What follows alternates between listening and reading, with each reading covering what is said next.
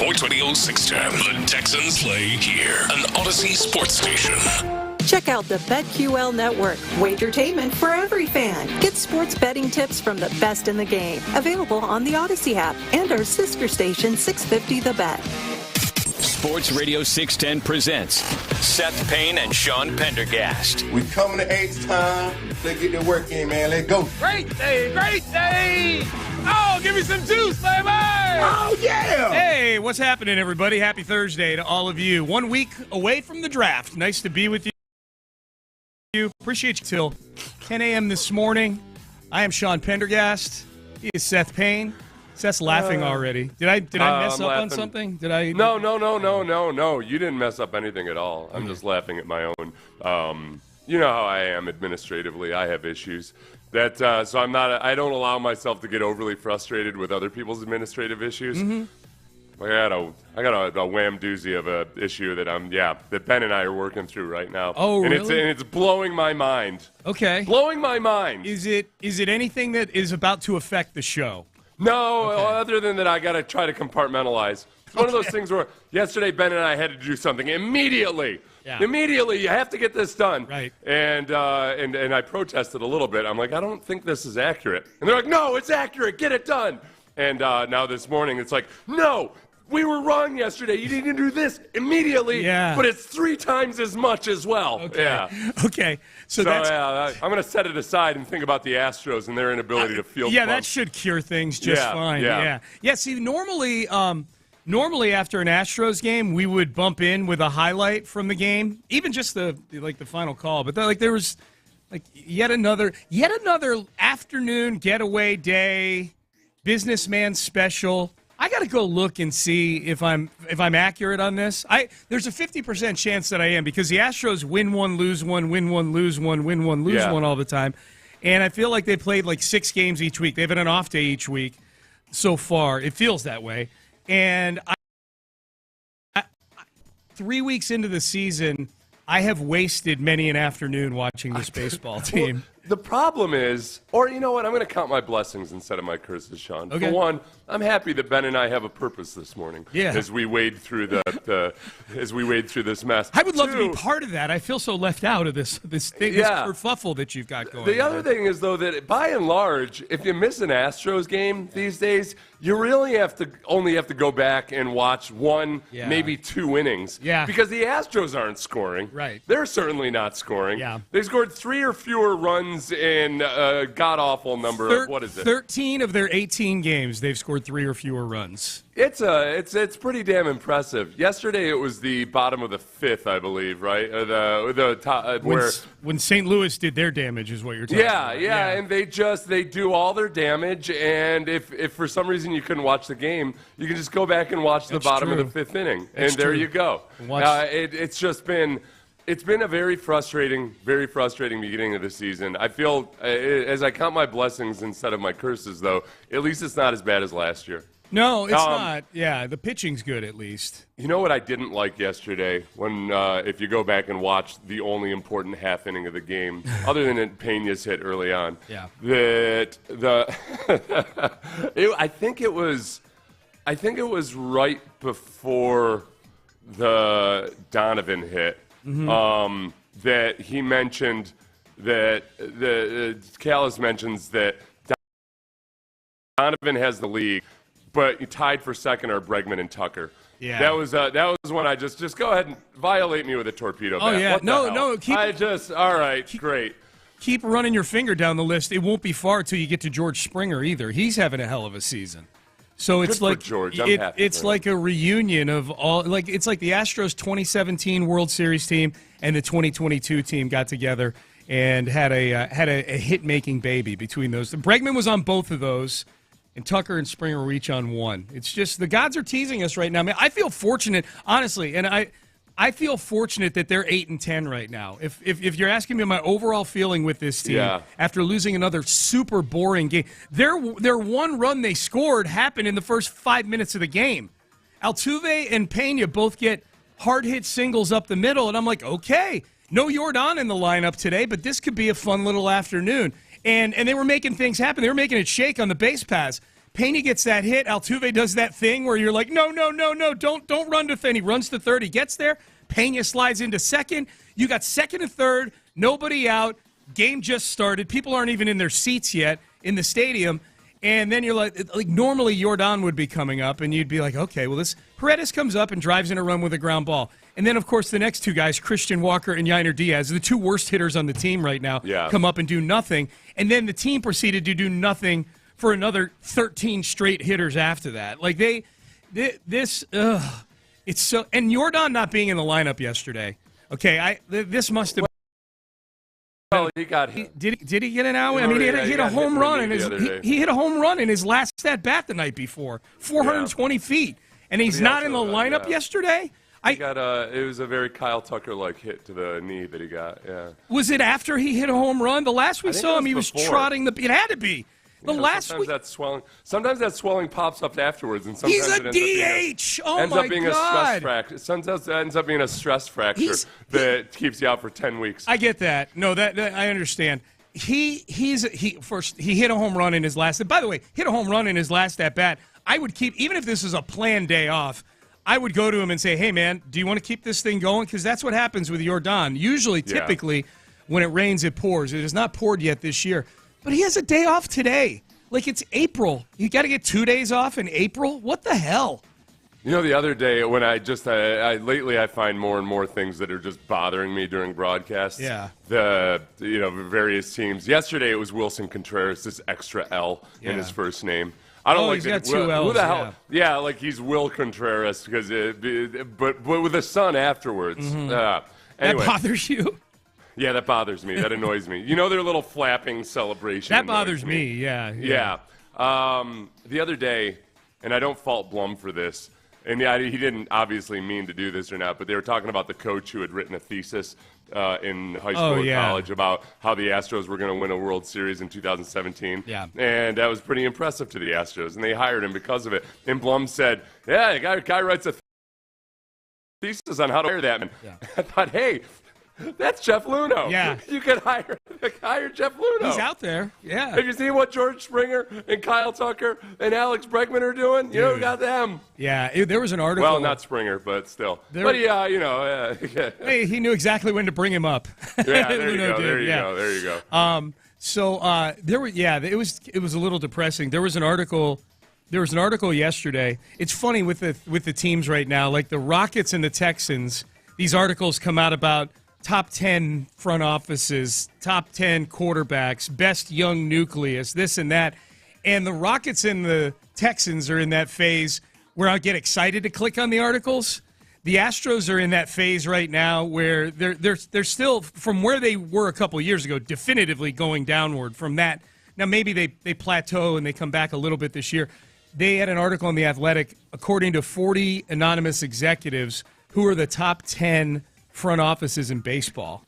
And I'm thinking this is one of those articles that as recently as just a few years, and this is no disrespect to Dana Brown. Like Dana Brown's done okay. It's just the team has leveled off. But I clicked it. That's an article I would have clicked like definitely 5 years ago when Luhnow was here. And I would have been like, oh yeah, let's give it all to me. They're going to be number one or number two. Seth and I are going to debate why they got disrespected and we're only the third best front office in baseball. And now it's an article I click, and I got to run my finger down all the way to 13th. They got 6 fifth-place votes, and that was the extent of the for this is right now. They've had me come in this morning, and you as well, far too many mornings early in the season. Not just miserable because they lost, but miserable because they lost in the most boring fashion possible. Yeah, don't bore me. That's the number one rule in life. Don't be boring. Right. Be memorable. Out. That's a good. Yeah. After out. It's it's brutal, man. It's the curse of Jose. Well, it's really I would say it's the Hughley curse. I know where you're going. The curse of Hughley. Yeah, the first base issue. Gurriel. Yeah. Christian Walker. He's walking more than he was at the beginning of the season. Oh. So there you go. Yippee. 8 walks in the last 7 games, Sean. Yeah. That doesn't get your juices flowing. It's not. That doesn't do anything. That doesn't raise your eyebrows a little bit. Nope. Like, oh. Nope. And I was thinking about this morning. about Christian Walker because Chandler Rome has a good article about Christian Walker and what he's going through right now. It's to Christian Walker's credit. He's completely accountable for. He's blaming nobody but himself. As was Jose Abreu, remember? Yeah. No, for sure. But I have no history with him, with Christian Walker. You know, that's this slow start. You're making me mad because I mean, like, no history. Like, at least Jose Abreu we saw more frequently than we saw Christian Walker because he was in the American League. Christian Walker playing in Arizona the last few years might as well have been playing in Siberia. Like, I have no history with you. You need to start hitting better than 103 or whatever it is you are. One of our most loyal listeners, Michael Beckman, tweeted at both you and I yesterday saying, hey, Abreu with this performance at first base, fans would be livid right now. And I'd say, like, hey, for one, I'd say fans are certainly not happy or pleased. No. But two, let's just to lay it out is just how bad Abreu was last year. Yeah. He was twice as bad as Christian Walker at this point. Yeah. He had Christian Walker has a 154 batting average. Abreu had an 0.85 batting average last year through 18 games. And that's year 2 of Abreu. Like, we're 18 games in with Christian Walker. I mean, I know Michael's listening. He listens to every minute of the show. That's apples. It's apples and oranges in so much as what were we? The key analogy would be what were we saying about Jose Abreu a month into his time as an Astro? And I would feel like the tone. Like, I don't think people had given up on Jose Abreu. I think it was probably, if I had to go back and listen to our shows from in the first year? 2 years ago. Yeah, 2023. 2 years like, ago, that's the analogy. Is like, yeah, Christian Walker's been here. He hasn't even been here for a month yet. So, yeah, if it was Jose Abreu coming off of 2 years of sucking, we'd be, I mean, that would mean he's still on the team, which we'd have been livid all of spring training that he's even still here. But I think a month in with Jose Abreu, we were still holding out hope that it would turn around. And I am still holding out hope for Christian Walker that it's turning around. The thing here is that they're batting Christian Walker cleanup every day, and unlike maybe the teams Jose Abreu was on 2 years ago, there ain't a whole lot of other good options other than to let him. Who by merit deserves to get bumped up into the 4-hole right now? Yainer Diaz, Jeremy Pena. If you look at they've got the 5th lowest OPS. They've got the 4th lowest slugging percentage. Yeah, they're all singles. And a lot of their stats only look as good as they do because they had that 14-run performance versus the Angels. Yes.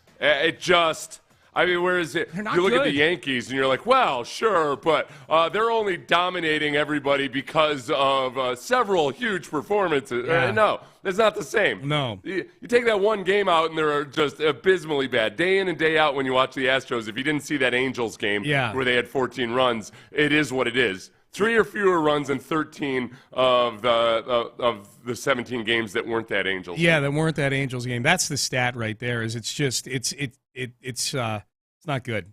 It's not good, and I hate that this is the tone that they set for us right out of the chute. But the thing is, a performance like yesterday is perfectly nap-inducing and putting us to sleep, and everybody else is still pretty much asleep right now. So this is an appropriate time to talk about the Astros. All right, Payne and Pendergast with you, off and running on a Thursday. We're a week out from the NFL draft. Yeah. The draft pundit that predicted the Will Anderson Jr. trade says with a lot of positivity, with a lot of force in his voice, the 2 names he thinks the Texans are drafting. We've got that for you coming up next. But I would still say, even with the Astros playing poorly, let's support them. Let's go.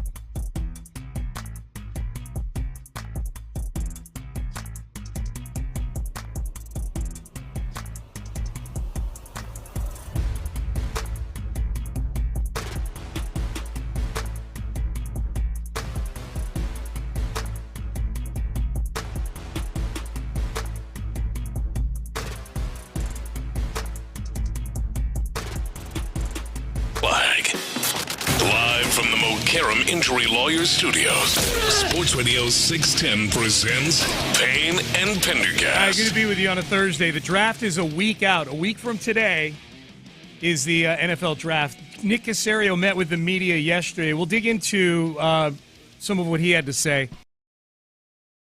Nick met with the media, sat down for a good half hour or so with the assembled media. How comfortable are you with the number 25 pick? The contention that they do not draft based on need. We'll hear from Nick Caserio on that at the top of the hour. We'll get to headlines in about 25 minutes or so. Daniel Jeremiah is, of course, former NFL scout.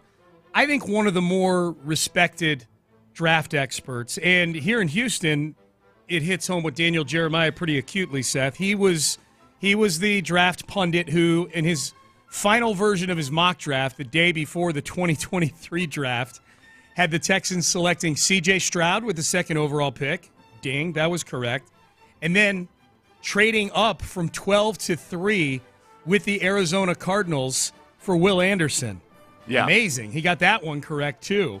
And look, Daniel Jeremiah is a guy. He's a former scout for the Ravens, I believe, right? Yes. And he's plugged in. He talks to teams a lot. He works for the NFL Network. He's kind of got that. I think a lot of people in front offices trust him that he's not going to divulge stuff he's not supposed to divulge, and yet he has a lot of candid conversations and uses that to form his opinions.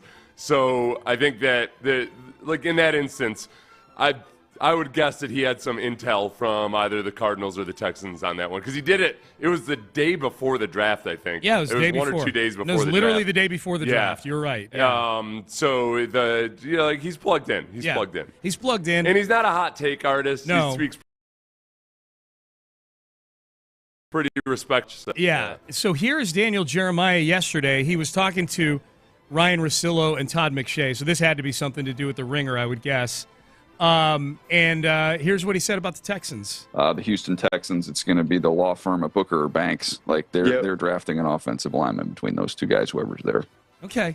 I mean, declaring with authority that it's either Tyler Booker, the guard out of Alabama, who he's referring to there, and then that would be Kelvin Banks, the offensive lineman out of the University of Texas. Not Kelvin James that I was calling him yesterday when I got. It's a cool name, talking about comedians. I was thinking about Kevin James. Yeah. So no, Kelvin Banks and Tyler Booker. So I don't think you'd be wasting your time if you do a little extra viewing of their highlight reels or whatever on the YouTube during the next week or so. Because I think an offensive lineman, not a huge shock that Daniel Jeremiah would say that. It is, given that yesterday Nick Caserio flat out adamantly said, no, we don't. We're not we draft best player available. Yeah. Nope. But he doesn't just even say offensive line. He says either Tyler Booker or Kelvin Banks if they're available there. Well, and what makes that interesting is that's just somebody declaring what the Texans are going to do. When he had his prediction 2 years ago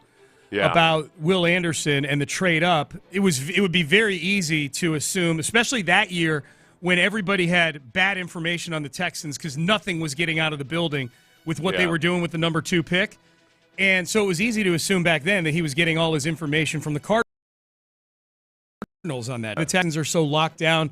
And on the scale of NFL teams, the Texans skew very heavily towards the ones that I don't think put a lot of smoke out there. I feel like it's two people that know exactly what they're doing. It's Nick Caserio and D'Amico Ryans. That's an interesting one just because this is, there's no second team involved in this one.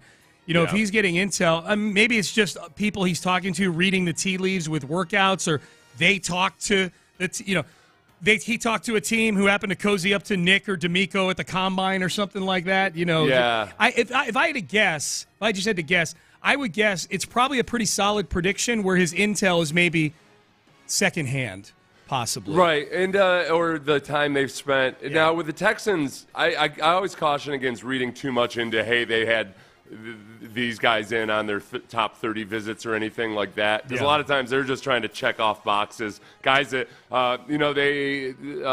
they had never mind. They had one prospect in who is from a smaller school that they just. I think there's a chance they just hadn't been to those pro days where they go to the Texas pro day because there's so many prospects there. Yeah.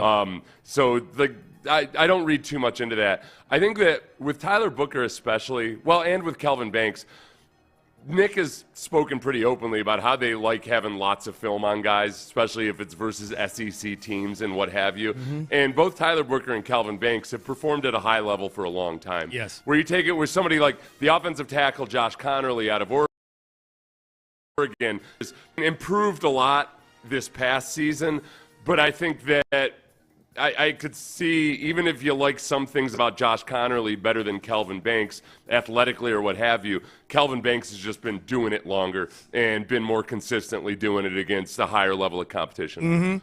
Mm-hmm. Here's Tyler Booker. This is from the Combine itself, and he was talking about Will Anderson Jr., loving football, leadership. Of course, they were teammates at Alabama. Here's Tyler Booker, who a lot of people have linked to the Texans in large part because of a vibe like this. It would mean a lot to be on the team with Will Anderson. And as I mentioned my leadership earlier, I've learned a lot of my leadership skills from Will. Being around a guy like that who loves the game of football, that's something hard to pass up on. Like in the game of football, not everybody loves it. I'm a guy who loves it. I'm a guy who eats, sleeps, and breathes football, and not everybody does it. Some people play for the money. Some people play just because they're good at it. But I love the game of football, and Will is another person who truly loves the game of football just as much as I do. Okay, I'm going to take that at face value that Tyler Booker is 100% genuine about that. He seems like a genuine kid. I think what amps up the likelihood on a Tyler Booker, Seth, is not only is that a position of need for this team just on Sundays, that's a personality of need the other 6 days of the week in that room. I think that's a reason why that room is torn. It's torn down and got a bunch of new faces in it, is because they want people in that room that have an attitude like we just heard in those 28 seconds of audio right there. Right. Well, and if you look at McMillan, the receiver,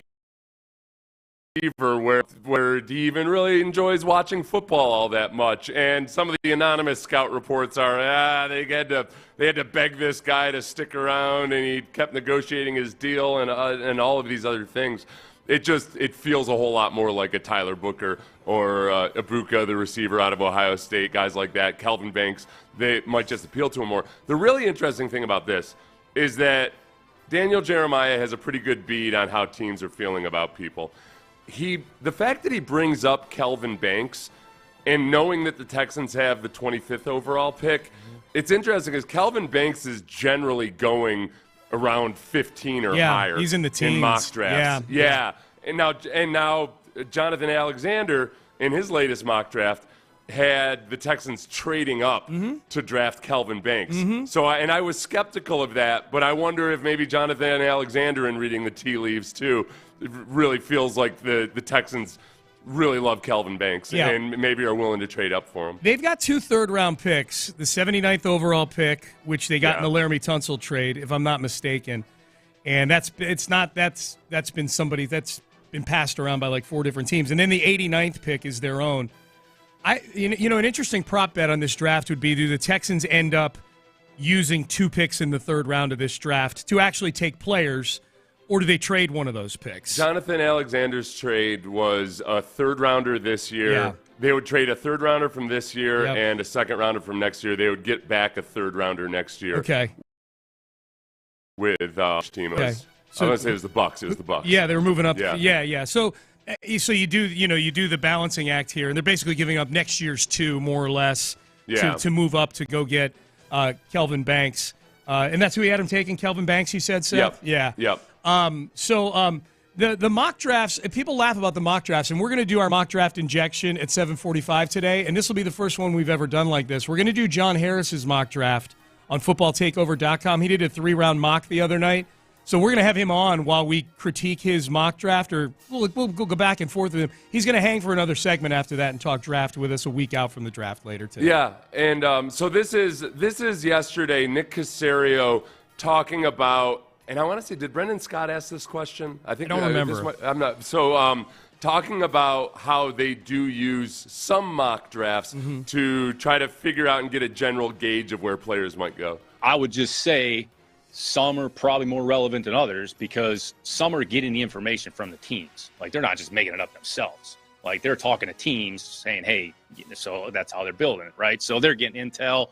I'd say agents are involved. Like, they're getting intel. All right. So, I would say you try to gather information, but you have to be careful about how much you actually put in the information, and then what can you trust and what can you rely on, and you're just trying to get yourself in the ballpark. Yeah. It is funny. They used the mock draft. And Nick's told us that on this show before. There are mock drafts out there that they use. Nick also said in that press conference yesterday at one point out there. Right. No, he opened up with it. Yeah, he talked about how much garbage there is out there. No, and that is the big part of it is that I think they look at guys like Daniel Jeremiah and a select few others that maybe they themselves have relationships with, and they know that teams talk to these guys. Mm-hmm. For whatever it's worth, in Daniel Jeremiah's latest mock draft, which I believe he hasn't done one in April. He had the Texans taking Calvin Banks with the 25th pick overall. Okay. So Daniel Jeremiah might have, at that point at least, felt like, Calvin Banks will fall further. Maybe other mock drafters are being a little bit more aggressive in their assessment of Calvin Banks. Is there a database somewhere that tells us which of these mockers are typically the most accurate with this stuff? Usually the easiest way to find them is the guys that are bragging about where they that's what I'm saying. Yeah. But it exists.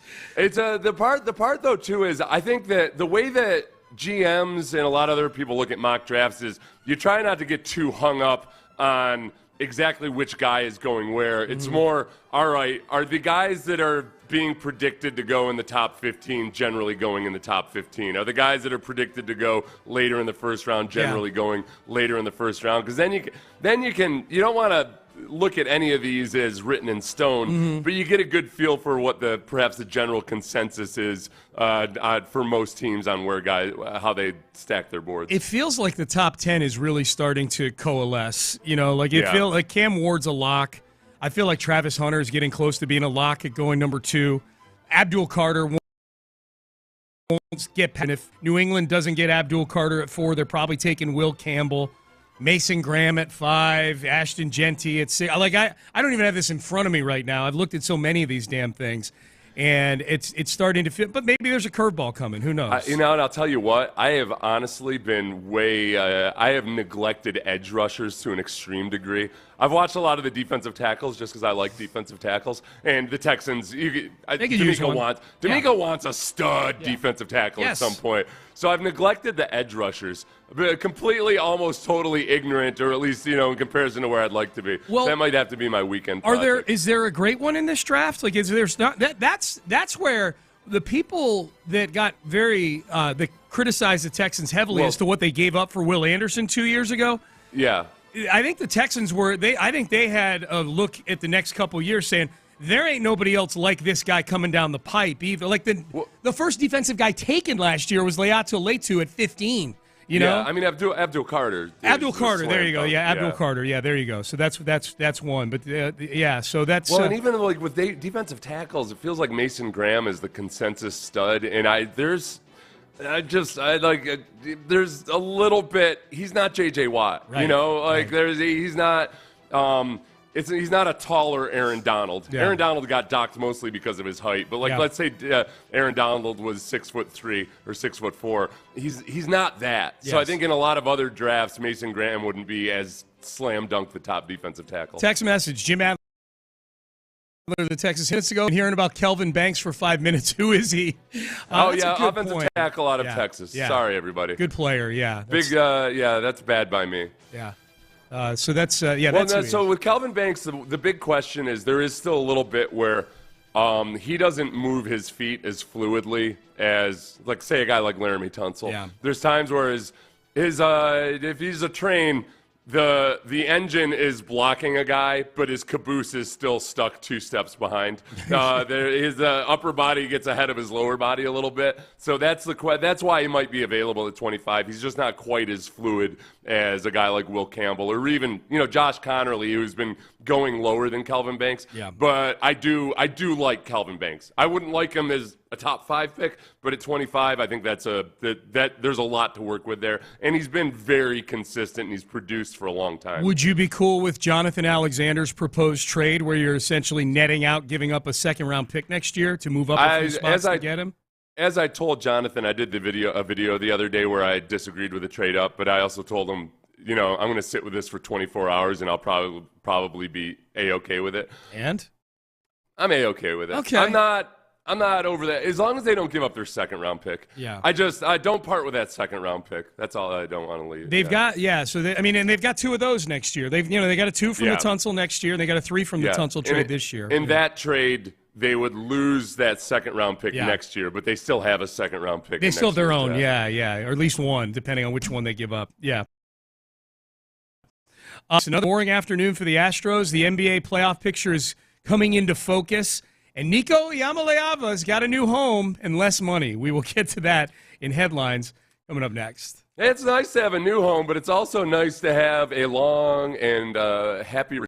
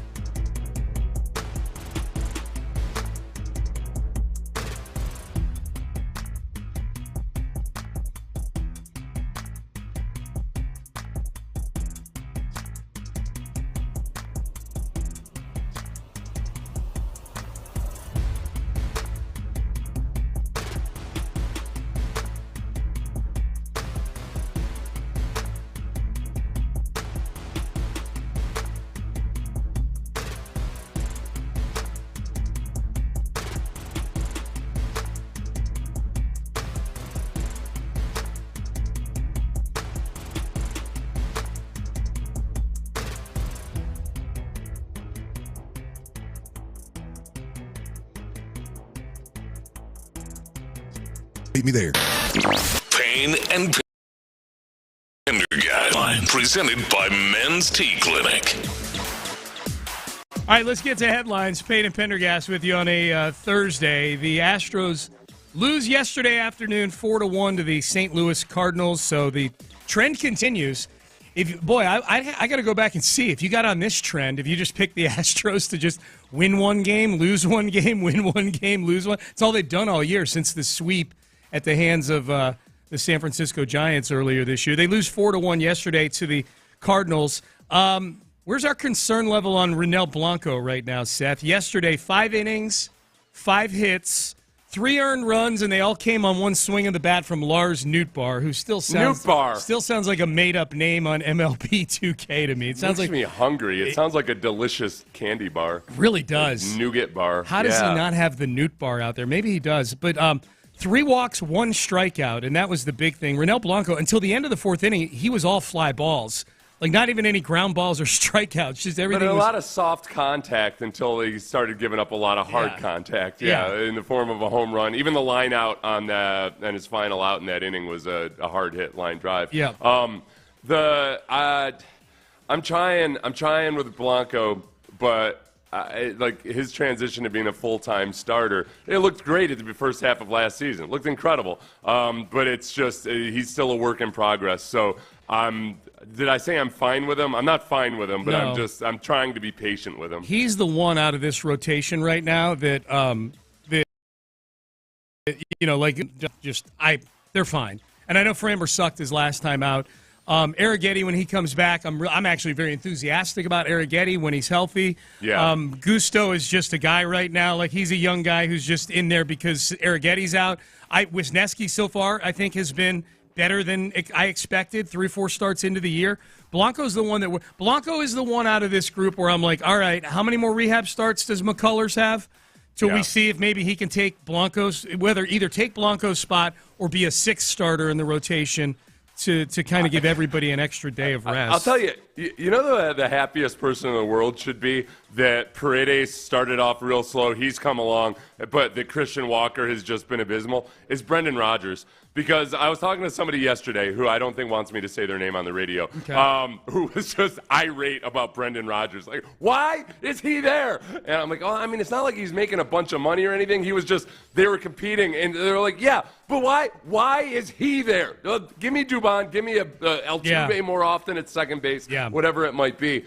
The Christian Walker scenario, I'm not panicked about that. I think there's excuses you could make for Christian Walker right now that are valid. Just the layoff during spring training and how it might have screwed up his swing a little bit when he was trying to accelerate his schedule coming back in. He started walking more, at least. You look at Abreu this time last year. Through 18 games, Abreu had walked once. Yeah. And Abreu's batting average was .086 through 18. Rodgers at 160. Yahoo! Yeah. Christian Walker. Christian Walker. Yeah. Christian Walker. None of it's good. Like, you look at their lineup and you look at the box score and you see all their averages for the season there, and it's like, the 2 guys that are hitting over 270 right now are Myers and Altuve, and their OPSs are not in line with somebody who's a super impactful player. So it's bad. I think that, they got a lot of professional hitters in the lineup. I think they're going to hit their way out of this, but it's just frustrating right now. Because they're getting good pitching. That's the thing. Yeah. They weren't getting good pitching this time last year. They're getting pitching that's good enough that if they just weren't scoring 3 runs or less in 80% of their games, in an AL that's super muddled right now. You know what I mean? They might have actually given themselves a little bit of early separation here if they could just hit average. Yeah. I guess from your question at the beginning, Blanco's been the guy that it's the biggest gap between what you hope is his ceiling and where you've seen him perform and where he is right now. Yeah. Wisniewski, we just don't know, and you're just hoping for the best. Yep. Arrighetti, we're bullish about as a young guy, but there's still a little bit of, I just don't know about him. Blanco, it's frustrating because you've seen the really good version of Blanco, but you've also seen the downside. Blanco's the one who's in jeopardy. Like, if McCullers comes back and they go with a 5-man rotation, Blanco's headed to the bullpen out of all these guys. I don't think it's even because he's done it before. For one thing, 3 weeks from now, who's a starter? Gusto or Blanco? Blanco. But if McCullers comes back, if you ask me who's a starter, McCullers or Blanco, then because I know Lance is going to start. He's going to start. I know that. It's just a question of they expand the rotation or does somebody get swapped out? And we're assuming that Arrighetti's coming back in that equation as well, right? When you ask 3 weeks. With Arrighetti back. Yeah. I've got a soft spot in my heart for Gusto. Kid, he couldn't even make his start. Like, he has a legitimate couldn't make the high school team story. Unlike Jordan's, where it's like he wasn't varsity his freshman year. Like, all right. Like, okay, give me a break, please. Yeah. Gusto flat out, like, his high school baseball coach didn't like him. Yeah. Now he's in the major leagues. Now look at him. Where's that guy? Where's that coach? Yeah, where's that coach? I want him to name him in an article. I do too. The final play-in games are set for tonight. We had the most depressing night of basketball all year for me is the 9 versus 10 games in the play-in. Like last night we had Miami and Chicago, two teams that stink. And then the nightcap was Sacramento hosting Dallas. Sacramento, a team that traded their best player at the deadline, against Dallas, a team that their fans don't even like. Those games feel like when Notre Dame would have to go to some minor league bowl game where the players, the fans, everybody are kind of like, all right, I guess we'll go to our bowl game. Right, yeah. Cool. Give me a nice gift bag. The Thanks Sun a lot. Bowl, thanks. Yeah. I've always wanted to play Oregon State in the Sun Bowl. That's been my dream. That's what dreams are made of. Dallas wins last, and the two road teams end up winning, and Miami. Dallas. And that's the most interesting story out of the games tonight. It's all working out, Sean. Right. It's all working out. Defense wins championships. If I were Nico there, the GM, I'd be like, huh? Yeah. Oh, you guys were skeptical, were you not? Yeah. So it'll be Dallas at Memphis in the late game, Miami at Atlanta in the early game, and for the right, basically to get fed to Cleveland and OKC in the first round. Two teams that won like 60 games. I do too. I really want Dallas against a real team. Yeah. Yeah. Look, let's keep it alive. Nico Iamaleava. God, I'm getting way too good at pronouncing his name. It's smooth. Thanks, man. Yeah. Appreciate that. You're gonna miss not talking about him as he becomes irrelevant. I will. Yeah. And he's going to UCLA. This is according to Colin Cowherd of all the Nugget. Colin Cowherd. I didn't know he had a breaking news element to him, but Cowherd was the one that reported yesterday. Nico Iamaleava picking UCLA. Now, there's also a contention that he left Tennessee, not because of the money, but because of the style of offense Tennessee was playing. And I find that very interesting that that's now the reason, given the fact that he's reportedly making significantly less money at UCLA than he would have made had he just stayed at Tennessee and not agitated for an extra $1.6 million. Now, maybe it all works out. Maybe if he ends up setting records and becoming a first-round prospect at UCLA. Yeah. You see, it was the long play. Well, if he does become a first-round prospect, then it is a successful. Then it did work out. It's still going to be a mark against what you did. I agree. Like just don't. It's like leaving your wife while she's when she's going through chemo or something. Yes. You're gonna get marked down for. All right, this is a dastardly way to do things. Here's the part that makes no sense. If this late contention here that it was the Vols style of offense not preparing him for the NFL, is that all the reports were he wanted $4 million. If he got $4 million, he'd still be at Tennessee.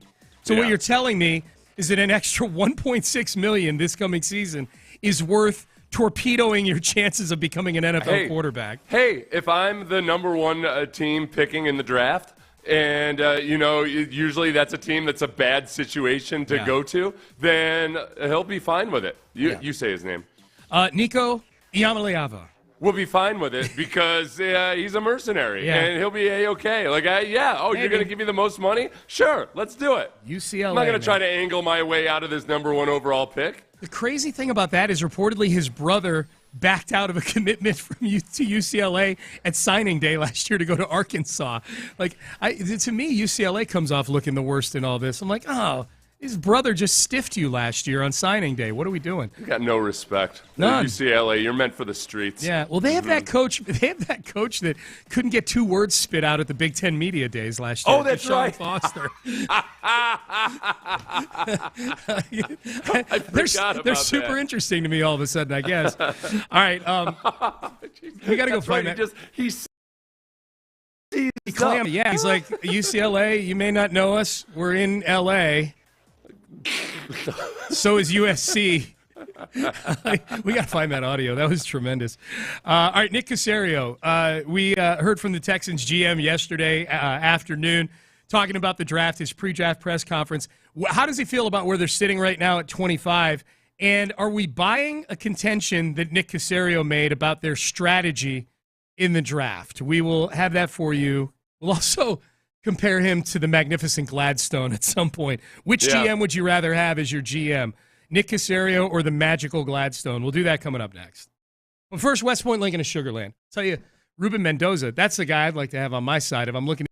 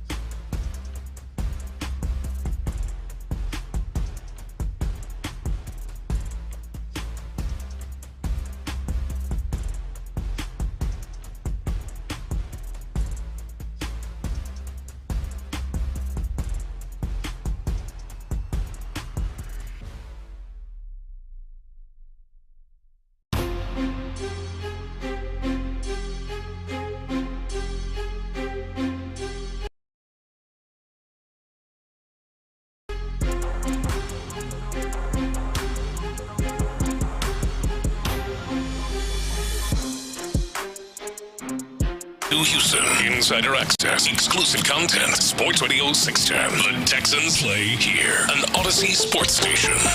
Sports Radio 610 presents Payne and Pendergast. Hi, Nick Caserio met with the media yesterday. Pre-draft press conference. Final time we'll probably hear from anybody with the Texans before the draft next Thursday. We've got you covered for the draft all 3 days next week, Thursday, Friday, and Saturday. John Harris is going to join us live for the mock draft injection at 7:45. We're going to do his 3-round mock draft from his website, footballtakeover.com, and he's going to stick around for another segment at 8 o'clock to dig into some draft talk, non-mock draft. Let's hear from Nick Caserio. He was asked, how comfortable are you with being or sitting at the number 25 overall pick right now? No, we're always prepared to pick. And if we pick at 25, we're going to get a good football player. So, I mean, that's what we're focused on. So, I mean, honestly, we feel good about this draft. I mean, there's players littered throughout the draft, so we're pretty well positioned. Right now, we don't have a 4th-round pick. You know, we got the top 4 in the top, 40, or excuse me, 4 in the top 89. Don't have a 4th, got a 5th, don't have a 6th, have 2 7s. So we'll have an opportunity, we think, throughout the draft to add players that we think are going to create some competition on this football team. So, I mean, I'd say whoever we bring in, I mean, it's going to be hard to make this football team. So, I mean, just try to get the right players. But we feel good about the players. I mean, our words, and that's okay. But, I mean, there'll be players that pick on Thursday. There's going to be players that pick on Friday. Honestly, there's going to be players for us to pick on Saturday that we actually feel good about. So, yeah, I mean, we're going to get a good player if we pick at 25. So, and if we don't pick at 25, then wherever we pick next or whenever we do pick, we think we're going to get a pretty good player. Okay, so obviously not tipping his hand as to if they could do anything, and he's proven that. He's traded up in the first round. He's traded back out of the first round. He's traded back within the first round since becoming the GM here. The one part that was interesting there to me and that I saw a lot of people kind of just, I don't want to say confused about, but like, oh, what does he mean by that? Like he says, our board is probably smaller than most teams' boards, big board, which means they have fewer players that they've got that they see as draftable, not draftable, but like that they really hone in on the guys that they like. They don't have as wide a swath maybe. They don't have as wide, right. Which also, when I heard that, I thought, okay, no big surprise here. I think there's a good chance that Nick's going to trade a bunch and maybe consolidate some of these picks. The only thing I wrote down from that cut, Seth, was when he was saying we got 4 in the top 89. We got 2 3s, not a 4. We got a 5. We got a 5, no 6. We got 2 7s, and I wrote down, will not look like that come draft week. Right. We have no idea. Now the big thing is, whenever any GM says that no, we don't draft best player, we always draft best player available. That's met with a certain level of skepticism because it just, by and large, across various teams, that first round pick ends up being in a position that's been identified as a position of need. So some of it where GMs kind of massage that a little bit. Well, they're moving around within the first round perhaps to get to a guy that will be the best player available on their board, but who also happens to be in a position that they really want to draft. Mm-hmm. And I think that's a very possible scenario with the Texans.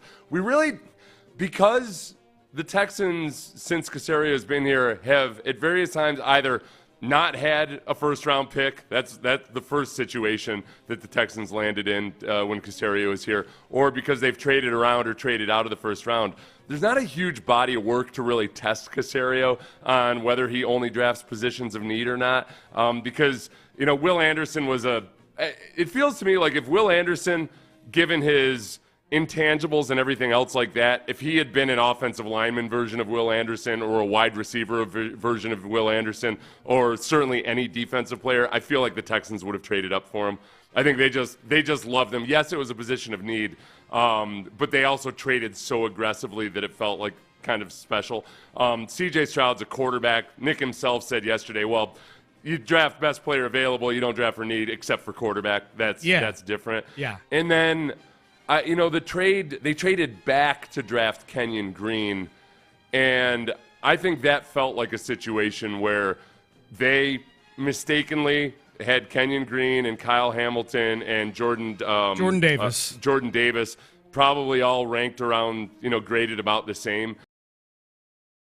And he fell back, and one of those guys will still be there. And we'll get some extra picks. We'll get some extra picks for moving back. Yeah. That one did feel like like a best player available type of situation. Yeah. And they had already drafted Derek Stingley in that draft as well. Yeah, they had. Well, here's Nick. And they had that year. Every position was a position. Well, that's what I was going to say after we play. Let's play this from Nick here, and that's the point I was going to make too, Seth. Absolutely. Here was Nick yesterday, Caserio, saying we do not draft based on need here. Yeah, well, we've never drafted for need around here. I mean, we're never going to. So we're going to pick the best player that we feel fits our program, regardless of the position. I'd say other than quarterback, I'd say pretty much any position is on the table. So like it always is. So try to stay true to our board. That's the reason we grade the players. So we put the players on the board, we grade them accordingly, we value them accordingly relative to what we think the role is going to be, and then we take them off the board as we see fit. So, that's not going to change. Okay, so to your point, Seth, this is his 5th draft. He's had 4 drafts as the GM, Nick Caserio has. I would submit that in the first 3 drafts, they needed everything. You're a team coming off in 2021, you're a team that doesn't have any picks basically until 67, and you're coming off a 4-12 season. The next season, you were coming off the David Culley year. You're picking 3rd.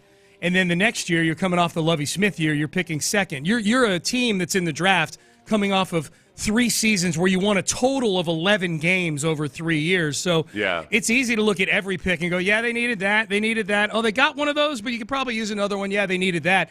I would say last year was the first year that put Nick just out there that we don't draft based on need, and we never have and never will. That put that to the test. When they drafted Blake Fisher was very unexpected, I thought. With the 57th overall pick, with a 2nd-round pick, and in the draft you didn't have a 1st-round pick. You took Kamari Lassiter at 42. And then I think Blake Fisher was a big surprise to everybody because you already had 2 starting tackles on the team. Right, well, and especially you can say, hey, you always need a swing tackle, and that's true, but Nick will be the first to tell you that they don't look at the draft as the only place to go out and find somebody like a George Fant. Yeah. They found a really good swing tackle the year before, right before training camp George Fant. So I think that did feel like best player available. When it came to picking Kamari Lassiter, I think that's where I believe that was more of a best player available scenario because Nick himself had said they had tried to trade back up. And at one point there was that band of 3 defensive tackles that were drafted within 4 picks or so. At the top of the 2nd round, Tavondre Sweat and a couple other guys. Yeah, and I could see, it felt to me like, all right, we know D'Amico always wants defensive linemen, and there's a band of guys that might be their best player available right at that spot in a position of need. So they go for defensive tackle, but because they couldn't get up there, it's not like I think they reverted back to, okay, who's our best player available at this point? Kamari Lassiter. Yeah, I think, look, I get what Nick's saying, and he's not the only GM who sees. It's really weird with GMs to me. It's almost like they see drafting for need as some sort of weakness. Like every GM feels like it's a desperation move. There's some degree of it's like admitting that you have needs. By drafting for need, we're admitting that we actually have needs, and there's some sort of hubris about that or some sort of ego hit about that. Like, for example, if they're sitting at 25 next Thursday and Malachi Starks, the safety out of Georgia, is the best guy, the top player available on their board, I don't think they're taking Malachi Starks, the safety out of Georgia. You think they try to trade back, though? They would try to, but what if they're still sitting there at 25 and nobody's – this is a draft where we're hearing nobody's wanting to trade up in this draft because players 20 through 60 essentially have the same grade with a lot of people is what the smoke says out there. So, in that instance, I do think there's a balancing act. I don't think it's totally that way. We're like, well, that's the number 1 guy on our board. We're up. Well, here's the card. Because there's also that, too, that, okay – what really is the difference between the 25th and 26th guy on your board? Yeah. Do you value your judgment so much that you really know, nope, this guy is definitively right. The 25th guy is definitively better than the 26th guy. Yes. And that's where when he talks about bands of players and everything, I think you probably do that with grades too. That all right, look, we've got this. These guys are all graded generally the same.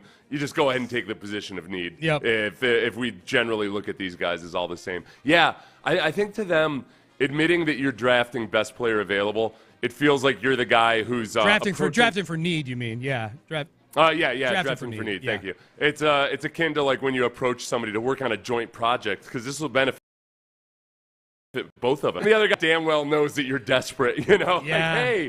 Hey, boy, we could really help each other out here. I'm like, yeah, I can tell. They just foreclosed on your home. I can tell that you're really eager to help me out. Yeah, thank you. Here's Nick Caserio yesterday. Texans GM met with the media yesterday. Asked about he got hit with a few questions about the offensive line, and just kind of what's been going on with the offensive line, how much has been invested in the offensive line.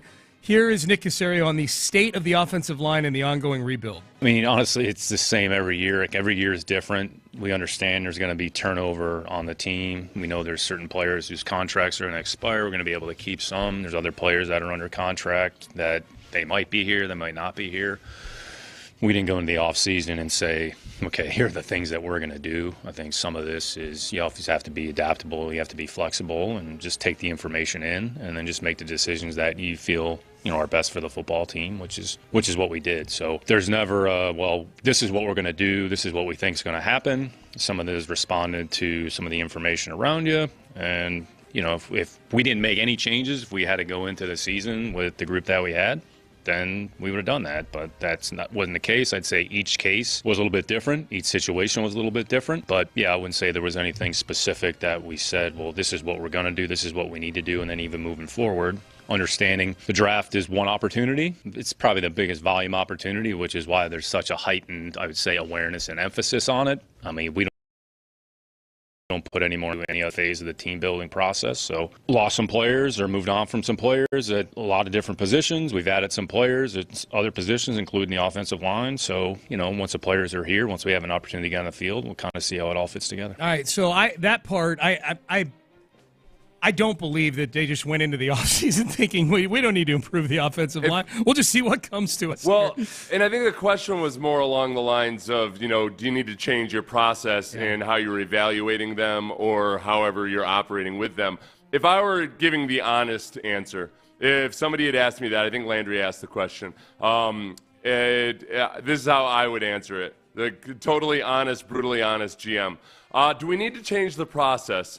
Well, we fired 3 offensive linemen. We fired the offensive coordinator. Yeah. The offensive line coach was going to retire, but we would have fired him if he didn't. Mm-hmm. I kind of wish I had fired him before he retired because I was so upset with the whole deal. Yeah, we need to change our process. Mm-hmm. On the scouting side of things, if I had to do it differently, what I would have done is,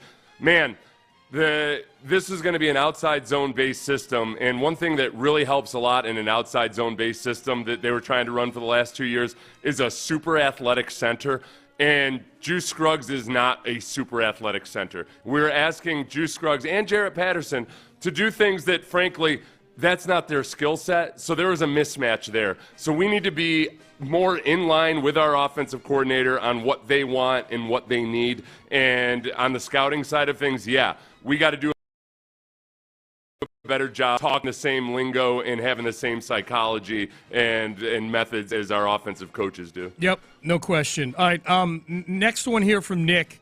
How much has your process changed through the years that you've been the GM here? The core of the process, and it's not just specific to the draft, but you try to put some things in place that you think are going to be consistent over time, regardless of who's in the building, regardless of the system. And then if you have to make some adjustments or tweaks on the margins or on the periphery to account for some of those changes, kind of that's how we approach it. I would say we've probably tweaked the in-house draft process a little bit, the approach to that. There's some things that we've carried over what we did in New England. There's some things that we've done a little bit differently. And really the whole point of all of the exercises is to arrive at an endpoint to create as accurate a picture of the player so that you can make the best decision on behalf of the organization at that time. So I'd say everybody goes about it a little bit differently.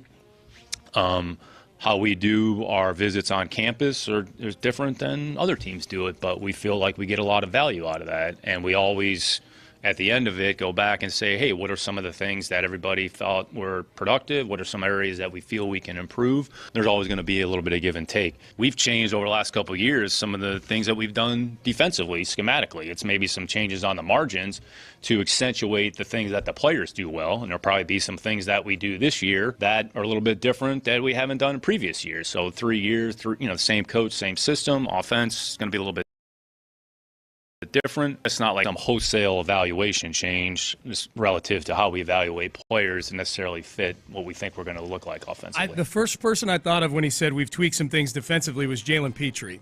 That was, like we do some things differently. You have D'Amico Ryans, who was a Pro Bowl linebacker as a player, now playing a defense where he essentially has two linebackers out there all the time.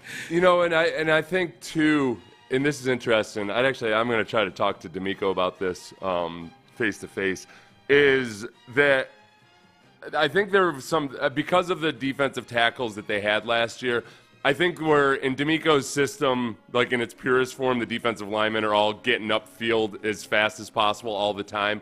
I think they've introduced it a little bit more read and react at times with their defensive linemen, which is good. And it's interesting because if you look at D'Amico's defense, a lot of it has its roots in Pete Carroll's defense. And Pete Carroll did the same thing with his defenses over the years. He turned his defensive tackles into more of a old school two-gapping type of defensive lineman. And you have to adapt to the skill set. If they had J.J. Watt and Aaron Donald out there, I don't think they would have changed their methodology all that much. But when you got Mario Edwards and Foley Fatukasi, you're more like, all right, let's lean into our strengths here. And at times these guys will be more space stuffers than get upfield guys. Yes. You can text in thoughts on anything Nick had to say there. 713-572-4610. That is the Jim Adler, the Texas Hammer text line. Nick Caserio also getting a little. I don't want to say he was playful after that, after he did this, but I believe it was Sarge led into a question with talking about, hey, we know you've made some mistakes. I'm not here to talk about the mistakes. And then Nick said this. Let's play the whole cut, Ben. I'm not going to ask you about those mistakes. I'm just going to ask you. You guys talk about them all the time, so. You effing talk about them all the time in a press conference. I can't turn on Payne and Pendergast without them talking about Kenyon Green. Exactly right. You know? Yeah. It's just, we whiffed on that one. He was good-natured about it. Now, this is not the first time that Nick Caserio. Actually, Ben, let's skip down here real quick. Nick's feeling himself a little bit over the last six months or so. Remember, this was the press conference where I believe this had already been scheduled. Nick was just doing like a normal press conference, kind of a season, state of the season kind of thing. And it just so happened it coincided with Azeez Al-Shaair getting suspended for 3 games. And if you recall, here was Nick's big moment there. What we take umbrage is just the picture that's been painted about Azeez, his intentions, who he is as a person. I mean, quite frankly, it's bullshit. Yeah. So he was genuinely angry in that one. Dude, I went back and watched the 2 minutes leading up to that, and he was pissed. That was cursing like an angry CFO or chief operating officer, COO. Whereas yesterday it was more like kind of messing with your buddies. Yeah. But there's a little bit of an edge to it. Yes. You know, and you kind of maybe you go a little too far. That sounds hey, we're just having a good time, but just know, I know. That sounds very specific. I just want to say. I don't know. I feel like there's a story behind that. So this is my question. At this very time yesterday, we were playing audio from the magnificent Gladstone. James Gladstone, the GM of the Jacksonville Jaguars, who just buries you under a sea of corporate buzzwords, literally with every answer. You can't find an answer where he doesn't use 100 words to convey a thought that you could use 15 words to get out there. And the response from some people is like, hey guys, Nick talks like that too. Why aren't you saying Nick uses buzzwords? Nick uses occasional buzzwords, not nearly in the same universe as the magnificent Gladstone does. And he does give long answers, I will say that. But this is all I'll say, is that which GM would you rather have leading your team? Would you rather have the GM that says stuff like this? We have a lot of additional mechanisms that we deploy that don't necessarily put us at risk for the rest of the world to know which direction we're heading as well, because so often those become public facing touch points, at which point you're sacrificing some version of strategy come draft day as well. Or would you rather have the GM that sounds like this? I'm not going to ask you about those mistakes. I'm just going to ask you. You guys talk about them all the time. So. Yeah.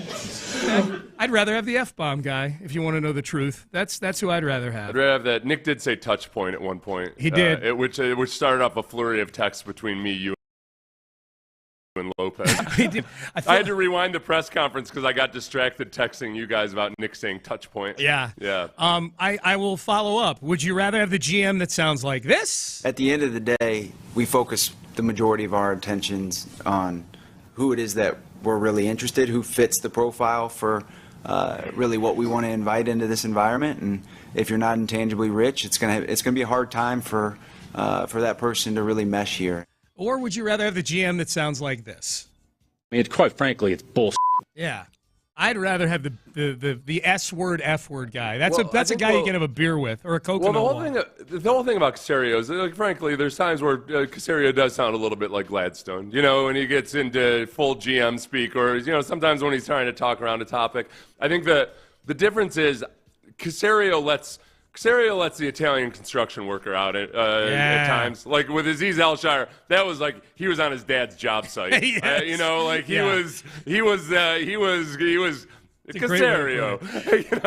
Caserio. Yeah. Gladstone, I feel like I don't think he has that in his bag, and if he does, he'll plan it. Yeah. He'll have it scripted out as to how he's going to show emotion that day. Yeah. He was Nicky. He was Nicky when he was defending Aziz Al. Nicky from the neighborhood defending. It was Aziz like that first time he's like 17 years old working on his dad's construction site, and maybe his older brother has told him like, hey, you can't let these guys push you around. Right. And Caserio's like, all right, and he went after Gino hard. Quite frankly, it's bullshit. Yeah. Tell him, Nick. Oh, that was fun yesterday. I did a double take. I'm like, did he just F-bomb Sarge right there? That was good. I'm glad everybody laughed and he laughed too, because Yeah. I was worried that the audio would sound way worse than it actually was. Sometimes the audio, O'Brien would run into this a lot, where the audio sounded so much worse because you couldn't see that he was just being Northeastern sarcastic guy. Yeah. And even in person, because there's a culture disconnect at times, that's where part of O'Brien, he just never quite fit in, because there was a lot of O'Brien's humor that just doesn't translate to different regions of America. Mm-hmm. It'll only work in the Northeast, I think. Yeah. Oh, yeah, for sure. Someone is saying on the text page, Jim Adler, the Texas Hammer text line, we'll have to take this up with the In the Loop guys during the crossover. Apparently, I listened to part of the show yesterday. I did not hear this part, that apparently they're blaming you and me for Caserio getting a little loose with some of the curse words. Us? I blame Pat McAfee. It could be McAfee. Yeah, he goes on McAfee also. I'm here. Look, if they think that we're that ingrained in how Caserio has evolved as an on-air personality, because I think he has. Like I think Nick's gotten really good on the appearances that he does with us here, in my opinion. No, I think that first year, I mean, he had a lot of verbal fillers and crutches and everything, and he just got more comfortable with it over time. Yeah, he's made a drastic transformation over the course of several years. Someone's saying on the whole notion about not drafting for need, love Nick, but what the word? Hey, you keep that potty mouth for your own personal text, not our text line. The word malarkey doesn't get dusted off enough, I would say. Gladstone is really just a sad pebble. I don't know sad what? A sad pebble. Gladstone. Oh. Sad pebble. That's so dumb. I love it. You know what? No, that's a good. You know what? That's a dad joke that if you pull it off the right way, doesn't necessarily have to sound like a dad joke. You just can't be conspicuous with it. It's just got to be, old sad pebble over there. You can't go, afterwards. And then punch somebody in the shoulder. Sad pebble, am I right? Yes, exactly. Actually, right. The dad move, it isn't a punch in the shoulder, it's a slap on the shoulder. Yes. Hear that, kiddo? Yeah. So we'll have more Caserio a little later on in the show. Boy, The Athletic had an interesting story earlier this week. I wanted to run this by you, Seth, about day 3 guys that are waiting, guys in general just waiting around all weekend to hear the phone ring for the draft.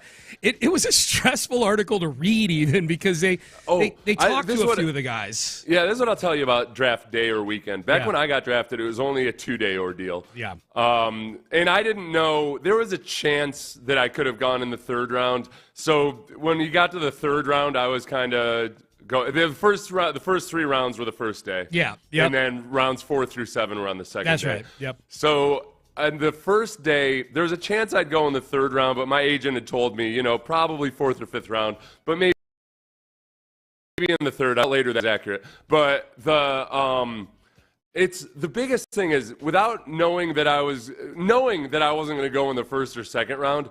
It's so long, and every time somebody else gets selected, it's a little micro blow to your ego, Yeah, especially at your position, right? Right, yeah. When somebody else goes at your position. Now, I came from a small school. Nobody gotten drafted out of the Ivy League in over a decade, so it wasn't. I had zero clue or expectations really. But you think about for a lot of guys. By and large, these are guys that have been starters since they were sophomores in high school. They've always been the best player on their team or one of the best players on their team. And it's a new feeling. It's like for the first time in your life, you're getting picked last on the playground, and it's just weird. It's weird, and it's pick after pick after pick. Well, so it does, and you've got a lot of people at your house, and it just starts to, at least with me, it just starts to wear on you a little bit. So did you have a lot of family around you during draft weekend? Yeah. And it was for me at least. It almost felt like you get that feeling almost where. People are watching you, and they're I don't know. Some people are making dumb jokes, like kind of like, well, did you get drafted yet? They walk in at the end of the first round, like, did you get drafted yet, Seth? Well, it's not an annual ritual for anybody that's around you. You know what I mean? It's not, like he's, Easter dinner, old Uncle Hal doing his thing again. Let's make fun of him. This is the only time this is. And I had a whole stepmom dynamic going on with it too. She was there, and it was conspicuously wanted to be more my stepmom than she'd ever been before. Weird. It's crazy how that happens. That's funny. That's really funny. So that's interesting because it was 1 through 3 on Saturday. It was rounds 4 through 7 on Sunday. It all took place in the afternoon. There was no primetime element to it. Were you, and you got picked pretty early on the second day, though, right? Right, yeah. You didn't have to wait around forever. Yeah, my drama was that the D-line coach from the Cowboys had called up and told me that I was the last defensive tackle they had on their board that they would draft. And he wasn't saying we're going to draft you in the third. He said either their last pick in the third round or their first pick in the fourth round, whatever their scenario was. But I was the only defensive tackle that they were really interested in. And then lo and behold, they end up drafting Antonio Anderson, defensive tackle out of Syracuse. So I was kind of like, I guess all these stories I've heard are true, like about the way things operate. Yeah, so He ended up calling me later and apologizing, and he said that the owner, they had taken Antonio Anderson off the board because of medical concerns, but the owner decided to pull the trump card on that. The owner, eh? Yeah, that's why I hate Jerry Jones. So you got Jerry Jones early on in your NFL saga, in your journey. Truth be told, I wouldn't have made it in Dallas. I was way too immature to handle that really? Scene. Yeah, it's a whole different man. The way Cowboys players are treated there, it's like being a rock star. And again, to your point, like that would have been I think that would have been totally new to you. Like some of the guys they're drafting actually probably experienced some of that in the college towns they were in, at least the adulation and the women and the things like that, Miami. It's better for me to go to a small town. Yeah, Jacksonville. What was your worst fear, not getting drafted, or did you feel pretty confident? Like, I'm going to get picked. Did you feel like there was a floor for where you were going to go? I was pretty confident. Like, my agent, Ralph Sindrich, was a guy. He was one of the big agents back in the day. Yeah, and so I felt pretty confident. He kept telling me 3rd through 5th, and nailed it. He said you never know what's going to happen, but he talked to enough teams that he felt confident in it. The best stories, the best anecdotes in this story in The Athletic. I encourage you to go find it if you're into stuff like this. Especially because Cade Stover is one of the players they talked to, tight end for the Texans.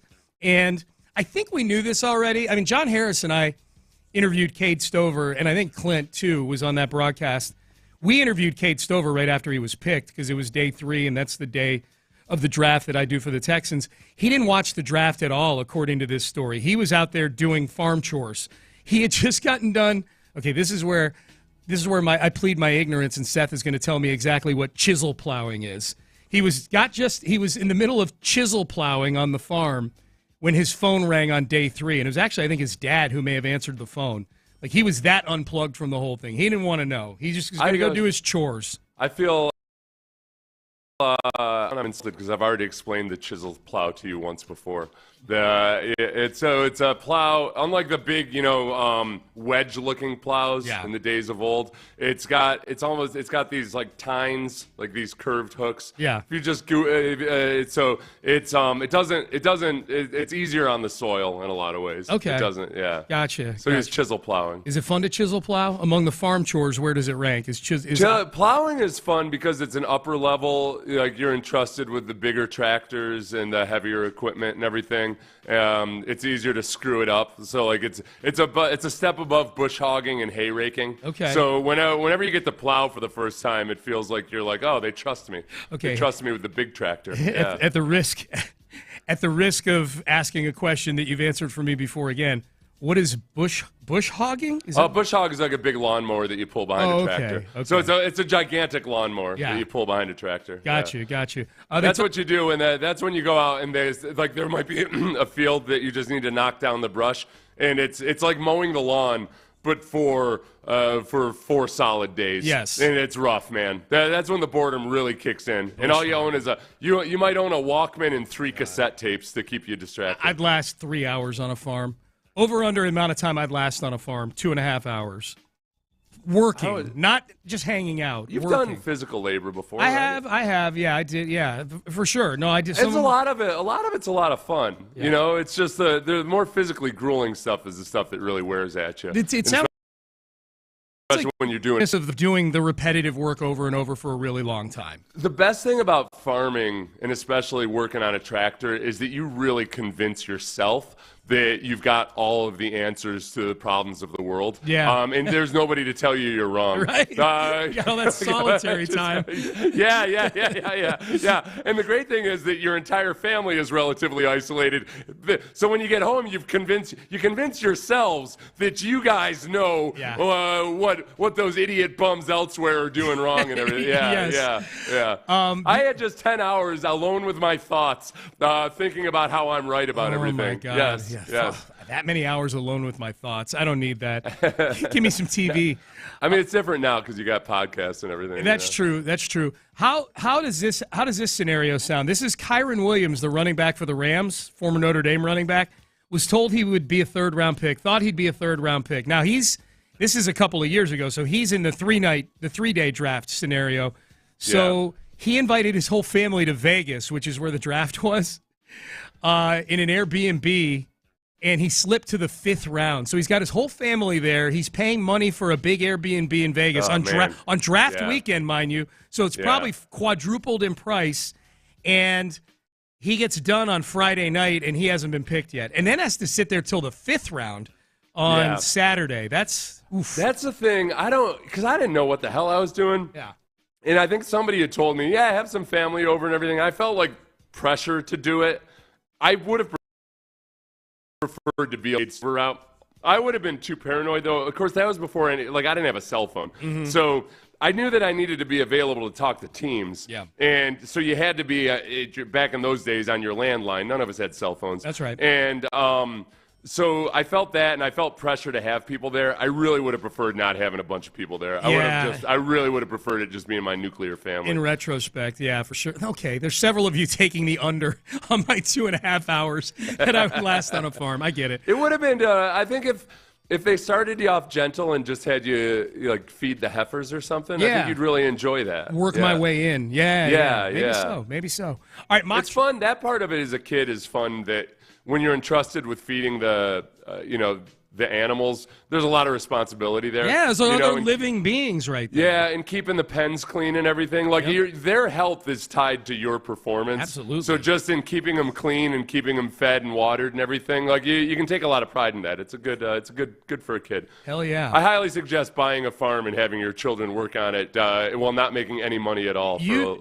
My daughter did that. When she didn't know what she wanted to do after college, she went out to Montana and worked on a ranch for like 3 months. Yeah, did she like it? She loved it. Yeah. She did, yeah. She really enjoyed it. It was a lot of hard work. She learned how to do a lot of things. She really liked it. Not as a career, but just a place to kind of clear her head. How'd she find the job? The ranch was owned by a Harvard grad. So it's something he does every year. Like he puts it out there, like to the Career Center at Harvard. Like, hey, if there's some kids that are kind of struggling with not knowing what they want to do after they graduate, let's make sure they're doing something, ranch, and they paid him and everything too. It wasn't free labor. He's got or this anything. picture of like 19 magnificent Gladstones out there telling the farmer how he needs to be more efficient. I'm going to re-engineer everything. It may have been. I promise you, my daughter was not one of those. Yeah, people. I know she isn't. Yeah. I know she isn't. Yeah. All right, John Harris, Ivy League grad. He has his mock draft on footballtakeover.com, and we're going to go through it live with him on the air. He's going to stick around for a second segment in the 8 o'clock hour. We'll talk some good NFL draft talk coming up here. Stay there. But first, I want to tell you guys Prize Picks.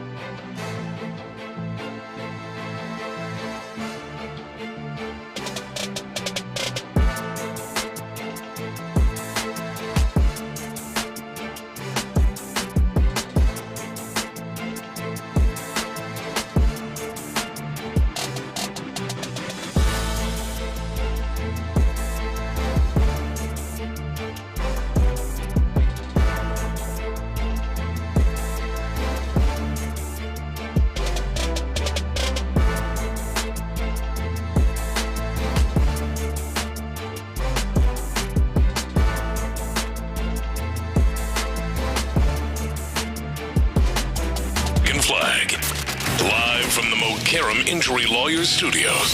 Sports Radio 610 presents Payne and Pendergast. All right, this is fun.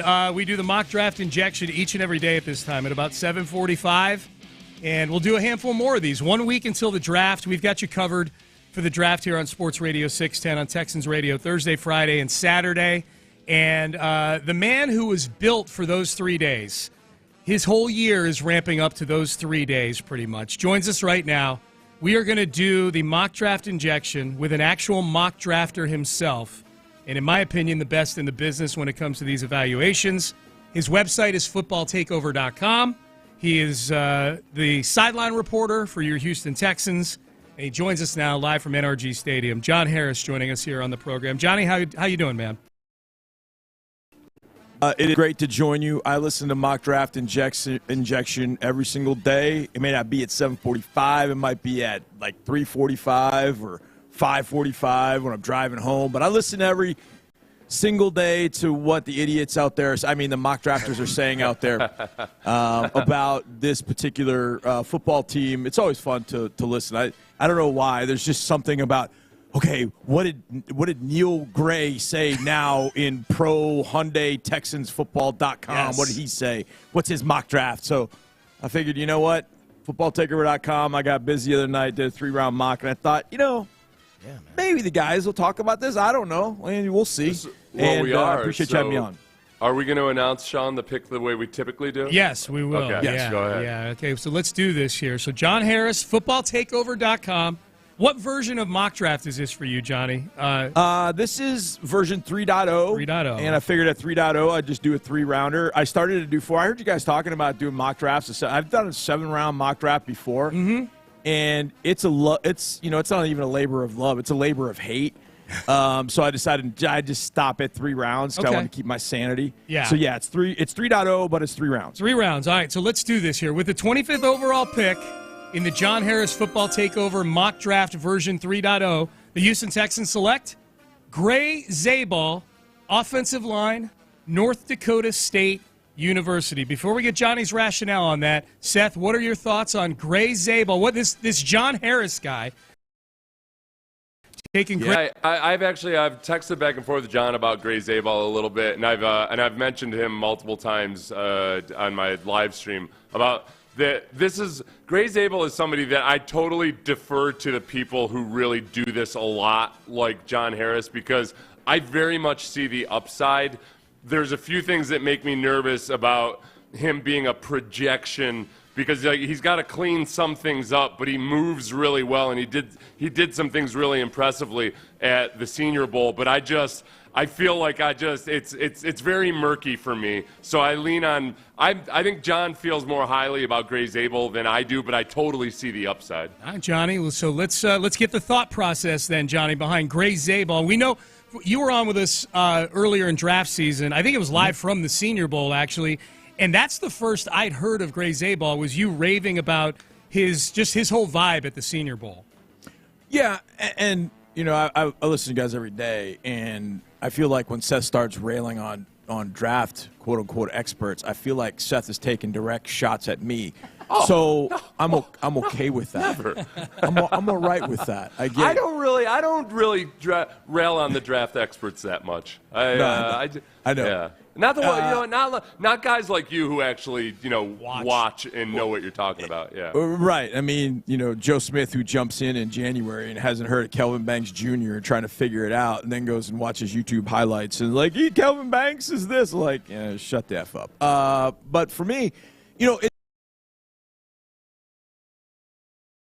it's funny at the Senior Bowl, and Gray Zabal stood out. And I think for me, he stood out because I felt like that was a position I was watching a lot of, because I felt like we needed to change the offensive line. And that obviously was before the Larry Tunsil trade. It was before the Kenyon Green trade. I believe it was even before Shaq Mason was let go. But I did think the Texans were going to reshape the offensive line. I didn't know it would go to this extent. I thought it was just the kitchen, but it turned out to be the kitchen, the 3 bedrooms, and the deck outside. So there was a lot more renovation. But I really liked what I saw at the Senior Bowl, because the one thing that stood out and I'll use kind of the past and the present. Yesterday, when Nick spoke, I said this last night on Texans All Access. There's one thing that stood out to me, that they are looking for a certain kind of guy. And Nick said, he's like, talent's talent. Like, you're going to find a talented player.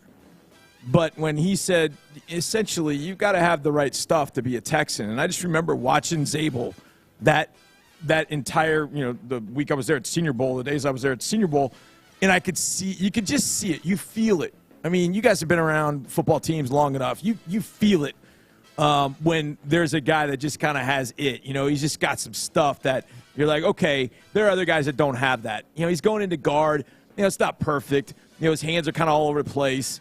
He doesn't put that, one arm kind of comes around. He doesn't kind of get latched on guys, but you're like, man, he is standing straight. Who I thought was going to be pretty good as a defensive tackle, and he's playing guard. Now, he played guard at North Dakota State and then bumped out to tackle, but his feet are great. He's got 36.5-inch vertical, so he's got a level of athleticism that you don't always get in a guard.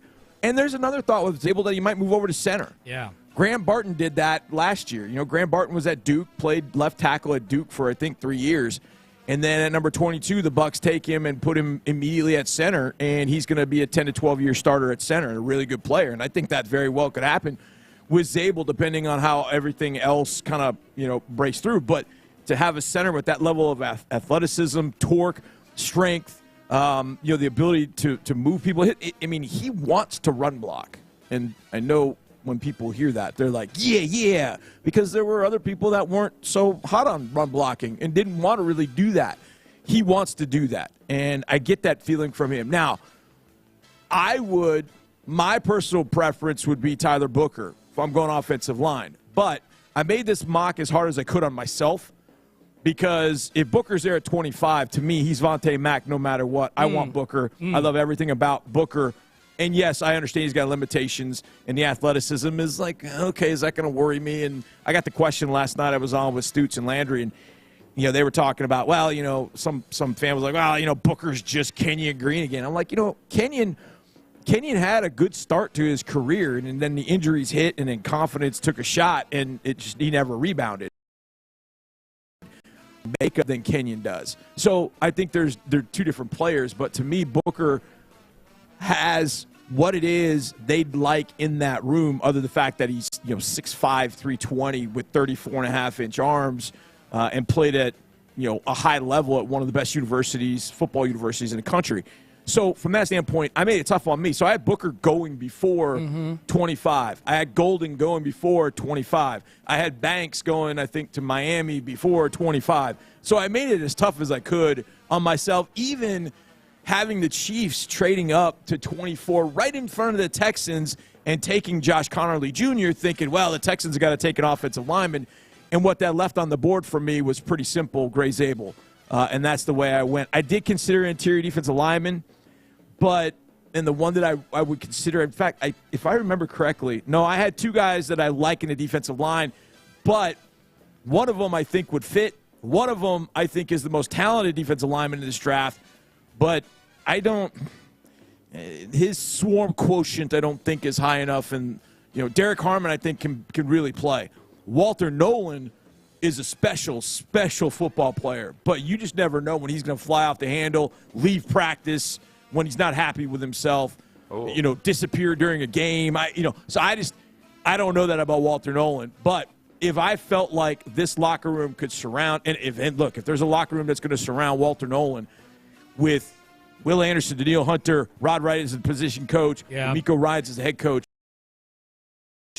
if to get the most out of Walter Nolan, it would be right here. So I would consider interior defensive line here as well. I like Ibuka, but it just came down to me like offensive line still is not where I want it to be, and Zabel's the best at that point, given everybody I had going off the board. So it was Zabel and Donovan Jackson. I went with Zabel, just a little bit more athletic upside. You just answered all the follow-up questions of that pick, Johnny. Like, who else was there? Who did you consider? Thanks for having me. No, that's okay. We're gonna keep you for another segment. I do want to reveal who the other three picks were. I do want to ask follow-ups on at least one of them to you. We'll do that in the next segment. Some general draft talk a week out with John Harris. So we know he's got Gray Zabel, 25th overall, to the Houston Texans. John Harris, footballtakeover.com, Texans sideline reporter, going to hang with us for another segment to talk some NFL draft a week out from the NFL draft, and you can hear all the coverage with John Harris and company and friends and Mark Vandermeer and others, including myself and Seth, next weekend here on Sports Radio 610. So more John Harris, footballtakeover.com is coming up next. Oh, yeah. But there we go, right there. I talked earlier about sleep.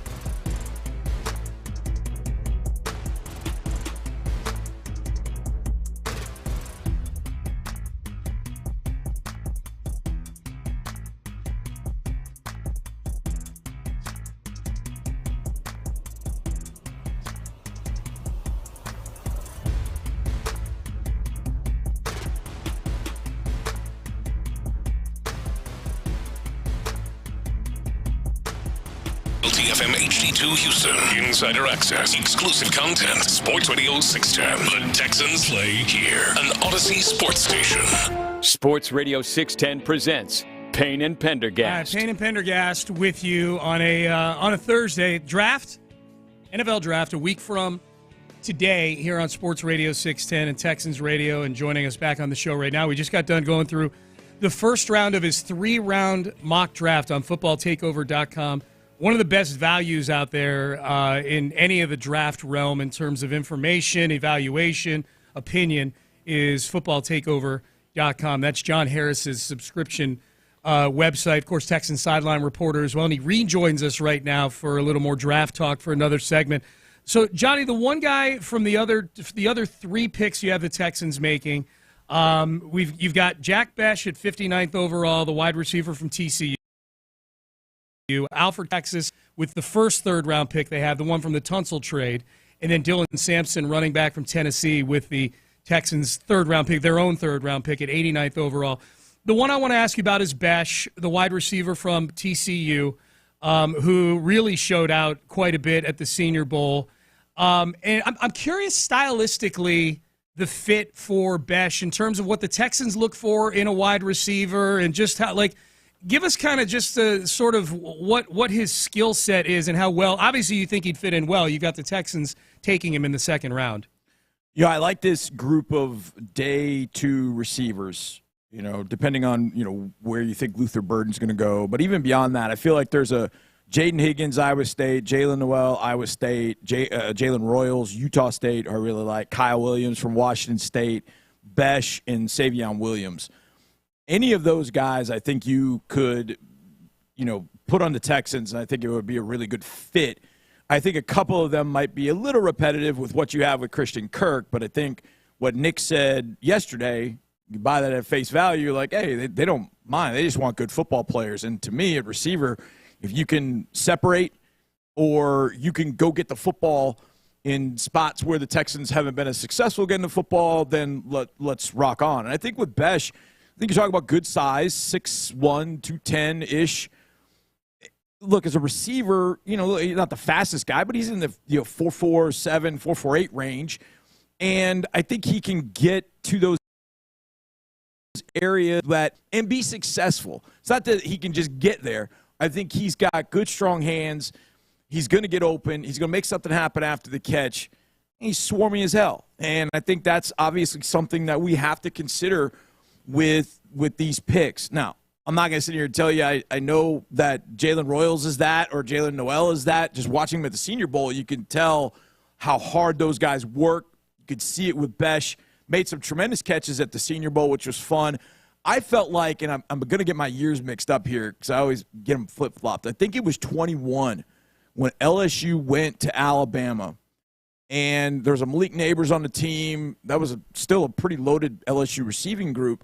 And Jack Besh was a true freshman, and he lit up Alabama that night. I mean, he was tremendous. And I remember thinking, man, keep an eye on this guy. He goes to TCU, and I think he had a good rest of his career. I think he'll be maximized a little bit more in the NFL. Now, those guys I mentioned, Williams, Royals, Noel, Higgins, I had them all because I would really like any one of those guys. I had them all going before I got to that pick, and it essentially came down to I want to go get a wide receiver. I know I'm not supposed to draft for need, as Nick told me yesterday, but I just felt like that's the next area where I felt like there was good value. So it really came down to the 2 TCU guys for me, Savion Williams and Jack Besh. And I just got the feeling that Besh would maybe be a little bit more of his guy, because if Besh, say, even as a second rounder, even if Besh is not a starter right away, he plays on all 4 special teams immediately. And he's going to give you you'd like to be able to see, and we kind of joke about this with Texans receivers dating back to Kevin Walter, he blocks his nuts off. They ran toss crack at the Senior Bowl, and I'll never forget it. Your guy from Notre Dame, R.J. Oben, was playing defensive end. And so when the Texans ran that last couple of years, that was Nico Collins. Nico would slam down on a defensive end. They would then pull guys around, toss it around, and away you go. Besh got into R.J. Oben and stayed on him all the way through the whistle until Oben was so mad he's like pounding on Besh's back to get him off of him. And it was the first day of the Senior Bowl. So I think Jack Besh would be a really good fit with Nico, with Christian Kirk. I think he could do some of the gritty, grimy stuff. I think he's going to block his guts out. I think he's going to be an intermediate, run those digs and crossers, the overs, where he can make a play, go up and snatch it, get down on his feet, and then make something happen after the catch. So I just really like the fit of Besh there in the second round. John, if we go back to your first round pick for the Texans, Gray Zabel, the guard out of North Dakota State, at footballtakeover.com, your website, which is awesome. You had Tyler Booker already off the board, a couple other notable offensive linemen. Does it feel like the kind of draft where, I know Nick is saying they take best player available, but it also does feel like the kind of draft where there might be several good 25-pick caliber offensive linemen, and that it might just work out perfectly this year that the best player available also happens to be an offensive lineman? Yeah, I think that's exactly the case. And I don't know if I'm right or wrong how I do it. It's just how I do it. But I kind of look at where the value is in this draft, and I just feel like that's the right spot. I feel like there's a chance that Kelvin Banks gets there. I mean, in my mock, I'll be honest, I try to make it as hard as I could on myself to try and limit the bias I have. I didn't have Travis Hunter going all the way to number 25. Look at this, Travis Hunter to the Texans, and it's the hottest mock draft ever. But I try to make it tough. I do think there's a chance that with any of these guys, I mean, even a guy like Will Campbell, and I like Will. I like Will for kind of his swarmy attitude, but I think Will's a bit overrated. But I think the Patriots have to draft him. The Patriots have Vidarian Lowe at left tackle. You can't live with Vidarian Lowe at left tackle. No offense to anybody from Illinois, but you just can't do it. And Will Campbell just kind of fits with Mike Vrabel, but he's flawed. Kelvin Banks, has trouble in pass protection with his hands. I mean, Ohio State just kept chopping at his hands, and he kept dropping, and they would go by him in the playoff game. So I think Kelvin's got some things he's got to work on. Even Zabel. Zabel's played at North Dakota State. We know how, it's been well documented. Nick's 21 through 2024 drafts have not included many non-power 4 guys. So, there's that. So everybody's kind of got something to overcome, but I feel like at 25 that there will be options between Gray Zabel, Donovan Jackson, Josh Connerly. And I know, when I did the podcast last night with Lane, people say, well, I don't like Josh Connerly. I'm like, yeah, because you just haven't watched him. You don't know the name. You haven't seen him play. But when you see him play, you're like, man, he's got good feet. He appreciates the run game and the run blocking. And yeah, he's got some work to do. And he got dump trucked by Mike Green at the Senior Bowl, and everybody's like, oh, look at Josh Connerly. He just got knocked on his ass. So yeah, those things are all out there. But I think from a value perspective, those offensive linemen, to me, provide pretty good value at number 25. And I always go back to 2019 in a sense. Who did we all want 2019 when the Texans are sitting there? They got to get a tackle. They got to protect Deshaun Watson. They got to get a tackle. Andre Dillard. And look, I was definitely part of driving that narrative, but I also knew that Andre Dillard wasn't the only guy. So when the Eagles went in front of the Texans, everybody freaked the F out. They're like, whoa, man, they just worked the Texans and get in front. Well, last I looked, Andre Dillard hadn't played a snap in a couple of years in the NFL, and there's Titus Howard working on year, 7? So, it works out if you don't know who the person is. But I feel like that draft, Titus was decent value at whatever pick the Texans were that year. And so I feel like this year that value is again there at 25. So if there's a trade up, my gut tells me it's probably Banks if there is a trade up. But even at that point, I don't know that there is such a gap between Banks and Booker and Zabel that you would go trading up 10 spots to the Falcons to go get one of those guys. I mean, if a guy gets close, like if you're at 21, 22 and the Chargers call and say, hey, look, you guys want to move, and we don't know which Michigan Wolverine we want to put with Jim Harbaugh, so we're going to go down 3 spots. Yeah, okay. Our guy's still on the board that we'd like. Let's go do it. We'll give up, we'll give you our 3rd from next year, whatever, to go up 3 spots. Okay, you lock in your guy, away you go. But I just feel like at 25, you're going to have one of those offensive linemen fall to you. I think there could be a potential of having a couple of the receivers fall to you and feel really good about that. And then I know people won't want to have a defensive lineman, but I like this defensive line.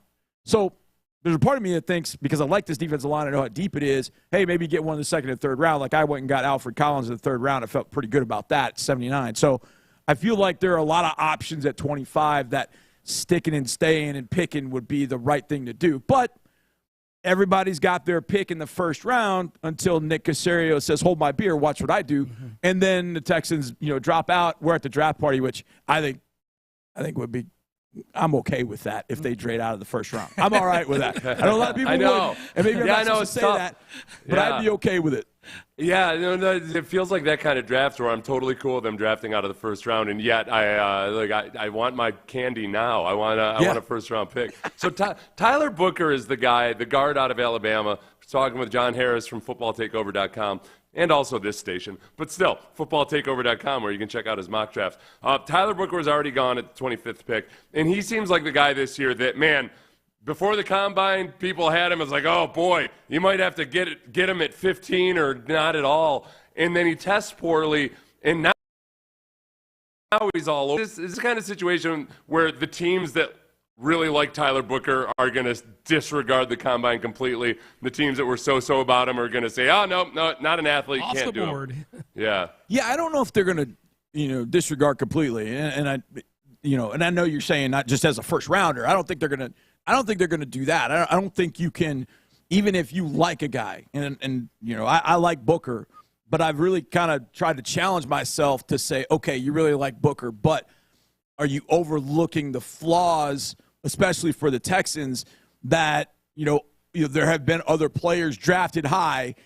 Am I overlooking the flaws just because I like a lot of the things about Tyler Booker? So I've tried to be realistic about that aspect. Like, he's not the best testing athlete, but there is a level of athleticism there. Like, when you see him pull on counter, he can adapt. Like, you see a lot of defensive ends that look up and see that dude running at them, and they're like, I'm getting the hell out of the way. And so they veer upfield.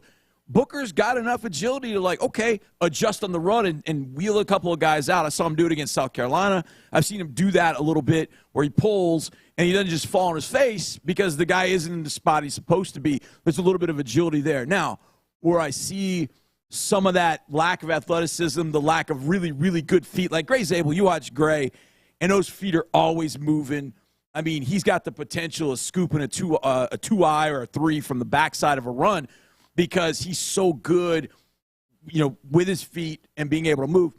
Tyler's just and so his feet are going to have to improve to a level where the feet and everything upstairs works in concert with one another. And sometimes what I see is he's straining to get to a spot he knows his body should be, but his feet aren't quite getting him there just yet. And that's where in college he can just snatch a 290-pound defensive tackle from Vanderbilt, but he sure as hell isn't going to do that against Jeffrey Simmons. So there are some things that he's going to have to work on. But with Booker, we've talked about the offensive line and the renovation. The biggest part of the renovation was they want some dudes in that locker room that have swarm that are like, you know what, this is the way we do things. The way Will Anderson walks in that defensive line room and is like, it's the way we do things, guys. This is how we're going to get after it. We got a bunch of, JYDs out here, junkyard dogs. They want junkyard dogs on the offensive line. And I think in due time, Booker would be that guy on the offensive line. And I think we've talked about that before. You guys have talked about it ad nauseum on the station, what that offensive line has been missing. And I think that's the one thing that gets added to this room when you add Tyler Booker. Now, does he walk in that room, day one rookie, and he's like, listen up, dudes, we do this my way? No, but I do think, like Will, in due time, and it didn't take Will a long time, where Will became the voice of that defensive line room at all times, and he became the voice of that defense, and in some cases, the voice of the entire team. He stands up and you would bleep. And I think that's kind of the way that Booker looks at things, and I would love to have that on my offensive line. So to me, that may not be a physical asset, but it's a big-time asset in this organization and what they're looking for. Johnny's got some fun stuff in this mock draft. I'm looking at it here. I don't want to spoil anything. I want people to go to footballtakeover.com and go check it out. Some fun stuff even outside of the Texans. Johnny, we're looking forward to next week, man. Are you all ready to go? You all amped up and ready to go for Thursday? Because you're the marathon man that weekend. You're Thursday, Friday, Saturday, beginning to end, wire to wire. Yeah, it's I don't want to say it's easy because Mark might be listening, but look, it's talking about draft picks and prospects, even guys that the Texans don't draft. Yeah, it's fun. I love the puzzle pieces. I love working with you guys during the draft. I think it's fantastic. And then when there's a pick that nobody knows, they'll look at me like, all right, tell me about this guy. I'm like, all right, here we go, buckle up. So I love that aspect. I love listening to you guys talk about it. I think fans are excited for this. And I love that the fans are, no, we should draft the receiver. No, we should draft the offensive lineman. Whoever they draft is going to be a guy that obviously brings a different mindset than maybe in years past, but guys that Nick and D'Amico have been looking for. And I'm really curious to see how it goes. And, then, of course, there's things, draft night, I'm curious. Where does Shedeur Sanders go? Is Sanders QB2? And those kind of things can make it pretty fun. Yeah. So maybe a second-round quarterback can have his jersey retired at University of Colorado. Well, that's what I'm alluding to. There's some fun stuff in Johnny's mock draft. It's a 3-round mock draft, just a nominal subscription. I'm telling you, this is, of all the websites out there in the draft, this one, best value you're going to find. Texans sideline reporter John Harris. Of course, you can hear him with Mark Vandermeer on Texans All Access, 6 o'clock at night here. And this is, listen year-round, but the week coming up here with the draft coming up, be tuned into Sports Radio 610. Johnny, keep up the great work. Appreciate you giving us a couple segments, man. Yeah, boys, love you. Gonna hang up and listen as always. Love you too. I hope our dissection of Johnny's mock draft was fully appropriate. He does a great job on there. Footballtakeover.com. All right, up next. Hey, let's circle back to we haven't talked about the Rockets yet today. And this actually circles back to another guest we had yesterday, friend of the show, Vanessa Richardson. Seth hit her with a question yesterday about the elevator pitch to NBA fans on rooting for the Rockets. And she took an angle that I had not thought of that I thought was a great answer, and it got me amped for watching this team in the playoffs. We'll hear that coming up next.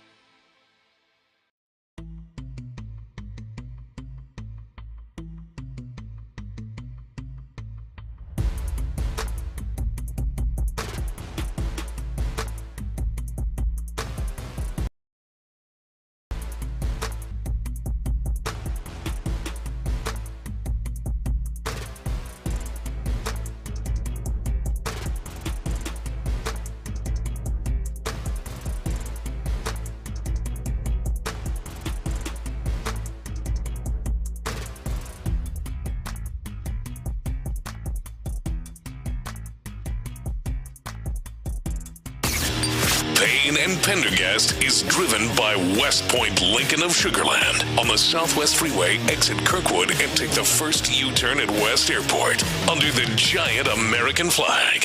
Sports Radio 610 presents Payne and Pendergast. Payne and Pendergast with you. Big thanks to John Harris, footballtakeover.com, Houston Texans sideline reporter. Texans All Access, 6 o'clock every night here on every weeknight here on Sports Radio 610 with Mark Vandermeer. Draft next Thursday. I'll be on Saturday duty. Are you on Friday duty again, Seth, for the draft? For, I believe so, yeah. Day 2? Okay. Yeah. I'm on day 3. So the real granular crumbs of the draft, rounds 4 through 7, I'm there for it. Yeah, you'll get there someday, kid. I'm trying to work keep working at it. I've been grinding away for 10 years now on day 3. I just down there in single A with Jose Abreu, but yeah. To get that call from the bullpen, like let's bring in the lefty for day 2. No, someday. No, because on the second day too, there's the guys that I know a good chunk about, but then there's also guys where I'm like, oh yeah, I remember he exists. Yeah. So it's nice having John Harris. That's there. why John Harris is here. He's watched every single one of these guys. Yeah. Yesterday, to talk about the Rockets, Vanessa Richardson, sideline reporter. Big sideline reporter week on the show. Sideline reporter, Space City Home Network, which they're going to be carrying all the games in the first round against the Warriors except the ABC games, which I think is Game 3 is an ABC game, if I'm not mistaken, the Saturday game, Game 3. But at any rate, they get started on Sunday night at Toyota Center against the Golden State Warriors. This is going to be a whole lot of fun. We had her on yesterday, and Seth asked her the elevator pitch for why to root for the Rockets if you're from outside of Houston. What's the pitch? I thought this was excellent. Here's Vanessa. Old school, tough nose, everything that people say that they hate about the NBA. The Rockets are the opposite. Everybody says the NBA is just about chucking threes and all offense and no defense, and the death of the big man has come and gone, or the importance rather, on a night-to-night basis. And the Rockets are the opposite of that. The Rockets are not AAU basketball. The Rockets are not one person takes the ball and takes control of the same person every night. It really is tough, hard-nosed basketball, and they're just a bunch of really young dogs that are really exciting and not afraid to have some tussles every now and then. So I think that, look, America, if you're looking for a fun basketball team, if you're looking for the anti-everything that people hate what the NBA has become, watch the Rockets, cheer for the Rockets. I think the lucky thing is that it's not going to be too hard to convince people to get all aboard the Rockets train. Yeah, not with the Warriors on the other side. Yeah, versus the Warriors especially. Yeah, Draymond Green. If you want defense, look, the Warriors are very good defensively. They're very good at everything since Jimmy Butler was added. Mm-hmm. They've been top 5 offense, top 5 defense since Jimmy Butler was added. But the difference with the Rockets is that their defensive stud, Amen Thompson, is somebody that people don't know that much outside of Houston, and they can embrace, versus Draymond Green, who is pretty much consensus hated. And I'm likely within the Northern California region as well. How close is Dylan Brooks to Draymond Green, though, on the national hate scale? That's a good point. Yeah. I think, for one, when he was in Memphis, there was a lot of drama attached to it, and the organization itself would seem to be done with Dylan Brooks. With the Rockets, he's been embraced, and we've seen the best side of Dylan Brooks. Mm-hmm. So I don't think, if it comes down to Dylan Brooks versus Draymond Green, I think most people are still going to very much be on Dylan Brooks' side. I think so, and too. Especially as they're watching during the playoffs, and they'll be talking about how, man, Dylan Brooks has really brought a lot to this team in terms of helping give that edge and that kind of that aggressiveness and toughness. I think that people very much like Dylan Brooks much more so than they did when he was with Memphis. I think so too. I agree with you on that. It's interesting as Vanessa was laying out that pitch and she's talking about the young dogs, but the dogs to at least an equal, if not a greater extent, from the veterans they've brought in the last couple of years. And we've seen it with, really, Seth, all 3 teams, the Astros, the Texans, and the Rockets. We've seen them deploy the same strategy. Each of those teams had a point in their arc recently, and I say recently, for the Astros, it's within the last decade or so. For the Texans and the Rockets, it's within the last 2 or 3 years. But where they had a core young nucleus, they knew who the 5 or 6 young guys were going to be that were going to be the long-term catalyst for the team. For the Astros back then, it was all the guys that they used all the tanking draft capital on. It was Correa and Bregman and Tucker and McCullers and Springer and all those guys. And obviously Altuve part of that, but he predated all those guys.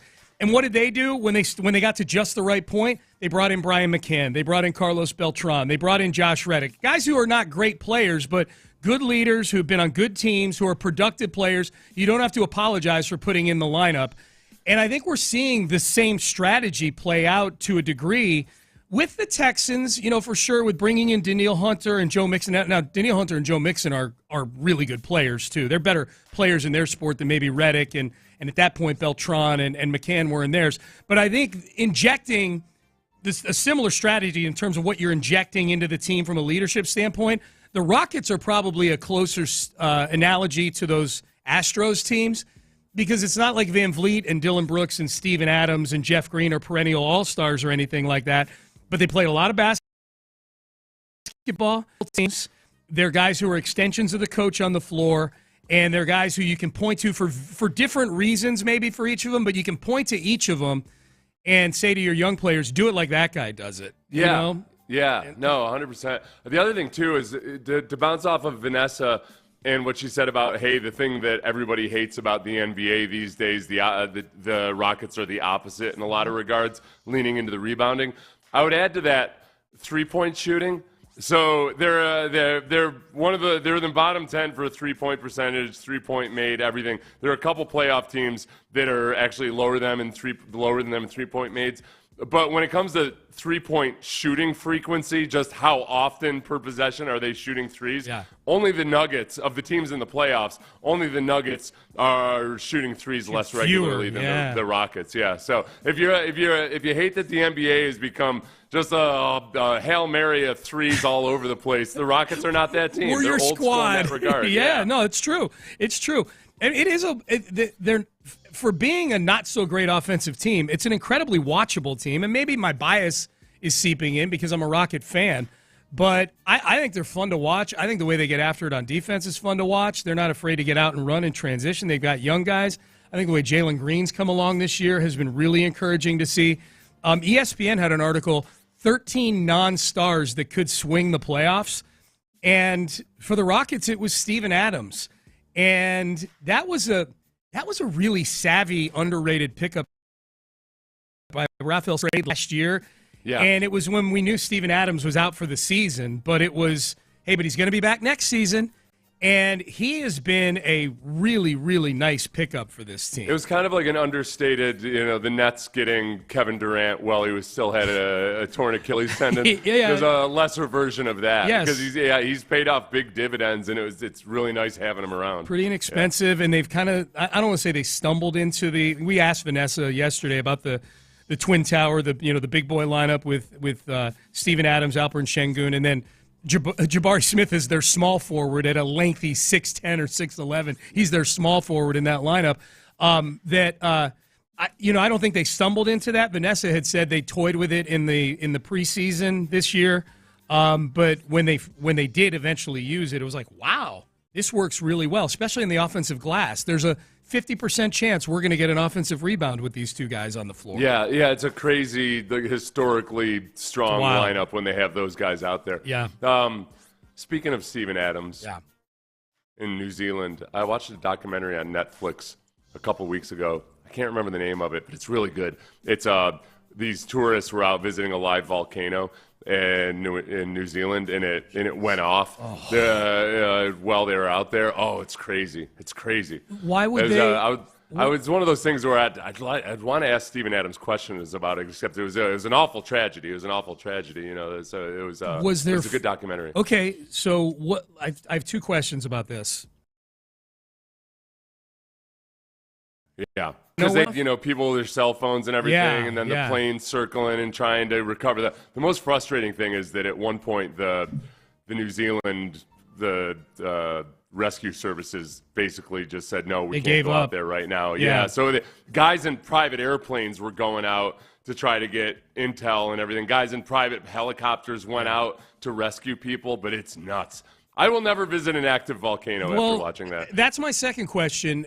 When was the last time the volcano had erupted? It had been a while, and I guess I can't remember well enough. I think there were reasons to believe that it wouldn't happen, like how they monitor it and the fact that it is in the daytime versus there are certain reasons to believe that they would have had more of a heads up usually, but the data was all just okay, is there a database where a volcano is declared inactive after a certain amount of time? Okay, now you're getting me out way over my skis. Yeah, that's not a question. That's a rhetorical question. That wasn't a question for you. Okay.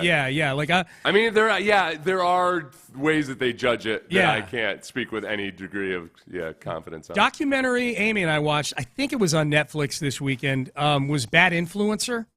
The one about the mom who has the daughter that since she was like 9 years old was making videos on YouTube and on Instagram, and she became like this hellacious demon of a mom. She invited like all the neighborhood kids to become part of what they called the squad. And the girls, I mean, a lot of you listening to this probably have seen Piper Raquel is the girl's name. She's like but they were making all these videos, and apparently this mom who was organizing the whole thing was just awful. Just awful. I would imagine. Yeah. It's like the worst version of stage mom these days is influencer mom. Yeah, right? Influencer mom, and ordering around the kids and working the kids like 12 hours a day on these videos. These are kids in like elementary and junior high. There's a few documentaries out there about some of these little, they create this almost, they keep these influencers under lock and key. Yes. They turn them into human slaves, basically, and just control them and they're controlling all the money and everything. Yes. A lot of these cool dance videos that you see on TikTok, it'll make you feel a whole lot differently. Like, they've got their nice big stage smiles on, but meanwhile, they've had to detach themselves from all their families and everything. Well, where it got real creepy, they did a lot of that, but where it got real creepy was the group of kids was like five boys and 5 girls, and as they started to approach puberty and teenagehood, she wanted to group them into couples that they could follow on there. You know, their ships, they called it there. You know, they're short for relationship there. And so she was like encouraging them, when is their first kiss going to be? And these guys, most of them didn't even like each other, but they were doing it for the videos. Did she go to jail? No, I think she's still organizing videos. There's another one, a person. These influencer ones are awful because there's a woman. She was Australian, who convinced all her followers that she was beating cancer, brain cancer, with nothing but natural, healthy eating and everything. And meanwhile, it turns out she never had brain cancer at all. But meanwhile, all these various people have. They're trying to follow her route. It's awful. It's awful. Like the guy on Seinfeld, John Lovitz's character on Seinfeld. Yeah. He said he had cancer so that Jerry would pay for his wig, his toupee. The volcano documentary I was talking about is on Netflix, The Volcano Rescue from Wakari. Okay. That sounds good. Is it multiple episodes, or is it an easy sit down and watch? I think it was just one. Okay. That was a relatively easy one, I like those. Bad Influencers, 3 episodes. I'll tell you what. I just started watching The Handmaid's Tale. Oh, Amy's watching that right now. That's a rough watch, man. Oh, it's a rough watch. I'm watching it through osmosis. It is a rough watch. I'm just in the room while she's watching it. But I'll tell you what. I've never been more upset at the patriarchy. It's tough being a woman in this Gilead place. Yeah. All right. When the Astros traded Kyle Tucker, they certainly traded away a very good player. Did they trade away something else as well? I will talk about that. We will talk about that coming up next. Oh, the opposite of a rough watch. A delightful experience.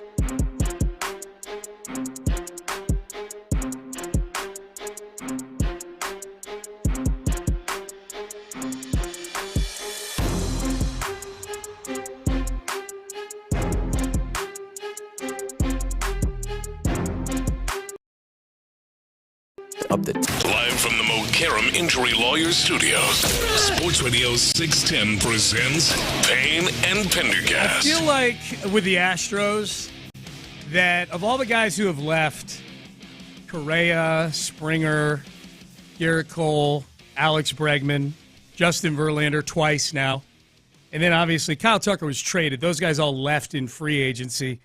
Of all of them, especially after reading this article that MLB.com has up about executives weighing exec-anon in baseball. We don't get a lot of exec-anon in baseball. Anonymous executives weighing in on a Kyle Tucker extension. Will he sign an in-season extension with the Cubs? Tucker, Seth, feels like the one where whatever offers the Astros made just never even got in the neighborhood. Like, no, not even it wasn't even. Not even close. Yeah, it probably. We start talking about $500 million and whatnot. That it was that, and maybe that's the reason that they were willing for the first time to really rip the Band-Aid off. Yeah.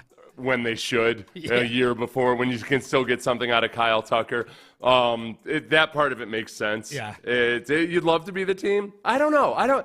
I'm torn. I'd love to be the team that's willing to spend $500 million, and yet at the same time, I know how stupid those contracts. Yeah, it hurts now. It hurts now usually, not having him on the team. But man, in year 12. Like, honestly, like, what is Toronto thinking they're getting? I mean, they don't even know. Like, how can you even predict in year 10 of his 14-year deal Junior is going to be doing? The only team that if I were super comfortable, the two teams really, I think, are the Yankees and the Mets. And the Dodgers as well, I guess, just because you know that they have the financial power to do it. If I were a fan of those teams, then the Mets especially, because the Mets have an owner who just simply doesn't care. Yeah. Like, I don't want to say it's chump change to him, but relatively it kind of is. Yes. He's not as concerned about actually making it a viable business concern. So there I feel like, all right, he's just going to keep spending, and it doesn't matter if it makes sense 10 years from now. Mm-hmm. The Astros aren't going to be that team at any point, and you've kind of accepted it at this point. So these executives weighed in on Kyle Tucker, and the more I read the quotes. Yeah. Did you have something you want to say? Well, just to lay it out for our listeners, if you were watching yesterday as Brendan Donovan got his hit that ended up, I believe he remains the league leader in total hits this year. Todd Callis cruelly and callously pointed out that tied for second are Kyle Tucker and Alex Bregman. So, yeah. Alex Bregman on the heels of a 5-for-5 game 2 days ago with 2 home runs.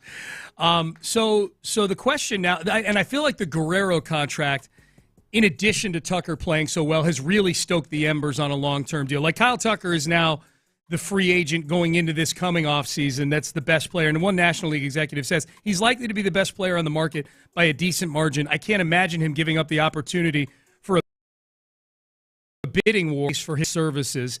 And that's kind of the general consensus of all these guys, Seth, is that, look, we're talking about this is an AL exec. We're talking about a left-handed hitter who produces similar WAR to Guerrero and is more consistent in his offense than Guerrero was. He's also an elite defender. He's fast on the base paths. In his year last year, Seth, where Kyle Tucker, everybody knows this, but I'm just reiterating it for emphasis, he missed 3 months last year. He still hit 23 home runs, had 49 RBIs, and nearly a 1,000 OPS, and he had 4.7 B-WAR, baseball reference, wins above replacement, which is a great full season for most players. He did that in 78 games, less than half a season last year. The overall point being, he is going to be the best player that hits the market, and that a lot of the executives are saying they don't think it's going to happen because Kyle Tucker's just not going to. It would take a monumental deal for him to take himself off of the market. So my question is, did the Astros, in addition to trading away Tucker, for 3 players now that you and I just talked about this yesterday, we're okay so far with how the trade looks, so far, a few weeks in. Did they also trade away what would have been a massive distraction as well this coming season? They've dealt with this before, guys being in contract years. This feels like something that is deluxe with Kyle Tucker right now. That, I don't know, would it if Kyle Tucker especially, I mean, Kyle Tucker on this team right now probably doesn't change the overall win-loss record a whole bunch or anything. Yeah. That's the team, knowing that he's probably not going to be here at the end of the year. It would get to a fever pitch around the trade deadline. Well, especially if they're an average baseball team. And it would be, like, you take last year's scenario, if they end up with the same win-loss record in the month headed up to the trade deadline. Well, remember, last year, until a month before the trade deadline, it didn't look like there was any reason at all that you should go out and trade for a Kikuchi or somebody like that. Yep. But they had that big surge. It would be a fever pitch, and it would be miserable. It would be absolutely miserable. Yeah. Because that would be one that, all right, you can really think about what you're doing right now. Are you really giving up a future for a guy that you're going to lose when you might not even make the playoffs this year? Well, and if I had to guess, I mean, I'm not in Chicago. I have friends in Chicago that are Cubs season ticket holders. Whenever I ask about the trade, they don't text me back. They may text me back now because Kyle Tucker's off to a good start.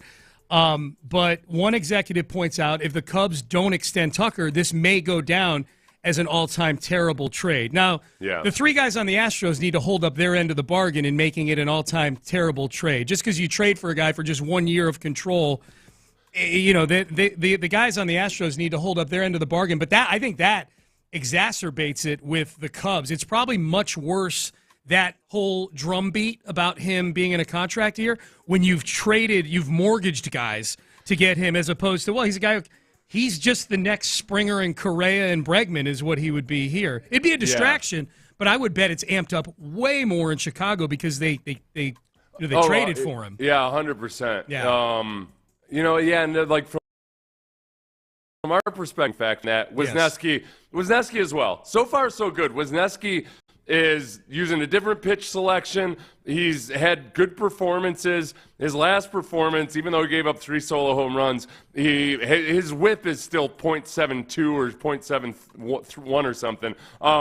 He's looking like he might be the next revamped Astros pitcher. Yeah. I almost said Garrett Cole, but that's a little bit extreme. Yeah. But Charlie Morton, whomever else it might be.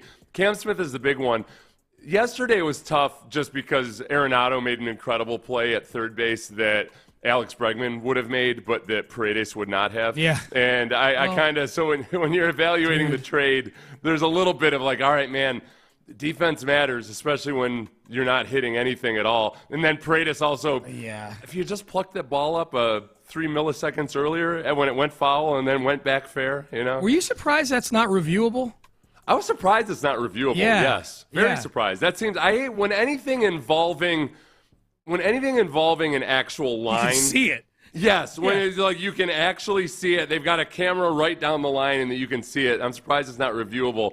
And yet, it did roll back before he picked it up. It's just a matter of It was close. It was really close. It was close. It was close. I was impressed with Callis. He knew right away that it wasn't reviewable. Like he said, as soon as Paredes picked it up and the umpire called it fair, like the next sentence was Callis like, and that's not reviewable. I'm like, man, Todd, that's impressive. Knowing the rules. I've seen like it a that. few times. I like mistimes the scoop of a ball rolling foul. I've never seen that before. Payne and Pendergast with you. Yeah, so these guys, generally speaking, I feel like Kyle Tucker is going to break the bank. If he wants to stay in Chicago, and NL exec says he can always sign there in the winter. Yeah, unless Tucker suffers some sort of debilitating injury, like he broke his leg last year with a foul ball, and the Cubs still gave up the sun and the moon to get him. Like, unless there's something that's career-threatening, he holds all the cards. He's going to get so much money, dude. He's going to get $40 million a year over like 10 or 12 years, Kyle Tucker. And with Vlad Guerrero Jr., too, Tucker's just been more consistent than Vlad Guerrero Jr. Yeah. For him to get that contract that he did by his own team, it's impossible to think that that's not the bar and that he's not going to get more than that. Tucker's a little older, but I also look at Tucker and look at Vladimir Guerrero, and if you ask me which player I think is going to be playing at a higher level in his late 30s, I'll take the skinny, tall guy playing corner outfield than the sometimes fat, sometimes skinny guy playing first base. That would be my prediction. All right, 713-572-4610. That's Jim Adler, the Texas Hammer text line. Let's circle back to Nick Caserio yesterday. One thing Nick Caserio said about their strategy in the draft that I'm not entirely believing, and we just had John Harris say that the Texans, he mock drafted Gray Zabal to the Texans. Small school guy. Nick Caserio talked about small schools yesterday. Do we feel like that he gave us any hints as to what the team might do in the first round? We'll talk. talk about that next. But first, I got to tell you about West Point Lincoln.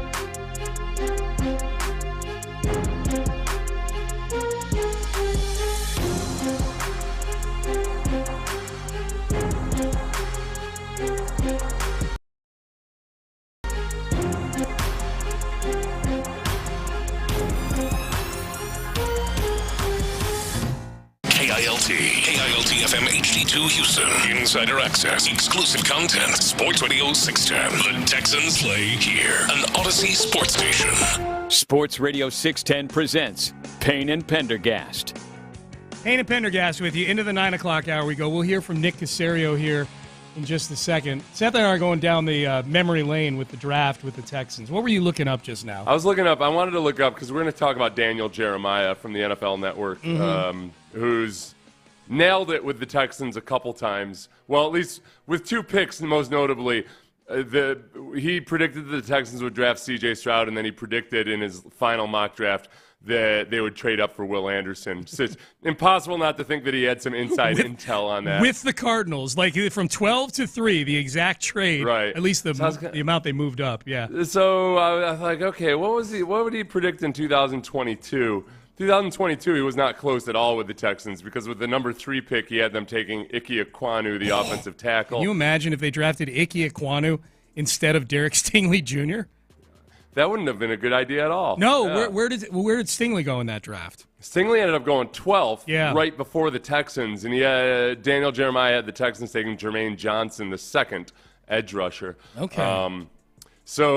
In passing up, I don't know if you know what's interesting? Let's see where Kenyon Green went not in the first round. Yeah,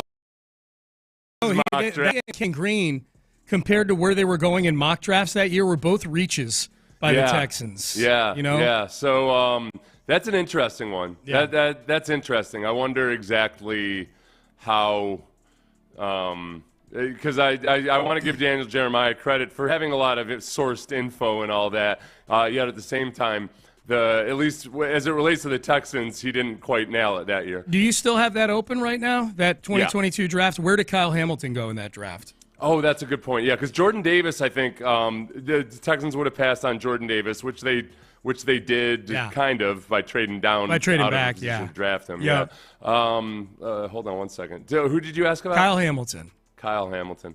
NFL.com is a weird site because okay. The Eagles with the 15th pick. Okay, so right in that neighborhood there. Yeah. And the Eagles... Oh, no. Okay, so he had Jordan Davis going to the Ravens and then Kyle Hamilton going to the Eagles. Yeah. So he was off on that one. He had him in the right neighborhood, but the wrong houses. Right neighborhood, but if he would have known, really known, he would have known that, man, if the Ravens have a choice between Jordan Davis and Kyle Hamilton, they'll totally take Kyle Hamilton, not Jordan Davis. But the Eagles jumped ahead of the Ravens to take Jordan Davis. So you're 100% correct. Yeah. Yes, you're 100% correct. Yeah. Because the Eagles jumped. Okay, gotcha. Yeah, the Eagles jumped up to take Jordan Davis with the Texans. Yeah. So, and then the Texans wound up with Kenyon Green. So was Jordan Davis then Kyle Hamilton? Yes, it was Jordan Davis 13, Kyle Hamilton 14, and then Kenyon Green 15. I had those flipped in my brain. Yeah. Okay. Yeah. Here's a pre-draft press conference saying we will never and never have drafted on need. Yeah, well, we've never drafted for need around here. I mean, we're never going to. So we're going to pick the best player that we feel fits our program, regardless of the position. I'd say other than quarterback. I mean, I'd say pretty much any position is on the table. So like it always is. So try to stay true to our board. That's the reason we grade the players. So we put the players on the board. We grade them accordingly. We value them accordingly relative to what we think the role is going to be. And then we take them off the board as we see fit. So, I mean, that's not going to change. And they evaluate the quarterbacks, too. We asked him about that when he was on with us a couple of weeks ago. Nick Caserio, if you've missed that interview, it's up on our podcast page, Payne and Pendergast.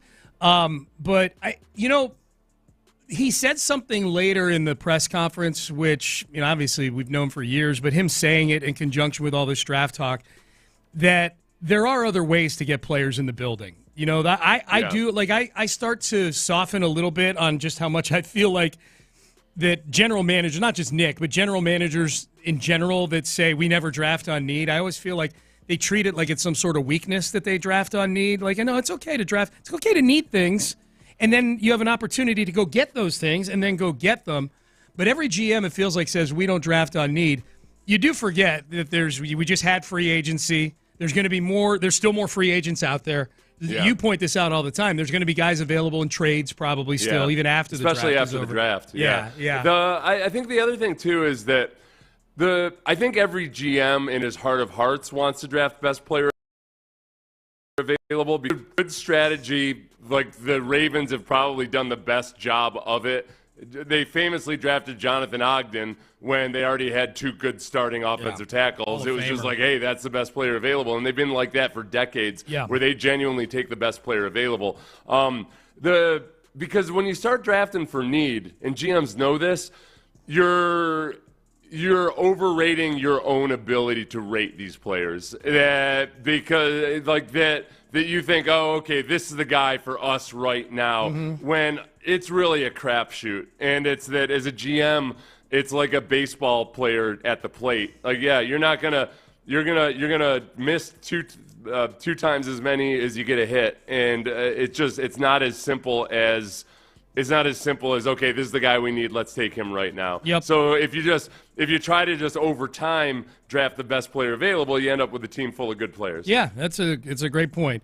Nick Caserio talked about small school guys yesterday, evaluating small school guys. John Harris had the Texans selecting Gray Zabal, North Dakota State interior offensive lineman, in his mock draft earlier, and I thought made a pretty good case for why he would be a good fit for the Texans. But this we know, that in the 4 drafts he's conducted for the Texans so far, Nick Caserio has picked 1 non-power conference player, and it was Tank Dell, whose team went into the Big 12 the following year.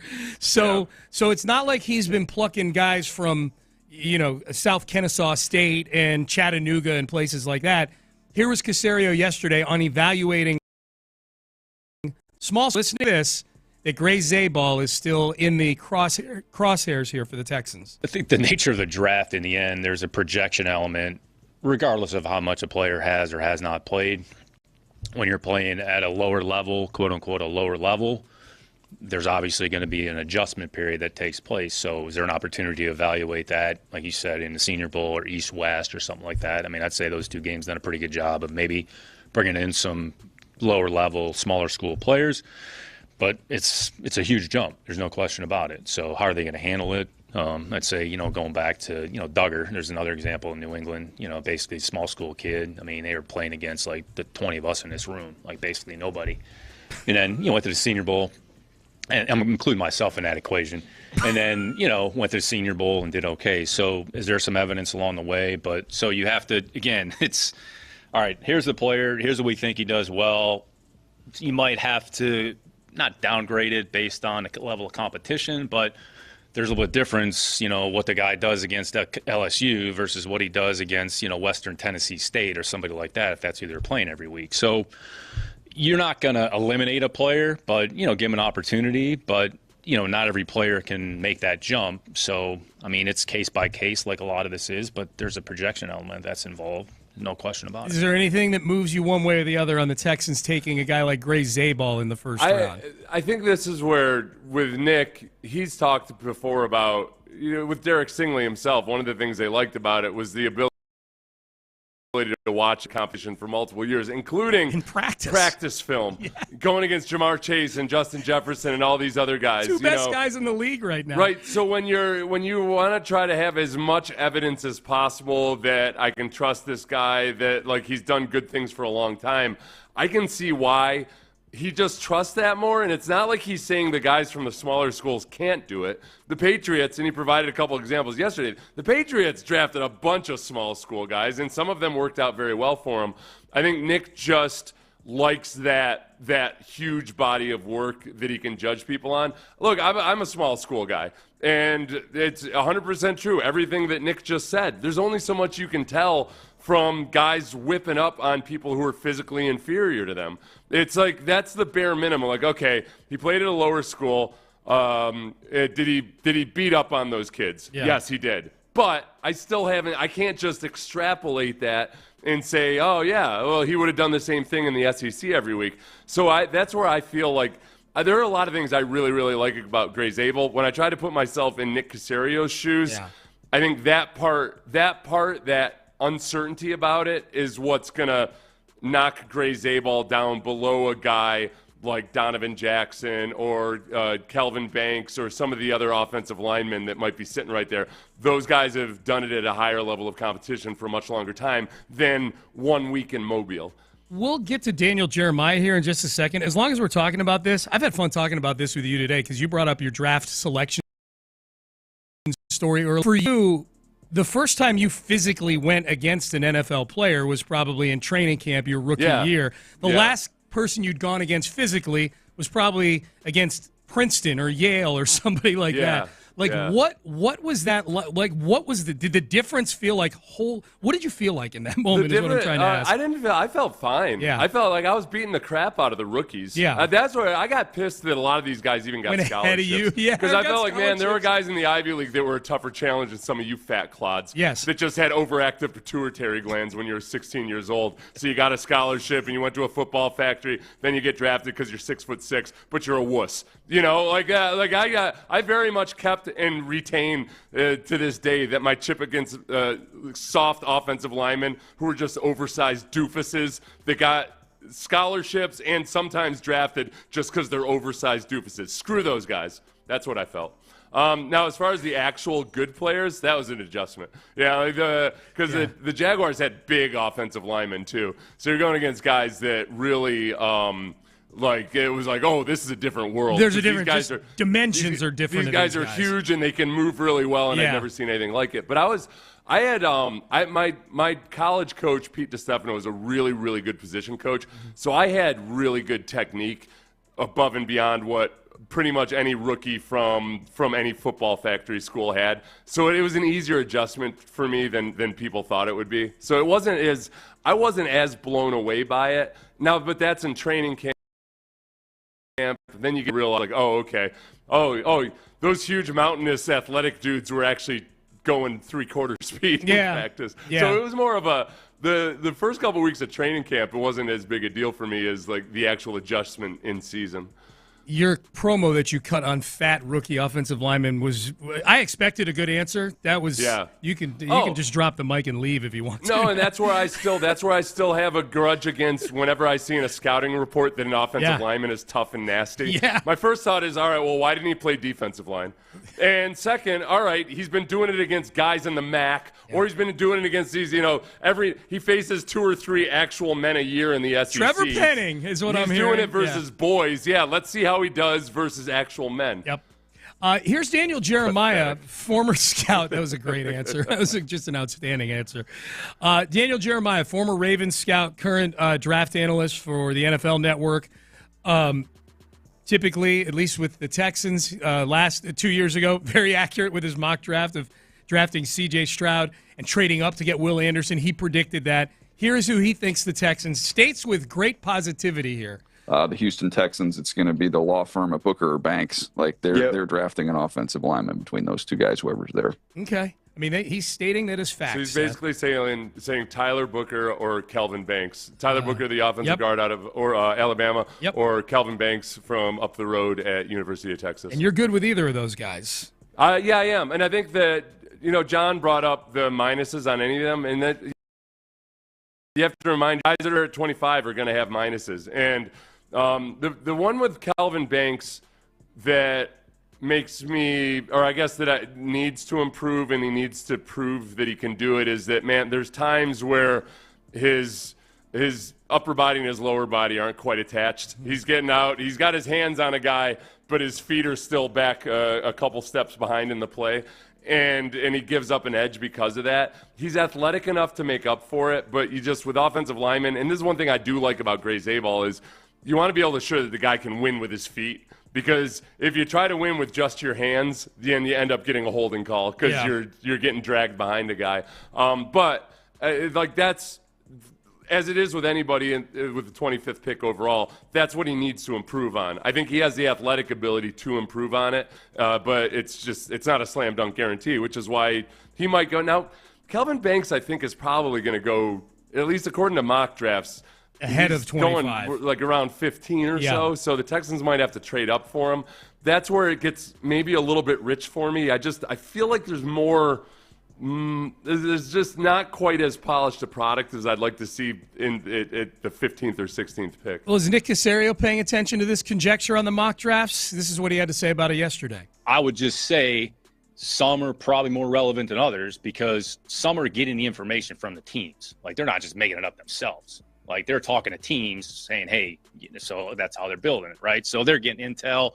I'd say agents are involved. Like, they're getting intel. I would say you try to gather information, but you have to be careful about how much you actually put in the information, and then what can you trust and what can you rely on, and you're just trying to get yourself in the ballpark. We need to play that cut again tomorrow. My project for today, I'm going to go to Drew Doherty's mock draft rundown, or the where he gathers all the mock drafts.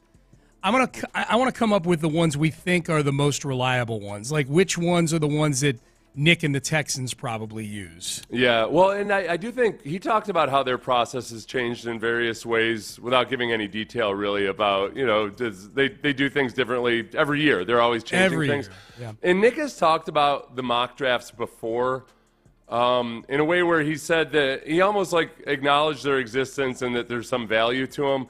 But I don't think he's ever given an answer quite as specific as that before, has he? So I think, he said somebody should. I feel like this is one thing I suspect with Nick. Every time he says somebody should do a study on it, I feel like they've already done a study on it. That might be a tell that he's yeah, somebody should do a study on that because certainly we haven't. He knows the answers already. Yeah. Yeah, they got 20 people that are involved in sports science or analytics or whatever in that building. I feel like somewhere along the way, if Nick is saying somebody should do a study, he's got plenty of people that can do that study. That's a great point. Text message, Jim Adler, the Texas Hammer text line. Seth is still just mad about Trevor Penning. Maybe. Favorite draft season was this season when Penning was coming out. And Seth just keeps yelling, he's not a badass if he waits till after the whistle to throw guys into the ground after he gets beat. It continues to this day. Yeah. Because he is an awful, awful pass protector. We saw that a couple years ago. Mm-hmm. The Texans destroyed Trevor Penning. It was embarrassing. Yeah. He should have quit football after that. But he is a good run blocker. He's turned into a good run blocker. But a lot of the times people gush over ooh, did you see him drive that free safety out of bounds? Did you see him drive that cornerback downfield? All right, yeah. 150 pounds lighter than him. Good for him, yeah. Oh, and it also bothers me that the people that still were adamant that they want to gush about Trevor Penning, all anybody ever cares about is this Pro Football Focus pass protection grade. With Trevor Penning, all of a sudden they become old school grinders. Look at his run blocking grades. Yep. It's exactly what you want to spend a first round pick on these days, the run blocking specialist. That's right, a tackle. All right. Payne and Pendergast with you. Is this the story that looms over the Rockets this entire postseason? And is it a distraction that's going to spoil it for you? We'll tell you what it is coming up next. I'll tell you what, you want something you can depend.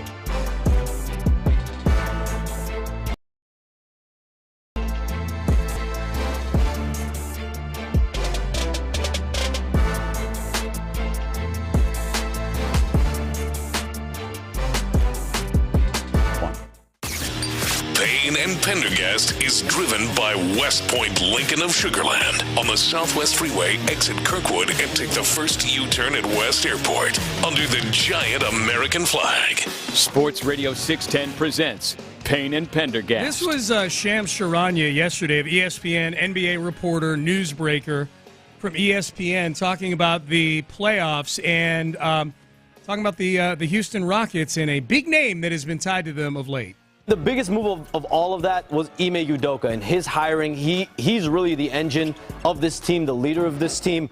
And this is a Houston team we need to keep an eye on in this playoff run. Because when you think about monitoring who does well early in the playoffs and who might struggle, and there is going to be a level of mutual interest. There has been already with them and Kevin Durant with the Suns. Seeing how they do. Listen, if they win a couple rounds, they might be good where they're at. If you lose early, you don't win or enough to where you want to. Right. Could you look at a guy like Kevin Durant once again this offseason? Monitor them. I don't know that there's like a threshold of the playoffs where there's this, Seth, where there's this Durantometer. And if the Rockets make the conference finals, then the Durantometer gets turned down to 0. If they get eliminated in the semis in 7 games, the Durantometer is at 3. But if they get blown out and lose in 5 and offense is the issue, the Durantometer is at a 6. One of my concerns about the playoffs. It's not a concern about the Rockets and the way they play. I've got concerns about that, and I've also got things I feel great about with the Rockets. It's that, especially after games where offense is the issue, and especially after games where half-court offense is the issue, perhaps late in games, and they don't have a killer, an assassin who can go get you the buckets that you need in the last 2 minutes of a game, that there is going to be a KD cloud hanging over this team during the playoffs, particularly after games like that. And I don't want it to ruin this return to the postseason for me. It's been a while, man. Yeah, like the thinking too far in the future. And every time, like when we talked to Vanessa Richardson yesterday, I thought about asking a Kevin Durant question, and then I thought, no, it doesn't feel right just because it's a cloud. It would be a cloud hanging over it of like, this is – you start – instead of watching a playoff series to just hope your team wins, enjoy it. You're watching it like analytically decide whether or not they need to make an off-season move. Let's cross that bridge when we come to it. From Rafael Stone's perspective and Ime Udoka's perspective, like, I don't think they're thinking, hey, this is where we find out whether or not we get Kevin Durant. No chance. But if after the playoffs are over, let's say worst case scenario, the Rockets they lose to the Warriors and they don't look good at all. Is that going to sway them? Do you think it sways those two guys more towards getting Kevin Durant? Or do you think they look at it as, all right, we've still got a lot more work to do, that we can't just fix it the way we want to fix it. We want to build it from the ground up, and maybe it's 2 or 3 players here or there, more so than it is at one fell swoop. Let's try to bring Kevin Durant in. I think it sways them towards Durant. Yeah. I do. I think it does. And I think the thing with Durant is it's not going to be a long-term thing. He's in his late 30s. I don't think the amount you're going to have to give up for him is this major haul that's going to change the composition of your roster. I think, put simply, I think they can get Kevin Durant on this team without giving up Alperen Şengün, Jalen Green, or Amen Thompson. Mm-hmm. And those are the 3 foundation. With all due respect to guys like Jabari Smith and Tari Eason, that might be the most noteworthy piece you'd have to give up in a deal for Durant. Would be one of those 2, Jabari or Tari. For me, unless Jalen Green or Amen Thompson's untouchable. And I think Şengün and Jalen Green are close to that. But depending on how they play in the playoffs, I might be a little more open to it. But I think you can get Kevin Durant here with a package of Phoenix's picks that you have, including one that's a lottery pick, and some combination of Cam Whitmore or Reed Shepherd, one of Jabari and Tari. Not all those guys, but that I think you can draw a glass ceiling, Seth, on the level of young player you need to give up, and then you'd probably have to give up one of either Fred VanVleet or Dylan Brooks just to make the salaries work out in the whole thing. I guess the only other part of it, and the huge X factor that we'll never know for sure, Udoka has experience with Kevin Durant from the Nets. Yes. And if you look back at Kevin Durant with the Warriors, it's it's almost impossible to say this to where it doesn't sound wrong, but he wasn't quite a fit with the Warriors. Right. And yet they were an incredible basketball team. Yeah. But we saw that the dynamics of him not quite liking that system and him not wanting to run it the way they do, and most notably when he and Draymond Green got into it. Yeah. But it wasn't a seamless fit. And but they were still they had too many awesome basketball players for it to not be a great That's team. exactly right. Yeah. Yeah, but that's where I wonder with Udoka and having worked with Kevin Durant and everything, I wonder if Udoka thinks that, hey, look, it's not as seamless as just introducing Kevin Durant in, and it's like adding, nitro to the video game. Yeah, I think as star players go, like super duper stars, I think Durant is a guy who's very blendable on almost any type of situation. Like, he's not a ball-dominant guy. He can be if he wants to, but he can be an endpoint on a lot of this stuff. I mean, the big issue in Golden State was more, if I remember correctly, it was more about him just not – he wasn't feeling the whole pick-and-roll vibe as much as maybe as they do in Golden State. And then Draymond just poured gasoline on the whole thing. Yeah. And I think that's – Paul Pierce made this point earlier this week. He called Paul Pierce. He did this on Speak on FS1. Said that Kevin Durant is a coach killer. Not in a negative way, but he really is. I'm glad you started with Paul. No, seriously though. But that's what comes with guys like KD, because when you have a guy of KD's caliber like him and LeBron, expectations come with them. So as a coach, if you don't fulfill those expectations, you're always on the hot seat. And that's why you've seen so many different coaches for LeBron and also KD. But there's only a few guys that you could put in that category. And those two are the guys. But he's definitely a coach. You look up, he has in 17 years, 8-9 coaches. It's just expectations come, and rightfully so, because of who KD is, to where if they don't perform at a certain level, then they bring in somebody else in. Okay. It just is what it is. Okay, so I'm going to, without fact-checking Paul Pierce, let's keep in mind, Kevin Durant's played on 4 teams. So when he's played for 8 or 9 coaches, well, he played for Scott Brooks practically the whole time. Yeah. During the glory years of OKC. He played for Steve Kerr the entire time in Golden State. Still employed. He's mostly, I think, referring to the fact that Phoenix has started to cycle through coaches every year while Durant's been there. They might have an owner who's a psycho. Like that, that could very well. This is the issue I have with him using that term, coach killer. It's that, like, he's trying to redefine what the meaning of coach killer is. Cam Newton last year tried to redefine what game manager means and then acted like, no, you all don't understand. I can call somebody a game manager because actually it means this. A coach killer, typically, when most people hear coach killer, it's a diva-type dude who either won't work with the coach or publicly lambaste him or something. The coach killer, because of high expectations, it's not the right term. Like, coach killer, there has a lot of connotations to it that I think it's unfair to apply that to Kevin Durant. I think James Harden was a coach killer when he was here. Ask Kevin McHale.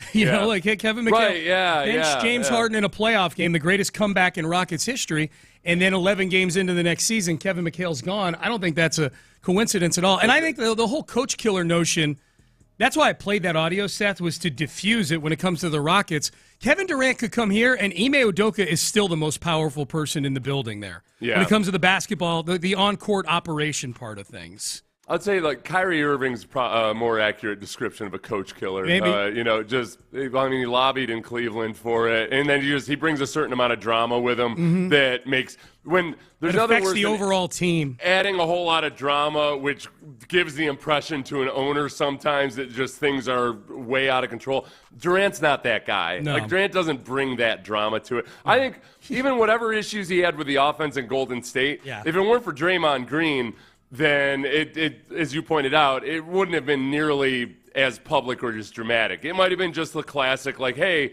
why don't we do it this way? And then somebody else saying, like, we like to do it this way. Yeah. Okay, cool. No, dude, Twitter. Let's go light up a joint. Twitter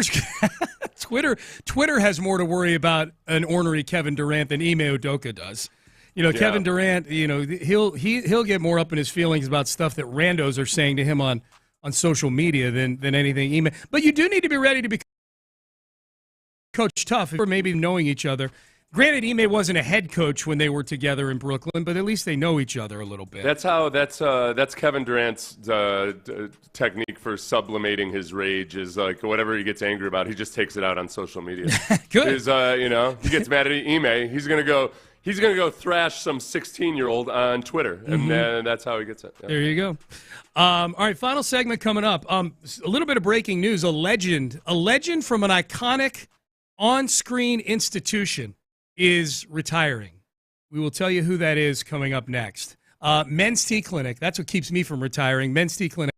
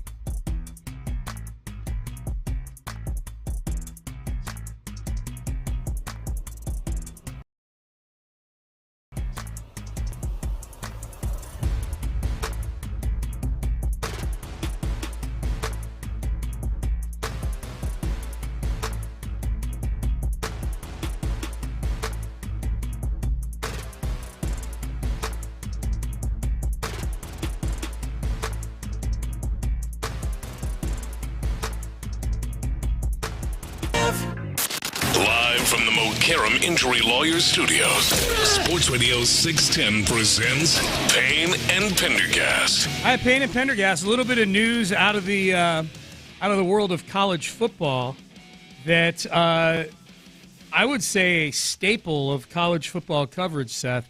Lee Corso, who is turning 90 in August. Oh, my gosh. I didn't know. Yeah, I guess I knew he was that old. He'd been around a while. Yeah, he's been doing College Game Day since 1987. And a former Indiana coach. And way more people know him as the guy on College Game Day. He will be retiring this coming season. He'll make his final headgear pick. Those who know Lee Corso, that's his gimmick. At the end of College Game Day, everybody's making their picks, and whatever the big game is, he's got the two heads of the mascots' costumes there, and he picks the one he thinks is going to win. He will make his final headgear pick on the first College Game Day of the season this coming year, Saturday, August 30th, week 1 of the 2025 college football season. Corso, who turned, and they don't say what game it is. I don't think they've picked which game it's going to be yet. Corso, who turned Schefter, has been a part of college football's premier pregame show since it debuted in 1987. He has been. That will feel a little strange. Now, he's obviously lost his fastball a little bit. He's had medical issues through the years. Well, he had you know what, it is crazy, though. I didn't realize it had been this long ago. It was 2009 when he had a stroke. Yeah. And that affected his speech more so in the first couple of years. But then he goes off a script now where he didn't before. He's in his 80s, and there's going to be a little bit of decline. He's seemingly suffered no decline in energy or anything. No. That's just an impressive long career. That's a hell of a run, and it's not like he was a great college coach either, but a little like Dick Vitale in that way. Like, you know, Vitale was a good college coach, and then he got to the pros with the Pistons, and it was bad. But he had a big personality, you know, and Vitale's still kicking with us, and he's made it through multiple cancer treatments and whatnot. But yeah, Lee Corso, man, that's going to be a tough one for Kirk Herbstreit, is my prediction. They are very close, the two of them, and Herbstreit is a guy who wears his emotions on his sleeve, as we've seen some over the last couple of years. I don't think Herbstreit makes it through that last headgear pick with Corso without the faucets getting turned on seriously. Have they ever had a Lee Corso head, big bobblehead, or not? I feel like that'll have to be the first one. They need to have Herbstreit do it with a Lee Corso head on. Corso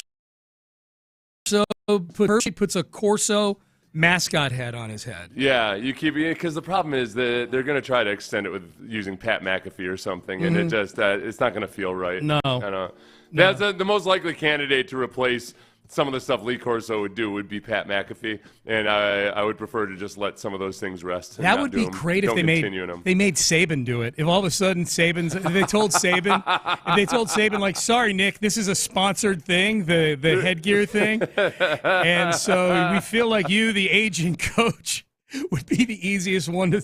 God, Saban would be so angry about that. Saban has shown the ability to have more fun than people thought he would, and yet the moment last year that was most poignant was when Shane Gillis made a joke about bribing recruits or whatever, and Saban did not find any humor in it whatsoever. No. Yeah. And then, Shane Gillis talked about that, and basically McAfee and somebody else had egged him on. Said, no, he'll be cool with it. He'll love it. He'll think it's hilarious. Yeah. Yes, yeah. And Shane Gillis afterwards was like, what the hell, guys? The funniest ones that I see on a regular basis is when somebody's got either a phone camera or there's still like a hard camera rolling during the break on ESPN, and it zooms in on McAfee and Saban during the break. And they're not talking to each other, but McAfee's like sitting there playing like fake drums along with whatever band is playing.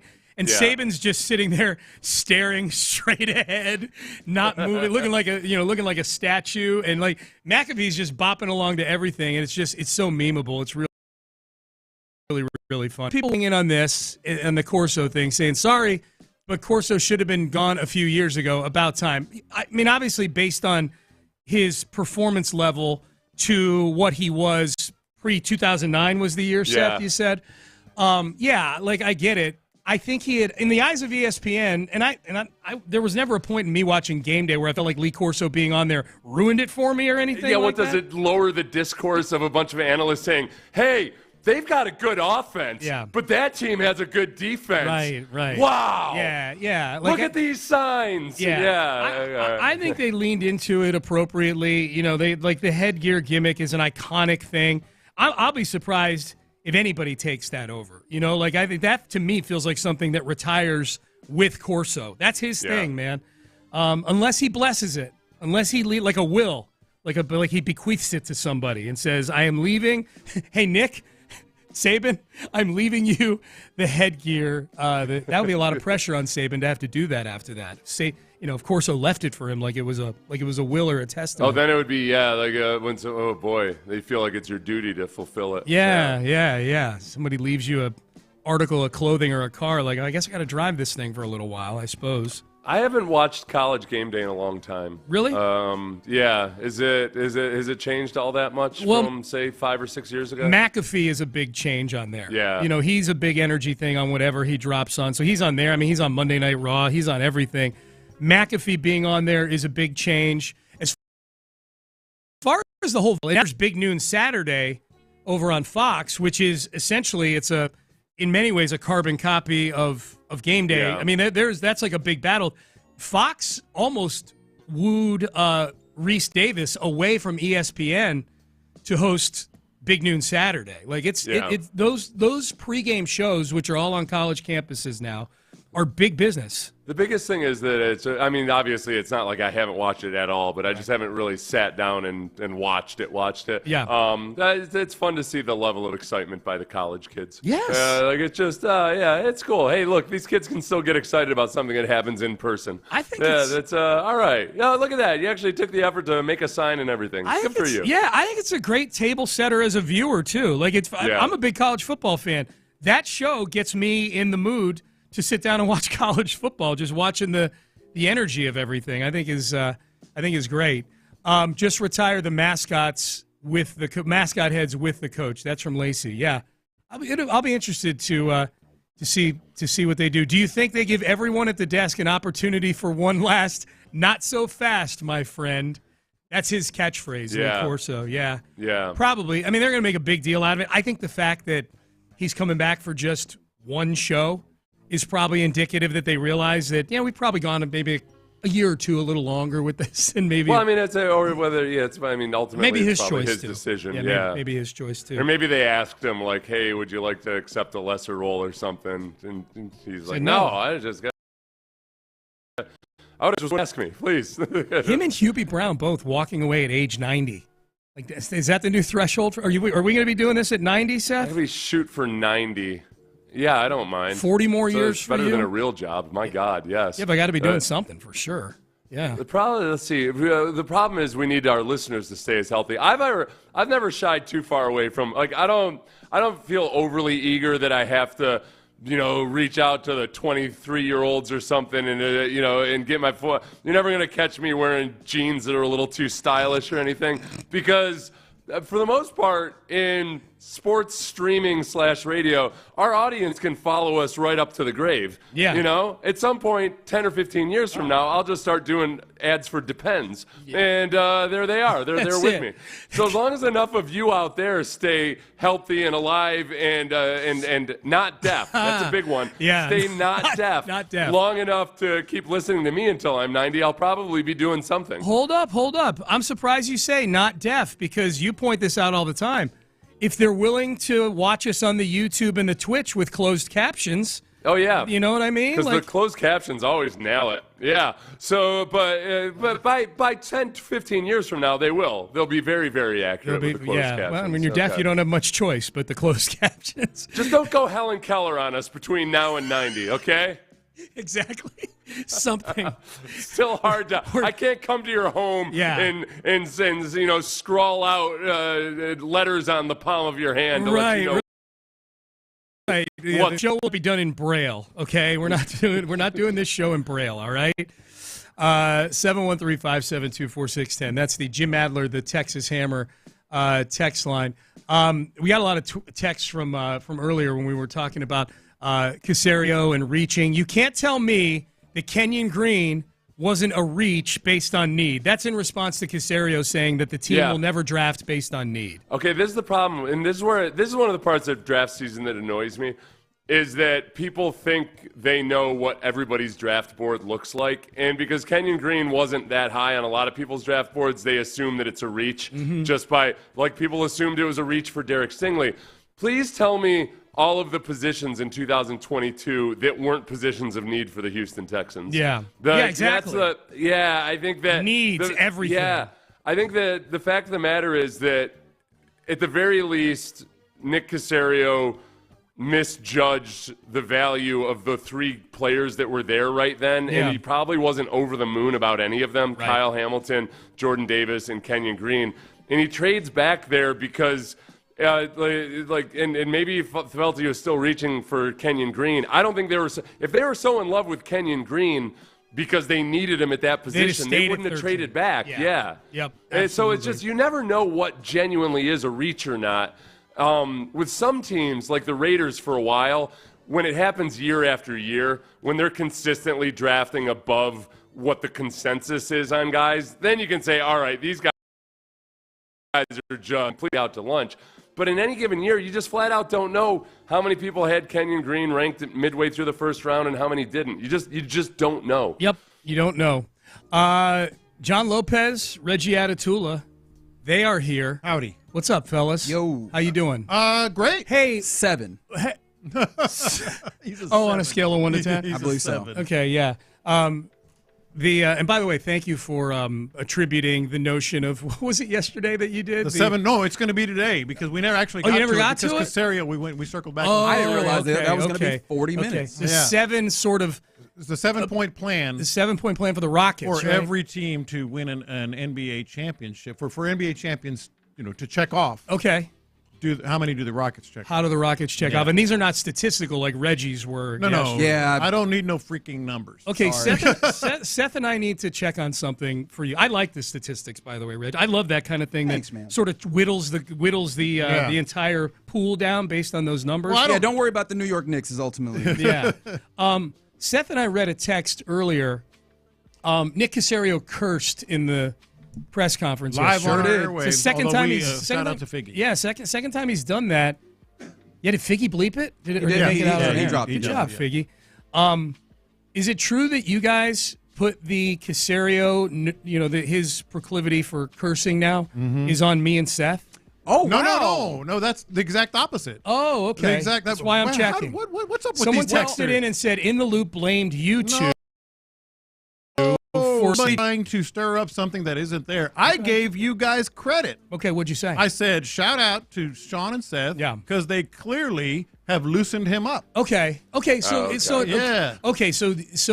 the texter was kind of right. Yes. He made it sound But like there was a level of attribution. like a blaming those guys. thing. Yeah, those guys. I didn't do that. Yeah, at least that's how I read it. Yeah. This now we're That's like some bad headline. That's clickbait. A lot of times people say that. Like once the headline will be such and such confesses to something, and you're like, you read the article, you're like, okay, well there's no confession there. No. Yeah. Like it wasn't like it was something that he did something bad. Yeah. Oh, so you were saying the version of Nick that we're getting now has a lot to do with the appearances I on our literally show. said shout out to the guys because they've clearly loosened him up. Thank you. Especially when I had an opportunity to go back and look at it, and obviously he throws it out there almost like jokingly. Yeah. Like it sounded a little bit more frustrated just with the audio, but seeing it, I'm like, yeah, he seems like he's joking. He circled very back to it later and laughed about it. Yes, he did. That was. Well, thank you very much. I feel like those appearances have damn gotten fun. texters trying to stir up stuff. Yeah, you cannot come in between In the Loop and Payne and Pendergast. You probably could. It could happen, I think. We are one team, all right? Try harder is what my ultimate. Try harder. Yeah. Crosstalk sponsored by D&M Auto Leasing. So what's the question of the day, fellas? Well, it has to do with Nick Caserio. It does? Yeah. Okay. What are some things that you often lie about with a straight face? Okay. Like proudly. Proudly is an interesting way to go about that. My wife listens to the show. I know. I've got a lot of people that listen that I tell. That's why we always do the question. Caserio saying, Yeah, I'd be fine going into. I would have been fine going into this season with last season's offensive That's a line. big one. And I looked at Reggie and Figgy, and I went, You're not okay. Yeah, you're not acting like somebody who would be. I would suppose mine that I'm willing to disclose. There you go.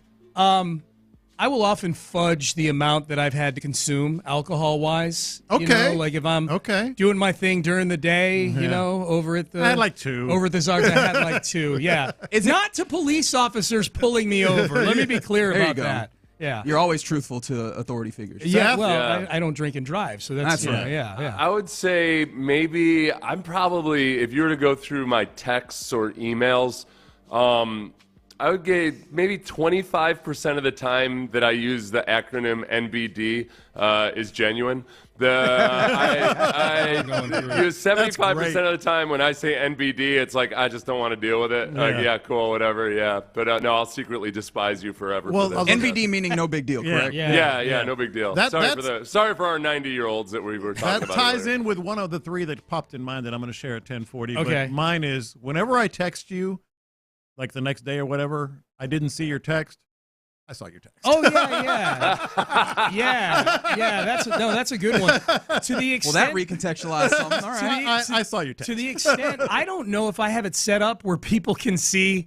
You know, sometimes I deliberately. Okay, I gotta double check that. Yeah, That's like one sometimes thing, you can see what time it was read. Yeah. Or Yeah, seen. update to your operating system or anything, double check that one specifically, because I think there was one random update a long time ago where that became the default setting. Yeah. And people were not happy about it. Yeah. That's when you got to fall back on. I saw it, but I just forgot to respond. My bad. Right. Sorry. How often does your phone die in these lies? Like, oh, sorry, my phone died. My go-to, I think it's a little more believable. Oh, it was on the charger. Okay. It was across the room. It was charging, yeah. Didn't see it. Which yeah. for me is a really bad one because if I try that and someone knows me well enough, they know that I have like a smartwatch on and I usually I don't. See, I don't. I hate wearing watches. I do too. I don't wear any jewelry. Yeah, I hate wearing watches. My wedding ring. I think it's clammy. It's for whatever reason, my wrist. What was the lie you told about the wedding ring? I just don't wear any jewelry. I literally never. Have you ever seen me with any jewelry? No, I'm not saying that's the lie. I feel like there's someone that cares if you wear that wedding ring. Yeah, she doesn't care. Are you sure? Or is she lying to you? Whoa, we've opened something up. Mind blown. Mind blown. Yeah, mind That blown. is one, the lie that I advocate women telling all the time is like if somebody's hitting on you or some creeping on you, just tell, just say you're married and just be done with it. But like my wife doesn't wear her wedding ring because she just doesn't. It's arthritis or whatever. And I'm too. Or whatever. I guess sometime in the last 10 years I could have gotten it resized, but still. Yeah, so, but as a woman, I feel like that women, there are a lot of lies that women tell that I completely advocate. Lying about having a boyfriend or a husband when somebody's hitting on you, it's just a get out of jail quick and easy card that, like, and it's it just doesn't. If it's somebody you're never going to see again, just get the hell out of there. Assuming he's not shameless, because there are some shameless I just got 2 texts, basically the same premise. You bastard! You saw those texts. That's right. Yeah, that's right. Yeah, exactly. Well, not yours. Except for yours. That's right. When it's someone this is a text. Jim Adler, the Texas Hammer text line. When it's somebody I don't want to talk to, and I don't answer, then I delete the missed call from my call log. I love the extra step. Yeah, never got the call. No evidence. Yeah, that's establishing alibis and such. Good, man. What an age we live in, the electronic age. All right, Seth, antibodies to you, my friend. Oh, antibodies and a long and fruitful career until you die at the microphone at the age of 90. Thank you. To you. Now I'm going to go hit find on all my Seth texts and see how much NBD is in there. 75% of them 75% of them, Seth's like, Seth's just did the hand motion. The wanking hand motion. The shake weight motion. I can do shake weight. All right. You're listening to KILT AM, KILT FM HD2, Houston and Odyssey Sports Station. Reggie Atatula, John Lopez, Figgy Fig. They're in the loop, and they start now. That's right. Happy, Thursday? Friday Eve, yeah. Happy Thursday to you. You're in the loop here on Sports Radio 610. Do we make sure to thank D&M Auto Leasing one more time? You know what? That's a great point, Reggie. And Crosstalk is sponsored by D&M Auto Leasing. I just wanted to make sure that we thanked them. Wow, word. It's incredible. All right, John Lopez, Reginald Atatula, Figgy Fig here hanging out with you. People are excited for the question of the day that's coming. I appreciate Kicks Rocks I got more on the YouTube saying that I'm sure they're saying that they established ahead of time with their family and friends that they're just bad at texting. Oh, I like that one. I'm just bad at texting. Man. There's a lot of.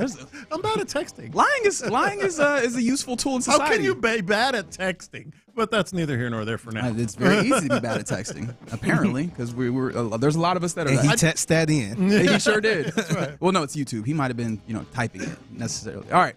Let's get going on a Thursday. Always get involved with the program on the Jim Adler, the Texas Hammer text line. Texas Hammer! 713-572-4610. Also, again, appreciation to Mo Karam Injury Lawyers for the live stream. We keep it 100. On YouTube, as Kicks Rocks used, and then also on Twitch, available for you as well. Later on in the program, at noon, be by your radios if you're getting more of that Rockets fever. We're going to talk to NBA writer for The Athletic, Kelly Iko.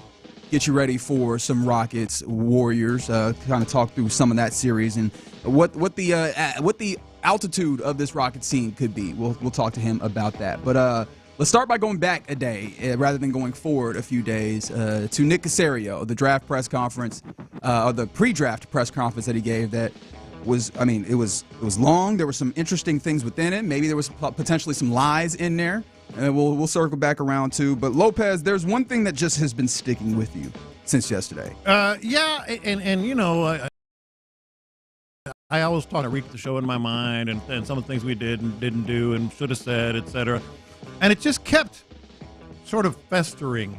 The way that he bristled and got progressively more defiant about his offensive line and his staff's offensive line evaluations and drafts, and I kept going back to I'm paraphrasing, but he actually said something along the lines of it worked in New England, and my whole mentality kind of changed. And he never really took responsibility for what we can all acknowledge. In fact, that's when he dropped the F-bomb. Have been bad evaluations or maybe incompletes on offensive linemen, and is he dug in? Is he dug in on how they do this?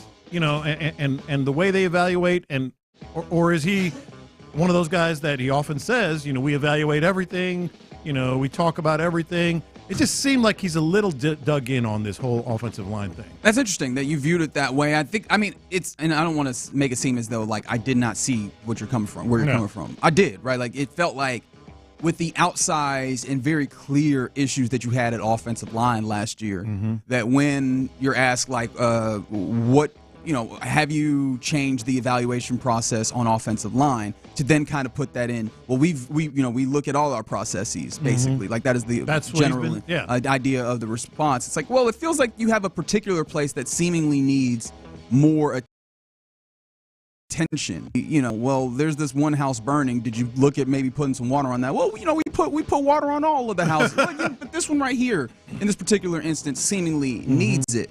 I don't think that inherently means that they're not going to do that. And I do wonder how much of that do you view as the natural kind of, smoke screening that happens at this particular time of year headed into a draft, or how much of that do you feel like is just kind of what you would say possibly digging in? I'm going to be honest, none. You don't need to smoke screen that. You don't need to be evasive or vague about certain things. It has nothing to do with, are you going to draft an offensive lineman? That wasn't even close to the question. And it feels like that's actually been sort of conceded. Right, and it's been conceded. Although, to be fair, he's like, all we have to do is draft good players when he was asked about that. Stay tuned at 12:40. Okay. So it really doesn't have anything to do with, the question had nothing to do with, are you going to draft an offensive lineman? What do you think about the offensive lineman? Do you want to hear one of his responses to this? Listen closely to what he says. This is when he was asked about his thoughts on the current state of the offensive line and the ongoing rebuild. Honestly, it's the same every year. Like, every year is different. We understand there's going to be turnover on the team. Wait, can we press pause? Can we press pause? Can we press pause? The first two statements are what, Lopez? It's the same every year. Every year is different. I was re-listening to that this morning again, and I was like, huh? Honestly, it's the same every year. That's hilarious. I think I get what he was trying to go for, which is like every year is get a different. little word salad going on. What he's saying is every year is different every year. Correct. Yeah. Yes. The hilarious situation there to do with that. All right, let's run it. I mean, honestly, it's the same every year. Like, every year is different. We understand there's going to be turnover on the team. We know there's certain players whose contracts are going to expire. We're going to be able to keep some. There's other players that are under contract that they might be here, they might not be here. We didn't go into the offseason and say, okay, here are the things that we're going to do. I think some of this is you always have to be adaptable, you have to be flexible, and just take the information in and then just make the decisions that you feel, are best for the football team, which is what we did. So there's never well, this is what we're going to do, this is what we think is going to happen. Some of this responded to some of the information around you, and if we didn't make any changes, if we had to go into the season with the group that we had, then we would have done that, but wasn't the case. I'd say each case was a little bit different. Each situation was a little bit different, but yeah, I wouldn't say there was anything specific that we said, well, this is what we're going to do, this is what we need to do, and then even moving forward, understanding the draft is one opportunity. It's probably the biggest volume opportunity, which is why there's such a heightened, I would say, awareness and emphasis on it. I mean, we don't put any more emphasis on a draft than we do any other phase of the team building process. So lost some players or moved on from some players at a lot of different positions. We've added some players at other positions, including the offensive line. So, once the players are here, once we have an opportunity to get on the field, we'll kind of see how it all fits together. All right, so that's about the offensive line and the turnover. Yeah, and it was a fair question, and that was a good answer, to be honest. It frankly was a very good answer on his part. A little vague, which you should expect, and you would hope you want your general manager to be, because you would expect. I don't know how much everybody. I kind of want it. We were all pulling for this team. Sure. We don't want them to give away any secrets too much. I mean, we're curious, but we don't want to give them any away secrets. My thing was when he was pressed on the shortcomings with the offensive line. That's where it just kept rolling around in my head, and I'm like, you said this. He has to have reevaluated how they look at offensive linemen. He has to have looked at it. All right. Because if he didn't, if he has this quote, as I put in there, it worked in New England mentality, then that's a problem. Yeah, this is Nick Caserio after being asked if the Texans need to have internal evaluation about how they draft offensive line. I mean, we look at everything on a constant basis. So, again, it's case by case. I mean, a lot of faith and confidence. I mean, I'd say the entire building, starting with D'Amico and the coaching staff, have a lot of confidence in that group. So, again, look at everything, and we'll try to make decisions that, we think make sense for your organization. They're not all going to work. I mean, I've said this before. I mean, I don't know how many times I've said it, but it's a lot. You can ask Omar. I mean, the draft's 50-50. I mean, that's what it is. So some are going to work, some aren't going to work. I mean, that's just the way it goes. So we're no different than any other team. So if there's something that we can improve and tweak and adjust, we'll look at it. So it's never one particular thing and never one factor, but we're always open-minded and always trying to find ways to make things better. And that's what you hope for. It started right there because then it came back again later that he just kind of got a little bit, you could sense, a little bit more frustrated with the line of questioning about, hey, you good with the way you're doing offensive line evaluations? And that's what made me wonder about this. Yeah, I don't know that this is like, dug in on the it worked in New England mentality per se. I think that this is more a philosophical perspective for him on the idea that, hey, man, the draft is a crapshoot of sorts. Like the draft, you're taking, it's lottery tickets of sorts, right? You're throwing darts or what have you, right? Whatever imagery you want to use here. And so I think that there is, in some ways, a lack of a concession on the idea that you're going to hit all the time, or necessarily that that they are bad at evaluating in those places. But I think that you just have to lean into the idea that there's a level of confidence in the organization and some of the decision makers, and I think that was one of the things that he said there. And I think for me personally, I think I lean into the confidence of the draft pool this year. I think that especially where you're drafting at 25, or where you could be drafting around there, whether you decide to move up anywhere up to in the first, 15 draft picks or what have you. If you want to move up that way, if you want to move back into the earlier parts of the second round, into the rest of the second round. There seems to be a lot of interesting players that are well regarded all the way around that give you an opportunity of drafting a good player particularly of this team that we have some level of questions on their evaluating process. I think ultimately where we all agree, in the building, outside the building, the biggest fan, the harshest critic, is wherever they draft an offensive lineman this year. It may not even be in the first round. It has to be a hit. It has to be successful because he's already sort of, like I said, bristling about this whole notion. If this next one doesn't hit, well, then it's just going to multiply, you know? How immediate are you looking for a hit there? Because I think you can't do it the first year, right? I mean, unless it's a first-round pick, then you want to see something the first year. You want to see some level of getting into a rotation, perhaps starting. First-round offensive linemen, generally speaking, unless it's like pick number 30 or 32 or something, are expected to be starters. So with some understanding that there's going to be some growth, right, that's necessary, right. So I would say if they draft a lineman in the first round, a year from today, and it doesn't hit, we'll be going, hey man, it's going to multiply. This whole concept. Which is interesting because it feels like in what I've heard described and what continues to ring around in my head, this draft was described as a meat and potatoes draft. I know others have described it as a starters draft, but maybe not a stars draft. Yeah. It feels like you should probably be in some ways expecting of the idea that maybe you get a guy who's good and will be even better in 2 years or what have you, or a year or 2 years, rather than the guy who maybe immediately comes in and is great. I know that I was recalling, you have all these guys in the building, and that whoever you draft is already going to come in behind because of how far ahead they are and how much and kind of bring this to a different thing they've talked about, how much they seem to believe in the guys that they've acquired in that offensive line room for the competition, right? Those guys, your draft picks, whoever you would bring in would be behind. Yeah. I think that there's a level of comfort that it seems that comes with all of that line of thinking, that if you bring in a guy, even if they're not capable of immediately coming in and taking over a starter role, that they can develop into a good player. So I do wonder, when you talk about hit on an offensive line, if this isn't one of those things that's going to be more of a 2-year process to evaluate. Well, and that feeds directly into another possibility that could certainly help here. If players like Juice Scruggs, all of a sudden blossom, then his previous drafts start to look a little better. Obviously the Kenyon Green, that ship has sailed. But guys like Juice Scruggs, obviously Fisher. Yeah. Let's say Fisher blossoms this year. Then that'll help him too. It's not just about this draft. Yeah, that recontextualizes the I guess, whether or not there actually is a deficiency in evaluation there. But if they don't and they don't hit, ooh. Yeah. All right, so somebody asked us this yesterday on the text line, and I don't know that I circled back around to it in the way that I wanted to.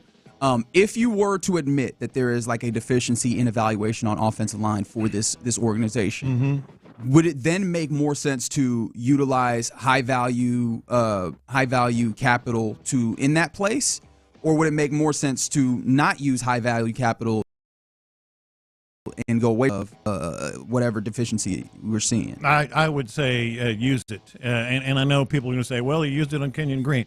I get it. Hey, I understand it. That was bad. That's part of this. That's the biggest part of this narrative, right? And that comes in especially because I know that Jonathan Alexander was writing about the possibility of trading up in this draft for someone like a Kelvin Banks, who I think Daniel Jeremiah is talking about as one of two guys that this team probably is locked in on, that have been highly discussed with the Texans team.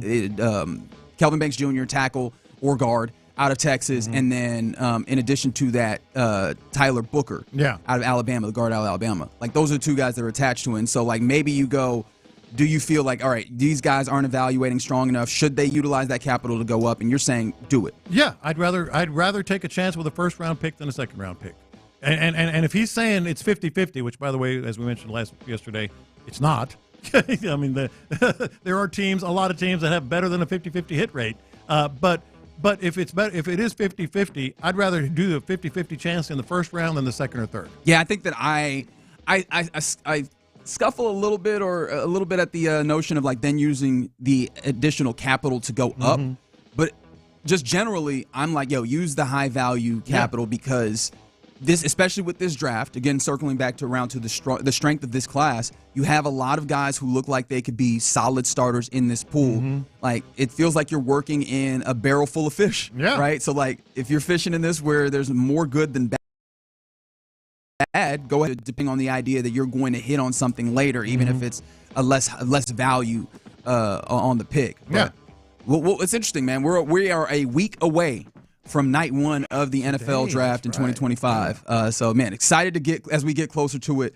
To see what ultimately comes of all of this conversation, all of the hot air and the bloviating and the hypothesizing. Where does Nick Caserio and this Texans organization actually go when they come up and their time comes to make a pick? Do they trade? Do they move? That's something that he left very, very open. All right, you're in the loop here on Sports Radio 610. Coming up next, your Rockets are playoff bound, and there's people, including B. Scott, who's like, look, man, we got to view them as national championship, as title contenders. What's the 7-step plan to becoming an NBA champion? OG John Lopez has it for you. We'll discuss it next. How comfortable are the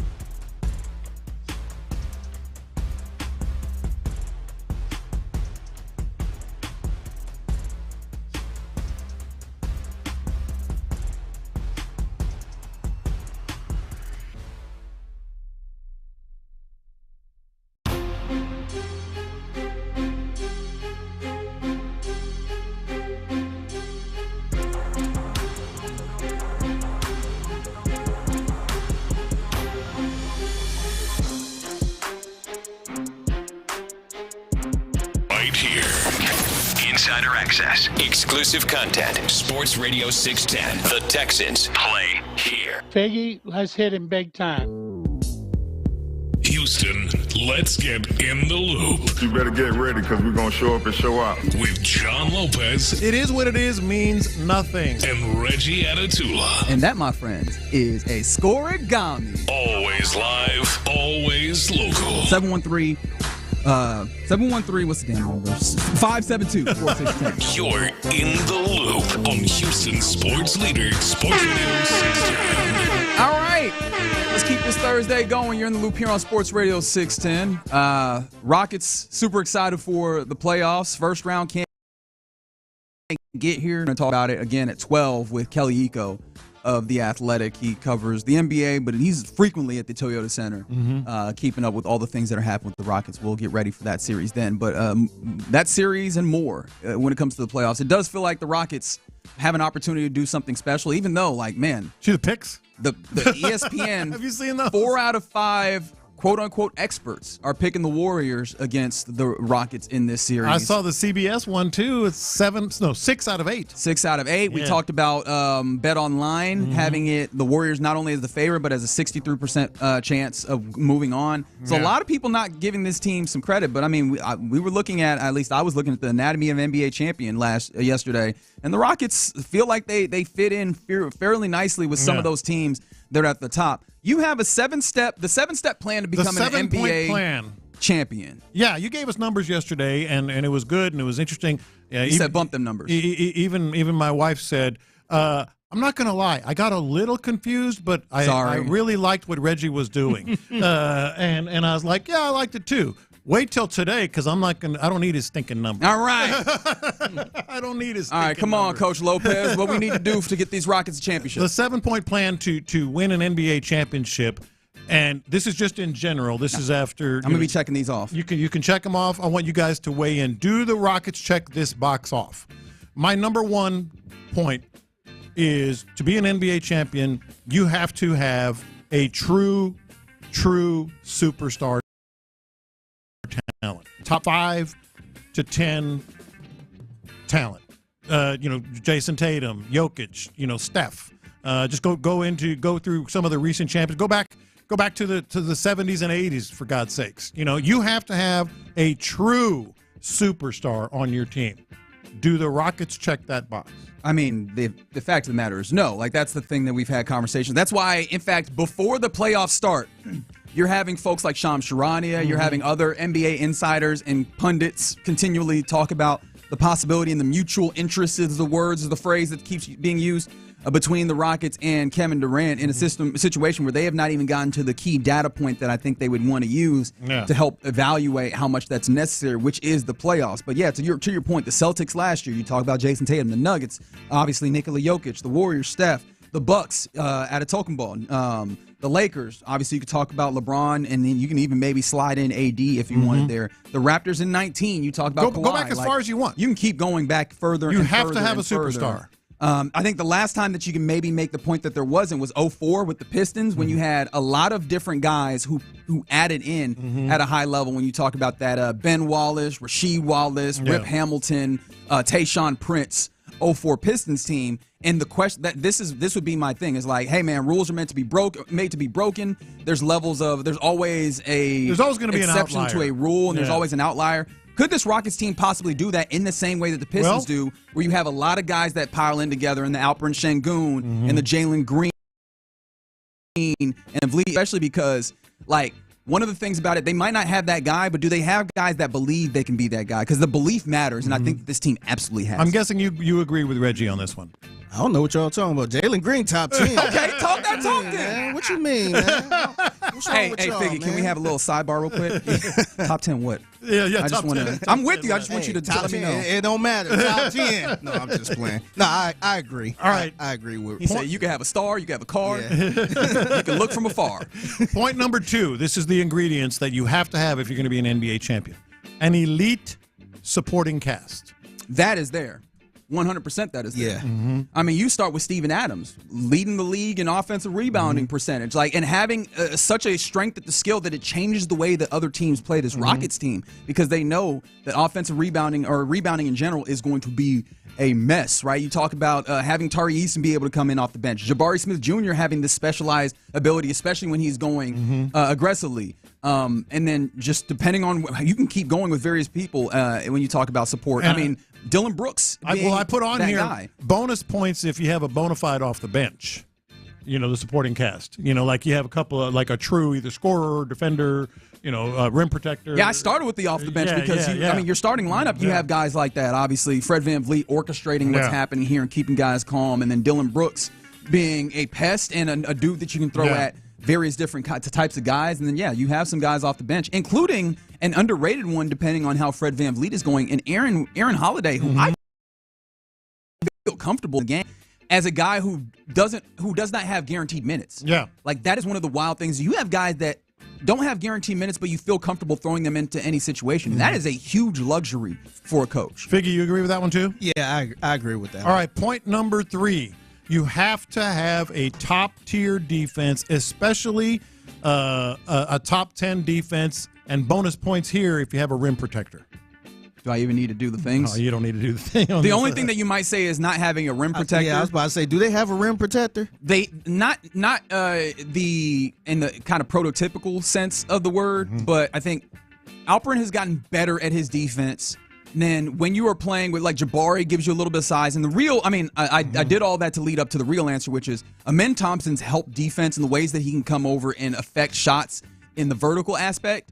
It really does kind of. But you don't have that guy. It underscores that. You don't have the one specific guy that's a backstop, but I think that you do a good job subsidizing that with these number of guys that can work in the vertical element. But the answer is yes. So they're 2 out of 3 right now. This one is specific to the postseason, but even more specific to a finals or a championship series. Ball movement, ball movement, ball movement. And the note I made to myself here is ISOs and pick and rolls are nice and they affect games. But if you're not moving the ball at the end of the game, how many championship teams have we seen in the clutch moments?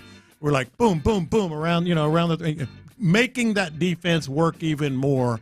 Ball movement. Early in the season, that was one of my gripes. I know you got tired of hearing me and probably seeing me text about it. It was just, hey, this ball's got to swing around to give yourself open looks, especially if you're not going to be a great shooter. If it comes down to a one-possession game, you've got to have a team that can move the ball. We saw it the other night. 5 guys touched the ball before Steph Curry's big shot. Yeah, which is interesting because I think the final possession type stuff is where I typically go to the first box, which is a superstar type things where you just go, here, get you the basketball. Can you just go make a little something out of nothing? But like in all the other times, being able to move the basketball, they've gotten better in the last month of having that ball skip around and finding openings, whether it's to drive to the basket or to get open knockdown shots. And I think that's part of why they've seen their 3-point percentage increases, because they're getting more open. You said yes. I'm going to say no on this one. I don't think they're there. They don't have that elite ball movement. Figgy, you're the deciding vote here. I think it's okay if you say no. No, I'm kind of in the middle a little bit, because sometimes I do feel like they do move the ball well, but sometimes they struggle with that. Yeah. So I would probably say no. Okay. So they're 2 out of 4 here. 2 out of 5. Next one. You have to have elite coaching. I think that you're in a place where you want to say yes on Ime Udoka elite coaching. I mean, I'm going to say yes. You can absolutely make the argument. The development of his players, I think, is really the place where you go, man, he has been incredible seeing these guys progress to the places that they have, particularly when you talk about Alperen Sengun. And I think he's had to do the adjustment thing in the postseason with the Boston Celtics. I'm always interested in how much he's done and how much that factors in. But an elite is a strong term that I hesitate to get to, but I want to acknowledge that he is a very good coach that I would not trade for very many others. I just, in the same way that you talk about time in when we talk about players, I do wonder about that with Ime, and I'm looking forward to him proving my doubts wrong. But I can't lie and say that I don't have some of those concerns that I want to see kind of fleshed out in the way that this thing goes. Yeah, I'm gonna say yes defensively for sure. I do have questions about the offensive game when it comes to Ime. I'm going to say yes. I just love the guy. I love what he can do. I get he may not be great out of timeouts. His sets may not be great in a half-court game, but that's not all on him, and it's not all on the coaching. You know? Yeah, but I think the question then I ask is, if you don't have the player that you go, we'll just roll the ball out and he'll figure it out. Got to have coaching. Then it feels like that is the situation rather, that you really need somebody who can draw up the play to help get those guys open. Yeah. Like I said, I'm ready to see this play out, especially for a staff that I don't think we think about a lot is relatively young. I think Royale Ivy is the elder statesman on that bench, if memory serves me correctly. And so I think that's going to be an interesting space to watch, especially starting off in the first series where you have a guy who is very well respected in Steve Kerr on the opposite bench. And the 7th point in the 7-point plan to winning an NBA championship, you must have at defense. You have to have a true defensive stopper, a one dude that, like, whether it's Kawhi, we've seen that, Iguodala back in the day, Andrew Wiggins, who was that again? Draymond, Drew Holiday. You got to have a guy that you can just put on somebody. You know what? Got that. You know what just went through my mind? Did y'all watch the sitcom back in the day, Amen, with Sherman Hemsley or what have you? Yeah. And I just had the theme running in my head because I'm a Men Thompson baby. Like clearly. He's been really good. Like he's come on even stronger of Somebody late. need to put an AI video of Amen Thompson on Sherman Hemsley doing the whole walking. One of my favorite intros, by the way. Why do we not have That's a great intro? That little bounce and everything. I really do miss like having an actual a theme song for shows. Oh, we and need having them back. the intro video. We need them back. They were great. Man. So, where do we land then? They got 4 yeses and 3 nos, at least on my board. They have a shot. They have a shot. They got a chance. I think the tough part about it is that you look at them and you go, maybe it's a little tough, right? You go 4 of 7. I think it'd be interesting to do the same exercise with the other teams out there and look up and go, hey, there's. It's not like there's a whole bunch of teams that have this in the tuck. And I mean, that's typically kind of the experience of the NBA playoffs anyways. You come in knowing that there's a few teams that really have a chance at it. But this has always been an opportunity. This year has always been a situation where you go and you see just what you're made of and how far you can go. But it feels like they're right around the cusp, and there's a couple of those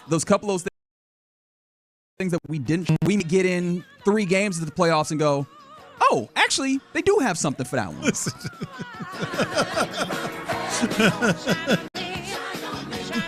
Shine on me. Now Amen Thompson got the double Dutch. Yes. I love it. All right, you're in the loop right here on Sports Radio 610 from the 713. You guys are fired up today, playoff edition. Without Klay Thompson, the Warriors are not the same team. What was interesting, I went back and watched the game that they played earlier in the month, and Buddy Hield was knocking down some shots. I'm interested to see how much he factors in. Plus, I'm very intrigued to see what's happening with Kuminga. Hey, just ask Jonathan Draymond. Kuminga. Yeah, like what's happening with, because they did not play him hardly at all in their play-in game against the Grizzlies. I'm like, is that something they're going with the playoffs? You know what? That's a great question for Kelly Iko. Just what are we going to see from the Warriors? We'll talk to him at noon to get more on these Rockets. All right, you're in the loop here on Sports Radio 610. Coming up next, let's get into our question of the day, inspired by Nick Caserio, the GM of this Texans team. You know, what's something that you often, in fact, lie about with a straight face? You're just good lying about this. 713-572-4610. We'll do that next. All right, let's talk about D&M Auto Lease.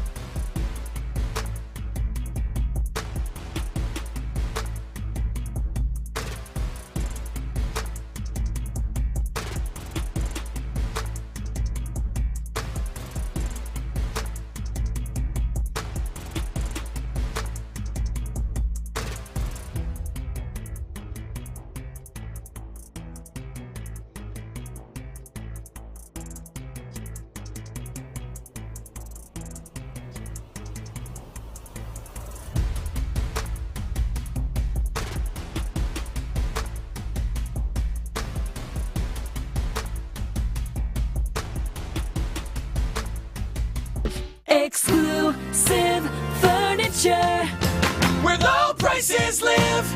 Live from the Mokaram Injury Lawyers Studios, Sports Radio 610 presents Lopez and Reggie Atatula. All right, question of the day.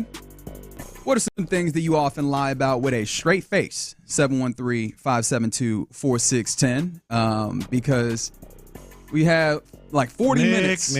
40 minutes of Nick Caserio talking, and there was at least one thing that was said. Nick. Where it was like, come on, dog.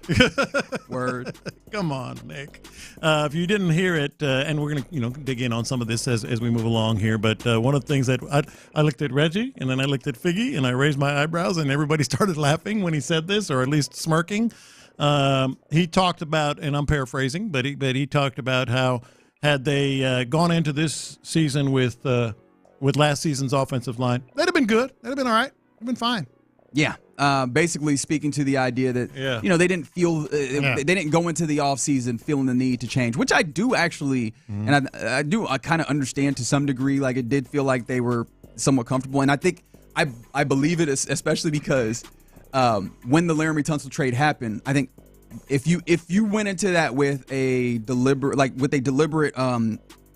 way of being, like you were like, hey, we needed to make this move. I feel like the moves afterward would have looked a little bit more deliberate. I think that the moves afterwards were, okay, now that we did this thing, we took advantage of this opportunity that presented itself. How do we then backfill? And that's what it feels. This offensive line feels very backfill as opposed to a deliberate change in the way they went about it. Now, keep in mind, all our significant others listen to the show occasionally. Not yours as much, Figgy, so you might be fine. But we got to come clean. We got to be completely honest here, because one of them does. One of mine that popped into mind. It does have to do with my wife, but let's just we got to be honest. We're always honest on this show. So the three that popped into mind, and the first one is just, I don't know if it's ego or laziness or some combination of the two, but my height, I'm 6'1.5". I've always been 6'1.5" since basically my senior year of high school. Someone asked me how tall I am, I always say 6'2". Because I just round up. Why you don't just say 6'1"? Well, you know what? 6'1.5"? No, just I don't want to take that half inch off. See, that's the thing. But so it's a lot easier and better for my ego if I say 6'2" rather than 6'1". I'm 6'1.5". Societally, people want you to round up to 6'2", because one of the things that I've done, I am 6 foot and 3/4 of an inch, so just under 6'1".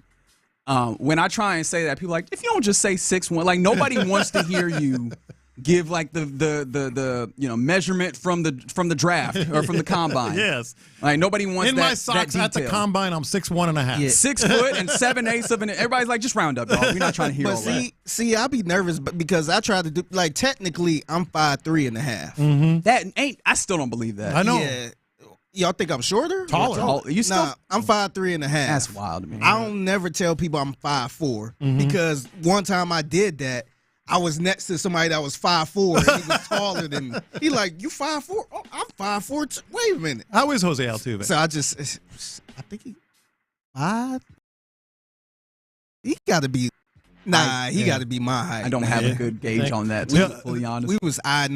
713-572-4610. Once you get past about 5'6", the angle does not work for me looking down to figure that out properly. I lie with a straight face. The other two that popped into mind, I want to hear you guys, is if I tell you or text back to you, I didn't see your text, I saw your text. Oh, the text. There's a lot of texting lies. I'm good for the I forgot to send a response when it was really I didn't want to respond and I wanted to take some more time to think about what, if anything, I was going to say. Yeah, that is usually a good one. And then the third one, and this is the one that has to do with my wife, who's an excellent cook. She really is. I mean, I'm blessed. Everybody in our family really loves to cook and are great cooks. But is he lying right now? No, but here's the lie. She always asks every freaking day. We could have sloppy joes, and she asked me, "How is it?" Every day. How is it? How is it? I say the same thing every time. It's good. It's delicious. No, I say it's delicious. Everything she's ever made from the moment we got married, I just don't want to put that on her. I don't know what. It's delicious. Even if it's like kind of okay, Yeah, it's and that's delicious. That's fair because if you give delicious once, yeah. Anytime you don't give delicious, even if you're like, no, legitimately, I enjoy this. This is good. It's like, yeah, but you ain't say delicious. So you gotta keep it across the board. The ones that I immediately think of are like the general societal ones that we kind of just normally do. Like, how are you doing? Like, well, how you doing? Good. Don't nobody want to hear your troubles or your trials or tribulations. That's fair. Nobody.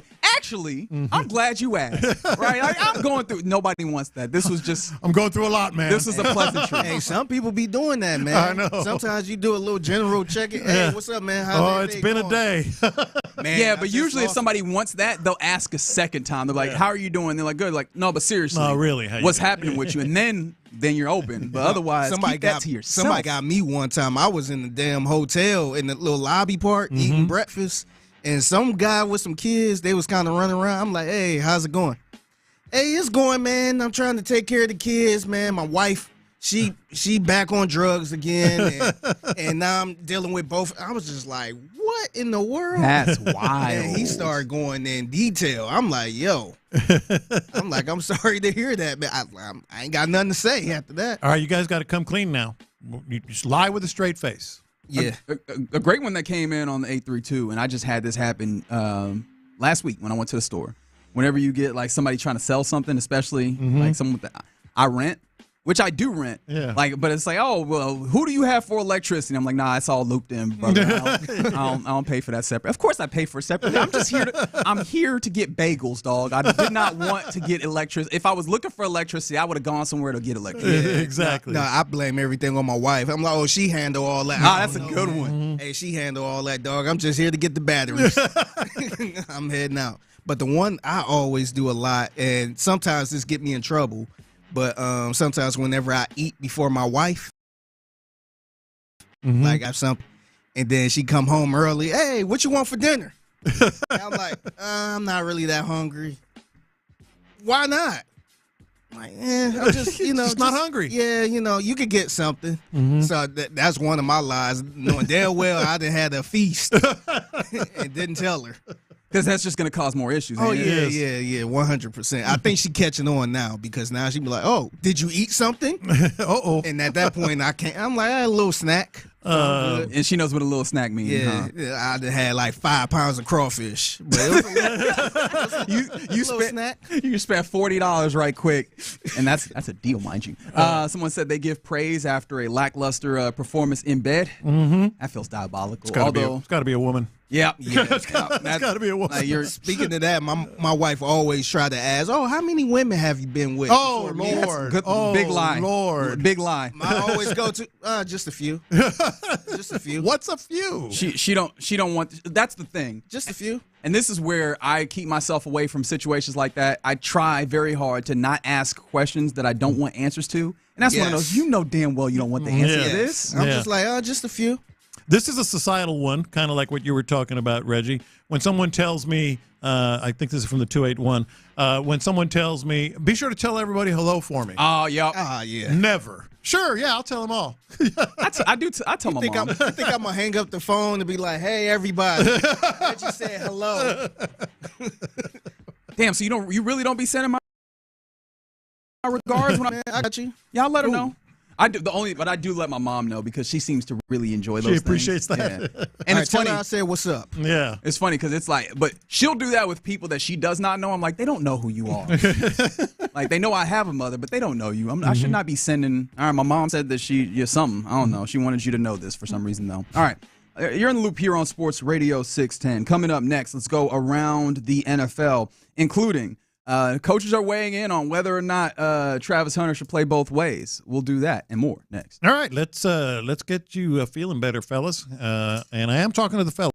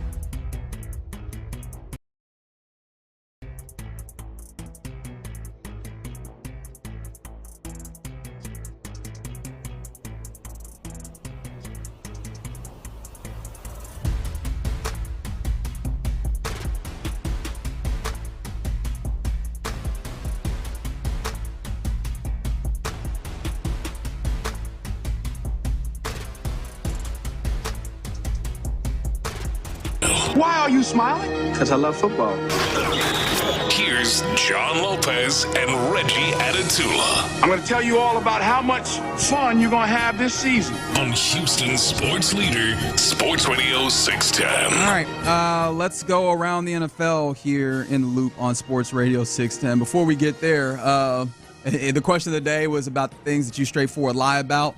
Like Nick Caserio saying that they would have been 100% cool just rolling through with that line that they had last year. And someone was like, hey, whenever you go into those spaces, like you go into the warehouse club or whatever, and they're like, hey, who do you use for energy, or who do you use for insurance or whatever? When somebody's trying to sell you, just lie and say that you use them. Yep. I was like, Same squad. Gang, basic. I was like, I never think about that, but that's a good call. I don't either. I never thought about call. that one. That's such a good one. So I wanted to give that to the people. Congratulations, and thanks to the 281 for sending that in on the text line. All right.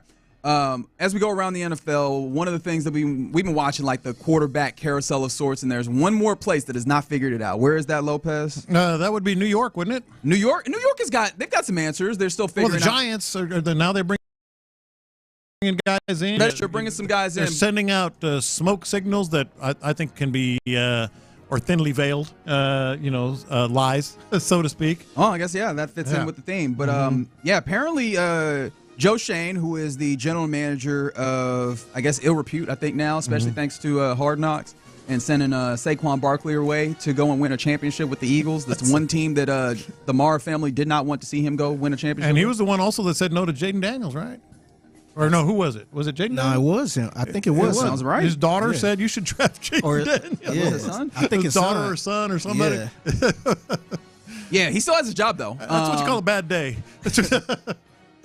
Well, there was a few of those for one. He's saying that they're receiving some calls when it comes to the number 3 overall pick. Obviously, there's been conversations about whether trades would happen in that space, and it feels like those are places that you probably wouldn't. But it feels like if you were going to trade, you'd be doing so for the likes of either Shedeur Sanders or Jackson Dart. But both of those feel like guys that are maybe not what you would typically think of for top 3 picks. Shedeur maybe more than Jackson Dart, at least earlier on in the process. He noted that the Giants could be open to moving up or down in the draft depending on the deal, saying, quote, "We'll be open to all options. Those types of strategy sessions have been ongoing, and talking through different scenarios, we're always going to be open to either or of those scenarios," close quote. I love the idea that he's like, we could also move up from 3, brother, to where? Hey, man, pull that Texans move and move up into the first 2 spots or 2 and 3. I guess then that he didn't seem strong enough to make me think that he'd be willing to go 1, especially with how strongly the Titans have positioned themselves to take Cam Ward. How likely, if you were to put a percentage on it, are you to believing that the Giants would go and get Cam Ward at 1? I'm going to say it's unlikely for them to move up or down, and I think there's a human element here. If they move up and pick wrong, he looks like more of a fool.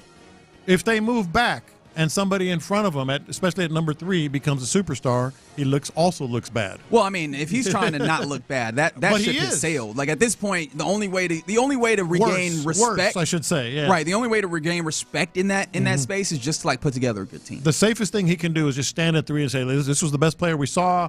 Make it one of the popular picks at 2 and 3. Yeah. Whether it's Travis Hunter or Abdul Carter. Hey, what'd you want me to do? If he moves up and screws up, he looks worse. If he looks back and somebody is a stud ahead of him, he looks worse. He's actually in a great spot, if you think about it. I always think about, and obviously it's not what you want in the moment, but for the hindsight of it, I like being on the back end of a run of great players. So you just your decision is somewhat made for you, assuming that you don't trade out, right? Yeah. One, the likelihood is, and the resounding kind of thought process is that Cam Ward goes 1 to the Tennessee Titans. All right, cool. Yeah. Then there's 2 blue chip prospects that remain for 2 and 3, Abdul Carter or Travis Hunter. You could deal with both of those. Both of those work for you. That's whoever the Browns take, you take the other dude, and no one can in that instance. That's what I'm saying. I don't think he's going to move up or back. Yeah, it seemed like they just trying to say, we receiving calls about this pick to try to get a sucker. They trying to get somebody that maybe like a Carolina Panthers that could jump up and they could get a ransom for that pick. I agree. This definitely feels very much like, hey, Lion season, smokescreen season. Now, if they didn't sign Winston or Russell Wilson, then I think they probably could get a sucker. You could probably be like, man, maybe they are leaning quarterback. Let me try to trade up. Well, try to get them. But you're not going to get a sucker on those particular on that particular stance, because in the same pre-draft presser that Joe Shane was in, he also said that it is not mandatory for the Giants to draft a quarterback.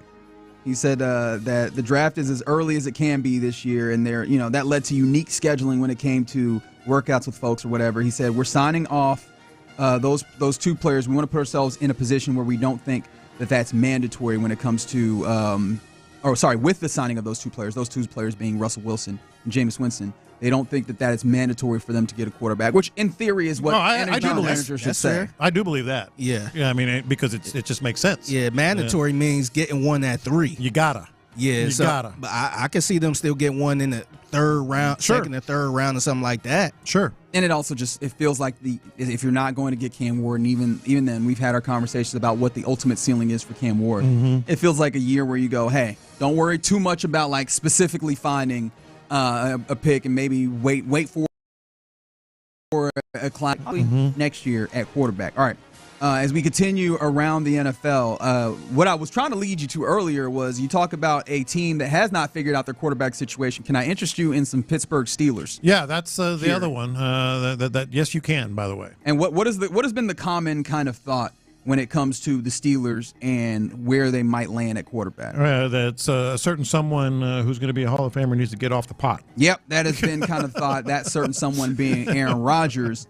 Aditi Kinkabwala said on 93.7 The Fan up in Pittsburgh that she's hearing that, quote, Aaron Rodgers is more likely to retire than sign with a team that's not a Super Bowl contender, which seemingly explains why Rodgers has not really, done the deed as opposed to getting off the pot when it comes to the Steelers.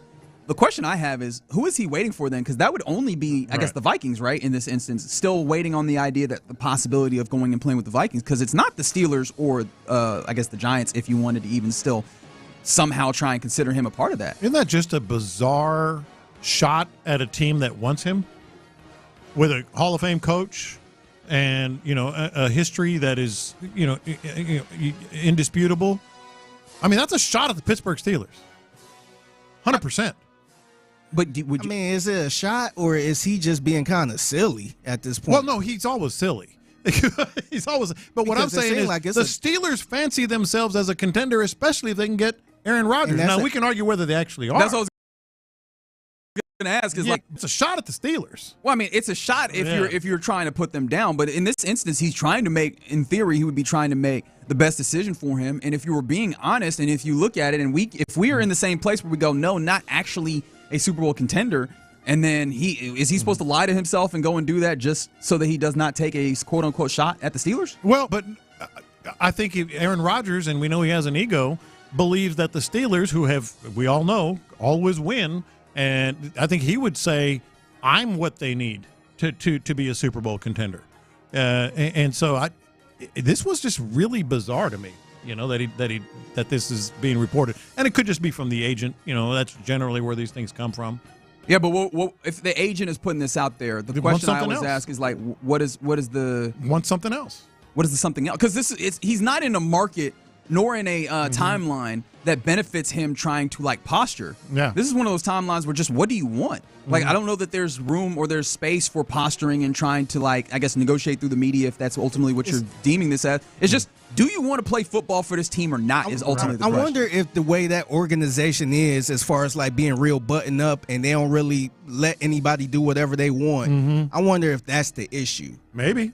Or a factor. Because in New York, remember, he was kind of doing whatever he wanted. He got his guys in there and all that stuff. They did whatever he wanted. You can't do that in Pittsburgh, man. Right. Yeah, but the problem is that's not something that you go, I have to take time to decide. If that's the holdup, we know exactly. You know it already. You know it, and you just go, we got to cross that off. I think I'm going to get away with my shenanigans. Obviously, you can say that in a nicer way. If that's the time, if he's saying I need some time to think about, is it thinking about going to Pittsburgh or thinking about other stuff if he really trying to get to another team?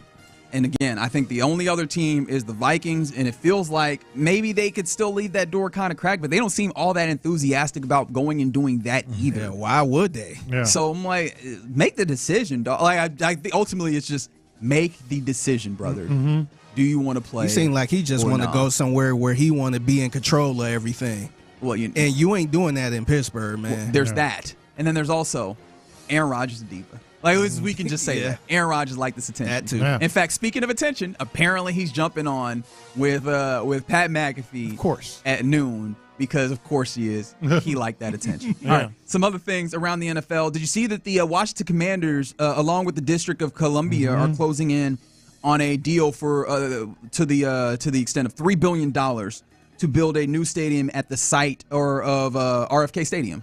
I did. What's the first thing that popped into your mind when you saw this? The first thing that popped into my mind is, okay, if they're getting rid of Northwest Stadium, which is the name of what used to be FedEx Field or what have you, if that goes away, and also considering that Oakland Coliseum is now out of baseball, what's the most decrepit stadium or like the most rundown stadium in all of sports? Because I started thinking about it, and I was like, wait, actually, we're kind of turning this thing over, right? Because the thing that I was like, do you go to Highmark Stadium in Buffalo? No, they're building a new Highmark Stadium that opens in 2026.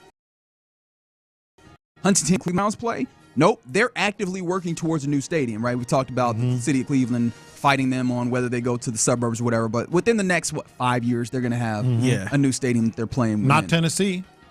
Nissan Stadium, yeah, that's going to be, they're getting a new stadium. I thought about the Tropicana, the Trop out there in St. Petersburg. Not that. They might not even go back to that. They're looking at moving the entire team to what, like North Carolina or what have you. Soldier Field is the best answer I have, unless you want to go. That's been redone relatively recently. And they've had some things about trying to get them a new stadium or rebuild their stadium. One of those things.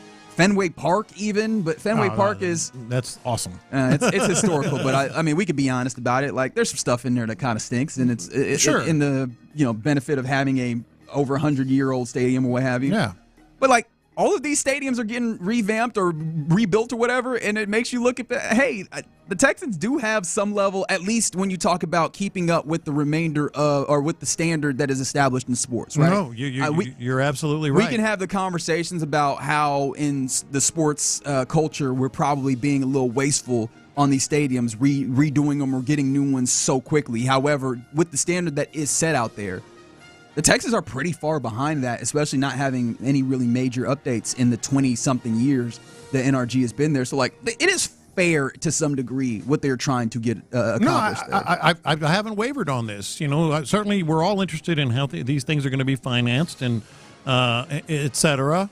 But I'm firmly in, despite that, they need and maybe a new stadium. Here's where I immediately went when I saw that.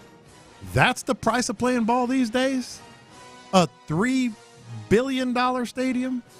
The price is what jumped out at me. So, and of course, I localized it. Fair enough. To what the Texans, I think it kind of actually points to a renovation is going to be in maybe $1 billion. If it's a complete renovation with, all the bells and whistles that every stadium seems to want and owners seem to want to keep up with the Joneses over, it's a renovation's at least going to be $1 billion here.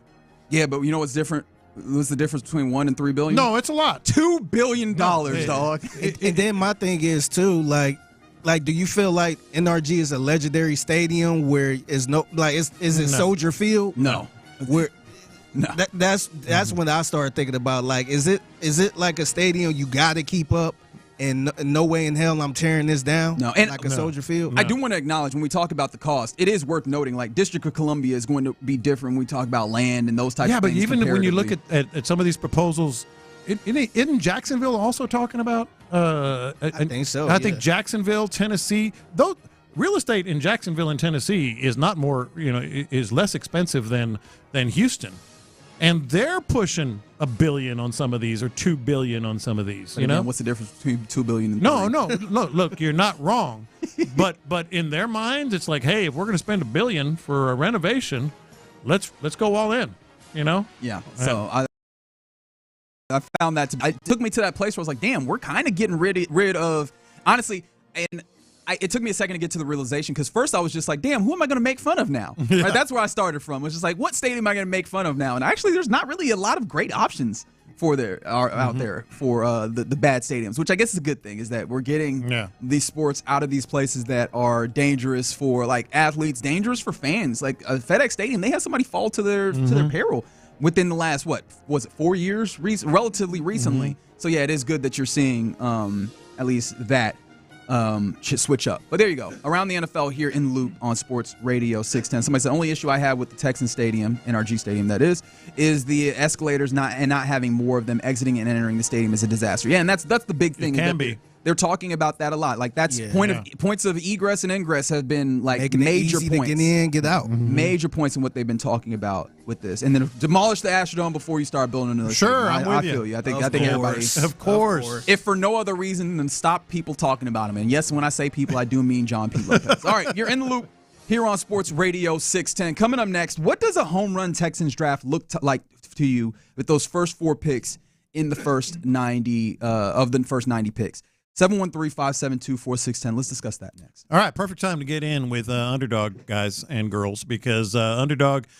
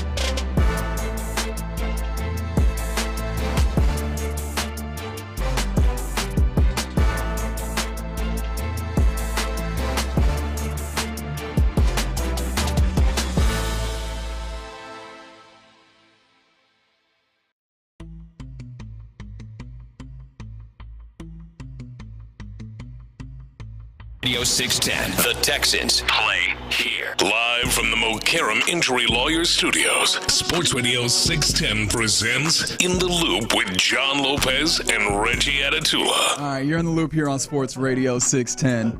Appreciate you guys getting involved with the program on the Jim Adler, the Texas Hammer text line. The Texas Hammer! 713-572-4610. And I don't disagree with you, 281. Cities and counties can't be building billion-dollar stadiums every 20 years. 100%. Yeah. And they go further to say the NFL makes too much money for taxpayers to continually do that, that level of supporting their business.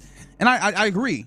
And I think that's why, for the Texans in particular, the biggest thing for me, Lopez, is being able to maintain it. I think that's been the real tough part, is that they haven't had the opportunity to do the maintenance necessary to keep this thing relatively close. So, like, you have all 20-some years of wear showing in that they probably need that wouldn't be quite the same if they had more opportunities to maintain it. And yes, I see you, Dylan, on the YouTube page, and Sally talking about grade the seats. I haven't really noticed that. I'll take your word for it. I sit in the seat like I would anywhere else, and maybe they're just maybe it's just wear and tear. I think it depends where too, because some of those seats, even during like rodeo, when you actually in the seats, they could be a little uncomfortable. Yeah, especially, and I'm short.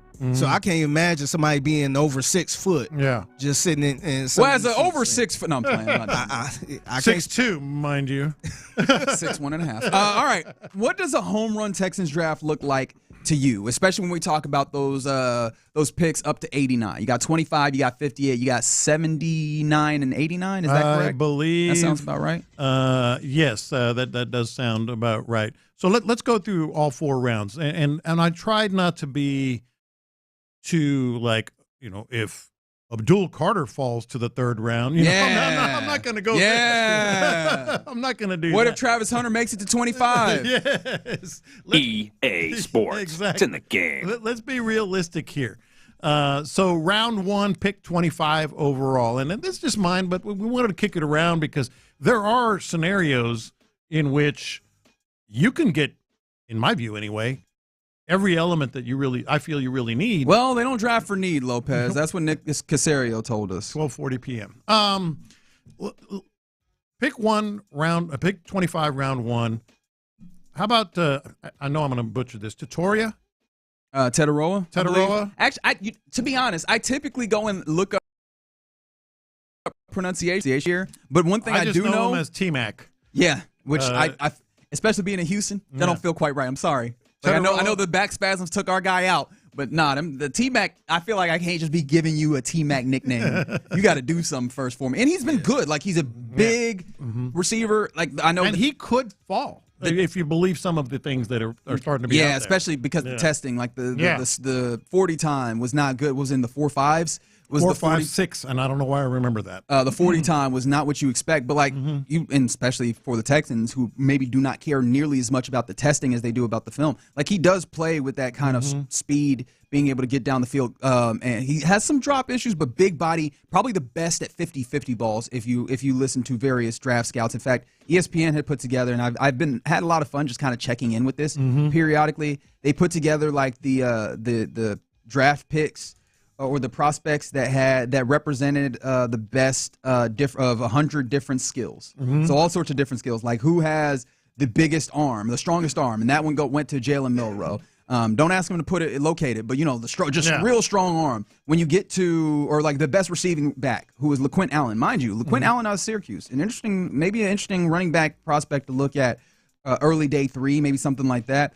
But when you talk about best on 50-50 balls, that's where McMillan comes up on this list. So, like, that's an interesting kind of prospect, especially when you think of it was a really good question about, kind of overlapping skill sets to Nick Caserio yesterday. Obviously speaking to wide receiver, because someone like a Mecca Book slot receiver, in theory, you already have one in Christian Kirk, but, like, you could probably have those work. McMillan feels like there's a little bit of overlap with Nico Collins. And I don't mind it. And I think you mentioned that before, and I don't care on that.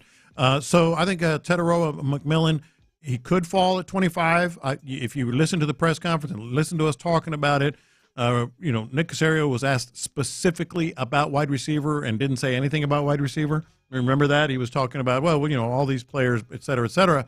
And as we've talked about this week, I really feel like it's looking more and more obvious to me they're going to draft a wide receiver with their first-round pick, not an offensive lineman. Just me. Really? Well, I've said it multiple times this week.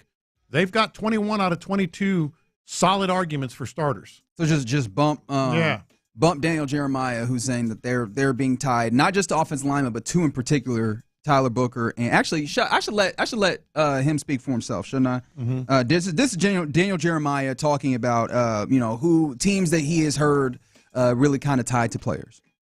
The Houston Texans, it's going to be the law firm of Booker or Banks. Like they're drafting an offensive lineman between those two guys, whoever's there. Not a lot of wiggle room in his, and he's usually really good about knowing these things, especially when you talk about. Yeah. Wasn't he the one that kind of called the move up to 3 for Will Anderson Jr. a couple years back? He was. So in theory, there's a possibility that he has one of these few lines into the thinking of this Texans team. Yeah, no, I'm not doubting the probability of an offensive lineman. It just makes sense. This is my view. Reading the tea leaves that I could easily see them say. My opinion. Yeah, take that, Daniel Jeremiah. So that's round 1, pick 25. Round 2, pick 58. Hasn't been mentioned a whole lot, but I think this is where they could go with a really good interior offensive lineman that has fits a need and would be competing, as they like to say. That would be maybe Tate Ratledge, the guard out of Georgia, who seems to be a power type blocker, which we're expecting the Texans to be. That's interesting. Yeah, of those guys in that range. And I'm looking at guys that might be in that range. Mm-hmm. No, and I feel you on that. Of that guys in that range, he's been an interesting one, but he feels like he might be a little bit higher in the second round, to where I wonder, would you be interested in this team kind of doing the thing where maybe they stick at 25, but the movement happens with that 58 pick, where they move up into the higher portions of the second round and get into that real fertile ground for guards? I would, and that may well be the case. We also heard Nick Caserio sort of being a little vague about where exactly they're going to move up. He said first round, but I think it applies to everything with him. This is a guy that's made 13 draft day trades over the course of his career here. Some of them were rather minuscule, late round picks and such, but nevertheless made 13 draft day trades. All right, so third round, give me my running back. That's where I think is the sweet spot. The third. So you're going with like one guard in wide receiver, Ratledge or guard, and pick 79 overall. Give me Caleb Johnson, the running back out of Iowa, who has had a top 30 visit with the Texans. He has been here for a 30 visit, and he's considered pretty. He's gotten a lot of love outside of the guys that are the Givens, right? The Ashton Genty, who wrote a really interesting Players Tribune article. Yeah, he's Saquon. Yeah, and he's willing to say it very, very bluntly. But then also Morion Hampton, who's been likened to Joe Mixon, who's gotten some first round love. After that, Caleb Johnson's right in there with that's a sweet spot for him. Travion Henderson, yeah, second round type guy. Round 3, that is 79 overall. That's what I'm saying. It's like, I don't know. I'm not sure, because people are talking about 3 running backs possibly going in the first round. So seeing if you can get another one to slide all the way to the third might be really to 79. Scatterbo do anything for you at 79? Scatterbo's interesting. That's a sweet spot for him. Yeah, third, fourth, in that. Yeah, if you wanted to, there's just something about Cam Scatterbo where not having the kind of elite talent. His elite skill is contact balance, which is interesting. Plus, in his presser yesterday, Nick Caserio talking about Dare having the role in the kicking game as well. I was like, who do you think they feel comfortable moving out of that running back room if they were to do anything? Because I know obviously you throw some competition in there. That's been the watchword. Yeah. But Mixon ain't going anywhere. I don't think that I think Dameon Pierce, they're still all indications are they're still in on the Dameon Pierce thing.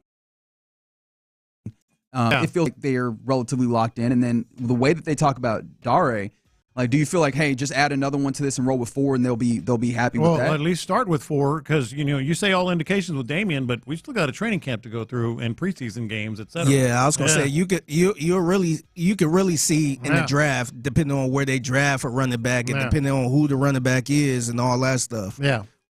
At minimum, Dameon Pierce needs real competition, and that's real competition with that pick. Yeah, absolutely. No matter who they end certainly up. would if they can manage to get him to Caleb Johnson to fall down that All far. right, round 3, and again, this is the home run Texans draft, at least according to me, and I want to hear your guys. Your fourth pick. My fourth pick, round 89. 3, pick 89 overall. Now you may be telling yourself, well, this is where the defensive tackle's coming in, right?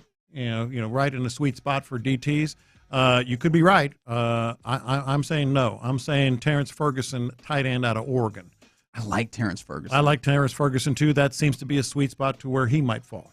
He's in that 60 to 90 range. It's very vague, depending on the mock draft that you look at. Yeah, and he's another like kind of pass catching tight end. Yeah, definitely got some size to him. And he's one of those guys. I think Dane Brugler lines him up as like not exceptional, but he's just solid across the board. And that feels like something you can work with, right? Just like a dude who's solid across the board, and it probably gives you an opportunity to, one, develop him, but then two, like I know there's a lot of people that are not super happy with Dalton Schultz. If you have somebody who's like can stretch the field and do all the things decently. Yeah, Stover. That feels like a 12 personnel match made in heaven for years to come, doesn't it? Yeah, it does, and I get it with the defensive tackles. My gut is just telling me that wide receiver in the first round and defensive tackle has been sort of pushed back on their priority list. Yeah, it feels like they're really comfortable. When we talk about being comfortable, they're really comfortable with the idea of Sheldon Rankins being there. But bringing in, especially at this late juncture, Kenneth Grant. Right, the defensive tackle into a 30 visit makes me wonder. And, of course, they're just doing their due diligence as you would expect them to do. But it does make me wonder, like, how much that ends up being a priority. And if that's any level of priority, is it something where you'd feel 100% comfortable getting out of your 4 rounds without having touched that at all? Someone said J.J. Taylor season, baby. Hey, I would like to see some of those guys get some love. But, yeah, man. Loading up on weapons is probably a good way to go. Ocho is saluting that. He says 2 fast wide receivers. I definitely would like to see a wide receiver that has some ability to kind of test. Yeah, that's why it doesn't matter. Like he reminds me of Nico. Cool. Let's bring him in anyway. Let's go.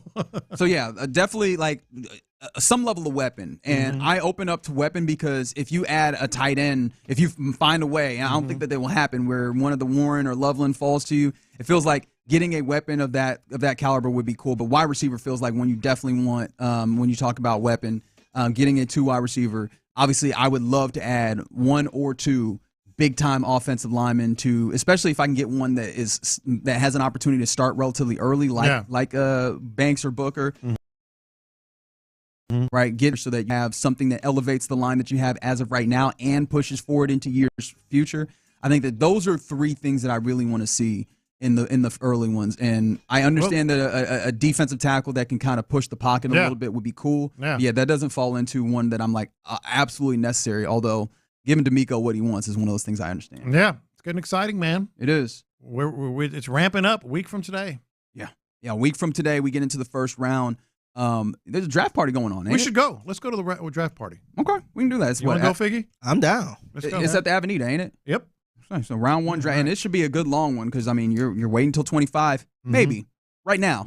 Right now are the words that were used by Nick Caserio. All right, you're in the loop here on Sports Radio 610. Coming up next, let's get into what's popping, including a legend of the broadcasting game will give his swan song this season for college football season. We'll talk about that and more next. Suitmar, baby. Yeah, but before, I got to let you know, man, if you've got a high schooler, if you are a high schooler listening, who you want to go to Suitmart. They're going to get you taken care of. They're going to make sure that you're looking good. You want to make sure that you go to Suitmart.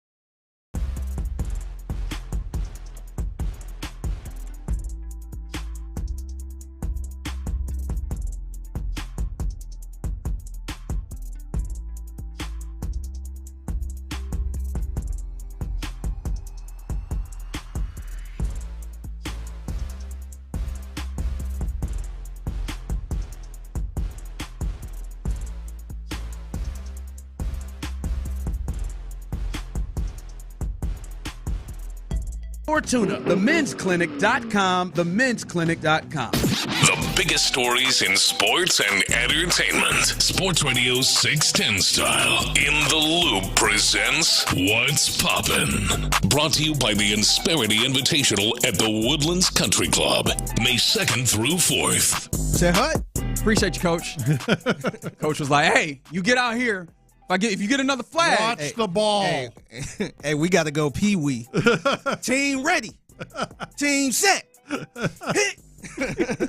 All right, let's get into somebody asked. What's the line on what's the over under for fall starts for Reggie today? I was like, I'll set it at 0.5. Today it's not gonna happen. Tomorrow it might happen again. I might forget in a day, but we'll see. All right, let's go ahead and get into what's popping, including something that was happening yesterday during our show, which was a day game for the Astros. They were taking on the St. Louis Cardinals. It's a getaway game before they had to face off against the Padres, which will start this weekend. But 4-1 was a couple things that I thought was notable, and a lot of conversation happened yesterday about the lineup itself, and a notable omission, which was Yordan Alvarez. The night before he had played in left field. So not only was he playing, but he was playing in the field. And so the getaway game, early afternoon the next day, he did not play. But obviously they have the night or the day off today, right? Like they did have this day off. And so people were saying, ahead of a day off, why did you give him another day off? Especially when he probably needs as many at-bats to try and get this thing going. And maybe more so the other way, a big bat like his is always going to be useful, especially with as anemic as the offense has been in this time period. Yeah. This is one of those, and there was a lot of our conversation about it, where I could be swayed each way. The only thing that I would argue with giving him basically 72 hours between at bats, which okay, I know you want to rest him and be careful with his, with his knees and everything else, and ankles, and legs and shins, but he did hit a home run. He did. His last game, he hit a home run, and I was like, okay, you kind of want to maybe, especially with another day off, get him back out there. So that's kind of I'm not going to stomp my feet over it, like some people were, blaming Joe Espada and everything else. I get what they're doing, what he's doing, but I would argue, I could hear the argument, let's say, the dude just hit a home run, maybe that could have been a spark for something. No, and I'm with you. The argument comes up, and I definitely feel the general thought process kind of that's undergirding that, which is it's a lot of little things that you can maybe look at the manager and go, what's happening, man? Like there's a lot of little things that you can question that become even easier to question when you look up and you go, oh, but also you're not hitting, and also there's maybe been a few defensive lapses here and there, and so the complaints are very easy. I did not find a lot of fault, and I think I said so when the lineup came out yesterday, which is okay. Give him the day off. Like we're early in a long season for a dude who you've had a little trouble keeping fully healthy, and also has been struggling a little bit. So like I don't hate giving him a nice little 2-day stretch of a day off, and and also it allows you to get some other people in. Now, if you wanted to complain about the manager, the one thing I would, so we just not going to see Zach DeZenzo? Yeah. Because you gave Altuve a DH day and Yordan a day off in the outfield, and then Chas McCormick ends up in left field, and it's just like one of the things that we were told. I was told by AppleCare that if Zach DeZenzo and Cam Smith would make the big league club, they would have everyday opportunities. And I understand that Zach DeZenzo, I think the versatility that he shows, being able to play first base and those types of things are probably one of the decision-making factors. Except he's just not been getting the at-bats. I don't even know how many he has. It's not a lot. It's sure not a lot. I agree on that. But I didn't mind McCormick out there, at least when the lineup came out.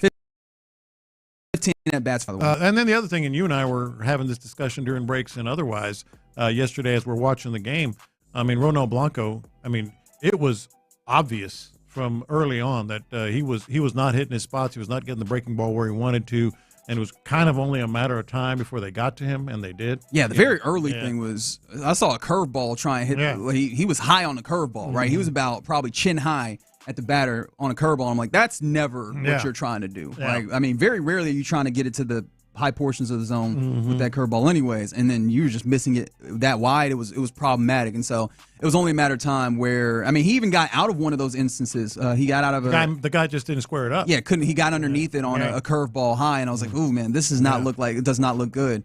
And I hesitate to say that I brought this to, I manifested it or whatever, because it felt like it was inevitable. Yeah. Those hits ultimately came that put them down, and they were never able to recover because, again, the run support isn't there to a high degree. I mean, even you think about it, what is it, 3-4 runs like that you're looking at there? Even that's not like atrocious. It's not abysmal, and he was battling through it. But this pitching is not getting a lot of love from the bats, unfortunately. So, and it's going to be tough because and it's continuing. And by the way, the Padres are by head and shoulders the best team in baseball. Yeah, what are they, 14-4? Yeah, right now. Like that's a good Padres team. So the next series is going to be interesting to say the least on what it's going to look like. But one of the things that is a weird, it's just the oddity, is just this Astros team has not won back-to-back games this year. It's so weird. Like,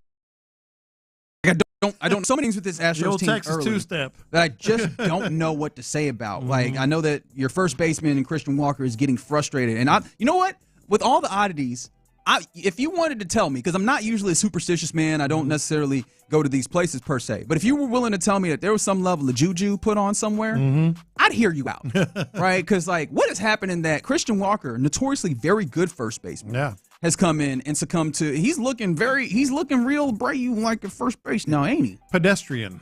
Yeah. So is this like the MLB or the baseball version of the offensive line for the Texans, or the they just can't get it right? The Madden cover. The first base it's for cursed. the Astros is like the Madden cover. It's one of those things. Yeah, but whatever it is, it's just like, man, I would like for this to get, because if the bats are going to a reasonable degree, you could look up and go, all right, well, this is something that I can, it could be palatable. Especially with the pitching you're getting from Hunter Brown and occasionally, speaking of winning and losing, occasionally Framber Valdez.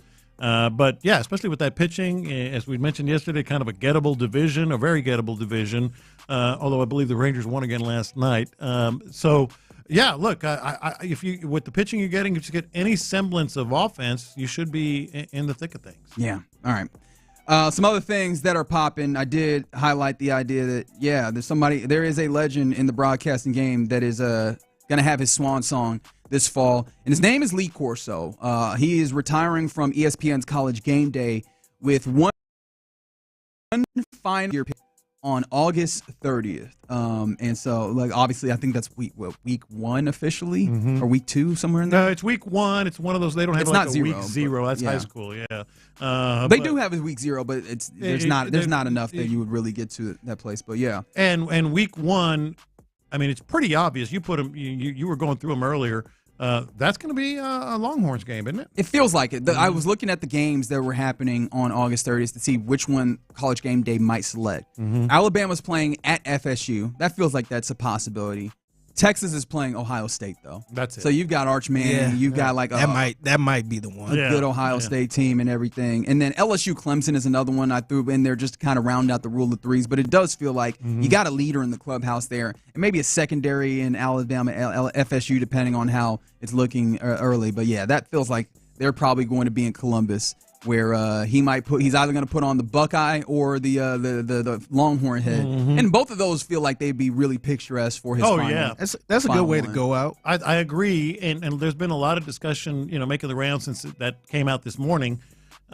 Like Lee Corso's greatest moment. You know what's funny about it? And I was just laughing out loud, literally, when I was going through some of them earlier. It's the UH game. His most memorable moment. Oh, when he cuss on air? He has that megaphone, and then he goes, bleep it. But he didn't say bleep. And then got the Shasta head? Yeah, the Shasta head. So, that's it. To me, there's a lot of them. I mean, there's a lot of candidates. Yeah, you do it long enough. Absolutely. Can I do an uncomfortable thing? And that is? This is about 4 years late? No, that's not uncomfortable. I mean, it might be a little awkward for, big Lee Corso fans and all that, but it's fair. It's absolutely fair. I mean, he got to a point where he couldn't do the show in full. I know, obviously, COVID factored in some ways, but like there was points in which, in order to try and make this work, They had that man working from home. Yeah. Right? And then you got to the latter portions where it was just, hey, here is Herb Street basically walking him through his own selections. The one part is like, personally, it got to a point where it felt sad more than it was like exciting, that energetic push into your noon window kickoff. But more so, I like viewing this from the Lee Corso perspective, and I'm sure that he enjoys it to some degree, but I'm like, hey, man, let that man rest. No, he wanted to do it, or else it wouldn't have been happening. I mean, he wanted to do it. He just shouldn't have started. He should have stopped doing it about 4. He's going to be 90 in August. 90. Yeah. Is he the oldest current, like, I don't want to say reporter, but media personality that was active like that? Well, how old is Hubie? Oh, Hubie's in his 90s. Yeah. Hubie Brown. But he was doing radio, though. No, he was doing TV. Actually No, pretty he good. does some TV. He was Yeah, actually TV. pretty good, too. Yeah, he's still good. Yeah, and I think that's the thing that's also different is that there's clearly been health issues. Like it wasn't just the age. Hubie's 91, mind you. But it wasn't just the age with Lee Corso. The health issues were robbing him of, the spryness and, really just the presence that you came to love on that program. Kind of felt like it was off. But yeah, still salute to Lee Corso. Like without, all that being said, still a legend, still a huge part of the college football experience. I mean, it's an institution. If you like college football, a lot of people started their Saturdays rather, watching College Day and Game Day, get themselves ready for what it looked like. One more thing that is popping. If you've been keeping up with the Nico Iamaleava saga, it seems like he has reportedly found himself a new program. Colin Cowherd yesterday tweeting out that he was told that Nico is going to UCLA. Oh, he got that $4 million? Well, absolutely not. I don't think so. Absolutely not. Sheena Quick was actually reporting on this, saying that the deal is under $2 million, reportedly. Now, I know there's also, like, in this space, again, there's just so little, like, really hard and fast instances of knowing for sure. What if they're going to start putting incentives in some of these NIL deals? That's a whole different can of worms. $1.8 million, but if you get us to the Rose Bowl or whatever, but with what structure are we going to enforce all these things? Who is going to be the overseer on it? If you stay all 4 years, that's $4 million. That's right. If you don't, no, you only get one. Yeah, but he's going there. His brother, I think, decommitted from there a couple years ago, so this is kind of a full circle. But yeah, shout out to UCLA. They're in the Big Ten and everything, but that's still not an incredible program. Not a great football school right now. But he found himself a place to land, so more power to him, I guess, and hopeful to see how it goes for him. Best of luck to you, I guess is ultimately what I want. Sports Radio 610. Coming up next, let's talk about the Rockets getting ready for a Warriors series that tips off on Sunday. And so in order to get us ready for that, talk about that, maybe some of the mutual interest that's been reported, we'll turn to the phone line to talk to Kelly Iko, NBA reporter for The Athletic, and we will do that next. How comfortable are the Texans picking at 25?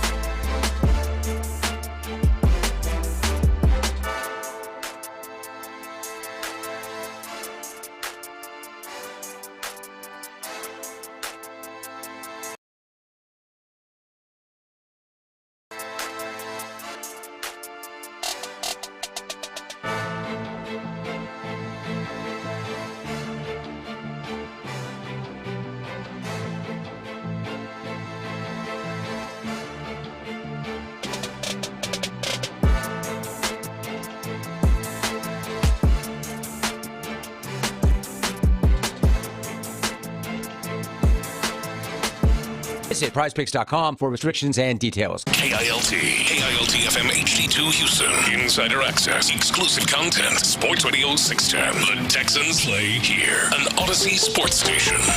Sports Radio 610 presents In the Loop with John Lopez and Reggie Atatula. This would be the song that you come back with. All right, you're in the loop here on Sports Radio 610. It was in the rotation, man. I bet it is. All right, John Lopez, Reginald Atatula, Figgy Fig hanging out with you. Excited for NBA playoffs. We're getting closer to getting this thing done. So, Sunday is where when it starts for the Rockets at Toyota Center, welcoming in the Golden State Warriors for round one of the playoffs. And to talk about that, joining us, he covers the NBA for The Athletic, but always has had the finger on the pulse of the Houston Rockets. His name is Kelly Iko, and he joins us now. Kelly, what's happening, man? What's going on? Thanks for having me, guys. Hey, man, thanks for joining us. I wanted to start with this because we already had a slip-up earlier in the day when it comes to your name. How often do people mispronounce a name that feels like it's pretty damn easy in Kelly Iko? Yeah, I mean, so when I first was a lot, it's gotten better over the years, but every now and then somebody will, go mess it up, and I gotta. Well, sometimes I correct them. Sometimes I don't really care no more. But it just depends on the day. Yeah. You're like, as long as I know who you're talking to is cool.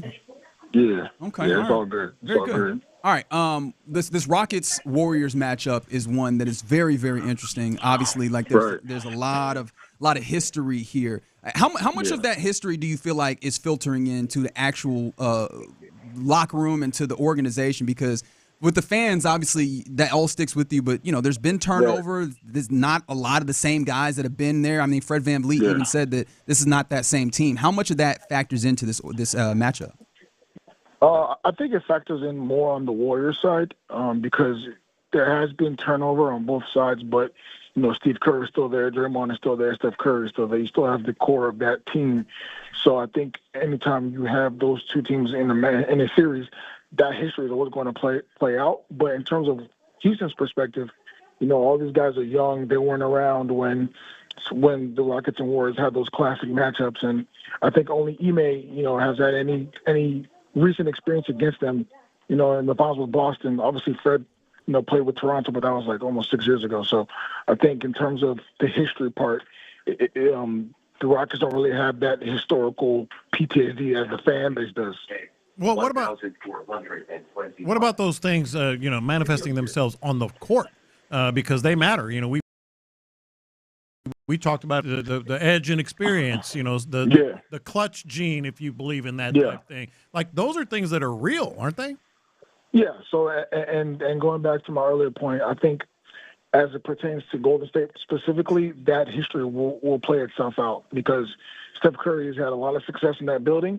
Draymond Green, Steve Kerr, they've been able to overcome, different levels of adversity over the years. So I think, if the game gets close in the fourth quarter, every fan, even the team, probably going to be on the edge of their seats because they know that they're one or two Steph Curry big shots away from being an upset. Mm-hmm. Yeah, we're talking to Kelly Iko here in the Loop on Sports Radio 610. Now, obviously, the last time these two teams met in the regular season, it was a very advantageous result for the Rockets, especially seeing Steph Curry only put up 3 points. And it was a lot of Amen Thompson on him, but they threw a lot of various different perimeter defenders at him that did really well. Does that feel like that's the starting place for this series? I know that there'll be, it'll be a chess match that goes back and forth, but how does it feel like this team matches up to start with against that Warriors franchise? I think they'll go with how they played them earlier this month, and you'll see Amen on Curry. You'll probably see Dylan Brooks on Jimmy Butler, and they'll switch a lot of matches. He may talk this week about preparing those guys for different personnel looks because the Warriors' ball movement is so crisp and precise that you have to be able to switch on the string, and everyone has to be on one accord. So, yes, Amen will probably start out on Dylan Brooks, start out on Jimmy Butler, but it's going to be a team effort to kind of put those guys in their defensive shell. Where do the Rockets do have an advantage in your view? Obviously, from a size perspective, their double big lineups allow them to create extra possessions. They can control the offensive glass, and in the playoffs, you need, to control the possession game. These two teams struggle in terms of pure shot making. I think they're both in the bottom 10 in effective field goal percentage. So where you have to find your advantages is in the margins. How you do that is obviously being a physical defense.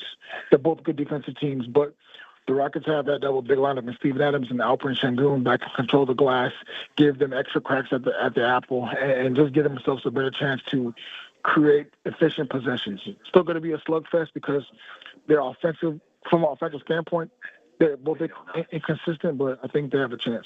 I think it's interesting you mentioned the double big lineup because one of the things in that play-in game that the Warriors were capable of taking advantage of with Memphis was Zach Edey on the perimeter, getting him out there. And if you get those double bigs out there, I do wonder, does this Warriors team, admittedly not as much of a shooting team as we typically think of them as historically, does this Warriors team have an ability to take advantage of that in any way or make it a little bit more difficult for the Rockets to employ that double big?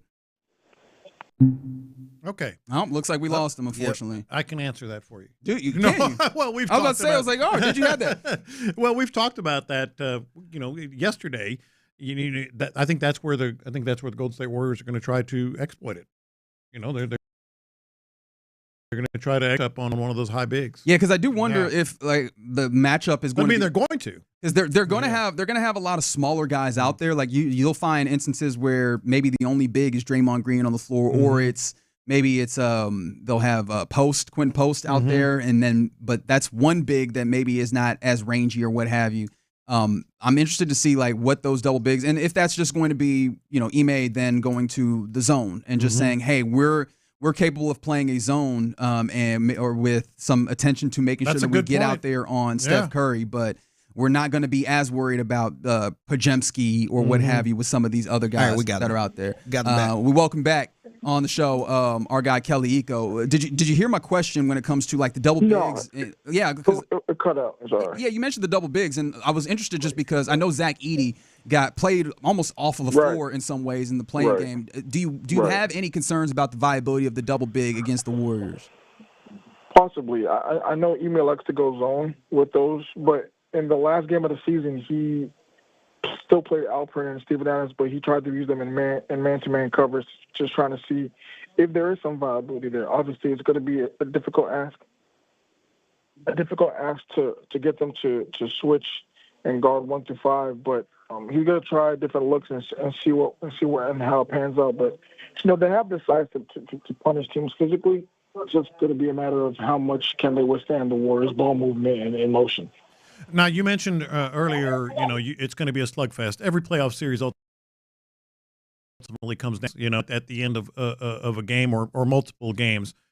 Who's the Rockets go to here? And, we were talking earlier as well about you got to have that superstar that you go to. Do you feel it's just a no-brainer, Jalen Green, or do you feel it's going to be kind of a feel thing? I think from a dynamic standpoint, Jalen is the most dangerous in terms of you need a perimeter athletic guy that can get hot and that can turn the tide in the series.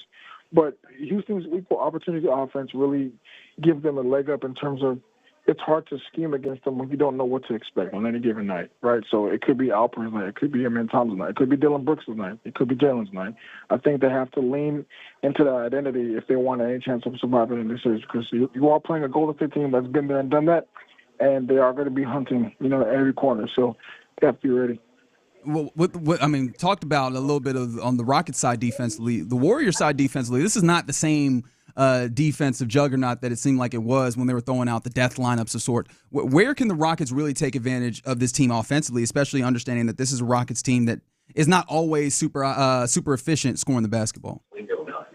So in terms of Houston's offense, that was your question? Yes, sir. About Houston? Okay. So I think from an offensive standpoint, they have to get more efficient in transition. They have to lean into their athletes. This is a team that's only 17th in drives per game. They're a top 10 transition offensive team, but in the playoffs, it's kind of hard because teams obviously know what your bread and get up. So if their transition relies on their defense and their point of attack defense. They want to be aggressive as possible to get a man and Jalen and Tari and those guys out and running. The problem is that the Warriors already know what's coming, so their job is to limit their exposure as well. Like, the beauty of the playoffs is that it's a back-and-forth chess match, right? So you want to see how the Rockets can impact the game in other areas than their go-to areas. So this is not a great shooting team. I think they're 21st in three-pointers attempts of the game, 22nd in three-point accuracy. They're going to have to find their way in the paint and take advantage of the Warriors' small ball lineups, take advantage of the Warriors' general lack of physicality in the middle, and see where that takes you. Obviously, it's going to take a lot of Alper Sengun playing in the post, being aggressive, having guys play off of him.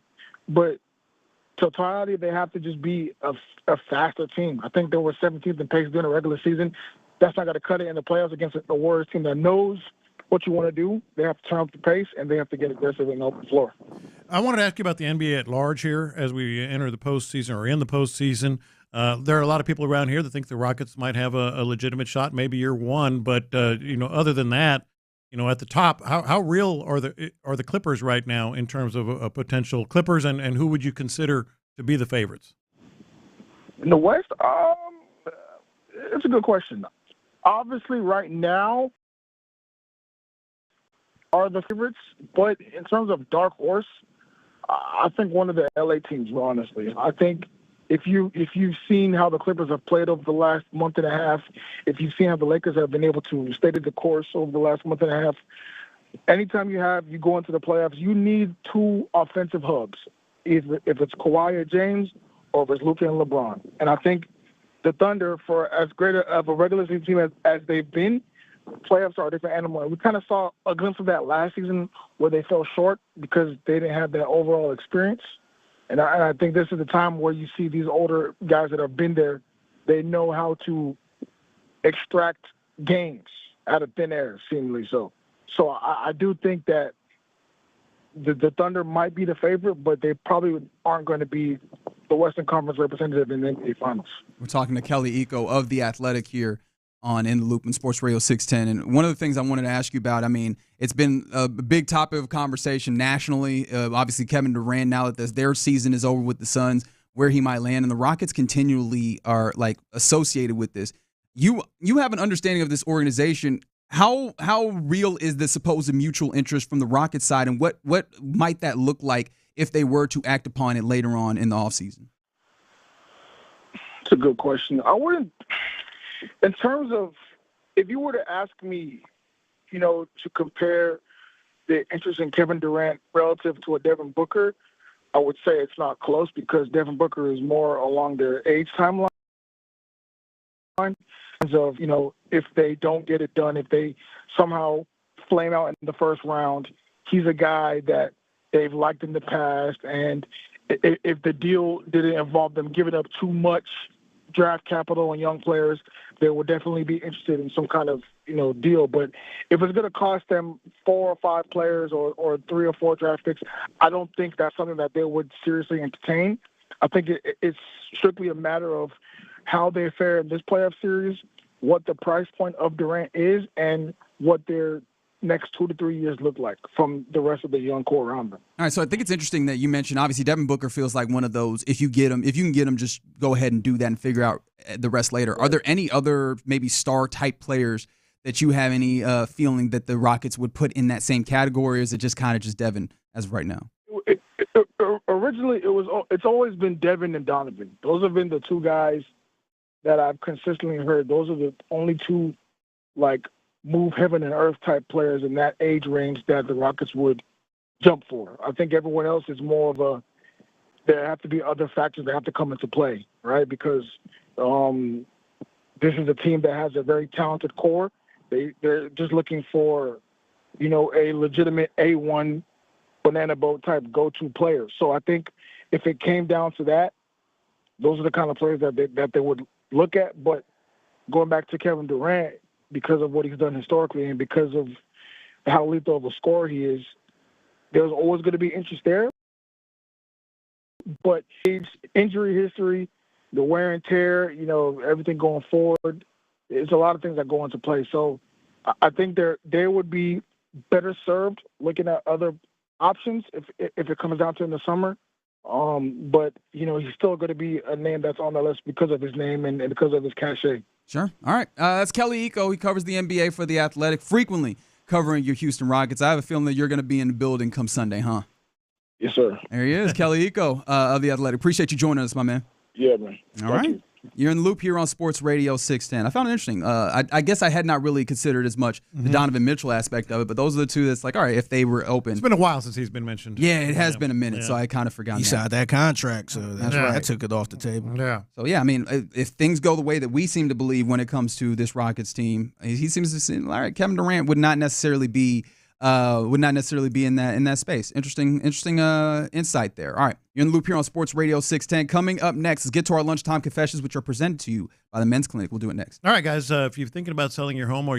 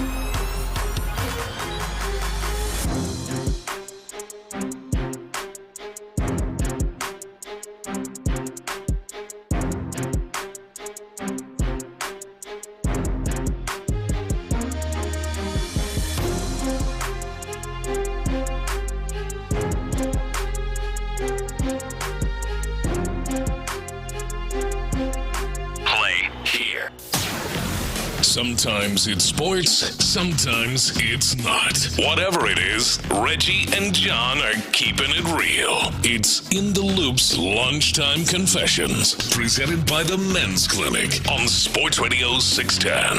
Watch this. These are my confessions. All right, sometimes you write down a confession knowing full well that you're going to hear from the peanut gallery on this. And who cares? It's confessions. You got to do it. So yesterday during Figgy's mixtape, Figgy played some audio and tried to have us figure out what it was. And so I got home yesterday afternoon. Let's just say I did my due diligence.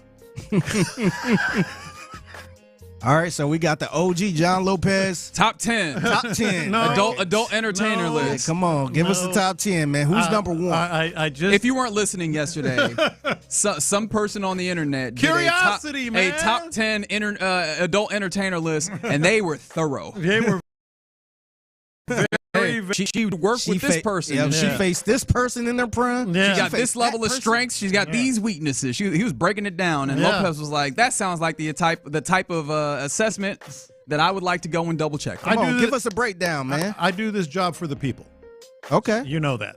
Give it to the people. Then. All about the listeners. That sounds like a threat. I don't have a list, and the reason I did it, as we talked about yesterday, I hadn't even heard of some of these people.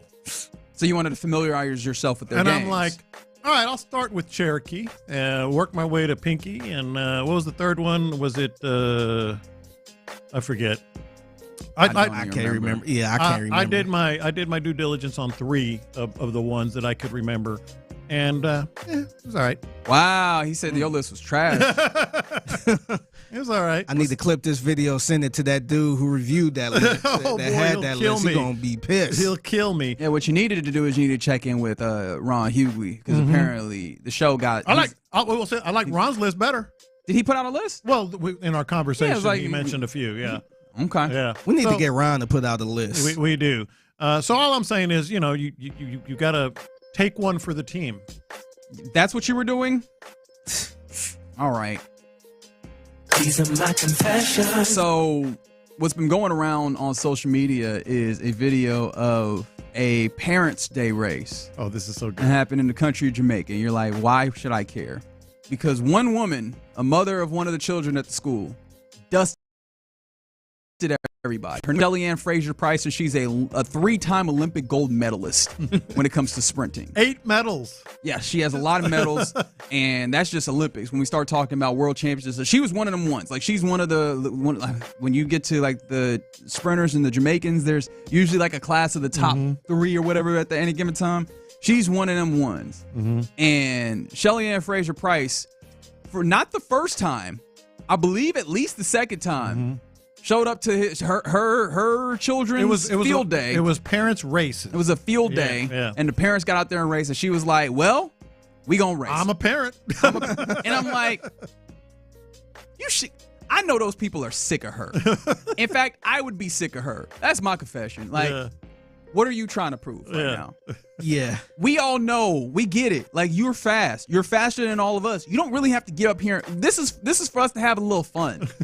You've taken all Why the you gotta fun be from serious? You've imagine- taken all of the fun from Yeah, and I know you guys saw the video. Like, there's some of those ladies were, just moms. I mean, nothing, certainly not athletes, not fat or anything, but just moms. You have 2 or 3 kids, whatever.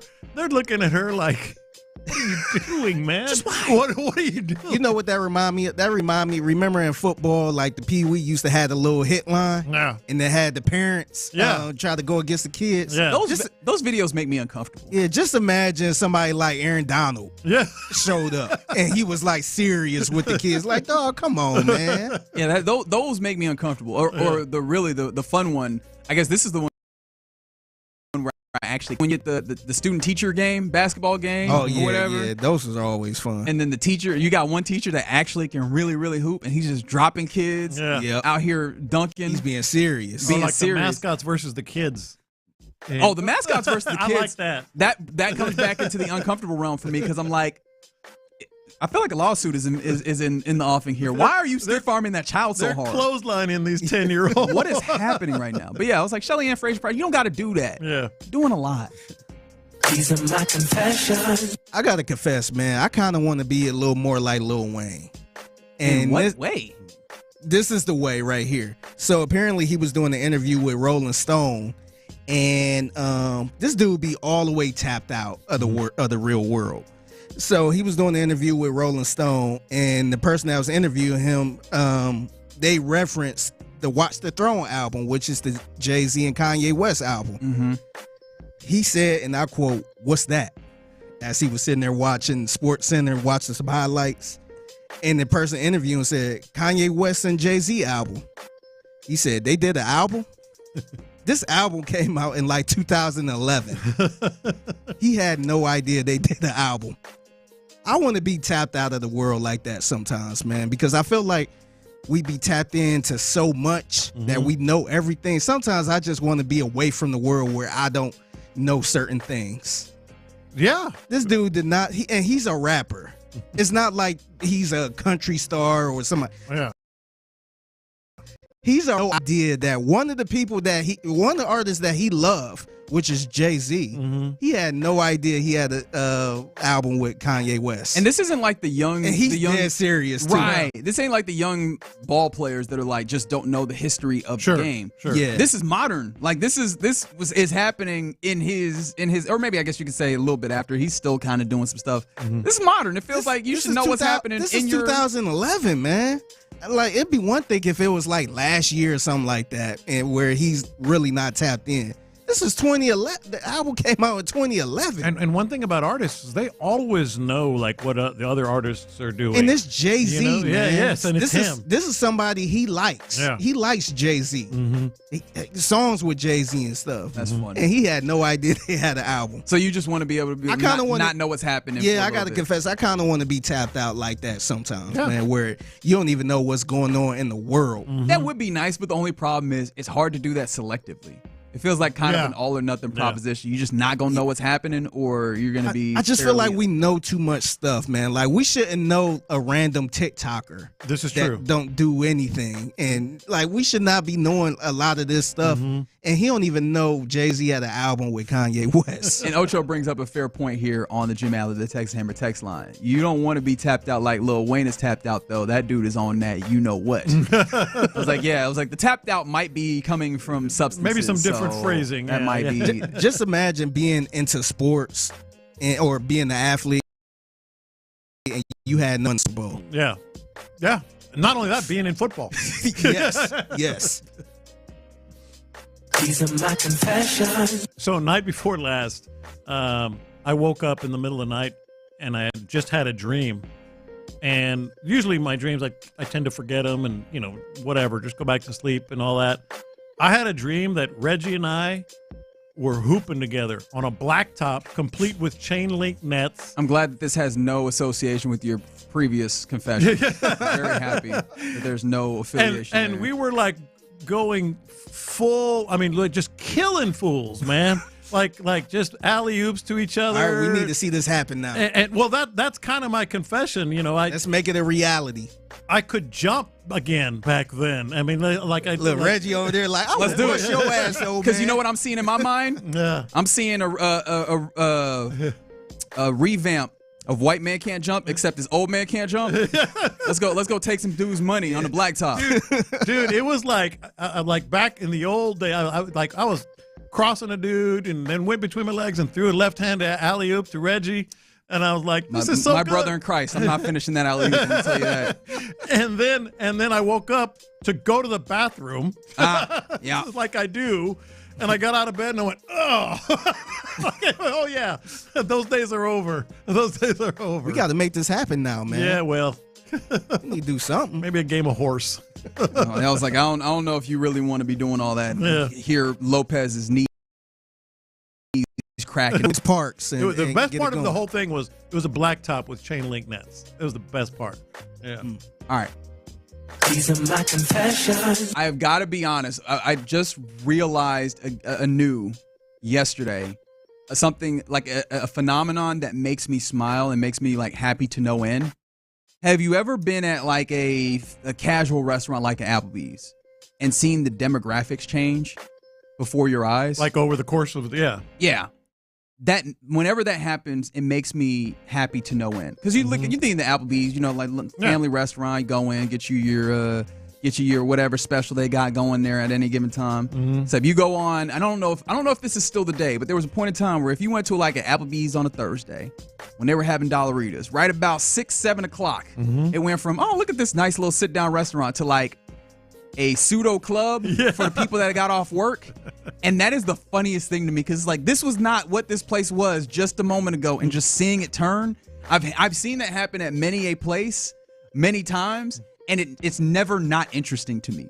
Chili's at it. You can see it all the time. Yes, because they have that little bar area. All of a sudden, you see like people trying to pick each other up and stuff, and I'm like, all of a sudden, I just want my nachos here. Man. Yeah, sometimes it turned into a place where you not sitting at the bar, but you just standing around with a beer in your hand. Yeah, people start dancing. Like, wait a minute. Yeah, there are families over there eating Southwest egg rolls or whatever.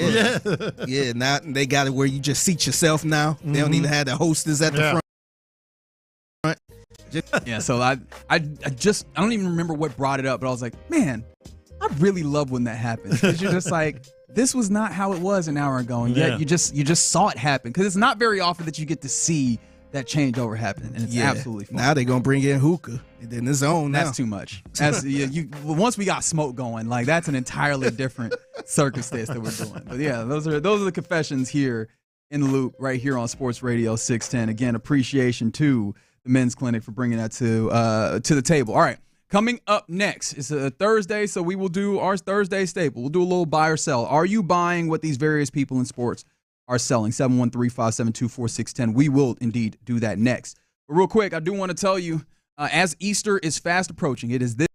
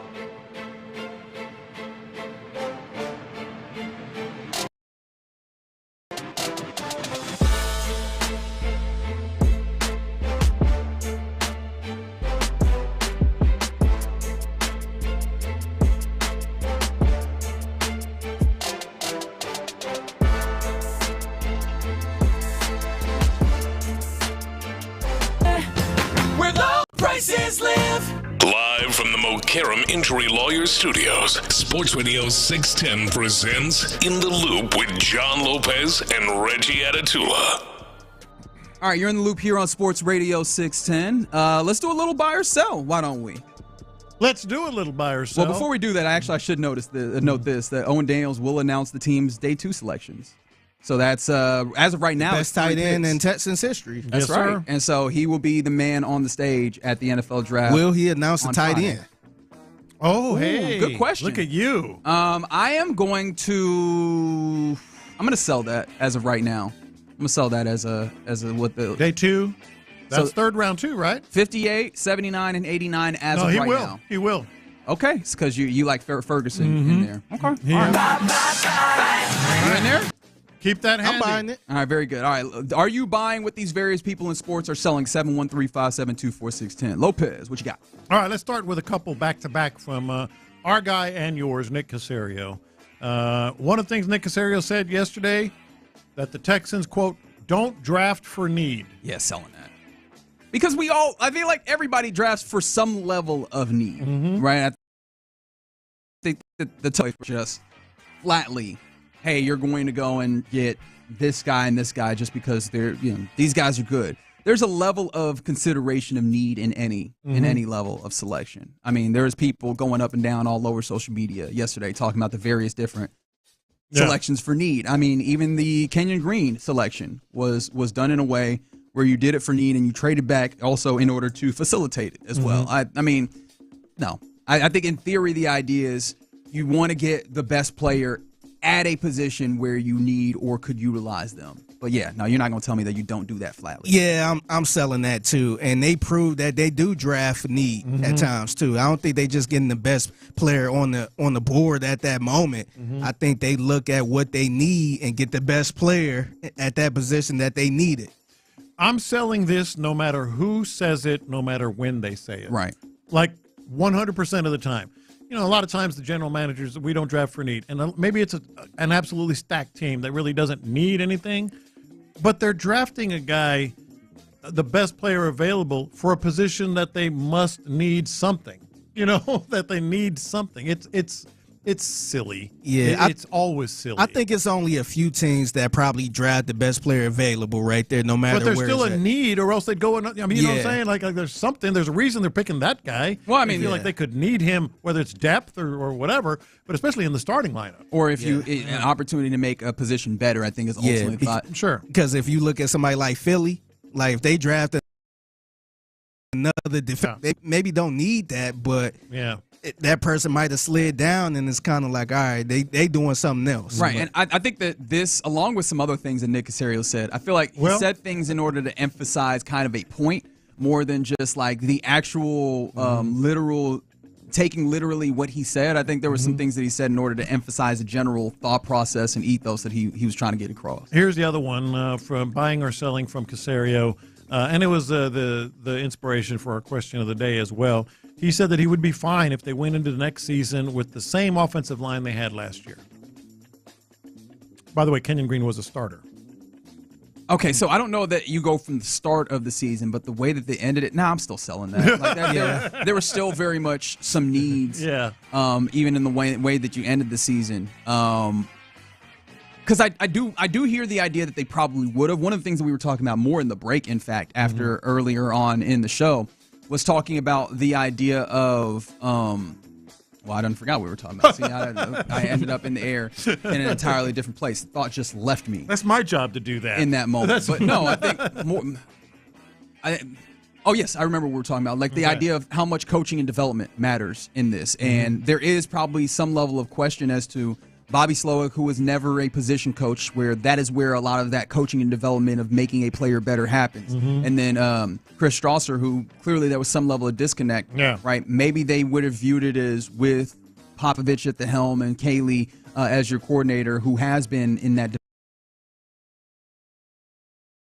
development role, veterans.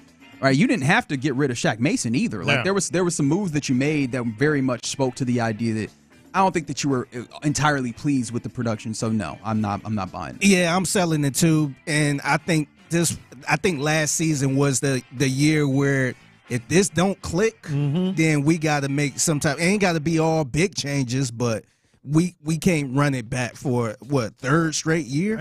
Yeah, I'm selling it as well. Man, we were talking about they might need 3 or 4 new starters, much less run it back. All right, let's bounce around a little bit now. In the world of sports, Hall of Fame baseball pitcher Jim Palmer. He said he's never eaten a chicken wing in his entire life. Never eaten a chicken wing in his entire life. I don't know if you saw the video. They brought some wings up to the booth, and he's like, yeah, no. I'll have a chicken strip, which kind of blew my mind. I thought it was like a chicken thing. He said, no, I'll have a chicken strip. I'm just not going to eat the wings.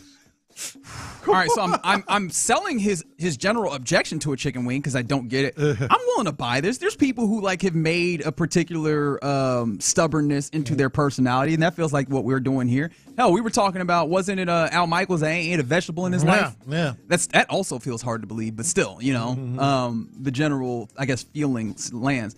I could believe that he did it. The question I have more than anything is why. Yes. I'm actually buying this from him, man, because I don't think anybody will admit something this crazy if it wasn't chicken wings. Yeah, like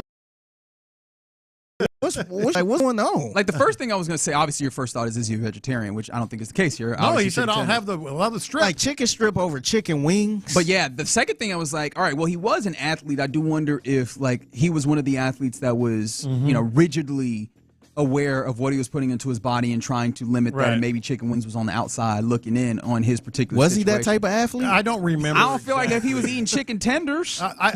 I am actually buying it as well, but I do have a theory on the question that you guys both brought up. Why? Some people are grossed out by the tendons on the bones. You know what I mean? He might just be like grossed out. The little knuckle, whatever. And then those little tendons and whatever it is. Do baseball players have the ability to be grossed out? Yes, everybody does. Everybody does. There are certain things that gross you out, gross me out. Yeah, but them baseball players be different, man. That's just my theory. Okay. I bet you, because he said I'll eat the wing, so he's not anti-chicken. It's the process of the bone. He said he'd eat the tender. Yeah, I mean, yeah. And you know what? I mean, maybe he's the smart one out here in avoiding the chicken markup that we're getting on these wings, because we are eating chicken wings, but these things, them prices are crazy. Are wild. Like 10 wings be about $20 now, man, and it be like the little wing the quarter wings. Yeah. Or is it like this is an interesting question that comes in? What could be the objection here? Because somebody says, wonder if he'd refuse boneless wings. That feels like that's a lot closer to the tenders. That's but the tender. Yeah. I do wonder if that is it the saucing of it that takes him away from it? It's got to be something. It got to be the bone and the tendon. 979 on the text line does preparation. Yeah, I didn't remember. Yeah, but I don't know about his menu. I mean, the things that he ate, his body, so to speak. All right, buying. I don't want to live like that. I don't either. Never had a chicken wing? Didn't even try it? Okay. Buying or selling. Nico Iamaleava, nice. His family said their son's decision to leave Tennessee was, quote, not about the money. Oh, God. I'm selling that. I'm big selling that because then was he about to lose his starting job? I mean, if he was, I think there would have been probably reason. But I don't think that was it, because if that was the case, I feel like you would have had some level of understanding on another place that you would want to go, and I don't think that the next steps on where you might have played would have been, with all due respect, UNC, Tulane, and UCLA. Yeah. On top of the fact that if you did not have issues with the money, if it was something else, it would be something that you would have known ahead of time that you probably would have handled in a reasonable time instead of waiting until spring practices. Yeah. Or two, it's something that you probably should talk about. Maybe it's not fair for me if it is something of that nature, right? Where I guess what would be the equivalent of workplace misconduct or what have you, or something like that. If it's that level, I feel like it might be something you want to shine a light on, right? Yeah, I'm selling it too, man. I think he played his cards wrong, man. He threw his joker out too early, and now he's struggling right now. So it was definitely about the money. And you know what sold him on UCLA? We told him about Los Angeles. Really? Remember that press conference? Oh, I completely forgot it. Los Angeles, I do feel bad for. Remember the press conference? He's like, well, UCLA, it's in Los Angeles. It is. It is.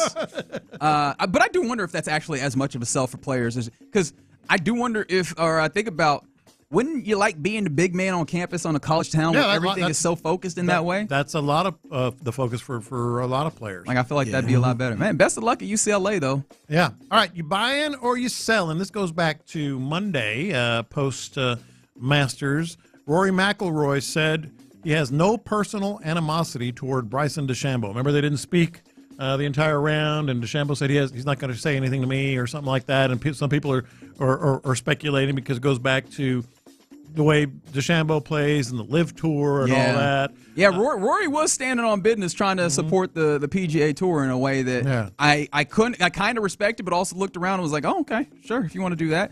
I buy it, though. Like, he has demons. Demons that he didn't even fully get over in that win. Like, I don't blame him. I tend to be kind of that guy where if something's happened, I'm just like, yo, let's lock in. Some things be damned. We'll circle back around to those later. And I imagine those things being damned is saying hi to Bryson DeChambeau. That falls very low on the priorities when it's like, am I going to win a career Grand Slam right now, or am I going to continue to catch ridicule? Yeah, I'm buying it too. I think he was focused, man. Like, I ain't got time to go through all of that stuff. We'll figure that out later. I'm like, right now, I ain't got two, but I will add one thing. I also don't think Rory has any animosity toward Bryson DeChambeau. I think DeChambeau has an animosity toward Rory. You think so? Yeah. Remember the other video where they were warming up or something, and the U.S. Open thing came up where Rory missed those putts, and he said something like, you did that to me, and DeChambeau's like, to be fair, you did it to yourself, and all that stuff. That's just good nature, really. It didn't sound like it the way. You're right, normally. But it didn't sound like it. 832 says, nah, Rory is bitter and always has been. I don't know. It's possible. Like, I don't know. I try not to, or I guess in this instance, I'll definitely try not to like speak absolute because it is a possibility. As you mentioned, there is some history there. Yeah. I just feel like the monster that he was standing in front of was big enough, and that monster being obviously the difficulty that is Augusta National, but more importantly, his own personal shortcomings at this place and a lot of places when he's leading on a Sunday. So I was like, I could see it even very much being, I just need to handle this first, big dog. I will circle back. Let me call you back later, because right now I got something in front of me that matters. All right, couple more for you guys here. Buying or selling. This is also courtesy of just kind of going viral. There was a broadcaster that talked about Ryan Day, Ohio State's football coach, said, I can't trust him because he dyes his beard. To which Ryan Day's wife, Nina Day, immediately reposted and commented that Ryan Day has not dyed his beard once in his entire life. Jet black. Like jet black. Like blacker than black. Blackety black. You got the Fanta black? Like as black as you can think black gets. His beard. Oh, I forgot. His beard does look. It looks like a piece of felt that he put on his face. So, are you buying what Nina's saying about her husband? Not once? This is tough. Like, I mean, this is actually tough. I mean, it's tough to say your wife is lying. Because all his hair is. Well, it's not hard for us to say it. It's tough for him to say it. You know what? Dude. Just because of how jet black it is, I'm selling it. I can see, like, some people do have just like the follicular blessing that the hair stays strong or that the color stays in that place. But it's just funny to imagine him getting the Just for Men out just so he could feel good about himself. I looked at this picture like 70, way too long, and I'm like zaprudering it like, well, does he have gray on his sideburns? Yeah, he does. He's got a little gray on his sideburns, but nothing in his beard. I don't know. What do you think, Figgy? I'm gonna buy it, man. I'm gonna buy it. I feel like I'm gonna take the wife's word for it. If she come out strongly saying that, I'm gonna roll with her on this one. But you know what's tough? It's jet black, man. Do you ever look good when your family comes out and tries to stick up for you? Yeah. And you understand exactly where they're coming from. Like, she might be 100% right in this. Yeah. That he hasn't done this. This is stupid. Why are you doing it? It just never works the way that you exactly. Sometimes it's better not to even say anything. Yeah. All right, one more. Okay, sure. Aaron Rodgers on Pat McAfee today, quote, talking about where he might end up. I told every single one of the teams, it ain't about the money. I said I'll play for $10 million, whatever. Ooh, this is interesting. I'm actually probably the tough thing about it is I want to buy this because it does seem like he wants to play in order to like prove something to who I don't know exactly. Yeah. But the tough part about it is he also seems to very much care about that respect that money is often a proxy for. So it makes it hard for me to get to the idea that he's absolutely in a place where it's like I don't care what the money is. But yeah, he probably is, especially if the reporting is to be believed that what's the holdup right now is trying to find a championship team. The problem is, I don't know that you're in the position to be able to be playing on a championship team. He does not seem to like acknowledge where he is in his career span, especially as he has not helped himself out by not being the most, I don't know, amenable to the circumstances that would provide them, so that would be provided in various different places. Yeah, I'm actually buying this a little bit because like when you hear what Pittsburgh had to say, they say they had the contract and all that stuff ready for him. So clear, I guess that's not the issue. Otherwise, they'll still be trying to negotiate a little bit. Yeah. But I think he probably just looking for that that team that let him do whatever he wants. Yeah. As much as I don't want to, I'm going to buy it as well, just because of what both of you guys said. Yeah. I've had chicken wings, but I don't like them. Mainly skin and greasy meat. And see, that's fair. Huh. That's fair. At least you had it. Yeah. I know some people that rather go boneless than chicken wings. Fair. But if you've never even tried it. We're getting a lot of run on that beard, too. Yeah. 346 says, I buy it because she's dyeing it. She said he's never dyed his. Nothing like a technicality to get you out of the space. I like what she's doing there. It's all phrasing. It's all in the phrasing. That's a good woman. I can buy that. That's a good woman there. All right. A little buy or sell here in the loop on Sports Radio 610. Coming up next, let's go back to the Texans and the draft that is coming up in a week. Dane Brugler of The Athletic put together a full 7-round, 257-pick mock draft. And we're going to go through all of them. Let's go through all two. No, but let's see what a relatively well-connected insider has your Texans doing. We'll do that next. In the loop. Nick Caserio and the Texans sitting at 25. Josh Simmons.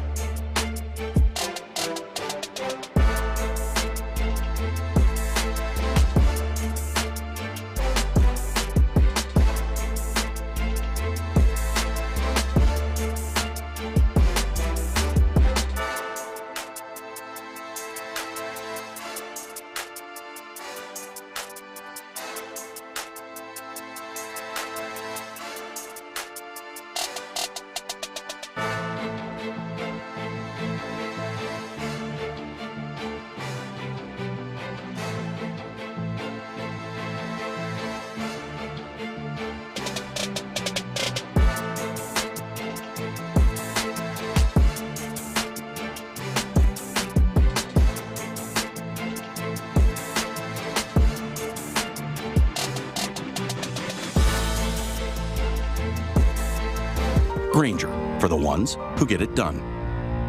KILT FM HD2 Houston. Insider access, exclusive content. Sports Radio 610. The Texans play here. An Odyssey sports station.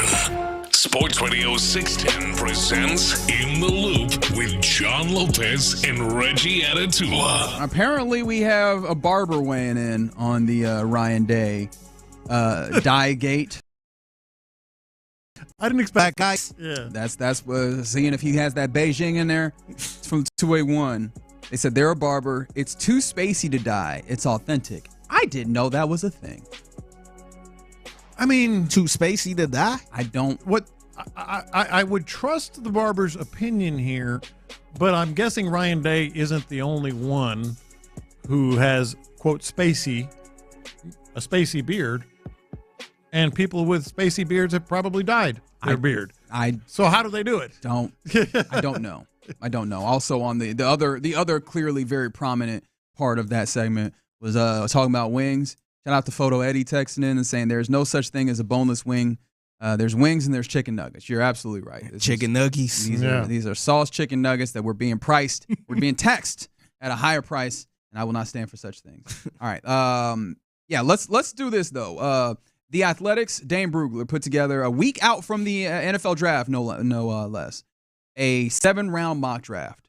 And we're not going to go through all the picks. What was pick number 165? If you really care, it's the Eagles taking Yaya Black, defensive tackle out of Iowa. That's a surprise. Get the hell out of here. You don't know what Yaya Black is. Come on now. But I was interested because he went with some interesting places, some wild card selections in various places. And it starts at 20. Well, I mean, it doesn't just start at 25. He's got some interesting things happening in all of this. And Brugler has a level of insight into some of these organizations, but obviously not all of them like of just different levels of intel that get out to the public or to various media people. Or protections. 100%. Yeah. But at 25, and it is at 25, I don't know how many trades he ultimately enacted in this. Mm-hmm. He has the Texans selecting a player that I'm pretty sure John Lopez is not going to like, not because of the player himself, but because of the position. Mm-hmm.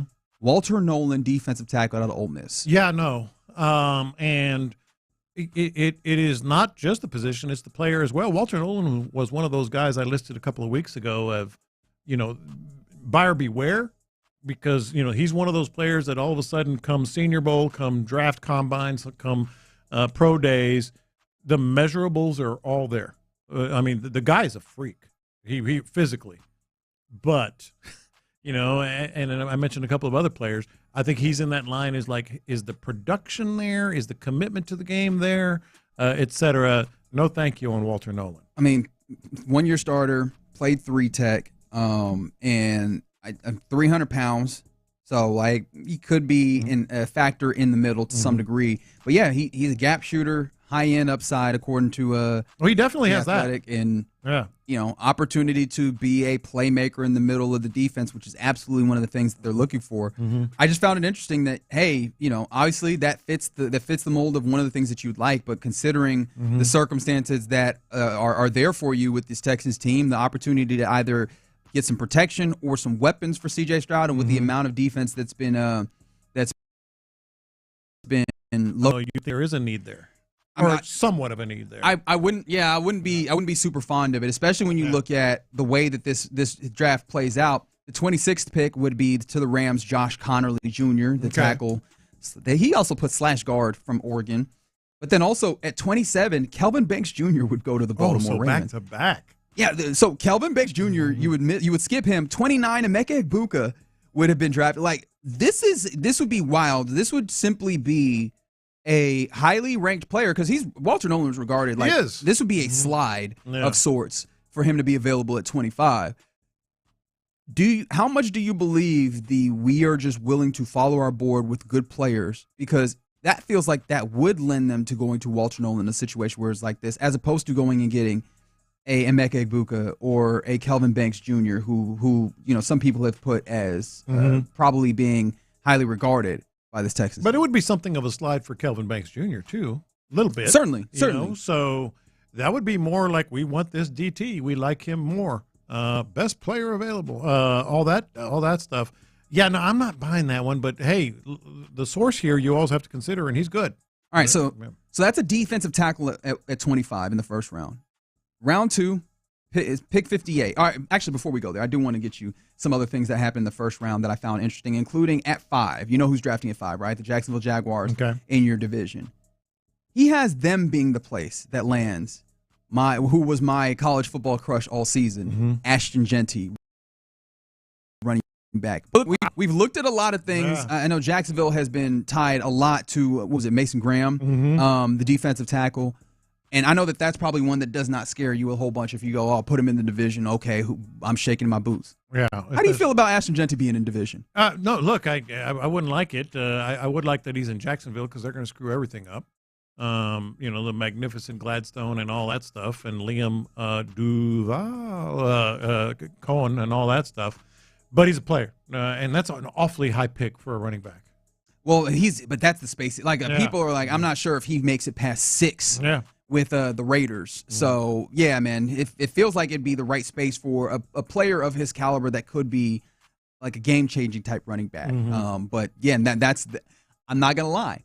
That would make me a little uncomfortable. Yeah. If you add that caliber of playmaker to a Jacksonville Jaguars team that, frankly, has not had a lot of playmakers that have thoroughly scared me. Yeah. I see you, Ocho. I already know you're putting Brian Thomas Jr. together on the text. I understand. I know what you're saying. But, this would represent something entirely different for me, and I don't know. I wouldn't love to see that, and I understand some people saying no way the bank slides that deep. This is one of those years where I don't think so, but I could see it happening because there's just this big group of players that depending on how people feel, after could go the top 3, it's anybody's guess. And Diana Rossini made a really good point recently this week, which don't forget that yes, we're talking about best practices and what would be the smart thing to do. Teams aren't always smart, especially when you add the added stepping in and deciding that they want something to happen. Yeah, we see it every year. We saw it last year. But something crazy or more than one thing crazy happens in the first round, and everybody's like, okay, well, that just changed everything. And it did. So, yeah, owners get involved, and even general managers kind of overthink things and do some head-scratching, picks. All right, so the continuation of the 7-round mock draft that was put together by Dane Brugler, The Athletic. 25, you have Walter Nolan, first round for the Texans, defensive tackle. In the second round, they go wide receiver. Jalen Royals out of Utah State. Have not heard a lot of Jalen Royals, especially for the Texans. What do you think about a Texans draft that does not have an offensive lineman in the first 2 rounds? I actually wouldn't. I shouldn't say I wouldn't mind it. I could see where that might happen, but it'd be a long shot. I don't mind, and probably would encourage not an offensive lineman in the first round. But you got to get one in the second round, and to wait till the third at earliest. And then in this draft, you would have Marcus Mbow, the Purdue guard, interior lineman, and then Charles Grant of William & Mary. He's one of those guys that the Texans have had some level of communication with. So the offensive lineman, you'd be adding 2, but you'd be adding them on day 2 in the third round, and a couple of guys. Well, one is a small school guy, and then one is a guy that played at Purdue on the interior. But yeah, just the notion, that was the thing that got me thinking. I was like, wow, that's interesting. Obviously, you add playmakers, both defensively and offensively, but this would really lean into the idea that the veterans that you sign and a level of hopefully better coaching in getting everybody to pull in the same direction would get you to a better place on the offensive line. I could kind of see it happening. Like I said, I wouldn't encourage it. You're not getting them in the first round, I wouldn't mind. But second round, you got to come up with something. But I actually wouldn't be surprised in a sense if they really feel. Then we would know that they weren't, kidding when they said, hey, they've all started. We like them all, et cetera, because that's a depth piece. That's a competition piece in the third round. Yeah, I found that to be like really fascinating, and it seems like it's plausible. Yeah, of something that can happen, especially with as staunch. Nick Caserio was yesterday about the idea that they're gonna stack their board and they're gonna try not to draft for need. And as much as we can say that that feels like a level of BS, a level of lie, because the need is going to come in. These are positions of need, but just in a different kind of prioritization. And I think we've kind of seen in national media, even some local media kind of talk about this to round out more of the selections for the Texans, according to this 7-round mock that has the defensive tackle Walter Nolan at 25, wide receiver Jalen Royals, and then a couple of linemen in the third round. 5th round is where you get your running back in LaQuint Allen, who is Syracuse running back. Apparently factors into the pass game a little bit as well, like really mobile kind of guy. And then they would round it out with a cornerback in the 7th round, Jason Marshall, and then another center, Eli Cox, with the later 7th round pick, that 241. From Allen from Syracuse, he's a pass catcher, right? He is. And so that would make a little bit more sense just as a role player in the context of what the running backs are in the room right now. That would probably be good news for Dameon Pierce, or at least there would be some competition, but good news in terms of where he stands as a runner. Yeah, I mean, good short area quickness, running routes, separates, all that type of stuff. Kind of described as like a committee back and then a special team. Special teamer rather. But yeah, I'm still just thinking about going back to what you were talking about earlier, like what would a perfect or what would it look like first 4 picks look like home draft, run? Yeah, I can't determine in my mind if this is like a double draft, right? Getting an impact defensive tackle seems to matter, right? You're adding a important player to a defense that seems like it's going to be the front porch of your team, right? It's going to be the tip of the spear. And then you add a Jalen Royals, who is a very good wide receiver in this pick, or in this draft rather, so you give talent. But then this offensive line, like you'd be adding a player. I like Marcus Mbow, but you'd be eschewing kind of 2 third-rounders. A lot of the really talented players that feel like they have maybe some more upside on when it comes to offensive line. And really, if it does sort of break this way, even just by position, not necessarily those names, and you get a first-round defensive tackle, they might think that is a priority. We talk about how, what everything they've done on the defense and making it the championship-level defense, and I don't think that's the case. Again, my gut has been telling me lately wide receiver, but they might just be saying, you know what, let's go all in and let's make it just a super team, so to speak. Yeah. So I found that to be interesting. I will say that this did kind of take me in a place where I was like, I don't know how much insight Dane Brugler has into. What does he know? And look, we'll find out in a week as to like how much insight there is, especially when it comes to the Texans in particular. But there you go. Interesting 7th-round mock draft. I guess that's part of what mock drafts are interesting for. What are the different possibilities that could pop up? All right, you're in the loop here on Sports Radio 610. I did mention this earlier that Owen Daniels will be announcing picks. Apparently, it'll be on day 2 and day 3. Okay. For the Texans. He's going to have himself a weekend. He is going to have himself a weekend next weekend in Green Bay. All right, you're in the loop here on Sports Radio 610. Figgy Fig, we typically turn it over to you for Figgy's mixtape at this time. What you got for us? Yeah, man. So we're going to talk about a heated conversation over some bougie-ass water that happened and a PSA from a woman that sparked a huge debate on the internet. Okay, so you're going to bring the Saratoga back up, huh? Yeah. Okay. All right, very good. We'll do that next. There's been plenty of talk about the Texans taking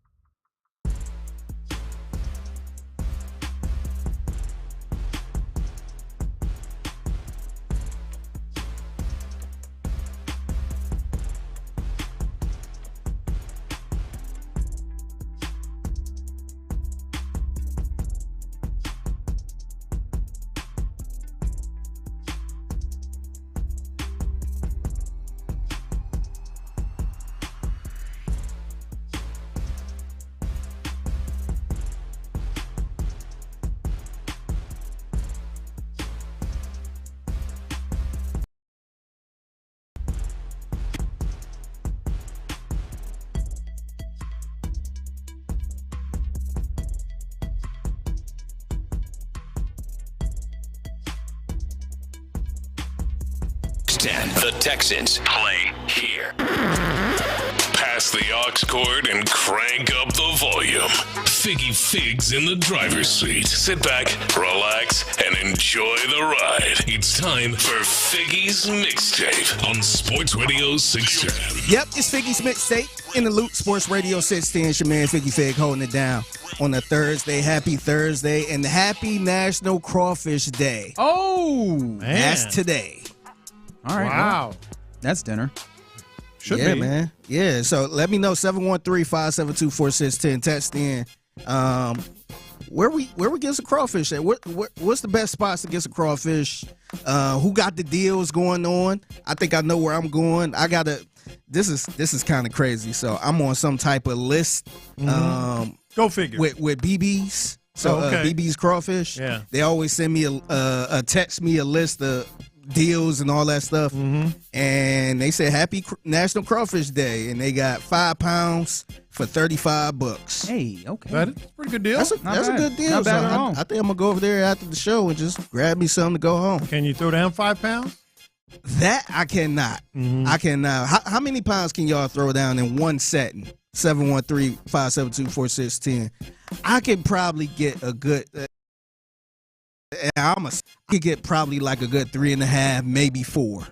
I think in one setting. I think I've done 5 at some point. It's just, one of those days where you're kind of in a groove, you're seeing the ball real well, that kind of thing. you got your best stuff. Yeah. He's got his A stuff going. When I was really on my game, the breaking ball was really Grab Maddox over here. 18 Ks. Really snapping, it was a 2-hour and 10-minute game, that kind of thing. But generally, and it's been years, I don't go more than about 3 pounds. 3 pounds. That's kind of my go-to. Yeah. Yeah, that's my go-to. I'm certain I've done 4. The problem is a lot of different circumstances, most of the circumstances when I'm eating crawfish is like a backyard boil, which is a whole bunch of them, set them on the table and just go to work. Yeah. So you never know how many pounds you're actually putting down. You're just eating to your heart's contentment. But I feel like 5 might be a lot for me right now. But I have no idea. I feel like now I need to try it. I might need to test it out. Order 5. Yeah, you got Order 5. Yeah, start with 5. Yeah. Get 5 and see how much you could take down. Yeah. Okay, guys. All right, we got major league eaters over here. Somebody said 7 pounds of mud bugs, easy. Gus and Katie said 5 to 8 pounds, but 10 to 12 with a cold beer. God, dog. Just a singular cold beer. I feel like that's a backyard situation because, every time I've eaten 5 or more, and again, it's been years. I don't do that as much anymore. I just can't. It's like you go back again in an hour, and then you go back again 30 minutes. That's different. I'm talking about you go to a restaurant. At a restaurant, do people be like, give me 10 and I'm going to sit here and eat 10 at this restaurant? I've seen some. God bless y'all, man. Yeah, no, I think it's I forgot where the spot was at, but I think every Wednesday they have all you can eat crawfish. So it's like $50 and it's all you can eat. And some people be throwing down 7, 8. I don't know if I could do that, man. I guess I'm not real, man. Some of y'all real. They're like 10 pounds easy. Somebody said 15 to 20 pounds at a time. Most that they've eaten is 22 at an all you can eat. Come on, 22. Man. Come on, man. Man. At that point, you like 35% crawfish. Yeah, that's right. If my math is serves me, it's a lot. Yeah. Man, I salute to y'all, man. I'm over here pumping my chest over 4. You were like, I got 4 down, baby. 4, baby. Let's go.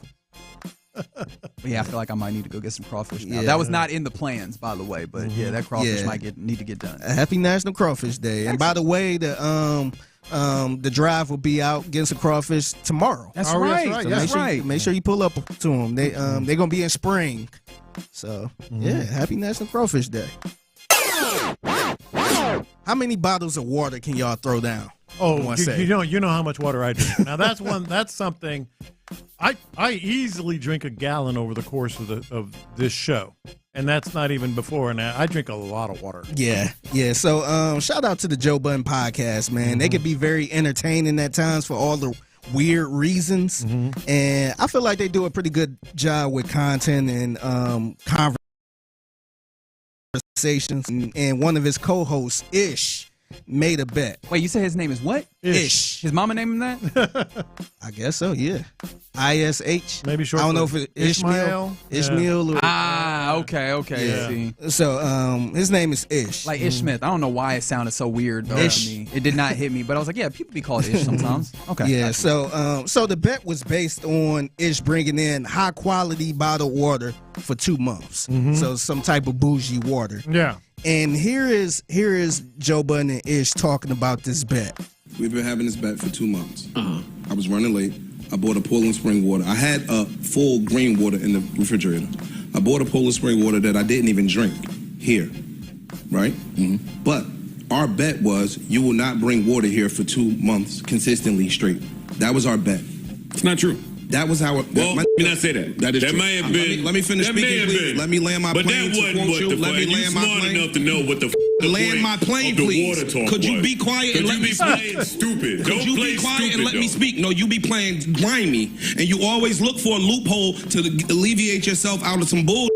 Okay, so it's kind of going down a little bit, right? Okay. It's getting hot. Yeah, it's getting hot. Sounds friendly. Yeah. So here is more Ish and Joe Budden on the bottle bottled water bet, and this is where it kind of got out of control. That bet. I don't know what your point was. I know you don't. We spoke to what your point was that day. Come on, my point is proven. It's fine. I'm not trying to prove it to y'all. He's saying his point is you're not. Which is why here for 2 months. Which is why. But you did. Yes, I did. You brought Poland Spring. So what in the world? Behave here. You behave at home. I do. Behave here like you behave on your dime. I do. That was the point. I drink as much and that ain't Poland Spring. You a Poland Spring at home. No, I'm not. Then come to work and be a Poland Spring. Water at home. Except for some you talking about. Except for some you talking about. Sometimes you drink a Poland Spring. I don't have that in my house. You just last week brought a Poland Spring. Sometimes you drink. Not from my Stop it. Why? Free Poland. I don't do that. Golly. I drink what the I want to drink, and the water I bring here. Sometimes that includes a Poland Spring. What you talking about? And sometimes that includes a Poland Spring is all I'm saying. I'm not trying to get rowdy. Wait, you're not? Oh, you're not? Hold on. I think I'm at a loss of what's actually being argued about. He's arguing that man drinks like he's bougie. He's not bougie with his water drinking. No, they was trying to. I guess he had a bet for 2 months. He's gonna bring in some bougie type water. Right. And there was one day where I guess he grabbed a different brand. Yeah, he grabbed the Poland Spring, which is not, I guess, bougie water. Wait, bring in water for himself or bring in water for everybody? I guess for himself. He was going to come in. Why is that a bet? I have no idea, but it got very, very spirited. The wildest thing is this argument is off over the chain, water, and it's not even just over water. It's over the brand of water. This is when they went nuts. Yeah. So I think they'll come to an agreement at the end of this. No way. Will they agree to disagree? Or will somebody say, you win, bro? They're just going to keep fighting. I think it's going to go to break. Nah, the egos have gotten high enough that one of them is just going to do the thing where they're like, nah, you got it. And it's very evident that they don't think that the other person won, but they're just like, nah, okay, whatever. If you're going to say that, all right, fine. I think that's where it's going to end for sure. All right, here's how the conversation ended. Because he want to stay on one part that he right in. You know what the general conversation was about. The general conversation is for the last month, 2 months generally, I bought a water that costs more than yours. Why the would you lean on the one day that I didn't? Because that's the bet. Mr. General Man, that wasn't the bet, though. Because that was the premise of the conversation. No, that's your premise. And is not going to bring in the same quality of water and consume it at the same clip for 2 months. And I did, though. He did have the green bottle already in the fridge. I bought better water than yours and more. And Poland Spring. You win, bro. Yep. You win, bro. Yep, you got it. I do think that I believe that's Joe saying that old boy Ish didn't meet the parameters of the bet. Yeah, it does sound like the parameters of the bet as they've been described to me. I do. It's like, no, I did it every day except this one day. Yeah, but the whole idea is that you're supposed to do it all the days, right? Now I don't want to have the same argument. Wait, hold on. But he did bring in. You water. don't mean to tell me. He did bring in a high quality water. Somebody said the best quote is "Talk to me like a Poland Springs dude." Yeah. What does that even mean? I think they might be a little too bougie for me, man. Yeah. Bougie and very New York. Yeah. They were going at it. Like headphones was falling off. Everybody was turning red. It was kind of wild but entertaining. I can't imagine caring about water that much. Exactly that. Yeah. All right, so it's a woman who is so she released this PSA. Now, a little background story on her. She is HIV positive, and she explained why she didn't disclose to anyone she's been with or kissed. What? And I want y'all to I'm gonna play what she had to say about this, and I want to see if y'all kind of agree with her on why she is doing this. I'm HIV positive, right? And this is just a PSA to those that are not HIV positive. Disclosure is my choice. When I disclose and how I disclose and who I disclose to is up to me. I find it so crazy how people are telling me that I need to disclose before I go on a date, that I need to disclose before I kiss somebody. This is the craziest one. Before I even tell them my name. It's not happening. I don't think that it's my responsibility to tell someone that I'm HIV positive if they are treating me as if I'm not. Your health is your responsibility. Adopt the mindset of medical practitioners. Assume that everyone has something until they prove to you that they do not. Why are you kissing a stranger or trying to kiss a stranger that you just met? You don't know me from a hole in a wall. Why do I have to be the one to say, hey, instead of you asking, taking the time to know me, get to know me, let's go get tested together if you want to take the next step. Why do I have to be the one protecting you from yourself? Did she just suggest a HIV test date? Because that's what I just heard. It's like, why don't we just go, get tested together? It'll be cute, like a couples massage, except HIV testing. How do y'all feel about this? I mean, that is stupid. It's not even like I disagree. It's stupid. You should tell people that you're on a date with if you had, a cold. Hey, just so you know, I had a cold or I got a cold. Much less HIV, like what? My thing is, like, the way she rolling, I felt like she probably wouldn't have got it if that's how everything went. If somebody, if she would have used that same logic to say, hey, let's go get tested together. Yeah. Or, hey, she's saying it's their responsibility when it was actually her responsibility that she didn't do. I don't know her story. I don't know her story or know what happened or anything like that. But I thought that was kind of weird. That I feel like she kind of got a point. I think she was cooking to a degree. Yeah, like the idea of, hey, a reminder. But I feel like PSA. I feel like it would help out a lot, especially in this world, if she was kind of a little bit open. Yeah. Nah, I feel like the PSA because are you trying to do a gotcha?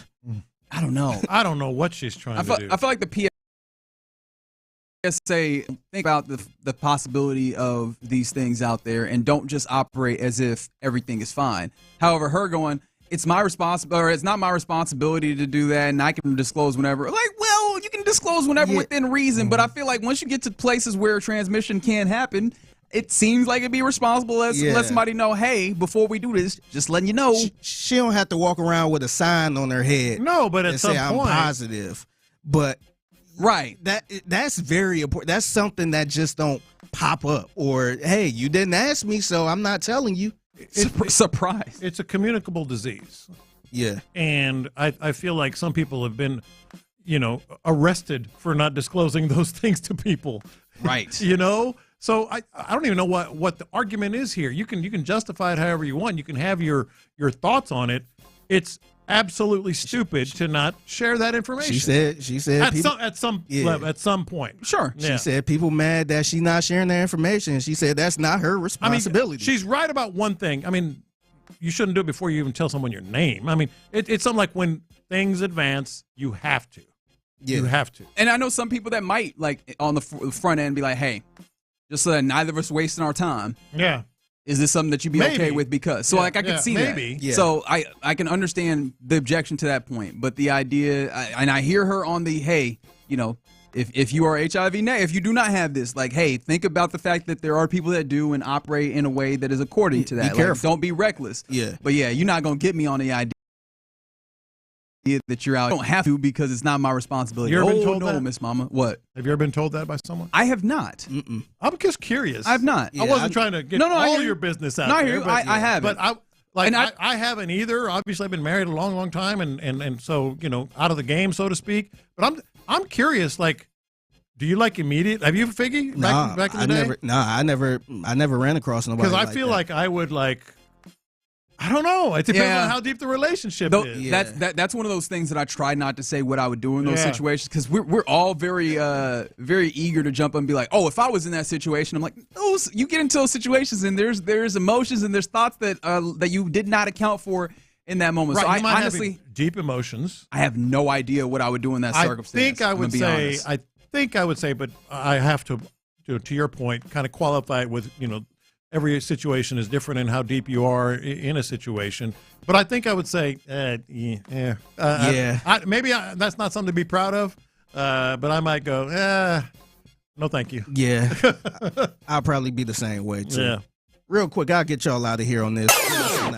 On a more positive note, no pun intended. Wow. I was really not trying. I understand, but yeah. Yeah, I wasn't trying to go there. But this is my favorite clip right here. Tracy McGrady, Rockets legend, and Vince Carter. I'm sure y'all know they were cousins, right? Yes. Yeah, so this clip was kind of going around again of T-Mac and Vince Carter talking about how they found out they were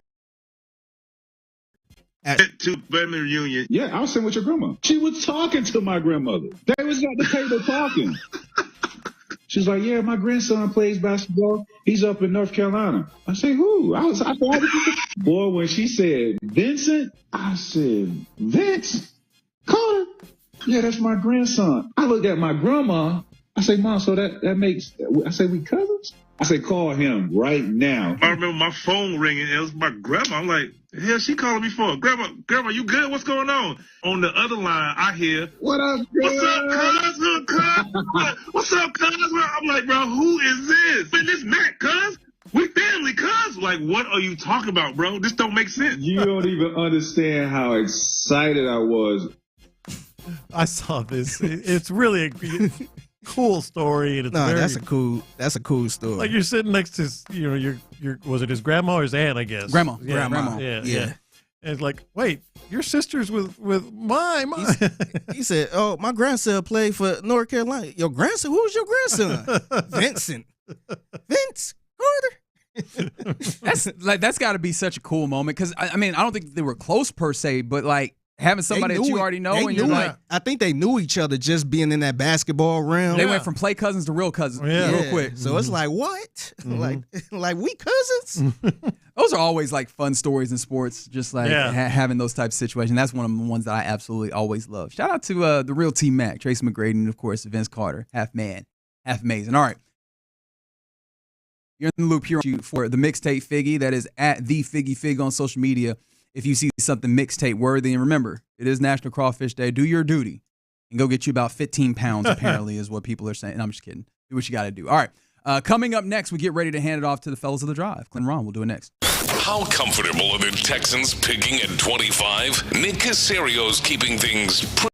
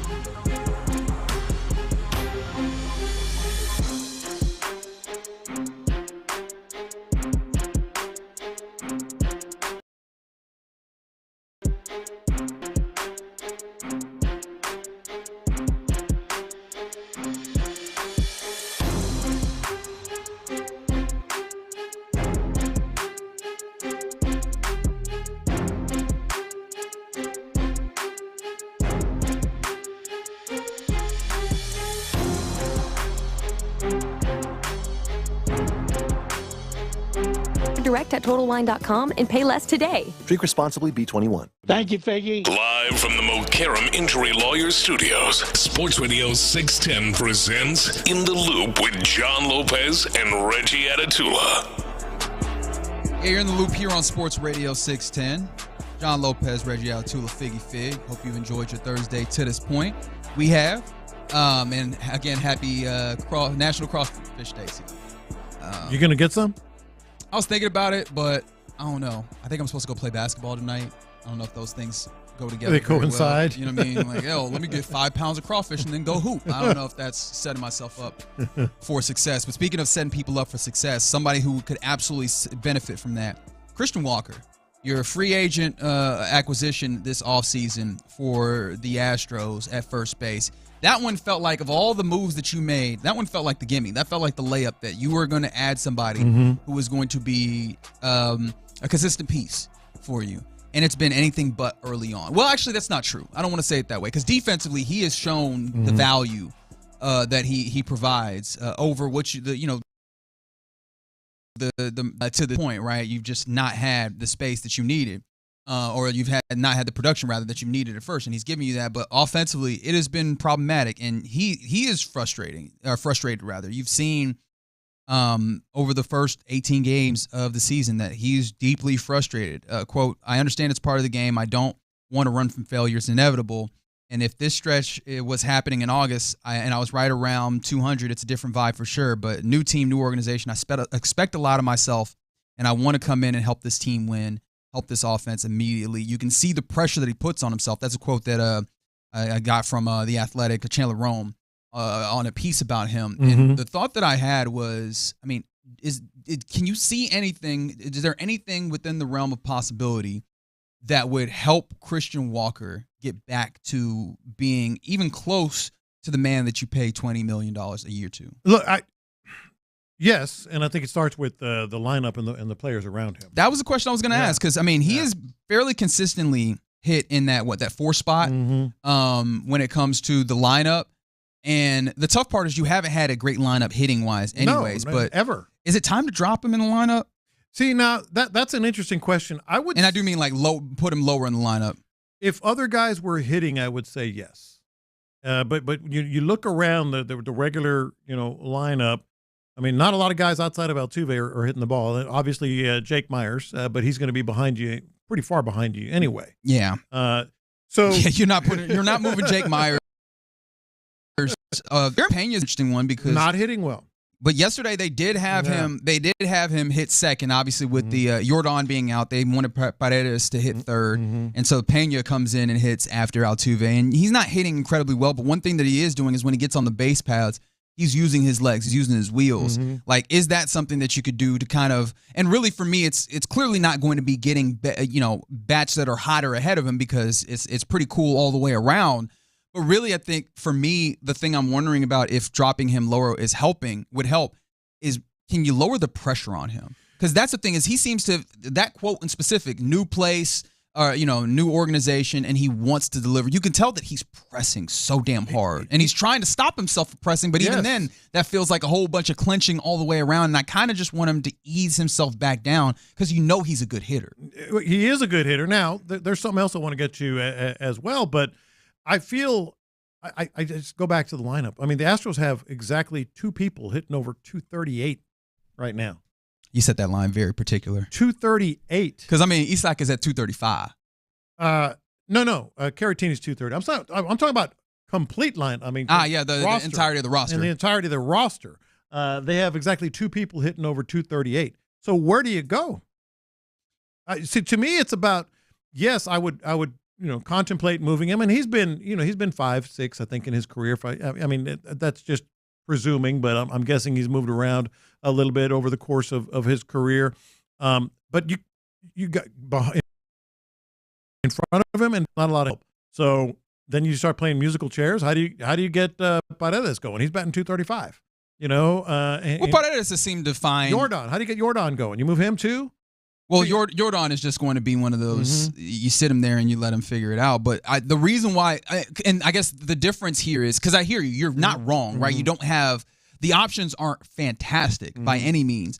But some of these other guys are not swinging the bat particularly, or at least not getting the results out of swinging the bat, because Paredes has been kind of hitting hot shots. I mean, even Walker has for periods been hitting the ball fairly high, well, just not, or pretty hard at the very least, and not finding the spaces. The thing about it is just going back to the quotes that you've seen, and you could see it visibly, the visceral kind of feelings that he has. You can tell that it's not just not hitting the ball well, based off of the swing. It's just, you could tell that there's a level of pressure that he has that's affecting him as well. And I'm like, how do you mitigate that? And I feel like maybe if you get him into a less stressful place, or in a way just find a way to take that stress away. And I feel like if he had been a player that was an Astro in years past, then the manager would maybe have more familiarity with him to get him in a place to is that too. Know what is his points? What are the things that you do when he is slumping? This is the first time that you've had this, so I'm sure that a reflective Joe Espada is going to be thinking about whatever ultimately proves to be the thing that gets Walker out of this. He'll note that down in his journal and then reflect on it the next time that Walker is having some level of slow. But he doesn't have that history right now, and so is there a way to him with words or whatever? Is there a way to kind of just take some of that stress off by moving him down the lineup? That was my only thought. And that I feel like this is probably somewhere that Joe Espada is, where you're looking around trying to find something to get these guys going, get these bats going, especially in a way where you can win 2 damn games in a row. How about that? Yeah. Right? Because they win 2. They have been alternating wins and losses for 13 games, which according to the Elias Sports Bureau ties the longest streak in franchise history. Right, like this is the wildest thing that you're seeing offensively for the Astros. Yeah, no, look, and the other part of it is he is 34, and so you have to, that's going to start creeping into a lot of people's conversations as well. I would just leave him there because right now, like I think you'd just be playing musical chairs with players in terms of he needs to move up in the lineup, he needs to move down. Well, none of them are hitting. Yeah, Yeah, I hear you. Somebody said I think we should sacrifice a goat for a first base success. Sure, I'm not all too far away from that. Like for Easter, they call it cabrito. Yeah, well, okay, I see what you're doing, and I would like. Look, as a Nigerian, we love us some goat too. So I'm here. I'm here to do that. And somebody said Walker right now is just skinny Singleton. All right, that might be because I do think that clearly he has it in him, and it feels like it's a matter of time. And he says that even, but for him. And this speaks to the level of pressure that he's placing upon himself. Is that he knows that it's the games in between, the games that you can't afford to lose in between, that is really the problem. Well, good thing the Padres are coming into town. Yeah, that's probably not going to help us at all. We appreciate D&M Auto Leasing for bringing you this crosstalk with Ron, Hughley, and Clint Stoerner. Fellas, what's popping? It's good. It's a couple things you said there. I just sit here and imagine that. As I call him, the captain, Joe Espada just has a journal. He does. He's talked about it, in fact. That he charts into. That he charts into reflect. He licks the pen. I want to see what his journal looks like. I've never understood why people lick the pen. Helps him. I imagine that there's the thought of positive affirmations in there, I'm assuming. Yeah. Had a journal. Yeah. And then, it's journaling. Hey, listen, man. I'm going to tell you what, Christian, it ain't fair, man. Life ain't fair. But you, of all people, got to pick it up. Oh, yeah. Because you cannot be a 34-year-old first baseman that they just signed as a free agent whose numbers were dropping in his last place, who was a really good player for years prior to this, and then all of a sudden come over here and start. It'd be a bad look. It's a B. It is. It'd be a bad look. Listen, I got PTSD. Yeah. Like, is he – like, I just look at him and think, they're going to have to send him to Florida. Oh, man. Gulf Coast League. What is it, Florida Gulf Coast League? Well, they didn't do that till like June, didn't they, or something like that? To the next year. Yeah, they like, hey, I'm still, it's early. Yeah, it's early, Christian, but unfair. Like, Christian feels different than everybody else to me because of Jose Abreu. Like, Christian feels different.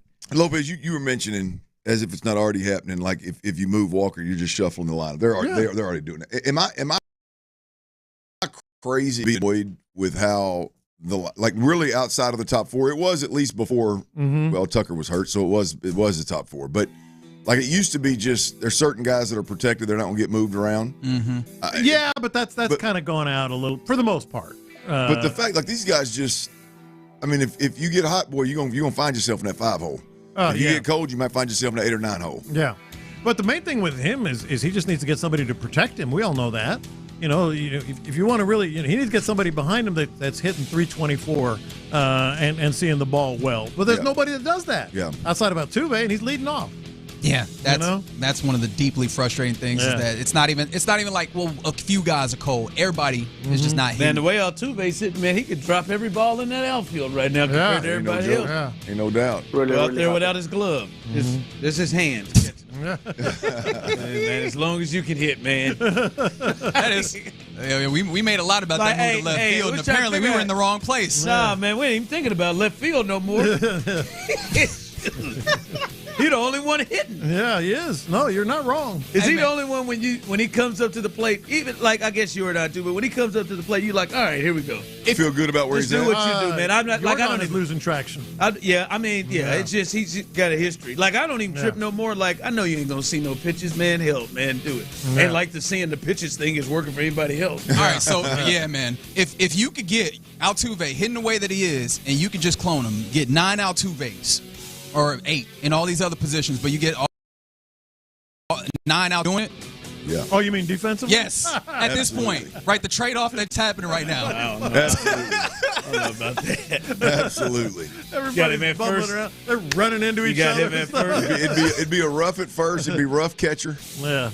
Rough center field. Getting the throwing thing across the diamond. Probably shortstop be a little rough. Oh, no, he'd be out in center field. Hell, we've seen 5 different guys in center field over the last couple of years. Yeah, we ain't seen him, though. Add him in the mix, man. Put him out there. You're right. First base, boy, that'd be a hell of a target over there. You better be on point. A hell of a target for him to throw to That's him. Exactly. Right? How about the catcher's equipment? As he said, How about the catcher? He just stand up. That's the best part. He saved his knee. No, they would have to have special custom catcher's equipment. No, just stand sit up. on a He got it stool right back there. there. They probably bring. I'm about to say something mean, man. They probably bring that catcher's equipment they used at my son's 6U game last night. Be closer to fitting than Diaz would. Damn sure. What about Yiner, man? Can you do something? Well, he's hurt. That one hurts me, man. I don't got nothing for him. That one hurts me, man. I like him. I had high hopes from him, man. When I am saying, come on, Jake, get Jake to the plate. Come on, Jake. He gonna make something happen. He gonna make contact. Mm-hmm. Come on, Jake. All joking aside, I'm not kidding you. There's at least 5, if not 6 bats you feel better than if Jake Myers is up next than them. Runner on second. Who you going? Right now? Altuve, Alvarez. And then who? Runner on second. Got to right have now tie today. ball game, 9th inning. I'd probably say Jeremy Pena. I probably say Pena. And then I think Isak can send it to the outfield at least. So that's why I'm asking how many outs. Like, can we move the runner? You know what I mean? Like, we're in that place. Probably Paredes, Pena, and then Jake might be the next one. Yeah. Any of them jokers down at the bottom right now. I know, although none of them, I will say, don't get any kind of rhythm because they wake up every day and come to that bad boy and I don't know where I'm gonna be. I don't know if I'm playing on both sides. Line up. Oh yeah, I don't know. Like I think Altuve knows where he's hitting. I don't think he knows where he's gonna play every day. Yeah. Like I just like that. Like if people keep texting this in, I don't know if y'all get it, but the hitting coach guys, Centron. I mean it's a pretty good lineup in his I'm life, just saying, like, I mean, he's had some pretty good bats created in his life. I mean, I guess we could say that the hitting coach. No, we can't. I mean, I don't know what I don't know what he would be doing. I don't know. All right, so that image of an all Altuve defense is brought to you by D&M Auto Leasing and this crosstalk. All right, we'll be back tomorrow. I'll be back tomorrow. I don't know where Lopez will be, but fishing. Yeah, probably. But we leave you with the fantastic show, The Drive. All right, you're listening to KLT AM, KLT FM, HD2 Houston and Odyssey Sports Station. And right now, The Drive is live. That's right. As Nick Caserio would say, The Drive is live. That's right. Come on. Come on. Fellas, good to be here. There you go. No, The Drive is live. And we appreciate you if you are on the Jim Adler, the Texas Hammer text line. Him and his son. I don't want to leave him out. 713-572-4610. We appreciate you. Please make yourself a part of the show as you do there in YouTube and Twitch. We see you all. We appreciate you. Shout out to Jordan Alexander. Shout out to Sally, who's in the building. Kick Rocks, as always. And And everybody else who rolls on the chat. Michael, we see you out there. Dylan, we see you. Shout out to everybody. We appreciate you, and stay with us and participate that way on the show. Hell, if you are around tomorrow, you don't have to just be on the text line or YouTube and Twitch. You can be right there in person with us, as we will be on the road continuing our crawfish circuit. And it will take us to Spring. We'll be up north in Spring. North side. That's right. The Rusty Horseshoe Bar and Grill in Spring. Come hang out with us for them bugs, some cold beer, some good conversation, and a good time on a Friday, as we'll be there from 2 to 6. Shout out to our good friends at Academy Sports and Outdoors and Bud Light, who help us put this together. And you know, we don't come out there empty-handed. We've been having prizes every single hour the last 2 stops on our crawfish circuit, and I am certain that will continue tomorrow. So come on out and join the #1 sports show in all of Houston. So it'll be good tomorrow. I know you said you're doing bugs, so you're doing bugs today too, right? You said you're doing bugs two nights in a row. No, I'm doing bugs tomorrow. And you're doing bugs on Saturday. And I'm going to go watch the old Houston SaberCats take on the New Orleans rugby team, and we're going to do some, we got a little battle of the bayou, if you will. We got a name for that New Orleans rugby team? I don't know off the cuff. I don't have it right now. I got to find it. But, let's guess. You got to guess? Let's guess. We're going to do some bugs before the game, and we're going to have us a good time. Now, New come on Orleans out. catfish. Oh, you already know? I don't. I'm just guessing. Oh, catfish is good. That's a good guess. I'm gonna go with I think it's some kind of play on music or the Swamp Big Easy Things or something. The Swamp Things. That's what I'm going with. The New Orleans, disappointing? It really is, man. I mean, New Orleans, you got somebody. I mean, you can. Got some options, man. You can go music. You can go jazz, blues. What'd they go with? Gold. New Orleans gold. That is in the Mardi Gras colors, at least. Is gold a big? It's in the New Orleans Saints unis. I mean, I know it's Gold's in the a big Saints. I mean, we just went with the color, right? Yeah. That what you're gonna do? Yeah. Next time there's a team here, an expansion team, the hockey team, just the Reds. The Reds or the Orange? No, man. The Houston Orange. But come on out, HoustonSaberCats.com/Clint610. Come sit in my section. We're going to sit up in the north end zone. We're going to watch a little rugby and figure this thing out. I'll be honest with you, I'm new to the rugby game, boys. I'm damn sure new. I went to practice and watched them. I'll tell you, they're physical as hell. I mean, it's football. Damn sure going to love rugby. You see a lot of tush push out there? Oh, there's a lot of that. There's a lot. I'm telling you, I don't know. And it's nonstop. That's the key. Is the like physicality. I mean, it's like basketball nonstop. The whole game is nonstop. There's no stops. There's no play clocks. I mean, it's wild, man. So I'm excited about it. Go check it out, man. Yeah, when Courtney lived in Australia for a little bit, she said it was the real deal. Hold on. Your wife lived in Australia? In the Outback. Yeah, she was. She studied abroad. Was there for about 6 months. That's wild. I never knew that. That's really cool. What was her name? What was her name? You said studied abroad. That's good. I walked into that one. I'm going to use that this weekend. I don't know. Maybe she experimented. I don't know. Since she found out she really loved Ron. Maybe she did. Yeah. But no, she said it was crazy over there at rugby. So no, come on out. Both days. Go on out Saturday with Clinton, then hang out with us tomorrow and see somebody texting in. Again, yes, it is the Rusty Horseshoe in Spring. Come on out 2 to 6 tomorrow. Should be a good time. All right, there's a lot to get to, and a lot going on. We got the Astros and their issues. We got the Rockets getting ready to start the playoffs, and we got the NFL draft, which is going to be a week from today. This time next week, Clint, it will be the draft. We will be talking about the leading into the Houston Texans and who they're going to pick and where they're going to go. Hell, who knows where we're going to be doing that show, but we'll be talking about the draft. Well, we will be at the Lunchtime. Avenida, is that what it's called? Draft party. Is that where we'll be? Strip down there by the George R. Brown Convention Center. Big Texans draft party down there. There you go, draft party, yeah. So, and then Friday we'll be in the streets for the little crawfish circuit. Yeah, I just remember that young man, that father and son duo that were playing catch in that field across the street where we were, and that That father was just throwing just bad throws, just bad throws after bad throws behind the kid, leading way too far. He was working on poor accuracy. Yeah, he was. But no, we heard from the GM yesterday, Nick Caserio, and a lot of it was draft conversation and offseason conversation. But I know a couple of things he had to say kind of jumped out at us, not just draft-wise, but some of the players on the team moving forward that should be key contributors. And this is him talking about a player that he had in New England, and I think the thought behind this is, who is this guy, and is there somebody on the roster that could replicate this? Here's Nick Caserio talking about taking flyers on certain guys. Going back to, some of my experience in New England, Edelman, never played receiver, right? So you're taking an absolute flyer on a player's traits and his characteristics. I mean, he never caught a punt. He never caught a pass. Okay, well, we think the guy's good with the ball in his hands. We're going to take a flyer on him and see how it goes. I mean, for 4 years, it didn't go very well. It was a little bit up and down. He was injured. But the one thing you saw in the first preseason game, we put him back there for punt return. He, went 90 yards of punt return. It's kind of like, all right, well, you don't really know until you know. All right, there he is. It took 4 years. Don't really know until you know.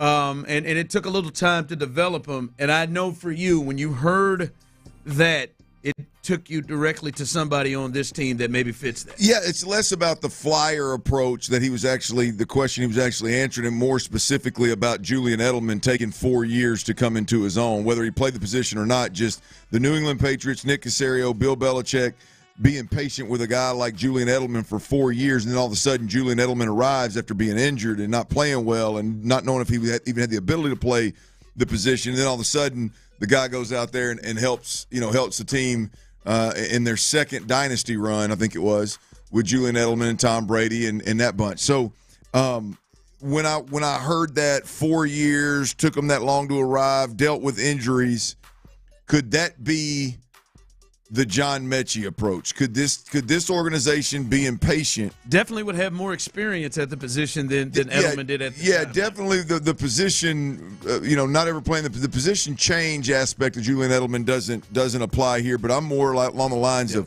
hey, Julian Edelman, I mean when you look at John Metchie, it's time to mess or get off the pot with John Metchie. The being the best friends with CJ and being the second-round pick with a great story and everybody feeling for you and everybody liking you and all that. It's time for him to mess or get off the pot. Could this be the story of, we all understand what John Metchie went through. We understand why the organization continue to give him run and continue to lean into him and give him reps that I don't know about him. I don't believe that he necessarily earned a lot of those reps last season in training camp. Now, it ended up paying off because he ended up having to play a lot with injuries. But the thought is can John Metchie explode onto the scene and help this team take the next step while they need answers at wide receiver and while it's his 4th year and they've been patient with him? Can that second-round pick and all the evaluation that Nick Nick drafted him. I know Nick did, and D'Amico didn't. But the expectations, the evaluations, can it all come to fruition year 4 for John Metchie? We'll see. See, my concern is if John Metchie could pull the Julian Edelman situation where, hey, Julian Edelman's in there, he's in the program, and 4 years before he pops, right? We're around that time. My question and wonder is the opportunity there for him?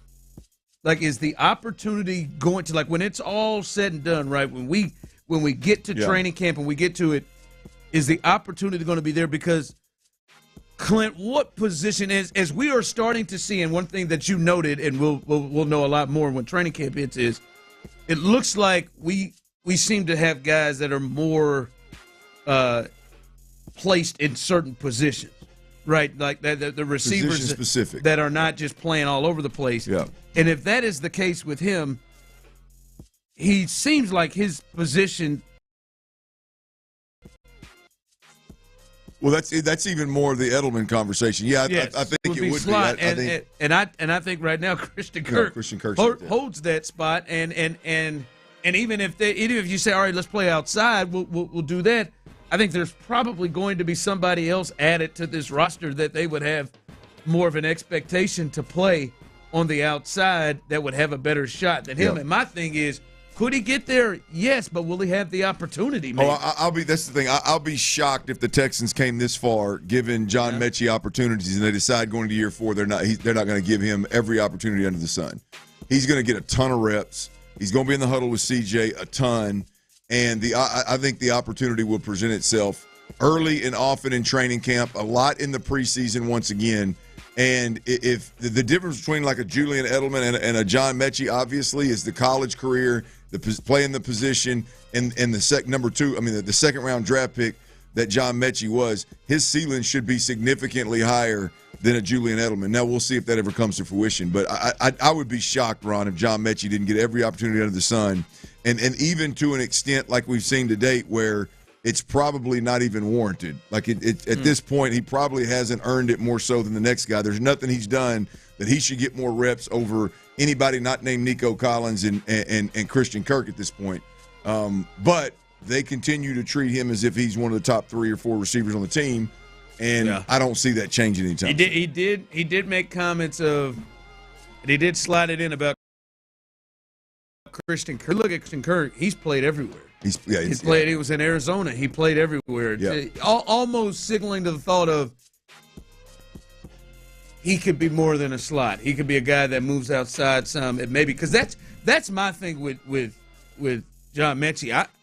Listen, for me personally, I think we probably have seen kind of where he is, but I can understand. Hey, we used a second-round draft pick on him, and we know he had the 1 year that really you just almost can't count because of the serious health thing. And then even the next year, he had to try to recover from that. But right now, man, they went out there and got a slot receiver, a $16 million slot receiver. Oh, well, I don't think he's going to get out there. I think John Metchie's future would be best served as a slot, but I think they believe he is. I mean, they believe he is a all-around, inside-outside, do-everything type of receiver. That's one thing Nick Caserio said yesterday, again, that we could have highlighted that I hope that's not the case. I hope we're getting away from that, but it doesn't sound like from Nick Caserio's conversation yesterday that we are. Yeah, text line coming through. Metchie is gone. Hate to disagree, but he has had his chance. Oh, I agree he's had his chance. Yeah, but I believe don't think his chances. Well, I just don't. This is a wide receiver needy team. I don't think they're going to draft, even in the first round, they're going to draft a guy and then go, let's slide John Metchie out. I think John Metchie is going to find himself in C.J. Stroud's huddle a lot. Yeah, because even if they draft a guy, well, like you think a Justin Watson is ahead of him. Like right now, if we look at it, even if you drafted a good tight end ahead of him, and hopefully a third down back that brings a scat back that brings a lot of skill. So I mean, like those guys are going to, with the exception of Nico Collins, those guys need like Christian Kirk needs to be in the huddle as much as Brandon Cooks and Stephon Diggs were. Like that's how he should practice. Yeah, he's got to get the chemistry right with CJ. Like he should be in there every now and again. But I mean, he has been treated. He's been treated as if he has earned more reps than all the secondary receivers for all year last year.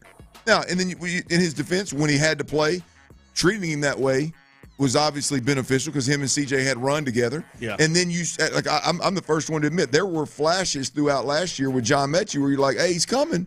So I'm not opposed to him getting a shot. I would be shocked if he didn't get every opportunity under the sun. Yeah. We'll see. We'll see what they do in the draft. I would imagine there is at least a wide receiver taken, and at least one that at some point that they expect to be a major contributor. So we'll see what happens there. But hopefully, man, it's again, if they could pull off the Julian Edelman with John Metchie, that does nothing but help this team and add another weapon there, a dependable weapon there in the middle of the field. All right, coming up, we talked about the Astros. They're struggling. They're in a much-needed night off, especially those bats to kind of think things over. But they've got the best team record-wise in baseball, the Padres, coming into town. Let's just do this, man. We're a show that likes to have suggestions and likes to have help issues. What's your suggestion? What's your suggestion to help the Astros bats to wake up? And I mean, besides, hey, Shirley, give it time. What would you have as an idea to help the bats? We'll discuss that coming up next. But before we do that, guys, let me tell you about Clayton Homes and this amazing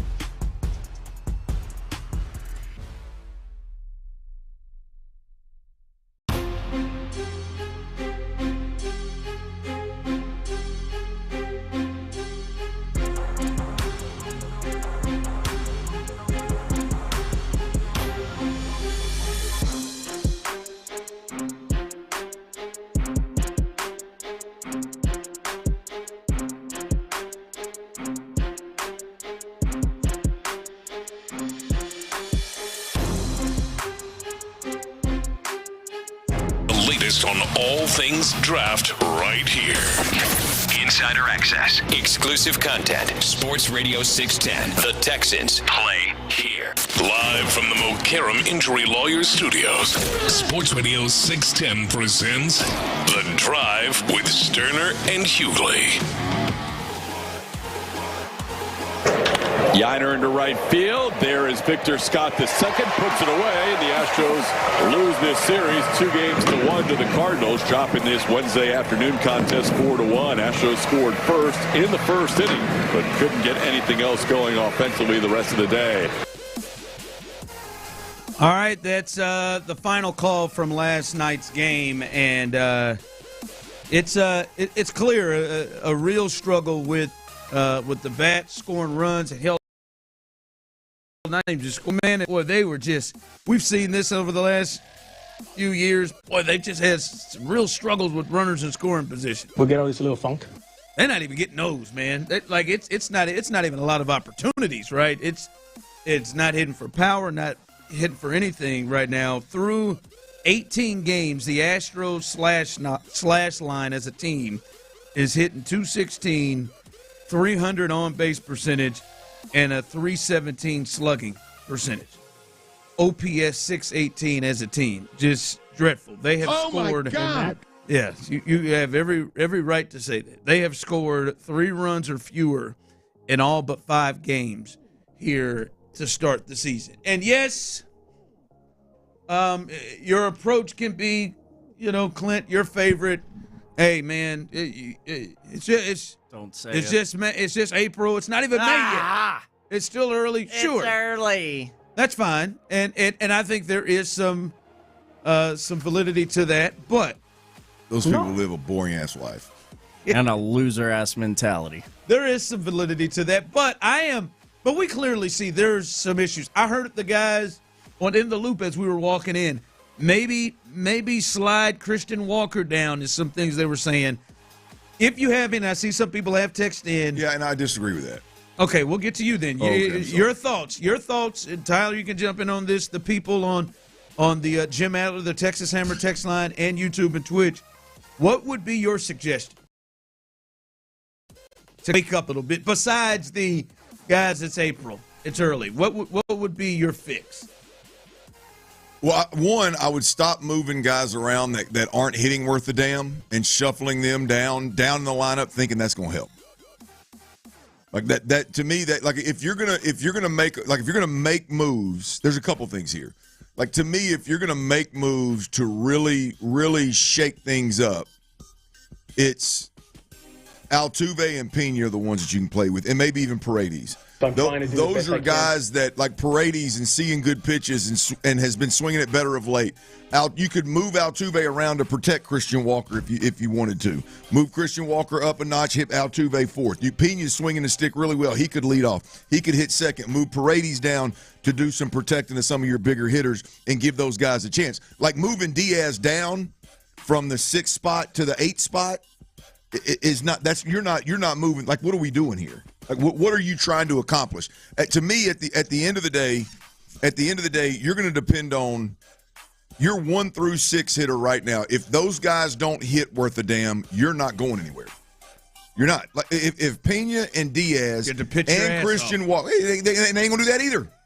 Hell, their pitchers are getting hit in left field during batting practice with a broke thumb. Like, you got to let that go. No, I can't. That's the stupidest thing I ever heard of. I wouldn't even stand in outfield and play catch in high school with guys taking BP, much less in the big leagues with the opposing team. But anyway, like if I'm not saying I am a proponent to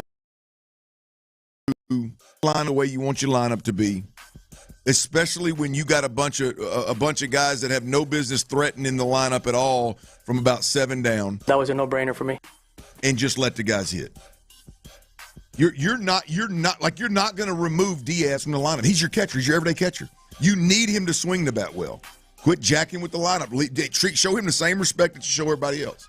You're only going to go as far as Pena takes you. Quit jacking with Pena. Now I know Pena's been swinging it well lately, so he's getting, in terms of jacking with Pena, it's jacking him up.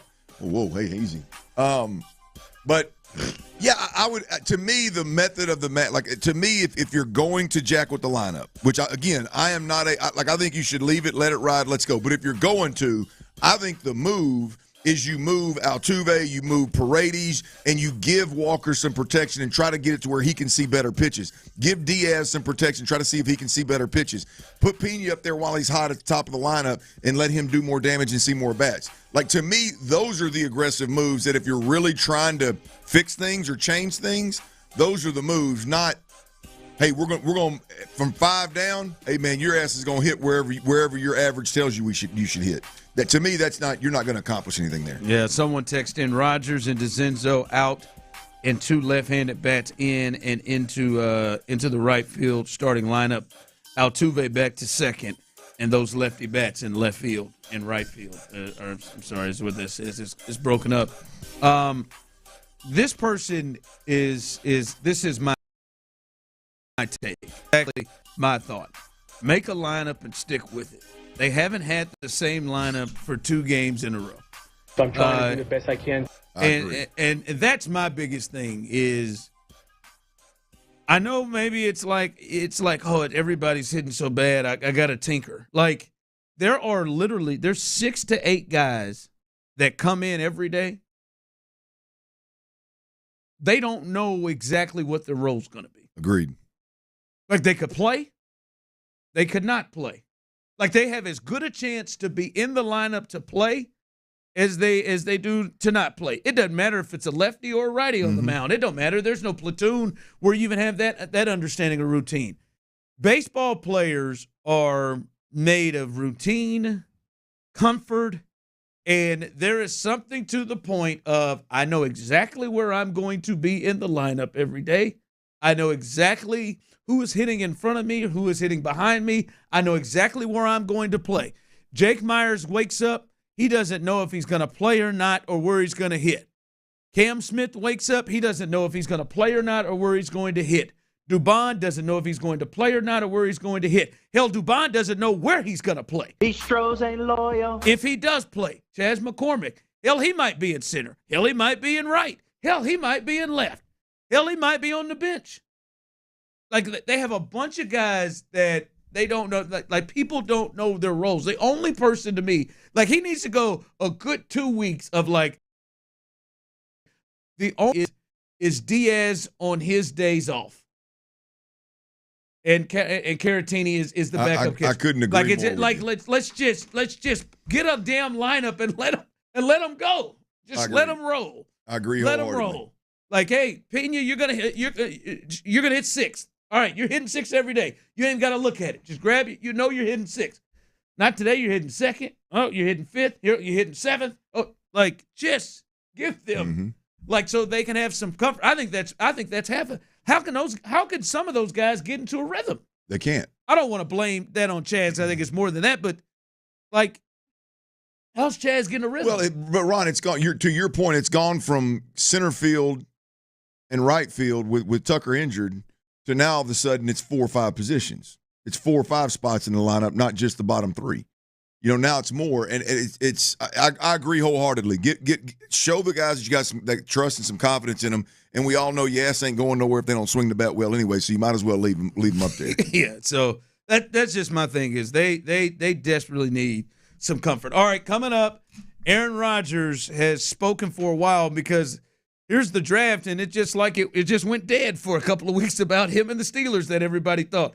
He is throwing passes and playing catch with DK Metcalf, and then it just goes silent. Well, he spoke. We'll let you hear his update and what he's got going. That's coming up next. But before we get there, fellas out there, you've heard me talk about any guys out there struggling with ED, and many of you are. And I told you about this great special they're having at the men's clinic, and many of you have taken advantage of it. I talked to my guy Dan today, and he said, we have gotten a great amount of guys calling in, guys checking in, and guys taking advantage of this great special.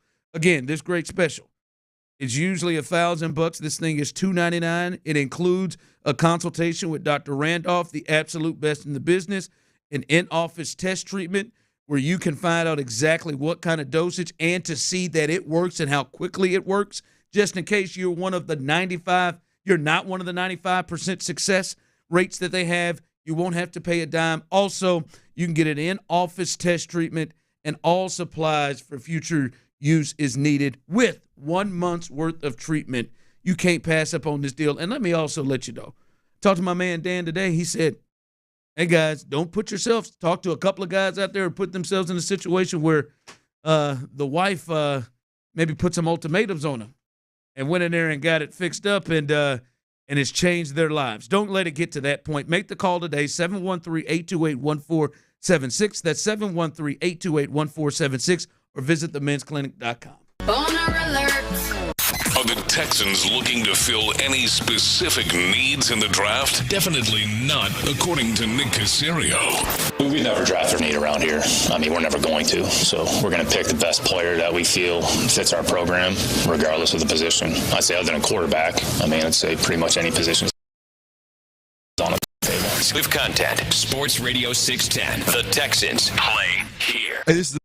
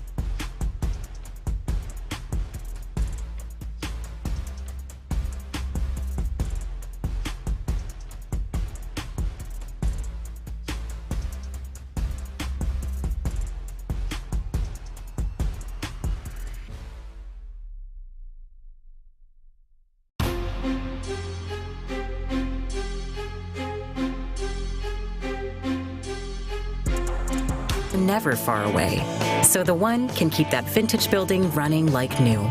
Call, click Grainger.com, or just stop by. Grainger, for the ones who get it done. The sense of humor that the universe has. Live from the Mokaram Injury Lawyers Studios, Sports Radio 610 presents The Drive with Stoerner and Hughley.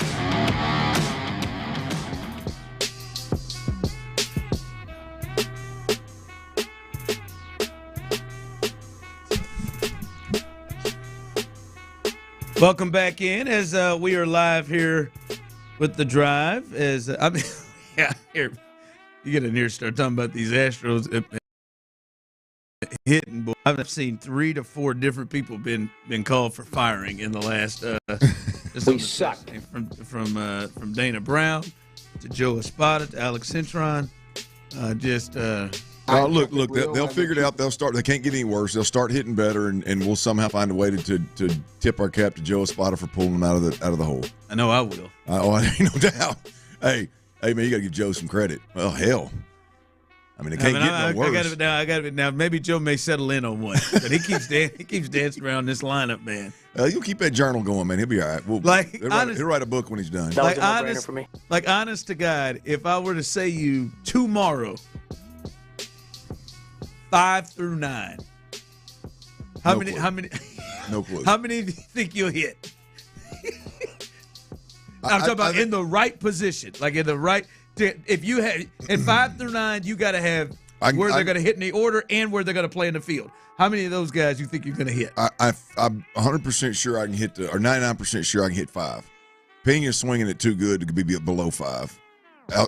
Alvarez will be back in the lineup. Alvarez will be third. He ain't moving Walker. We got you got 1 through 2 3. 5. Yeah, you got. He Walker. ain't moving Walker. Yeah, he ain't moving Walker. Hell, it took him forever to move Ray. He ain't moving Walker. Yeah, he ain't doing that. So 5 through 9. So you got 5 is Pena. Diaz is the one that I'm. If Jake's in the lineup, Jake's been hitting 7th here a little bit late. Well, there's a good chance Jake will be hitting 6. Diaz may find his ass in the 7 or 8 hole. Yeah, well, he's been moving, and Jake has been playing, so good for him.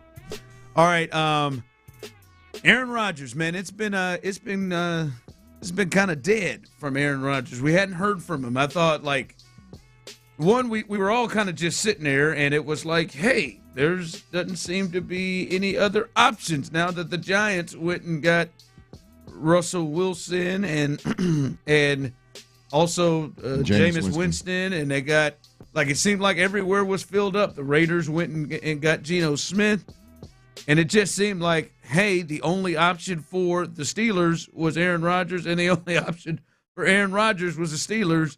And then we start to see Aaron Rodgers throwing balls with DK Metcalf. DK Metcalf. I'm about to call that man DD Metcalf. That's all right. With DK Metcalf, and clearly, that's a thought. Well, they just signed DK Metcalf. They're smiling. They're getting rhythm, whatever. That seemed like that was going to happen. Then it just went dead. And now the draft is next week. I don't know if he's just waiting to see if they draft a quarterback or what. When I came out of the darkness. Yeah, came out of the darkness. Wait for you to come onto a team here. But he just gone quiet. Well, he was on McAfee today, and he kind of gave us an update on where he is right now in terms of playing football again. Yeah, I'll set it all straight. I have no problem. Listen, from the jump, it's, I'm in a different phase of my life. I'm 41 years old. I have off the field stuff going on that requires my attention. I have personal commitments I made, not knowing what my future was going to look like after last year, that are important to me. And I have, a couple of people in my inner circle who are really battling some difficult stuff. So I have a lot of things that are taking my attention, and have beginning in really January, away from football. And that's been where I've been focusing most of my attention on. To make a commitment to a team is a big thing, whether you're a first-year player or a 20-year vet. All right, that's Aaron Rodgers. A lot there, Clint. Look. Tyler put that spa music in the background. He did, man. I wanted to set the Pancha Karma mood here. Look, I mean, I made it no secret. I'm not a big fan of Aaron, but clearly he is sound. He's expressing there's a lot of things going on that's just outside of football, and kind of making the case that this isn't just do I want to keep playing type of deal. There's more to this story at 41 years old, and he's at a different place in his life. I guess my first thought to you, Clint, is, for me, I never thought like this was a deal of, he's not going to play. I thought it was just going to be eventually he will get with the Steelers and they will make this happen, or maybe he's holding out for an outside chance that maybe the Vikings may want to do something again, or the Niners or something like that. But do you think it's actually on him that he may not play football next year? No, I think he plays. Okay. I think he just knows if he signs with a team and then when their offseason starts up, if he's not there every day, if he misses it all, then the media is going to take it and run with it like they did last year with the whole minicamp thing.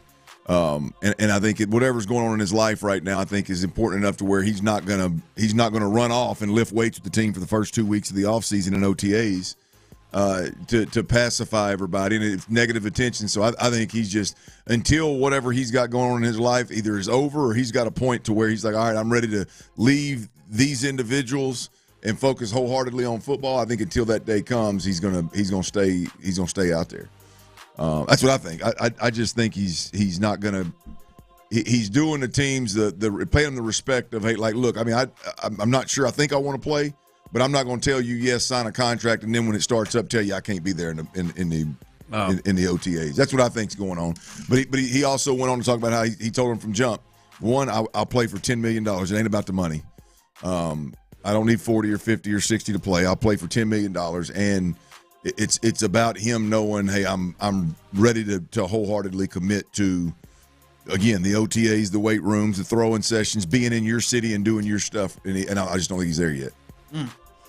Yeah, I don't know. It sounded just in that, like, he may give it a thought of just kind of sit down. Like, in that was as convincing as it sounded. But, man, with DK Metcalf, he's out there doing, like, it don't seem like he wants to end it the way he ended it with the Jets. And not just, the success rate, but everything that went on in his time with the New York and his reputation of how it is. Right? Well, to me, I can just tell you this. Like, he reportedly is working out in great shape. As you said, throwing with DK Metcalf at one time. Those are the hard things. Like, from my experience, those were the hard things for me. And, hell, I didn't have millions of dollars, and I wasn't 41. So I had more reason to continue to be hungry, and those were the moments for me when it was like when I didn't have a team or I wasn't committed to anybody, or it was hard to continue to want to work out the way you have to work out, to do the drills that you have to do, to throw all the damn time. So he's doing the difficult part, right? I mean, playing the game, when that comes around, I think he'll always mentally think he can and want to. He's out there doing the part that apparently that's the difficult part of it. So that makes me believe that he's going to play. He just doesn't want the negativity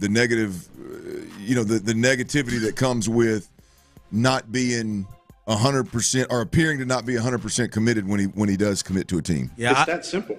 I thought he was waiting on. For me, honestly, I thought he had been waiting on the Steelers to see what they're going to do in the draft. Like that was my thought the whole way, to not end up in a Kirk Cousins situation. That's interesting, because if I'm the Steelers, I wouldn't even – it would have no bearings on what I did at the quarterback position.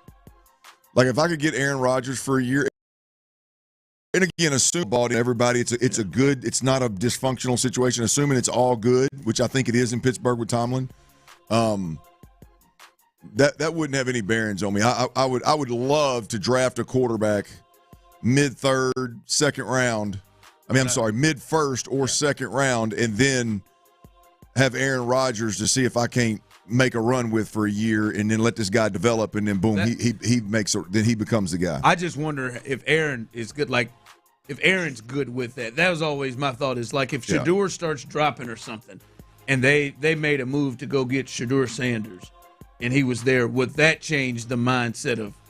Yeah, because of what happened with Kirk Cousins last year. Yeah, it's interesting. I mean, Kirk played bad. You know, I think if you're a quarterback and you're playing bad, it's hard to get pissed off about it, right? I mean, the conversation now with Aaron Rodgers is, hey, if you are going to draft a quarterback, it's, hey, we're going to draft a quarterback.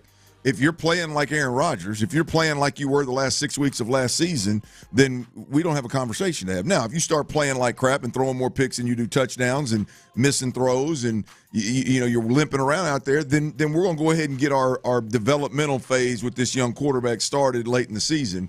You got to understand that. Again, those are conversations that should be had up front. But and look, there's possibility too. I don't know Aaron. There's a possibility too that Aaron Rodgers could be sitting around going, well, let's let this thing get into OTAs and get into a couple of mini camps and see if J.J. McCarthy let me go, or am I still an option there? That's far fetched. It's a stretch, but it's not impossible, right? I mean, it's not. I just don't think he's holding out for any money reason or holding any team hostage, and he said as much as that with Pat. All right, coming up as we continue right here on The Drive, the Rockets are heading to the playoffs, and we know who they are playing, and hopefully for the Rockets that this thing is a nice little run, and it takes a little time, and we are talking about the Rockets playoff run for not just a week, but even longer, and if that is the case, got a question about a couple of players that you don't want to miss. We'll discuss that coming up next. Hey, fellas, it's Clint Stoerner here for Low T Center. Look, if you're out there and you're near and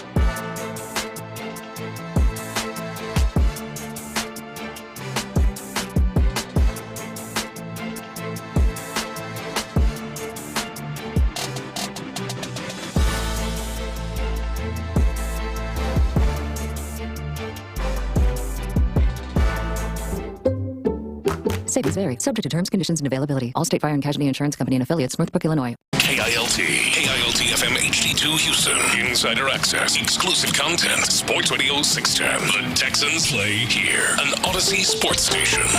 Now, Kathy Bates. How long? Sports Radio 610 presents The Drive with Stoerner and Hughley.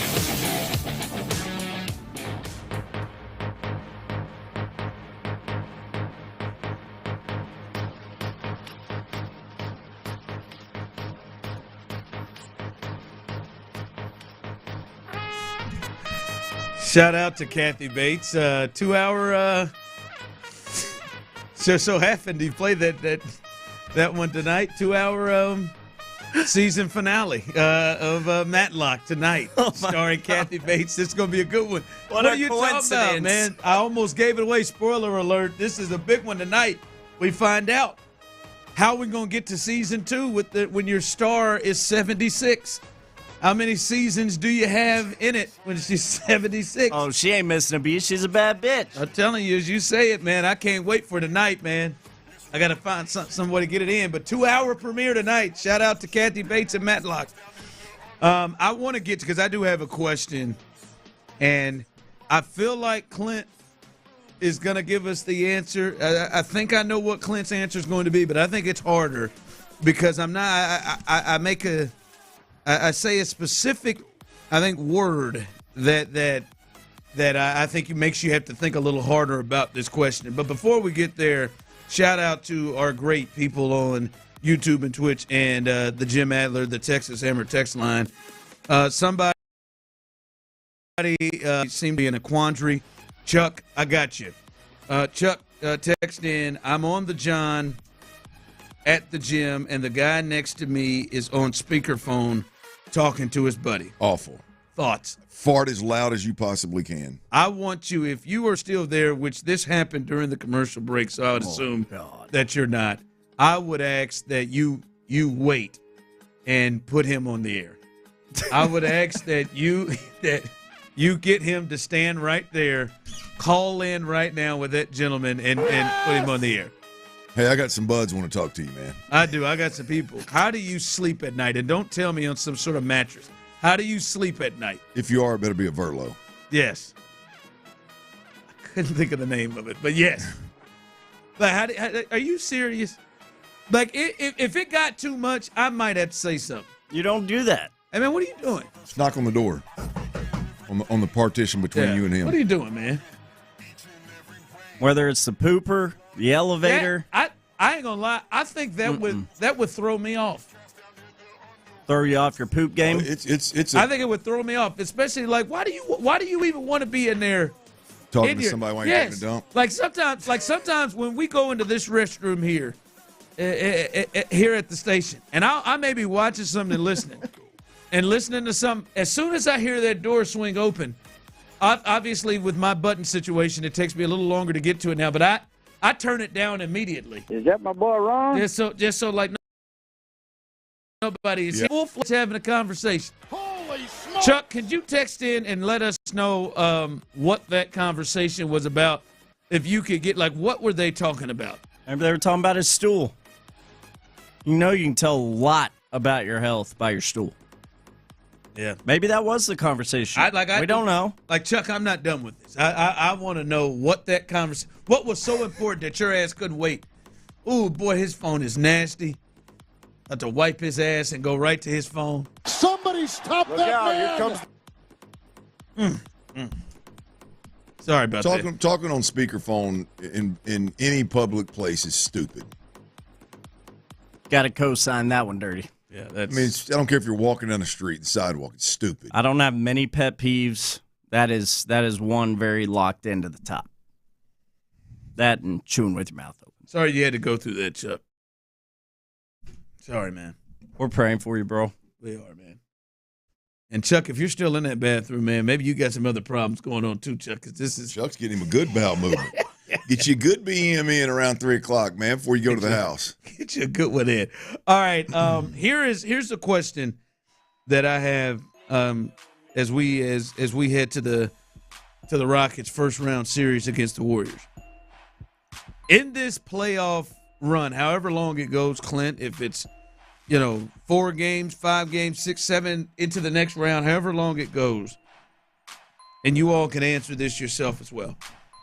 Who do you think the bigger impact in the playoffs? The bigger impact in games in the playoffs, Jalen Green or Amin Thompson?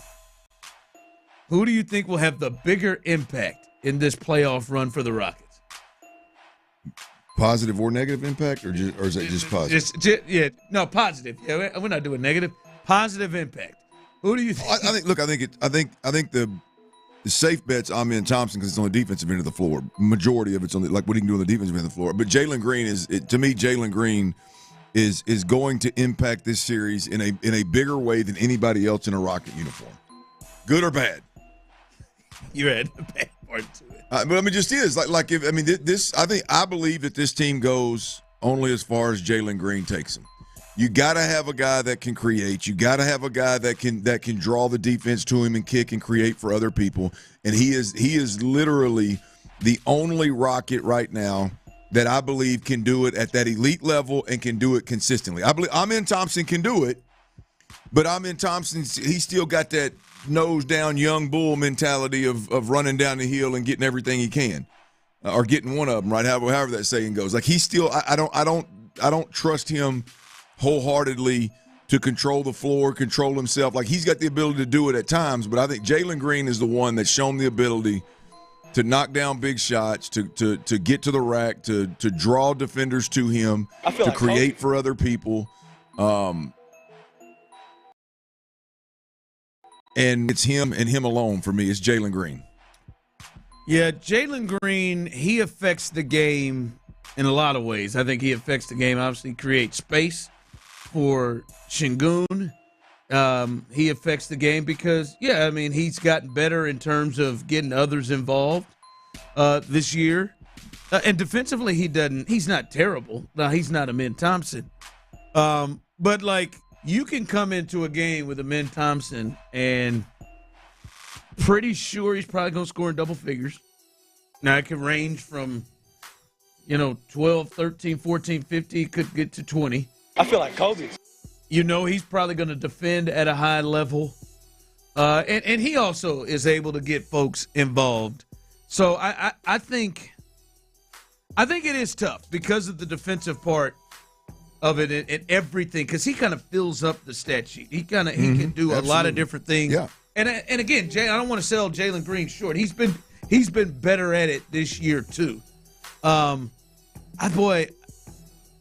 gonna say Amin Thompson because I think some of it not just depends on how much he can fill the stat sheet. I am pretty 100% certain at the end of games. When I say at the end of games, I mean in the last 4 or 5 minutes. I'm 100% certain Amin Thompson's going to be on the floor. Yeah, I'll agree with that. Am I 100% positive that Jalen Green? I should be. Yeah. I feel like I should be. But in a weird way, even though he's been here longer, he is, he has got more just game time experience, and we agreed it. I think it's at least a very fair argument that Jalen Green has been your best player this year. But I do think Ime Udoka trusts Amin Thompson more than he trusts Jalen Green. Yeah, well, he's trusting him to do different things, right? He's not. Jalen, you got to bring the ball up the floor. You got to trust that he's gonna take care of things and be the quarterback. Where I'm in, I think there's different reasons that you trust him. I'm with you, man. Ron, I'm gonna turn TV off in late in the fourth if Jalen's not on the. Here's the deal. Here's what I believe with the Rockets, and I wholeheartely believe this. I believe that Amin Thompson. It's a fair, like someone saying, "Come on, Ron, he'll be." It's fair though. No, it's fair. It's 100% fair. We saw it in a monster game. It's like we look. Here's the thing. I think, and this is the difference for me. I think the Rockets. I think Amin Thompson can play great, have a great game, and the Rockets still lose. I think if Jalen Green goes out there and has a great game, I think it's going to be really difficult to beat the Rockets.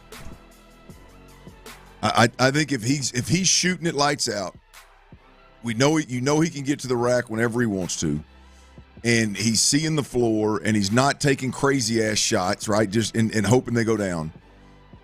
They're going to be hard to beat with that factor. Şengün down the deep they can throw at the perimeter at the perimeter. Golden State Warriors, that's why to me Jalen is the biggest impact. If he's knocking them down, Ron, if he's mid-20s to 30s, it's going to be hard to beat the Rockets. I wonder what his full game looks like though. Yeah, I wonder how many different ways he impacts the game, right? Like when you say not just shooting hope shots, but also that means, like, is he a playmaker for himself, for others? Is he find a way to get easy shots for Dylan Brooks, easy shots for Ben Thompson, easy shots for other guys? And I'm believing. How much do you believe he can do that? I may be crazy, but I am just as. It just seems to me. Now he's had cold nights. I mean, I'm not saying he had, like the Laker game. I think it was when he got or wasn't on the floor late in the game. He was not having a good shooting. I'm talking about that. I'm just talking about the ability to do what we're talking about doing and go into the playoffs and have more great nights than just kind of meandering nights for him. Yeah, that's I think for me. If you tell me like the biggest change and difference for Jalen Green from previous years to me this year is previous years when Jalen Green wasn't scoring, I could see why Udoka would pull him out of games. Agreed. Because when he wasn't scoring, his impact on the game was minimal at times. He wasn't getting he had 28 points, 2 rebounds, and an assist. Right, like he scored, but there wasn't anything else. Right. I think this year, that's why to me the Lakers game was so weird. I mean, I know he was kind of cold. He had 9 points, but he had something like 6 or 7 assists to one turnover, right? And defensively, he's been better. So yeah, I think he has. That's been the biggest difference is he has affected the game much more than just scoring. He's bringing more to the table. Yeah. Than that, and to me, I think that's a big deal. But Amen Thompson, to me, I think with the trust level and everything he does, like I think he will probably impact things a little bit more than Jalen Green. Update real quick on Chuck. Chuck, if you missed it at the start of the segment, Chuck was at the gym. On the toilet. Well, that old pre-workout was kicking in, did it? Got him. And then, oh, my God. I guess some gentleman in the stall next to him was just on speakerphone having a flat-out conversation. Update from Chuck. He said they were talking about Easter plans. Said, I was there 5 minutes or so. I then went to the sauna for 10 minutes and left and walked back by the bathroom, and he was still in there talking about his grandma's potato salad. I bounced. Chuck. That's a tough one to listen to. That's a tough one to listen to. Hey, by the way, he was in there for a long time. He's in there for a long time. Chuck, got yourself 10 minutes in the got that field, Chuck. Boy, hey, Chuck's getting all the poison out. Take a dump and then 10 minutes in the sauna. Hell, he's got. I mean, I bet he lost a good 7-8 pounds. Getting all the poison out. Get all that poison out. Whatever you ate yesterday, whatever you drank yesterday, whatever impurities you got in your body, get them all. It will not be a good night. Hey, get them all the way out. And if I were in your shoes too, I enjoy a good BM and a good sauna session. And you got some jackleg the whole time talking on speakerphone. God, I remember, honest to God, that couldn't wait. What, the Easter talk? Yes, that couldn't wait. That couldn't wait. You couldn't wait it till you got out of there to have this conversation. And if you're at the gym taking I bet his grandma's potato salad is nasty as hell. If you're at the gym taking a dump, you don't need to be talking about your Easter plans in the locker room. I mean, what are we doing, man? But it's been pretty loud. Send a text so they can review it. Yes, send a text. How do you get past that? Well, you had to talk it out. Like, now I think he's doing it on purpose. I think that guy was just silence your phone when you walk in the gym staying in there and doing and grind. Text line coming through. Jalen has to play a ton of defense and score 20 to 30 points per game this series. Can't let Curry get hot. Well, that ain't going to be on Jalen. I don't know if Not that he can't. I mean, look. I think Jalen's defense has been big time. It's just not. It ain't on the same level as those other guys. No, but still, yeah. I mean, that's another one of the beautiful things about what Jalen's done is he's not defending at the level those other guys are, but he's damn sure giving the effort. And his athleticism helps him. Sure. As a better defender. And listen, I just want to say, look, I know Amin Thompson and the Rockets as a whole did a hell of a job on Steph Curry. Like, this is a 7-game series. Steph Curry's going to get hot at some point. Like, he's going to get hot. Okay. He's going to get hot at some point. The other part is, as Clint is saying, the person that you feel most comfortable is most likely that's going to get hot with him for the Rockets is Jalen Green. That's you say your hope with when Steph's getting hot, that Jalen's getting hot too. He's got to offset it some, Ron. Yeah. He's got to offset it, man. That he's able to pull that off. So, someone texted in Sana, and after a dump, that's nasty work. Dump and then Sana, that's nasty work. Yeah, well, no, it's not. I'd take a dump and come back to work. It's more ideal the other way around, though. Like, you never want to take your morning shower and then have mud butt after. You want to take your morning dump and then you want to shower. No, that is a non-sweater. I don't know, You don't sweat and then take a dump. Well, I think he's still going to shower after the sauna. Sure, yeah. Ideally, you go. Yeah, but you don't ever want to work out, sweat, or sauna, and then go to the crapper. Yeah, but my point is, I feel like I got to start my whole damn day over if I have taken my morning shower and then I get out and immediately I got to take a dump. I feel like I just got to restart the. I do. You should shower last. That's what I'm saying. I think the point was that the call that didn't end with. Yes, I'm saying you can't ever mix. The order matters, and you should be taking. Shower being last is all that matters. Yes. Yeah. 100%. And I disagree with that. You do? Yeah, I don't know. Shower's got to be only because it is tenfold more difficult to wipe your tail end if you're sweaty. Sweating and sitting on a seat with sweating, it's awful. Natural lubricant, man. No, Coming up next. I don't need any lube to wipe mine. I don't know how you're wiping, but I don't need no lube. Just a slider. Coming up next, man. I'm not, damn it. Coming up next. All right, one of the biggest names coming up next week says something that, man, my man need to chill out. He need to chill out. We'll discuss that coming up next. All right, y'all, power outages, man, they can happen at any time, man. If you've lived in Texas for any amount of time, you know this. We've seen extreme heat. We've seen extreme cold. We've seen hurricanes. We've experienced it all here. And when it's all said and done, your best bet, the smartest thing that you can do is get you a free estimate on a Generac home standby generator from Generator Supercenter, right? Everybody else power goes down, boy, your lights flicker and kick right back on, and you're rocking and rolling. Everything in your house, not just your fridge, everything in your house.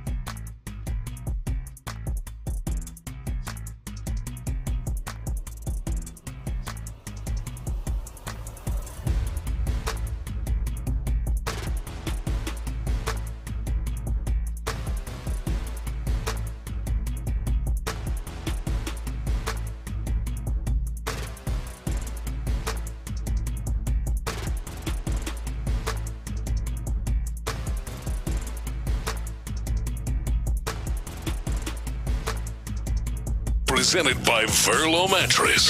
Verlo Mattress, handcrafted for your comfort and guaranteed for life. We're a week away from the NFL Draft. Who will the Texans select? Stay informed with Mark Vandermeer and John Harris every weeknight at 6 on Texans All Access. We have the latest on all right here. Insider access, exclusive content, Sports Radio 610. The Texans play here. and spit on that thing. Sports Radio 610 presents The Drive with Stoerner and Hughley.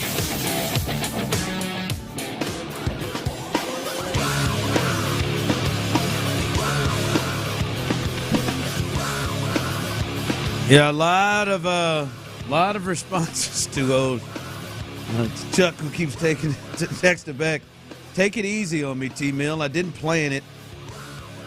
No. I wasn't hating on Chuck too hard there. Just had to let it rip when needed. Yeah. Sometimes, duty calls. I just can't get beyond the fact that you sweat and then you prefer, and your order is sweat, poop, shower. Instead of poop, sweat, shower. But that really wasn't the point of it. Like, that's not what I'm focused on. But you should be disgusted with running toilet paper through a sweaty crack. Why? It's poop. Sweat's not as nasty as poop. It's messy. This is what Area 45 is talking about. Yes. Would you sit in the sauna, Ron, and then go poop if you had the choice? If I had the choice, probably not. If I had the choice, I'd probably let it out first. I was just trying to make the point sometimes you don't have the choice. Now, I'm not going to go in the shower. I agree. I've done it before. And just hold it. It's rough. Yeah. The old mid-workout BM, whew, that is not it. Yeah, that's not. But what do you instead of butt, the need to BM and then going and getting a jog in before you actually do it, that is brutal. Okay, because when you said butt, like there was like a silver butt. The good news is I try to think these things through, Ron. Well, it's a process. Yeah, this is what they're talking about. Yep. Yeah, you got us, Sean and Patrick and Chris. All right, you got us there. It's always relevant. Everybody poops. My man, another person who poops. Looks like he makes serious faces when he does. Travis Hunter, who arguably is the best. What a transition! It does. 1 second. There's some photos of Travis where you're like that young man works it over. It makes a face, but he may be the most talented. Not maybe the most talented, but he might be at the top of the board in terms of just when you're grading out players in this draft. Him or Carter. Those two guys are 1 and 2 in most draft boards that we've seen. And when you take into account his ability to be probably a top 10 receiver in the draft and a top 10 corner in the draft, he is a special player. But he said this: never playing football again if I can't play wide receiver and corner in the NFL. It's never playing again because I feel like I can dominate on each side of the ball. That was wow, dude. Travis Hunter, who just happens to be up on the screen. This is silly talk. Setting an ultimatum. But it's silly because there's no reason for the ultimatum, and it's just not true. Like, you're not shutting it down if you're not promised. You're not moving on to being a carpenter, or you're not moving on to another gig and not playing in the NFL if you're not told you can't play both ways. And Clint, I don't think anybody is fully just going to say, nope, you're only playing this. I don't even think it's a thing on either way. Well, look, here's the deal: is I hope the young fella understands that there's got to be a process here of one's got to be priority while you continue to kind of chop wood at the other one. Like, you just can't go in there like you do in college with a quarter of the playbook that you're going to have in the NFL versus, significantly lesser athletes on a week in, week out basis at college. I mean, hopefully he's got an understanding of, I'm going to go in here and I'm going to be a defensive back. And there's by the way, there's no other way to do this. It's not wide receiver and then part-time DB. That's the silliest stuff I've heard. Right? He's going to be real quick. Why? Because there's not packages on the defensive side of the football that you're dictating. Right? Like he could be your nickel. So you're just not going to use him on defense if it's a team that doesn't have a lot of nickel sets on offense. So the other team dictates really what you do on defense, where you dictate what you do on offense, right? So defense, and to be an outside corner to take an outside corner that's a starter off the field is silly, right? So the thing is, he's going to be a starting corner for whoever drafts him, and then they're going to start out with the package on the offensive side of the football. Here's what we're going to ask you to do. I know you can do more physically and mentally. I know you can do more, and we're going to work to more. But right now, this is how we're going to start this thing, because you got a whole playbook to learn. You're going to be in this building for 12 hours a day for the next 7 months. It's not like college where you get to go play with your little girlfriend for half the day and you get to go fishing for half the day and all that. You are a professional, and we're going to let you kind of get used to that while we expand your package on the offensive side of the football. Hopefully he understands that, and it's not just he thinks he's going to start on both sides of the ball. A couple of things. One, I don't think there's any team that's just coming out and going to say no. Agreed. Like, you're just going to be a receiver, or you're just going to be. Like, I think in today's game, there's no way. I don't think that he has to worry about that. Maybe 10, 15 years ago, I don't think he has to worry about that. So to even make this comment that can almost be taken as a threat, like, I'll take my ball and go home. Right. Like, I don't think that's a good start, coming into the league.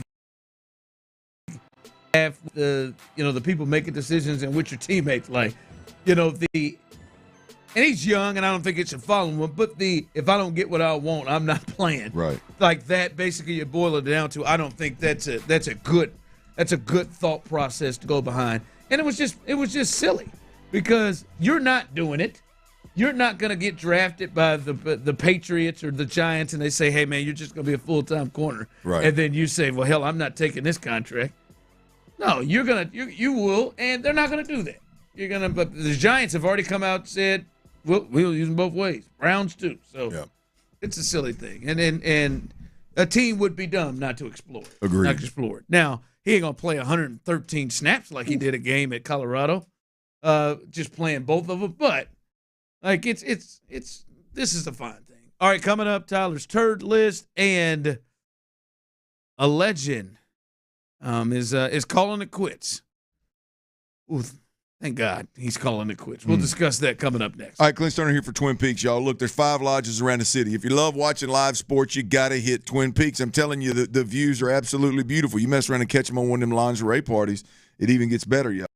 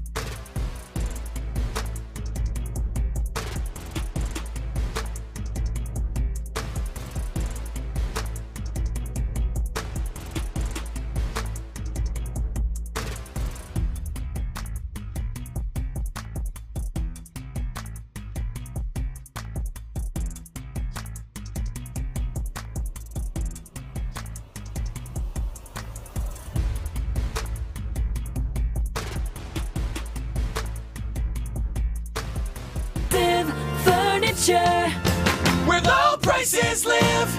Live from the Mokaram Injury Law Radio's X10 presents The Drive with Stoerner and Hughley.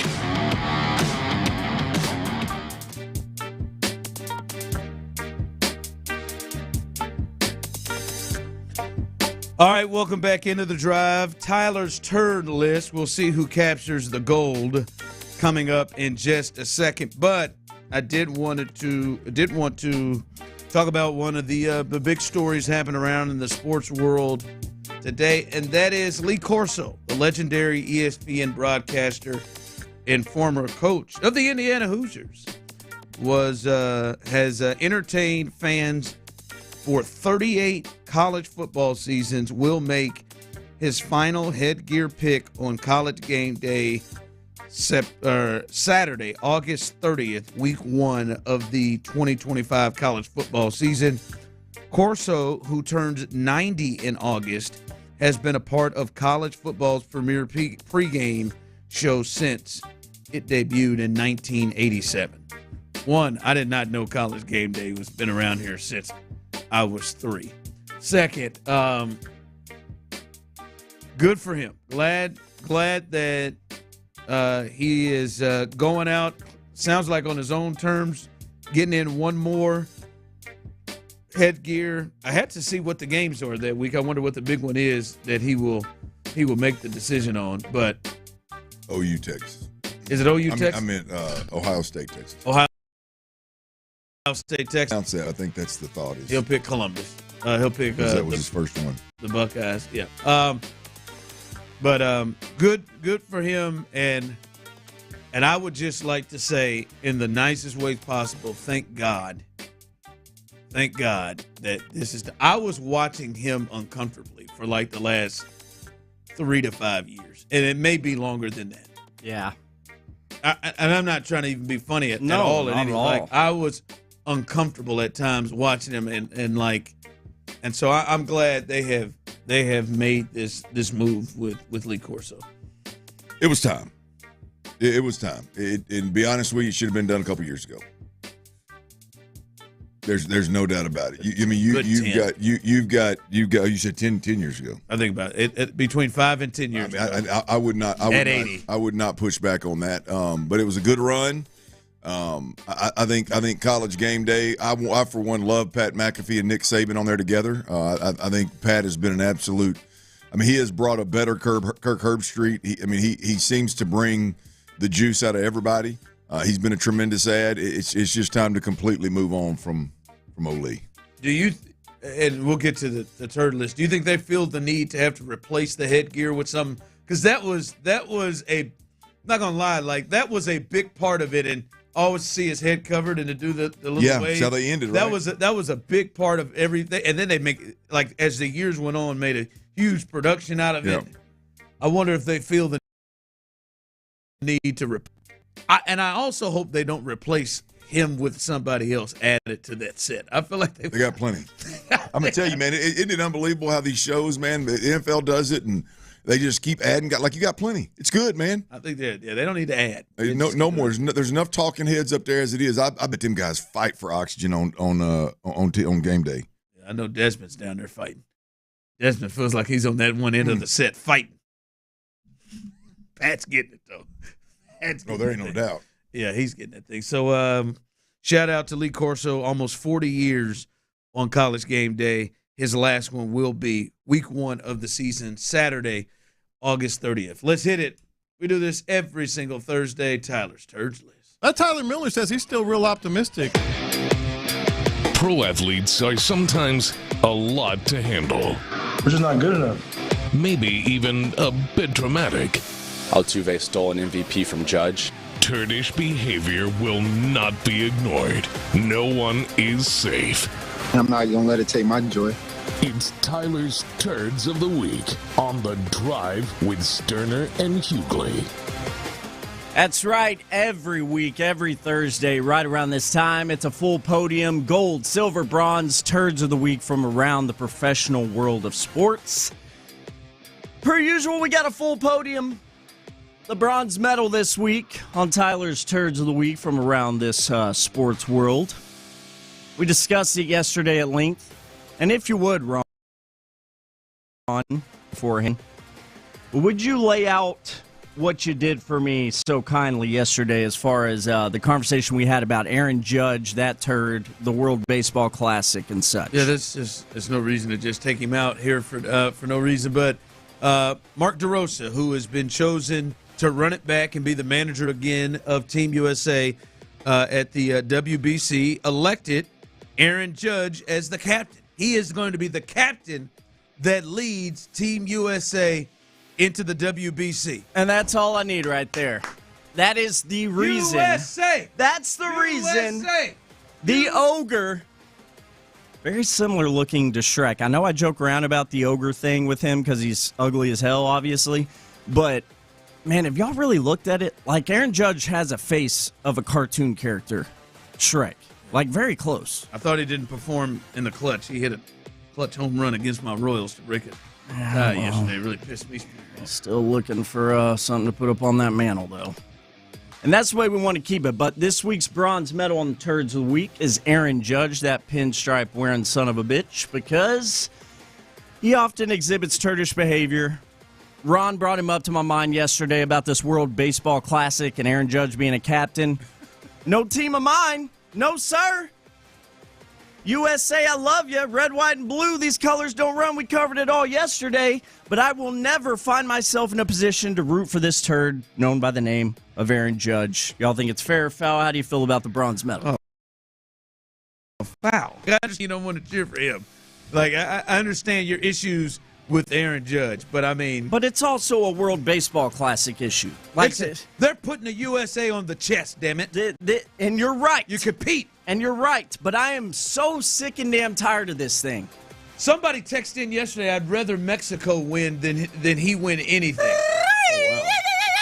It's our neighbors to the south. I wouldn't be upset. USA would be better, but I wouldn't be upset. So that's your bronze medal. Aaron Judge.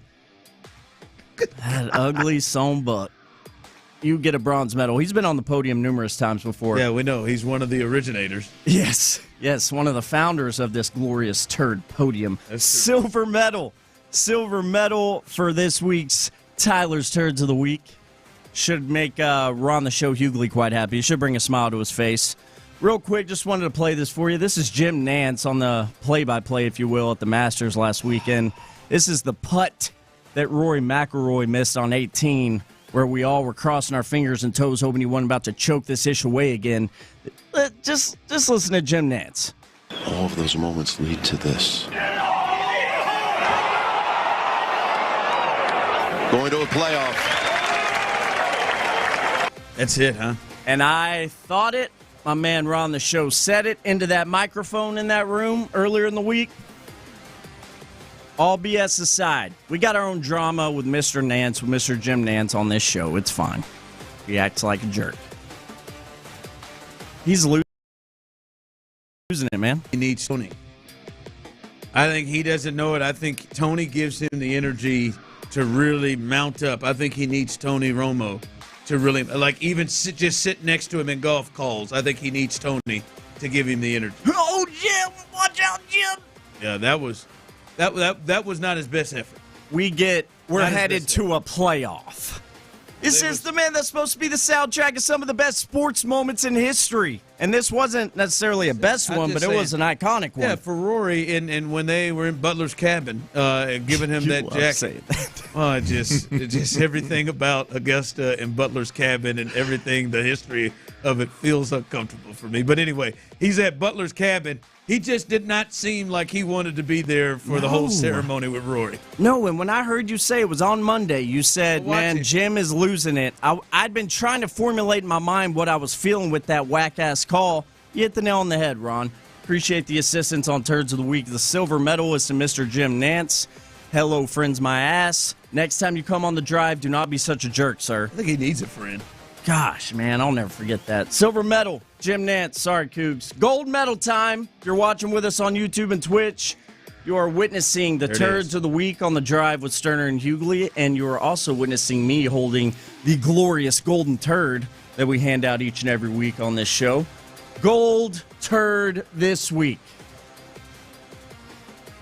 There's only one place this was ever going to go. One place it was ever going to go. J.J. Watt, huh? It's playoff time in Houston, baby. No, not J.J. Watt or the Texans. This is just my song I play when I want to get hyped. This is your hype. It makes me get like... It's playoff time in Houston, baby. Golden turd this week goes to none other than the opponent awaiting our Houston Rockets in the first round. We've seen them a lot over the years. Them and all their turdish behavior on full display. This is going to the Golden State Warriors. That mouthpiece chewing buck Steph Curry, your whining ass head coach that rode the coattails of Michael Jordan, Steve Kerr. That's Tim Duncan too, I guess. That freaking turd that cannot stop punching dudes' nuts, Draymond Green. The Golden State Warriors get this week's turd of the week because we are going to beat that ass. Okay, it is time. It is time. What was their turdish behaviors just being the Warriors? Oh, I mean, tune in to any Warriors game. You'll see plenty of it, in all seriousness. Whether it's Steph Curry in the mouthpiece or him taking that mouthpiece, throwing it off a poor lady's head, throwing it at bystanders, Steve Kerr whining about God knows what on any given night. I cannot stand to hear this crybaby bitch anymore, and I cannot stand to see Steph Curry chewing on that damn mouthpiece on my TV screen with that little smug look he does. You know what I'm talking about. You're fixing to see it, though, T. I'd like to give an Go down in smoke. Congrats, Golden State! I'd like to give an honorable mention to Skip Bayless, who not maybe getting as much traction as he wants. He has decided to pull in about 50 teenagers who are LeBron fans and one by one debate them. This is where Skip. Yes, you can find it. And he got cooked by one guy too. This is where it's come to for Skip Bayless. So good Lord, Skip, just right off. I can't believe you didn't get on that. They try out for like America's Got Talent or something. I can't believe you didn't get on that. Skip's got to be. He's got to be in rough shape. As much as he tried to bait LeBron James and Stephen A. was able to pull it off, and Skip is resorted to arguing teenagers about how good Jordan is over LeBron. It is it's too bad. But so that's my honorable mention. Okay, I love it. That's your turds of the week. Get hyped, man. There you go. First time since 2020 we got playoff basketball in Houston. Somebody sponsored this thing. All right, what you got coming up? How did the Jets let go of Aaron Rodgers? How did they inform Aaron Rodgers they were moving on? It's pretty interesting, y'all. And damn it, college football did it. They finally did it for all of us college football lovers. I'll tell you what that is next right here on Sports Radio 610. Before we do that, though, got to tell you about Dr. Matoran. Look, if you're one of those folks out there that you got some breathing issues going on,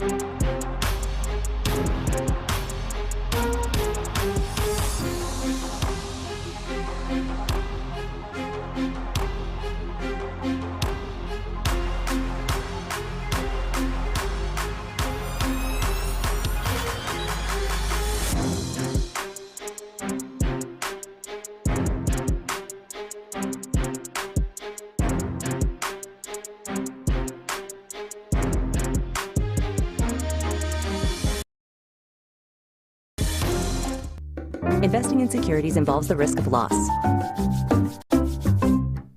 KILT FM HD2 Houston. Insider access, exclusive content. Sports Radio 610. The Texans play here. An Odyssey sports station. Dirty's Daily. Powered by Mokaram Law. Any personal injury. Call day or night. 281-222-2222. Or visit MokaramLawFirm.com. I liked your voice.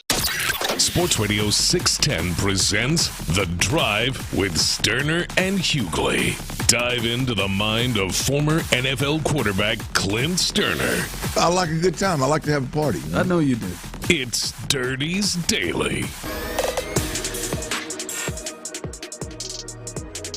Yeah, it is. Again, Dirty's Daily is brought to you by Mokaram Injury Lawyers. Hard as hell to say, easy to dial. 281-222-2222. If you're out there and you're listening on an AM/FM dial the old school way, we greatly appreciate it.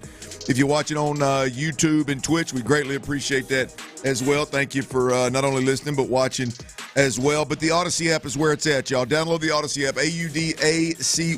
Download the Odyssey app. Take us with you everywhere you go. You can listen to The Drive, obviously. If we have some interesting segment that you hear about, maybe on Twitter or something, you can use that Odyssey app. You pull it up, boom. You can go back. You can rewind directly to. That's right. Sounds a little bit like that. Not really, but you can rewind it really, and go back to exactly where that conversation started and finished.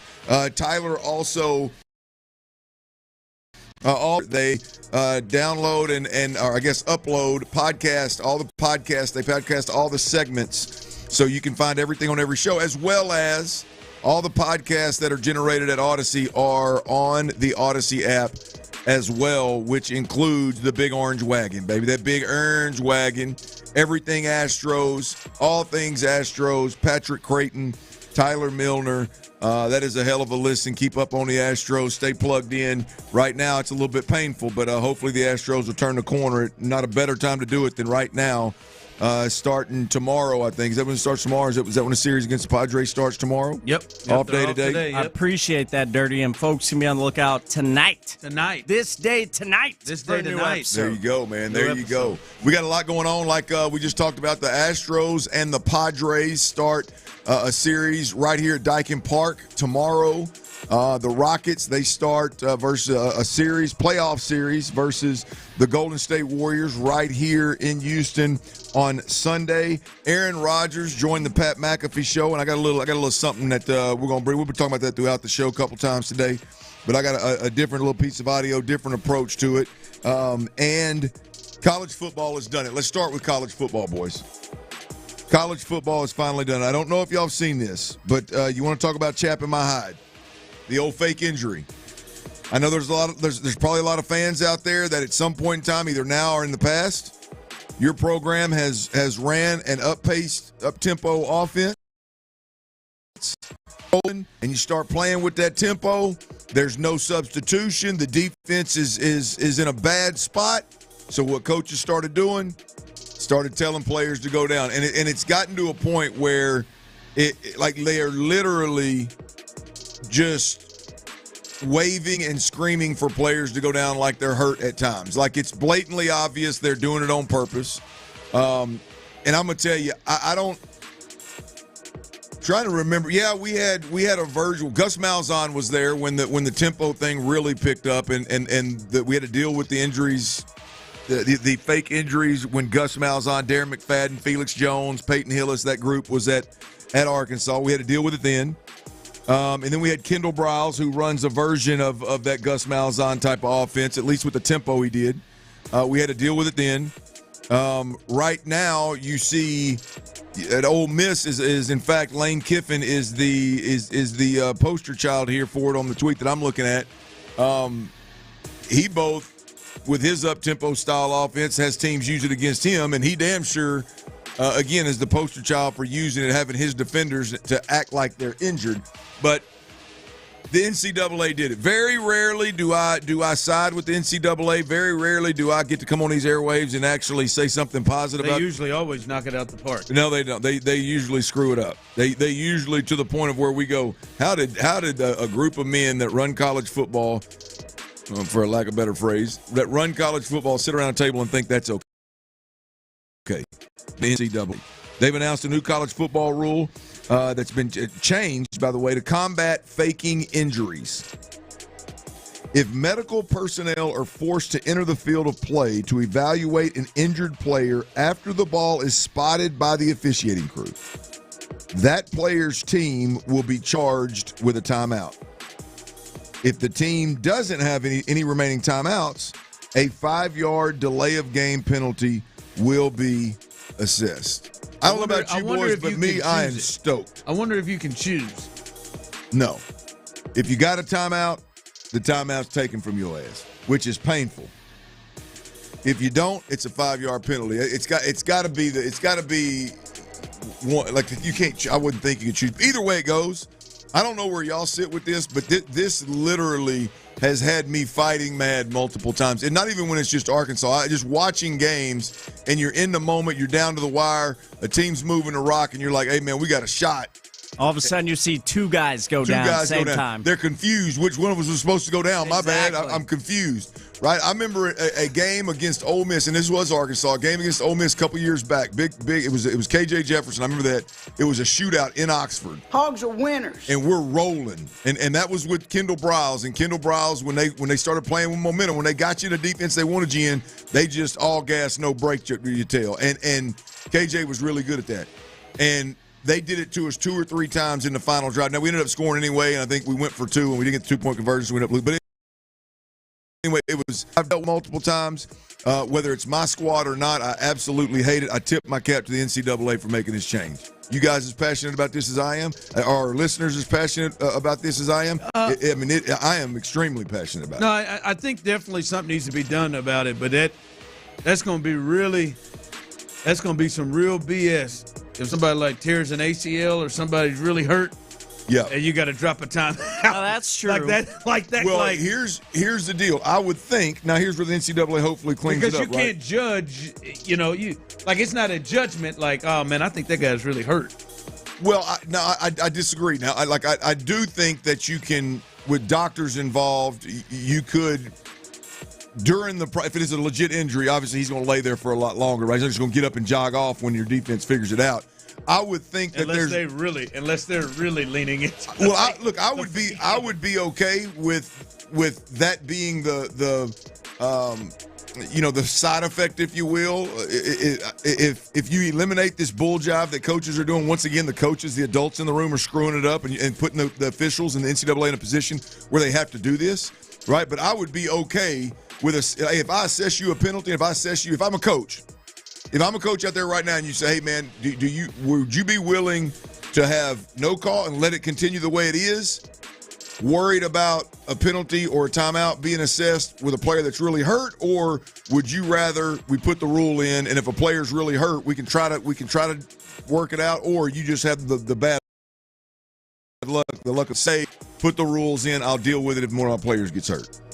Because you see it as, and I guess you see it as this is a real problem that runs rampant. Like absolutely, because it affects big games in big moments way too often, and there's certain coaches that do it all the damn time. Absolutely, man. It just can't be. It can't be. Faking anything outside of a play faking injury under any circumstances can't be tolerated. Maybe if the cart comes out, they stop. Because if somebody gets a concussion and and the thought is, oh shoot, but I better get off the field or we're gonna lose a timeout like that. Somebody that'd be a tough thing. Linda Gale, she always taught me, boy, if your leg ain't broke, get your ass up and run off the field. Don't have me up in these stands worrying. So. I don't know. I just love the effort. I applaud the effort. I think it is absolutely needed. The NCAA finally got one right, boys. It's big. This is Sports Radio 610 Houston Sports Leader. I'm Clint Stoerner. That's Ron, the show Hughley. T. Mill, the real deal, is behind the glass over there. By the way, when I was running down what we got going on in the sporting world today, I do want to let you know that Tyler Milner did hit some bets last night, so it's a good time to get in on those on them bets, huh, T? No lies detected. Come on. Oh, Aaron Rodgers he went silent for a while, boys. But he visited. He made another appearance on Pat McAfee's show today, and he on a lot of things. We talked a little bit earlier about, him in Pittsburgh and the conversations he's had, and he's having some personal issues both in his life as well as a couple of his closest friends that are in his inner circle's life. That's factored into whether he's going to play or not again, it sounds like. But I found a lot of it very, very interesting. But what I found really interesting was he was hesitant to do it, but he ended up doing it anyway. But he went ahead and pulled the curtain back on what his version of the story of what went on in a meeting with the Jets when he was informed that they were going to go a different direction. Here's how that kind of went down. Well, first of all, I told my pilots, hey, have a good night, have some beers. This is going to be a long meeting. Sure, we might even have dinner. I don't know what's going to happen. It's going to be a good, I'm excited about this meeting. So walking out of there, 25 minutes, this was like 40 minutes because I saw Vito and Gus in the training room. I saw Dave Zuffalato, awesome trainer there. Got to talk to him. So I was there maybe about 40 minutes at one Jets drive. Then I drove home, had some conversations with some people there, including Christopher. But the next day, when I left, I was just thinking, hey, that's the closing of that chapter. There's so many beautiful things about the 2 years that I had there. Obviously, most of them off the field, but no, I wasn't upset about it. I was surprised. I felt like there wasn't an ample amount of respect in that meeting. But I guess I shouldn't have been surprised based on some of the things I saw over the 2 years. But I am thankful for my time with the Jets. I'm just. It didn't work. That is the storytelling. But what went down? I cut that thing wrong. But what actually went down? So he flies on his own dime. Apparently, he got a private jet and flew from California to New York to meet with him. Fresh out of the Poncha Karma. And he sits down, and him and the head coach are sitting there. He said he jumps up, leaves the room. Grant, like in a weird fashion, jumps up, leaves the room. The general manager comes in. He's sitting there talking to the general manager. Head coach comes back in and sits down across the table from him and essentially says, hey, do you want to play football? And he said, yeah, I'm here to talk about it. And he said, well, we're going to go in a different direction at the quarterback position. And he said, what? He said, what? He said, it's quick, too. He said, yeah, we're going to go a different direction at the quarterback position. And I just wanted you to know, I wanted to know how you wanted the messaging to look. He said, I don't give a damn about the messaging. Right? It was very interesting. He was expecting this long meeting to talk. And he said the way that they were moving, the way they went all around, he was sitting there having a general conversation with the general manager, just a convo. And the head coach just jumps in and goes, hey, we're going to go in a different direction with the quarterback Aaron position. Glenn, man, in out here firing people like he's at Sprint, baby. Yeah, that was Get it out, baby. It was interesting, but nonetheless, I thought Aaron Rodgers was an interesting interview. If you get to watch that, he certainly seemed to be surprised by how that went down. Yeah. I think he expected that I think he felt like they could have. In fact, he told him on the piece of audio that I screwed up there. He actually said, they could have called me for that. Yeah, they had to make me fly across the country. They literally, it was. I was in there I was in the building less than 40 minutes. But it wanted to be a man to do it face to face. Yeah, if they'd have played for my airplane ticket, maybe. I may have private jet. He said, I told my pilots. Wouldn't that be a good problem to have? I told my pilots to go have some beers. I didn't even catch that. What would you call that? A humble brag? That's a flex, no doubt about it. Humble flex? Yeah, I told my pilots to go have some beers, boys. It's going to be a long night. Apparently, Aaron Glenn didn't think it was going to be a long night. He's moving moving with a different sense of urgency. His ass is rolling. Get somebody else up out the chair. Get somebody else. Let's go. Hey, have y'all seen this stuff on this since the Masters was just played and Rory did his thing? Have y'all seen the stories on this young kid that pissed in the creek at the Masters? I've seen a lot of stories since Sunday, but I haven't seen that one. No. Well, I missed that. Apparently that he also had a hat on that people didn't like. I guess I don't know. I think he's an amateur. I think he went to Arizona State. His name is Jose Luis Ballester. He's got a hat on. You know how nowadays they're having these hats that have the letters upside down. I think it started actually in Dallas I think Dak actually started some of that stuff up in Dallas. So people were up in arms about the hat that he was wearing, which who gives a rip, right? But apparently he's sitting there playing golf and he had to go. It's Rays Creek in the middle of the Masters. Apparently he just He just whipped it out and took a leak in Ray's Creek right there during the Masters. That's on him. It's nature. It's God's restaurant. No, that like you got like. Listen, I know you don't just go peeing on stuff in Augusta. There's like Wimbledon. You ain't got to. You don't just slide over the corner at Wimbledon and just go and just let it go. The corner. like they got pimento cheese sandwiches for $1.50 still. Like this is Pleasantville. You don't just go pull your thing out and pee in a creek. Like you don't go behind the goal at Madison Square Garden. Oh yeah, man. When you got a table. Ron, he's an amateur. Pebble Beach. He's an amateur. Pebble Beach. You go pee wherever you want to. He's an amateur, Ron. Whistling Straits. Go pee wherever. Beth played TPC Sawgrass. You ain't gonna pee in it. St. Andrews, you don't get to just pee on the course. Okay? Augusta, you don't just get to pee on the course. I'll tell you now, I peed a lot out of the Goose Creek country. Tyler, they asked him about it. He said it was not embarrassing for me at all. If I had to do it again, I'd do it again. I like that out of him. Apparently, he had to take a leak, boys. I mean, when nature calls, it's unhealthy to hold it. Like, that's science. Yeah, go find a toilet. He's got him an Instagram girlfriend, so I guess she's not worried about it. How many times Tiger had to pee and he went and did it? He probably just went on himself. He might have. That's what kind of competitor he is. Dark pants. Keep going. That Navy SEAL training, you know? Yeah. Y'all check out that Pat McAfee deal, though. That's pretty good with Aaron Rodgers, and he didn't pee in no creeks or anything that I know of, but it was a good listen. Nice little run. Was it the creek on 13 that Rory dumped that one into? Yes, right. Yes, right. You got a place out there called Amen Corner. You don't pee on in the creek there. That's like church. Come on, man. Better find your ass a bathroom. When I read it, I had to go back and check to make sure it was real. I thought ain't no way he whipped that thing out right there. Hey man, it's not healthy for your bladder or kidneys to hold too long. That's just science. Good Lord, man. Shoot, man. Maybe the Woodlands Country Club. Not there. Shout out Insperity. Shout out to the Woodlands Country Club. All right, coming up. Hey, man, we got to try to figure out a way to maybe help Joe Espada. How can we help Joe Espada?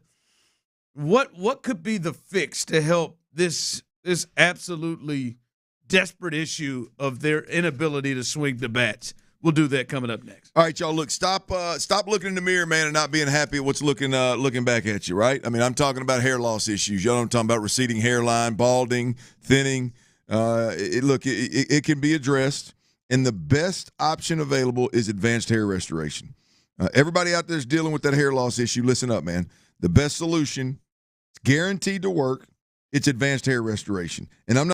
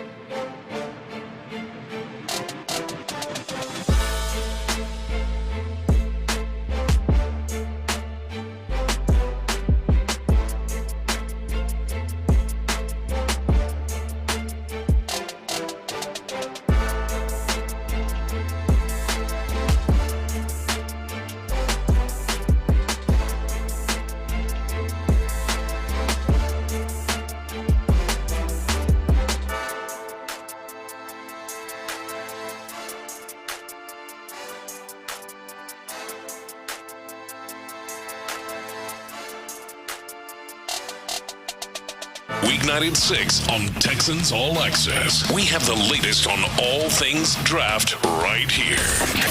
Insider access, exclusive content. Sports Radio 610. The Texans play here. That was enough. Sports Radio 610 presents The Drive with Stoerner and Hughley.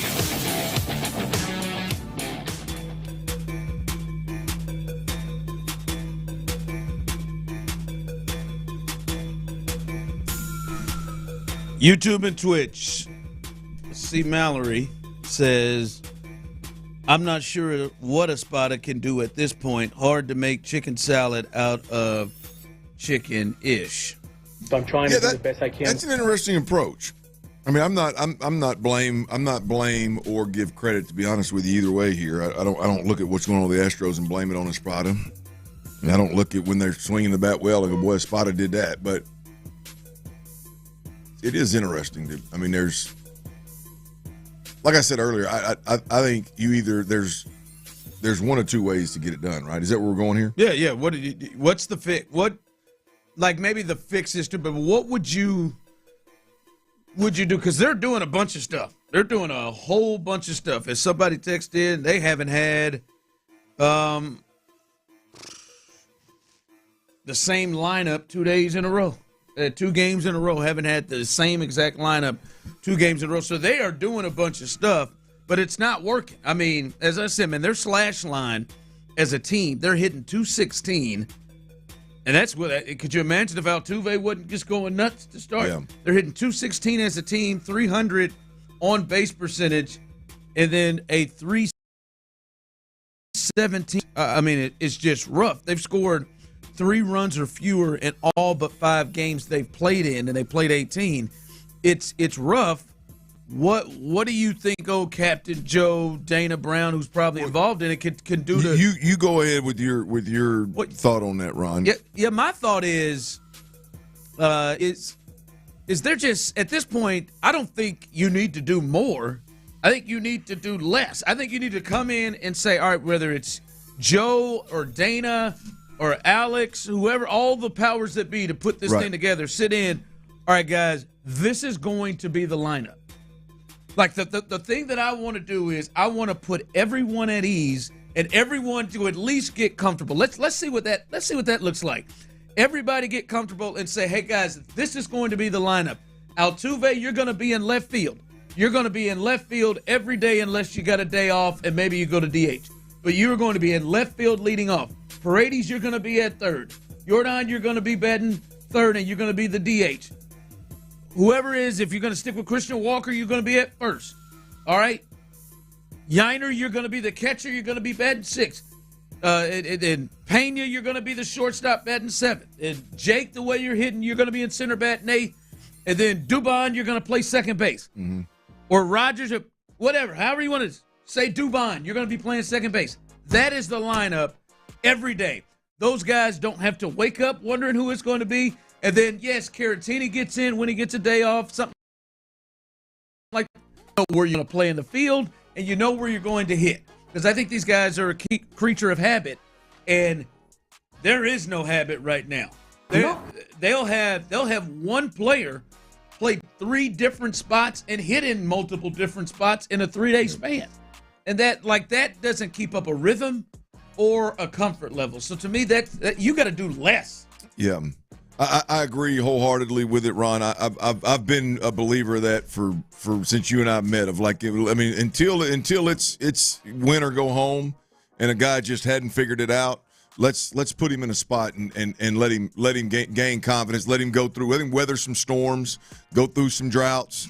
Let him figure it out and show him that you got a little confidence in him. So I 100% agree with you. Now let's talk about the other options though, right? I think to me what they're doing is plumb ass silly, and I thought it when it was just center field that they were doing it with. I thought it was silly when it was right field after Tucker got hurt to do like when your entire lineup's not hitting, with the exception of a couple of guys, to shift from the 6 spot to the 9 spot consistently, and have guys in and out of the lineup consistently it's just a non-factor. Like I don't like you're not affecting anything positively in any way, shape, or form. To me, if you're going to shake the lineup up, like it would be Altuve bumped down and hitting a 4-hole behind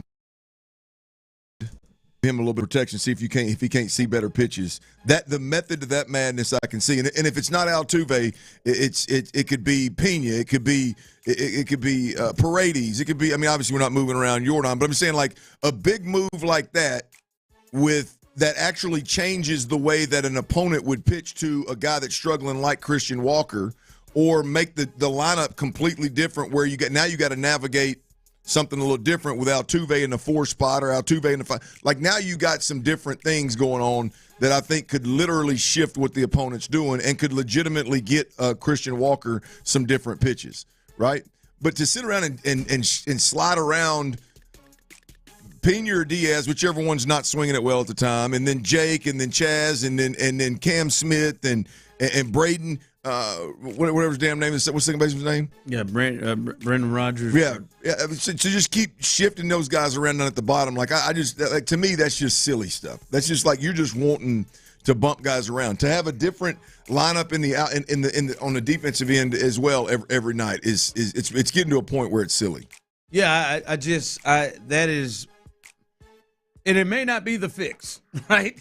That may not be the fix, but it is just hard to think, all right, yeah, I get, you get annoyed and you walk up there and say, damn it, Chaz, again, didn't do nothing. Damn it, Dubon didn't do nothing. Damn it, DeCenzo, he ain't doing nothing. Damn it, Yiner didn't, all of these guys, but especially for the guys that Chaz make, get 2 starts a week, maybe 3 starts a week, or, and if he's going to be a bench player, be a bench player. Yeah. Like, don't have him as a part-timer, because now you're messing with Jake and him, or at least, hey, all right, this is what we're going to do on platoons. We're going to have you face. No, it just seems like it's coming out, and like you said, it's not like a planned. There are planned platoons where, all right, we got a righty and a lefty, and depending on who's on the mound, that person plays. But it looks like they come to the table every day and they say, all right, who's struggling? And who's playing better? Yeah. Outside of those top, 4 guys. Top 4 ain't going nowhere. That they know. But outside of that, who's struggling? All right, well, let's go here. All right, let's do that. I just think they just need some level of consistency. Someone texted in and said, they're playing uninspired baseball. Need to get rid of Cintron and Espada. They can't coach. Yeah, I mean, Cintron's thrown some pretty damn good lineups out there over the years, boys. I mean, they've swung the bat pretty well over the years. I don't know. I mean, look, I agree with like this is. You can pretty much I could. They're also not as talented. That's what I'm saying. They're also not as talented for Alex. Yeah, it's a lot more difficult right now. And look, I agree with you. You can really see the value of a manager or a hitting coach or a pitching coach when you don't have the best available. So I mean, I don't know if firing folks at this point is the time. I just don't understand the urge to shuffle the deck halfway down all the time and think it's going to solve something. And just keep, but they just they just keep shuffling. Yeah. Night after night after night. Like I said to you earlier, boy, 5, 6 through 9 every night. Whew, you got no clue. You got absolutely no clue. But hopefully they can get going. They got the Padres after a day off today. They got the Padres coming in, and won't be easy. They are obviously have the best record in baseball and a really good team, but we'll see what they do coming up. All right, Nick Caserio spoke about a lot of things yesterday and talked about Titus Howard, talked about him playing multiple positions. So should we already know what this means? Did they kind of let the cat out of the bag? We'll discuss that coming up next. All right, y'all, one of the biggest mistakes that home sellers in Houston, right here in our beautiful city of Houston, one of the biggest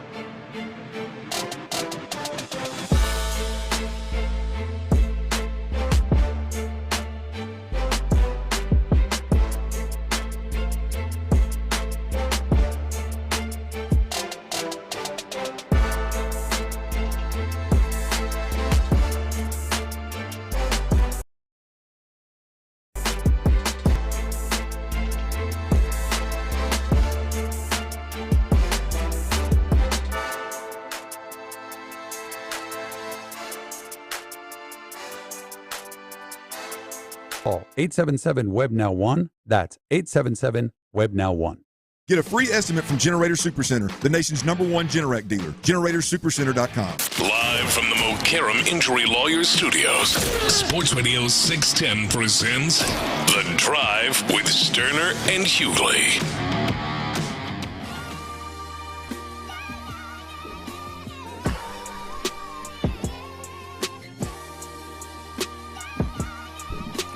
All right, welcome in as we continue to roll through here on The Drive. Remember, folks, as it is Thursday, which means tomorrow is Friday, and that means you all should come hang out with us as we continue our crawfish circuit. When you get a chance to party, party. Yeah, Dusty. How about, real quick, Dusty got a chance to party. His son had his first major league hit for the Washington Nationals. I didn't see that. That's cool. Oh, yeah. Dusty's wife, she was up off her feet. Dusty was too cool, though. He was down, proud and happy, smiling. He didn't get up out of his seat. No, but Dusty said, "Hey, man, I've been there and done that." They kept showing the side-by-side frame of when JT Snow had to save his life as a young That's ball one of the boy. I don't care what anybody says. That's one of the coolest coincidences, if you want to call it. I don't know if that's coincidence. He probably didn't think it's coincidence, but sports coincidences ever, man. I'll never forget that. I mean, the whole thing, man. To he see was that, almost just run over. Oh, he was almost crushed. Could you imagine what Dusty could you imagine what Dusty's wife would have been saying then? She'd have been hot, boy. Dusty, what you doing with my son out there? And enough bottle of wine for you to give me. Give her the whole vineyard. It don't matter, baby. I bet Dusty almost choked on that toothpick over there when that happened. I mean, and the awareness of JT Snow to reach back, to grab him and pick him up. Thank God he had that big ass jacket on. He had something to grab a hold to. But that's cool, man. But he got his first base hit. I wonder if him and JT Snow have a relationship. Darren? Yeah. I don't know. It'd be a real shame if JT was a real a-hole, just in general, not to the kid, but just in general. Yeah, what a cool story if they did. I mean, there's a picture of. They should do a reenactment picture at this age and him pulling the jacket. But come and have a good time, like Dusty said. We'll be at the Rusty Horseshoe Bar and Grill. We'll be up north in Spring. So if you're in that area, you damn sure need to show. And, hey, you want to travel, have a little time, come on out. We'll be there from 2 to 6. I'm still trying to figure out what couple you were talking about. You'll see them tomorrow. I'm certain they'll be here. They'll be there. I'm certain. Shout out to Academy Sports and Outdoors and Bud Light. And you can come join us for some good drinks, good conversation, and them tasty, tasty bugs. They will be there for you to partake. Be out there with the drive and come out and have some bugs and hang out with us. I got to believe a spot called the old Rusty Horseshoe. I got to believe that they got some good. They know what they're doing. I got to. I would think so. It'd be a crying shame spot like that had some old didn't know how to do the bugs now. If Rusty Horseshoe, your name screams out that you. We don't know how to do much, but drinking boiled crawfish, we got you handled, baby. Gotcha. Yeah. My kind of people right there now. Yeah, good time. And also, by the way, we don't come empty-handed. Last 2 weeks we had good giveaways each hour. So come out, put your name in our raffle box as well. And you could be a winner. Bugs, win some stuff, do your thing. Hey, be a good time. Be a good time out there tomorrow in Spring. All right, Clint, Titus Howard has been a discussion because, like, right now, I'm not certain. I think Titus Howard, there's an argument right now that Titus Howard is your best offensive lineman. And I don't know if you know where he's going to play. I don't know if you know where he's going to play. You have no idea. He's your best offensive lineman. He could play tackle. He could play guard. You never know. Well, our general manager, Nick Caserio, as he spoke to the media yesterday, had this to kind of say about Titus and the multiple positions he's had to play. Here internally, Titus is a real good example. And I wasn't here when Titus got drafted, but Titus, he was a quarterback, but he really wasn't. And he played tackle. And nobody really knew if he could play inside until, he was actually put inside. And, Titus is actually going in there and done a pretty good job when he's asked to play. So, again, it's what's the position? What do you ask him to do? Okay, you want to be fair to the player, but it's always case by case, and not everybody can do everything. Sometimes they're better off just focusing on one position and try to get really good at that position because that's their best opportunity to help the team. Did you get anything out of that about? I may be dead wrong, Ron, but I've heard it about 4 times now. And every time I listen to that and I go, the problems with this offensive line were for the most part interior. The general manager just said, well, he's done a pretty good job when he was forced to go down in there, when he was asked or forced to go down in there and play. Yeah. He's done a pretty good job. I cannot help, and then follows that up with, God probably be better off if he had one position, learn how to play that position. I can't help but think that's got tackle written all over. Like if the plan was to play, and here's the question, Houston, right? Titus Howard is the only offensive lineman with the Texans right now that if you had to go, give me a guy you know is going to start, it would be Titus Howard. I think Cam Robinson is given his paycheck, but they do have other tackles. But I just don't know where he's going to play. I think that the conversation of Titus Howard, because he's a veteran that's been here, he's homegrown. Is he going to play guard or is he going to play tackle? Hell, I'm listening to John McClain on Texans All Access the other day, and he's hell bent. He ain't no tackle, he's guard. And I am wholeheartedly the other way around. I think he's a tackle. When I listen to Nick Caserio right there, if I were the general manager of a team that had interior offensive line problems and I had a guy that I was hell-bent on, nope, this sucker, the best place for him is a guard. I would have delivered that. I'd have communicated that message a little bit. Because there is a real question about how that position has been addressed. Yes. But I try to take it like I think Nick Caserio and D'Amico Ryans and really all coaches and GMs, I think there's word salad, and I think there's a lot of manipulating is not the right word, but a lot of like, what am I looking for, Ron? Like just talking and kind of being device is not the right word either. What am I looking for? Trying to be deceptive. There you go. That's what I'm talking about. Like I think Nick was just talking about a player right there. And when I walked away from his comments about Titus Howard, I didn't go, that's a guard. That's the answer to our problem. Like if I'm Nick Caserio, given what I went through last year, if Titus Howard is playing guard, I'm going to give that spiel right there. He was a quarterback, and he was a tackle, and then he wasn't a tackle, and then he got here, and he was a tackle, and then, we found out his best position was guard. That would have been kind of my. He just naturally said, he played pretty good when he was asked to go down in there. It's almost like they're keeping it secret. I can't give them that much credit. It's almost like they don't know. That's the scary part. Either one of them. That's the scary part. This is the scariest thing, and maybe this is another topic, but this is the scariest part to me about it, that D'Amico Ryans is leaning on Nick Caserio heavily, I think, for the offensive decisions. And there's a lot of offensive conversations that I think D'Amico probably depends on other people because he's a defensive coordinator. And the scariest thing is if they are just hell-bent on being committed to, we're going to find our 5 best. So much to the point where you really don't know who that is right now. Now, look, when I say you really don't, like the idea of not knowing who it is, if somebody gets injured or something, if somebody just ain't worth a damn, then obviously they play somewhere else or not play. But you can't tell me you don't know where Titus Howard's going to play right now.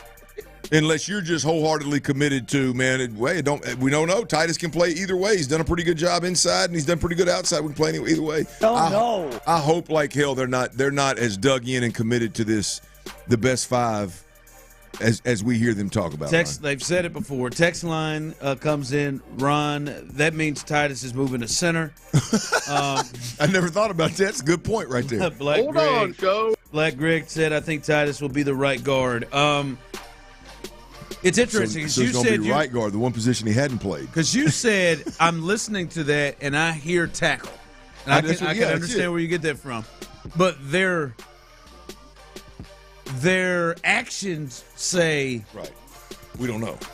Either we don't know, or their actions say he's going to move the guard. Fair. Because they drafted Blake Fisher in the second round. He started to the end of the season. They bring in Cam Robinson for $1 million. They bring in Trent Brown as well as another option at tackle. Yeah. It says guard, but then Like, I also don't think it's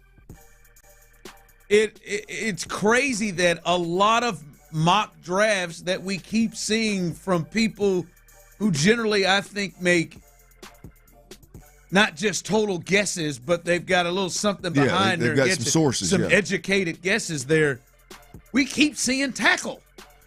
We keep seeing tackle. On the ticker yesterday, the number one position listed for need was tackle.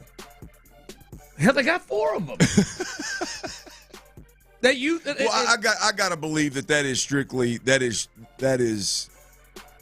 because they showed Laramie Tunsil the door more so than Titus Howard playing inside. I mean, to me, it's got to be right. I mean, it's got to be.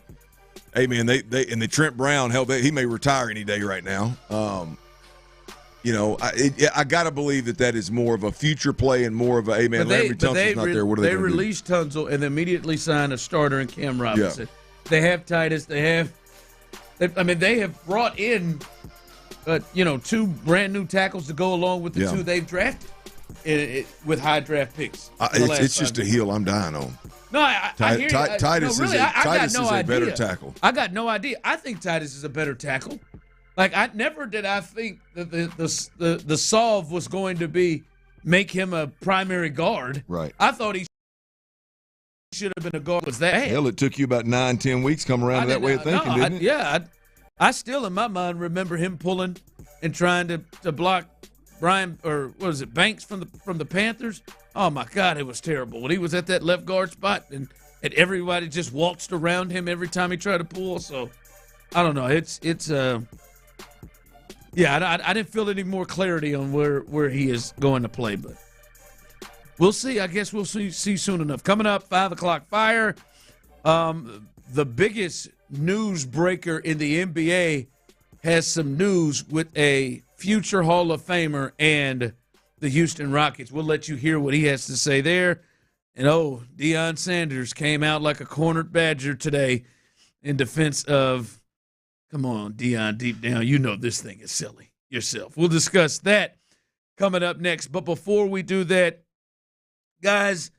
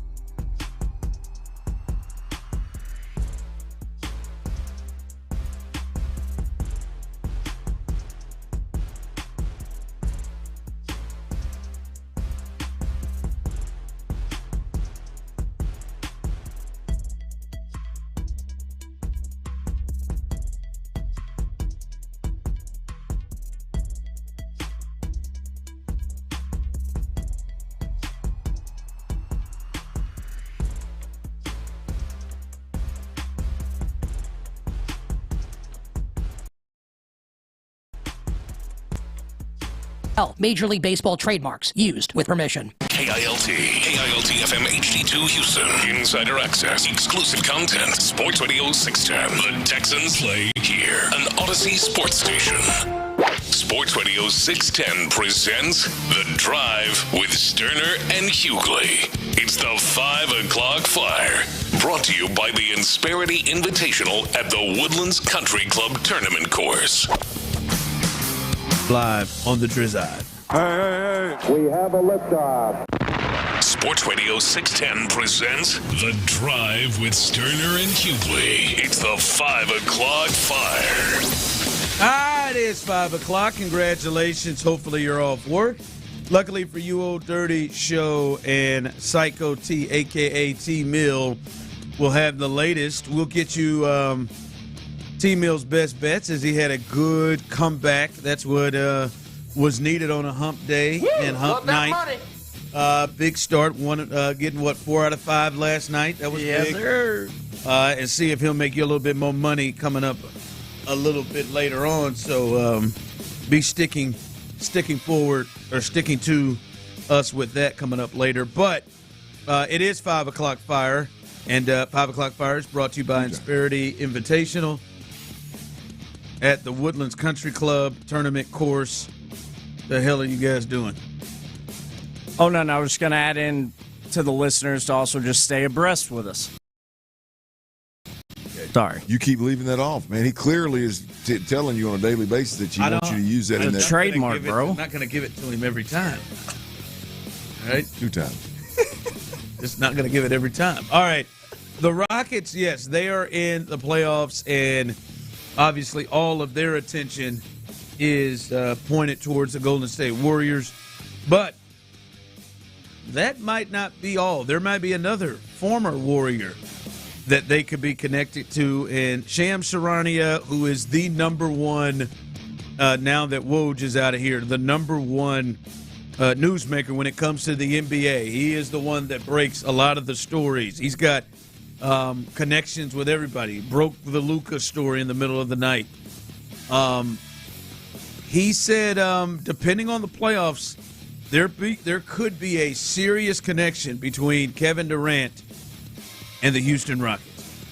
The biggest move of all of that was Ime Udoka and his hiring. He's really the engine of this team, the leader of this team. And this is a Houston team we need to keep an eye on in this playoff run. Because when you think about monitoring who does well early in the playoffs and who might struggle, and there is going to be a level of mutual interest. There has been already with them and Kevin Durant with the Suns. Seeing how they do. Listen, if they win a couple rounds, they might be good where they're at. If you lose early, you don't win or enough to where you want to. Right.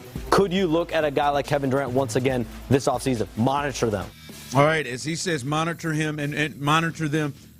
And when it's him and he says there's mutual interest, that means that he is somebody that is so connected, you just take that at least to the bank. And I know there are a lot of people who have some thoughts and feelings on the Rockets and Kevin Durant. And my thing is, I can understand if you're like, no, man, I'd rather hold on to the fellas and let's go in another direction. I guess, Clint, I don't understand those that aren't even in the camp that they don't even want to even look at it. Like that they're in the camp of hell no, don't even bring it to the table. Raphael Stone shouldn't even think about it. Yeah. Tillman Fertitta shouldn't even have even conversations about it. It should be a non-starter. I think Kevin Durant should at least be a conversation, and it should be more dependent, Clint, on what the deal would have to be and what you'd have to give up. Well, yeah, and it depends on where you're really at. I mean, we've seen an impressive Rocket team. Since Ime Udoka took over, we've seen them. I mean, they've improved at a D'Amico Ryans type of clip. I mean, these yes. What they've done is nothing to turn your nose up at. But when it's all said and done, we all know the game changes in all sports, but definitely in basketball, probably more so than the others when it's win or go home, when the playoffs start. And so we'll see where the Rockets stand in at this level of the NBA. And the truth of the matter is, if they don't have enough on the offensive end of the floor, if they don't have a like I'm talking about, if it is just falls flat on the offensive end of the floor, then if you get a chance at Kevin Durant, it's a no-brainer. Like for you, the outcome of how this postseason goes could really sway how you feel about a potential of going after it. Yeah, absolutely. You win a series. By the way, 62 games this year, 26 and a half plus points a game, 6 rebounds, 4 assists, shooting 52% from the field and 43% from three. So he is still, although 36, 37 still can go. I mean, he's still one of the better scorers in the game, right? One-on-one. I mean, he's still money. And so I don't know. I think if you win a series and impress in a second playoff series, if scoring, like if Jalen Green and company, if scoring's not a major problem for multiple games. Right, or you lose a handful of games because you don't have anybody at the end that can finish, right? I mean, then that changes, I think, the narrative around the Rockets moving forward and how aggressive are they, who do they go after, what do they want to do. But the truth of the matter is, Ron, they've got more. They got all the Phoenix draft picks. They've got, I heard J.J. Redick talking the other day about two cats on the bench, Reed Shepherd and Cam Whitmore. And about those guys would be contributors and possibly starters on other teams. They've got pieces that they could move along with draft picks. They've got all yeah, right. They got the picks and good players that just you don't have enough room for them here that they could move Kevin or not. But you've absolutely got to entertain it. And absolutely, I think these playoffs, particularly on the offensive end of the floor, the performance matters in a sense of how aggressive are they. And what level player do they feel like they need to go get when it's all said and done? Yeah, from the text line, well, I'm in the camp of I'm in that camp, and I say hell no to the hell no. Someone that's texted, yeah, and here's the other question. Does he have the swarming defense mentality that the Rockets have? And I say hell no. Listen, Alfred Sengun is playing basketball on this team in major minutes. Kevin Durant can be as good of a defender as he is. And Kevin Durant is somebody that is 7 foot tall, long, and has been a good enough defender in the league before. Right now, so I like that part isn't it to me, and I think Udoka is a big major reason why. Like I would strongly consider it. Right? Some people say, oh well, he's run over Steve Nash and he's run over Bud and he's run over Kenny Atkinson or whatever. He gonna come over here and know what time it is. Not just it'll be mutual respect between the two, but he'll know what the business is. Well, I just don't think Ime his Udoka, mutual interest wouldn't be here if he had issue the way Udoka's get down. Well, it doesn't. Ime Udoka doesn't strike me as a dude that's gonna get involved in one of those. And even if he does, it ain't gonna last long. Yeah. He ain't the one that. So yeah. At some point, guys, the Rockets are going to have to make that level of. They're going to make a tough decision. They're going to make a tough decision, whether that's with some of the young players that you like, or it's going after a player that you don't think necessarily embodies what the Rockets are all about. Like they're going to have to. They're going to have to make a move at some point. Now, look, they may. I don't see it happening, but they may, with the group they have right now, make a good enough run, a crazy enough run to go, hey, we're good right where we're at. Yeah, I don't see it happening. Jalen Green and Sengun, they could, or Amin Thompson, they could come out here and turn into Jokic and Murray. Yeah, we'll see. Right, like I'm just saying, like. No, I'm with you. I'm with you. Like for me, if they're trying to say Amin Thompson, I would tell them to go to hell and hang up the phone. Agreed. But like if it's picks and stuff like that. Like, you can say all you want to, he's too old right now. You'd feel a lot better right now in the end-of-game situations if Kevin Durant was out there and, say, Dylan Brooks wasn't. I think you would. Bet Dylan Brooks can fight better, though. I don't He's know. got the upper hand. I don't know that I agree with that. I don't know, KD. Really? KD, even if he was quick and could hit you 10 times. Yes, he's so long, man. I do get that. I'm not trying to you see Dylan Brooks as a good fighter. I just think from a thickness side, he can eat a couple. He can eat a couple of them punches. I feel like he could take punches. Yeah. I feel like he would take from Katie and get inside and really give him hell. Ooh, I like it. I don't have his size. I don't have what's his name size. I feel like I can get in there. I'd pay to see Wemby and Durant fight. Text line coming in totally different positions. No, Kevin Durant can walk in and play the position that Dillon Brooks is playing. It would be Fred, Jalen Green, Kevin Durant. Like he could sit it there at the 3. What if I told you? With Amin Thompson, he could play the 3 or the 4. Yes, he can. Yep, he can. Nope. Right now, you guys are hammered drunk.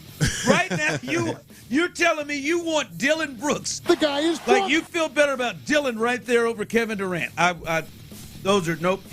You're trolling me. Is what you're trying to do. That's what you're trying to do, and you got me. Yeah, they ain't trying. They did. They got me. Damn you. 5 o'clock fire. All right.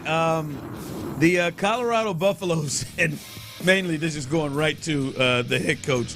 But the Colorado Buffaloes are facing scrutiny over retiring the jerseys of their quarterback, who looks to be drafted in the first round, Shedeur Sanders, and the reigning Heisman Trophy winner, Travis Hunter. Well, Deion came out and spoke a little bit and said, "We're talking about Shedeur. We ain't talking about nobody else." Deion said, "If his last name wasn't Sanders, we wouldn't be having this discussion." You're damn right, Jones. We wouldn't be having a discussion 2 months after his season ended that his jersey would be retired.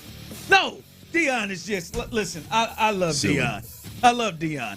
I think it's crazy that they've made the decision on Travis Hunter already to retire his jersey. Cordell Stewart ain't got his jersey retired. My man is 13-11. 13-11 is not getting anybody's jersey retired as long as they're among the living. That is not happening. And Darian Hagan? Is that his name? That quarterback won a national title? I think so. At Colorado, yeah. It's Rashawn Salam. Is his jersey retired? I'm not sure. Might be. He passed. They may have done it. He won a Heisman. Maybe I need to look up at the Colorado. I'm not even passionate about the retiring or numbers or putting them in the wrap. Like I really don't. I mean, I don't get real passionate about it either way. But when it's silly like this, when I say like this, I'm talking about with Shedeur. I mean, I gotta believe that Deion is gonna piss. Like you're going. Not that he cares, and not that he should care. But at the end of the day, I think there's 3 or 4 players in Colorado history, which you named a few of them, that probably went from Deion fans to like, what rolling over? No question. Rolling over. Cordell Stewart. No question. Well, Westbrook. Was Westbrook the one that caught it? Yes. I mean, those guys are like, those guys got to be going, what in the hell is he talking about? What is he doing? This is an embarrassment. This is disrespectful. The Heisman Trophy winner, I can't argue that. I mean, you got 2 of them. What, they got 2 in the history, 3 in the history? No, Rashawn Salam is retired. He is one of 5. Yeah, one of 5 jerseys is Cordell. And now 2 are now 2 are rolling in. Yeah, that's tough to stomach, man. If I was a former player there that had won a Heisman and don't get the recognition I deserve, it'd be tough. It'd be a tough pill to swallow. Yeah, that is and now to bring up is to think like he's got the credentials. It would be a no-brainer if he didn't have my last name. If he didn't have my last name. Come on, Deion. Their season ended in January. I want the dogs. Like, how did that conversation? It don't matter if it ended 10 years ago. How did that, like... Shedeur shouldn't be even mentioned. No, listen, he's, again, 13-11.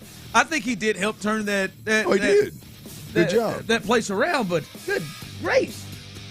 I mean, the transfer portal is still open. Like, God. I just, like, how did that conversation come about? How do you think that, like, how did that even come about? Like, hey, guys... Well, it's got somebody say, I think we should retire Travis's jerseys because he won the Heisman. Well, I think Shedeur should go too. Well, it's got to be a play to appeal to the current players. Of look, you can come in here and you can, I don't know a player that would care, but you can come in here and play 1 year, 2 years, do a jam up job, and hell, we'll retire your number. Do you think at Arkansas, because y'all only got 2, do you think at Arkansas it's an automatic if you win a Heisman? That do you think? Absolutely. I mean, Darren McFadden should be retired right now. Like no one ever wear 5 again. Nobody should wear 5 again, in my opinion. He was a runner-up twice and got robbed once. He was He was absolutely. Yeah. I would as a Razorback fan and as a former player, I agree with you. It's not easy to do, but his should be retired. Like Aaron McFadden should be retired. Like I know I give you a lot of hell, Tyler, but they haven't retired Johnny's jersey, have they? Johnny should be retired. Should it be retired? I don't like when I say like retired jerseys. It's like Johnny's in a league of his own. Yeah, I mean, Johnny's the only. He's the only freshman that's ever won. He's the only freshman that's ever won the Heisman. Now, I would say he puts. Yeah, okay.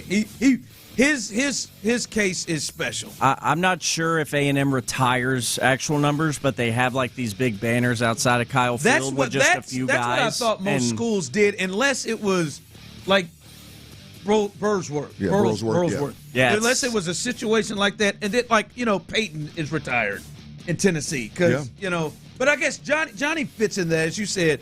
He made history, the only rookie or freshman to win the Heisman. There's like 4 of them outside of Kyle Field. It's like Johnny, Mike Evans, Von Miller. Evans is retired. Well, I don't think that's what they call it. They don't retire it. There's a big banner. That's what KU does. They put your name up in the rafters, but like somebody could still wear 13 even though Wilt Chamberlain wore it. It's Mike Vaughn, Johnny, and I think like John David Crow. Is that his name? The one that won the Heisman? Yeah, it's like 4 guys. I mean, but shoot, man, Johnny built that house they play in now. Yeah, Johnny. You're right. Johnny is a he's a special ring, baby. Yeah, because I'm looking at Florida right now. Yeah, they got Steve Spurrier, Danny Warfel, and Tim Tebow. Yep, those are their retared jerseys. All Heisman Trophy winners. Yep. All quarterbacks, obviously. I'll be honest. All national title winners. I think Danny Warfel's aggressive. Ooh. Sorry, Danny. That's a popcorn arm if I ever seen one, boy. But he whooped our ass up and down that field. You see that in person, man. We were sitting there watching Danny Warfel throw that ball up and down the field. That ball come out there like a little BB gun. Boom, boom, boom. Next thing you know, he's got 500 yards and they got 50 points. All right, how about this? For the Rockets to win this series, against Golden State, who needs to have a bigger impact in the series? Is it Amin Thompson or Jalen Green? We'll discuss that coming up next. All right, y'all, that chronic joint pain, man, I know it sucks. I know it's painful. I know it puts a real damper on things with your life. No matter how bad it is, it affects you everyday living, man. You can forget about getting outside this spring and this summer and golfing and hiking and being active. I mean, some of you guys and gals out there are struggling just walking. So here's the deal, man. QC Kinetics is the way to go. I want you to know something, man. The medical professionals over at QC Kinetics, right here in our beautiful city of Houston, they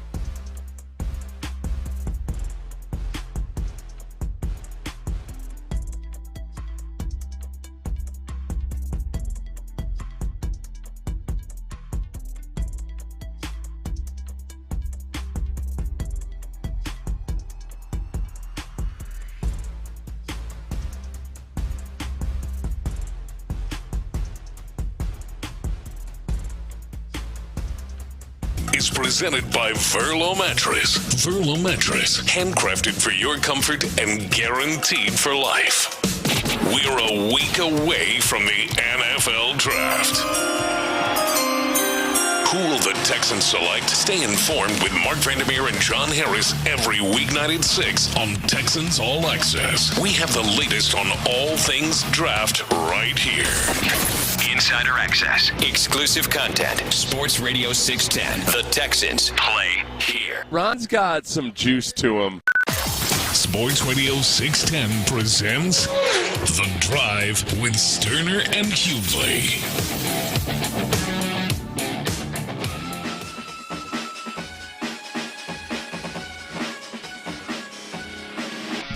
All right, I see some people jumping in already. I'm not gonna read it, but I see some people jumping in already on the question I posed on the other side, and that is for the Rockets, who do you think needs to be more impactful for them to have a chance to win this series? Who needs to be more impactful? 713-572-4610. Chime in on the Jim Adler, the Texas Hammer text line, or on YouTube and Twitch. Who needs to be more impactful for the Rockets to win this series? Jalen Green or Ben Thompson? I think it's Jalen Green, Ron, and I think it's without a doubt for me, man. It's not even close. I think Jalen Green. Here's the deal: is Jalen Green is the X factor for the Rockets in the playoffs, period. If Jalen Green doesn't come out, and if the ball's not in his hand in crunch time, if Jalen Green doesn't come out and shoot the ball well more times than not, if Jalen Green doesn't come out and create for the guys around him, get open looks for the guys around him, if he doesn't do that, the Rockets they have no chance of winning a series. Whether it's Golden State or anybody else, they have no chance. This is a great question. I think Amen Thompson is a great player and can fill up the stat sheet and affect the game in more ways than Jalen Green can. But for me, Jalen Green is the X factor when it comes to impacting winning and losing and ultimately winning a series. When it comes down to doing something on the floor that nobody else in a Rockets uniform can do, it's Jalen Green for me. He's got to be the one. He's got to be. Ron, I believe this wholeheartedly. Everybody on this team not named Jalen Green can play good to great basketball and the Rockets not win a series. I think Jalen Green, if he goes out there and plays good to great consistently, I think the Rockets are going to be tough for anybody to beat. I think it's that big of an X factor. If he goes out there and he's shooting it well, he's scoring 25 to 30, and again, not reckless, which he's not been reckless of late. I think that changes the dynamic of the Rockets. It takes the ceiling of the Rockets from just a good, hard-nosed defensive team that's going to be physical to a team that all of a sudden is a force on the offensive end because one guy has the ability to either shoot it lights out or create for the group around him. I think it's that big of a gap. Yes. Let's see. Here we go. Texts are coming in. Jalen Green, because Amin will have a defensive assignment of guarding Steph. Hell, I think that's a pretty big impact. That's a pretty big impact to the game. Like, in fact, I would say, I think the last game they played in which the Rockets won by 10, and by the way, that's the largest margin of any of the games. Yeah, they won by 10. Him being the primary defender on his 1-for-10 3-point game, there was nothing that was more impactful in the game than that. No doubt. No question. Now, I don't think he can do that. Well, if that happens enough for them to win the series, then I don't think he can do that again. Clearly, they did that. Yeah. I don't get the sense that Steph's going to be held under double figures in a game. I think it. Look, I'm not saying it's they can slow him down. It's going to happen. But I think the impact you're talking about could happen again. I don't think holding the 3 points is going to happen again. But the impact, the defensive impact, I think was very real and could happen again. The question is, can you do it consistently enough night in, night out to that player enough to to win a series? I think that's the question. Yeah. So I don't know. I think for that reason, for me, I do lean towards Thompson because I think Thompson will be able to score some, and he'll impact it that way. I think he'll impact it at times. Yeah. With the ball in his hands and getting others involved. And then I think it's a big thing between both of those spots. I think he could see Curry. I think he could see Jimmy. I think with his size, he has the unique ability to guard both of those guys. And he's got the juice to do it as long as he needs him. Yes, and I think there's a game he goes for 23, 25. I think there's a game he goes for it. So I think from the defensive perspective, I think that's why I lean towards Amen Thompson. If his impact, which I know a lot of people will see impact of scoring at the end, but his impact to slow down, like we said, that last time they played each other, there was nothing more impactful in that game. And he shouldn't have. He should have already been. I think that game probably got him on first team all NBA defense. Yeah. And probably he'll be a top 5 finisher and defensive player of the year. And may win that thing. He may win that 3-4 times in the future. So well, right. There's another part of this too that landed me on Jalen Green in terms of being the most impactful player in the attempt to win a series versus Golden State. Right? Is like I still don't, and I'm talking about from a game plan perspective. Like Jalen Green's the only one. Now, if he gets benched and he's not on the court, it's a different deal. But Jalen Green's the only one that appears to always be on the floor, no matter what combination of other players are out there. He spends a lot of time on the floor, and he's the one that for the most part, seems to be the guy that is like, hey, here's the rock, go create, knock down shots. Like as I said before, there's times when Amen Thompson is working down low and getting the ball down. It's clearly they're trying to get him the rock, and he's handling it. He's going to the rack.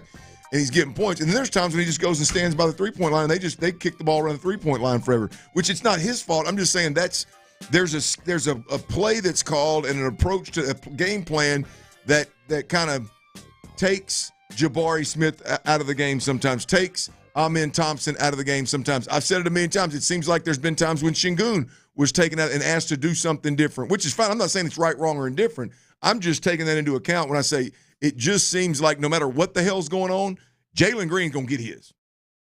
Right? With the exception of the LA game in the last 4 minutes.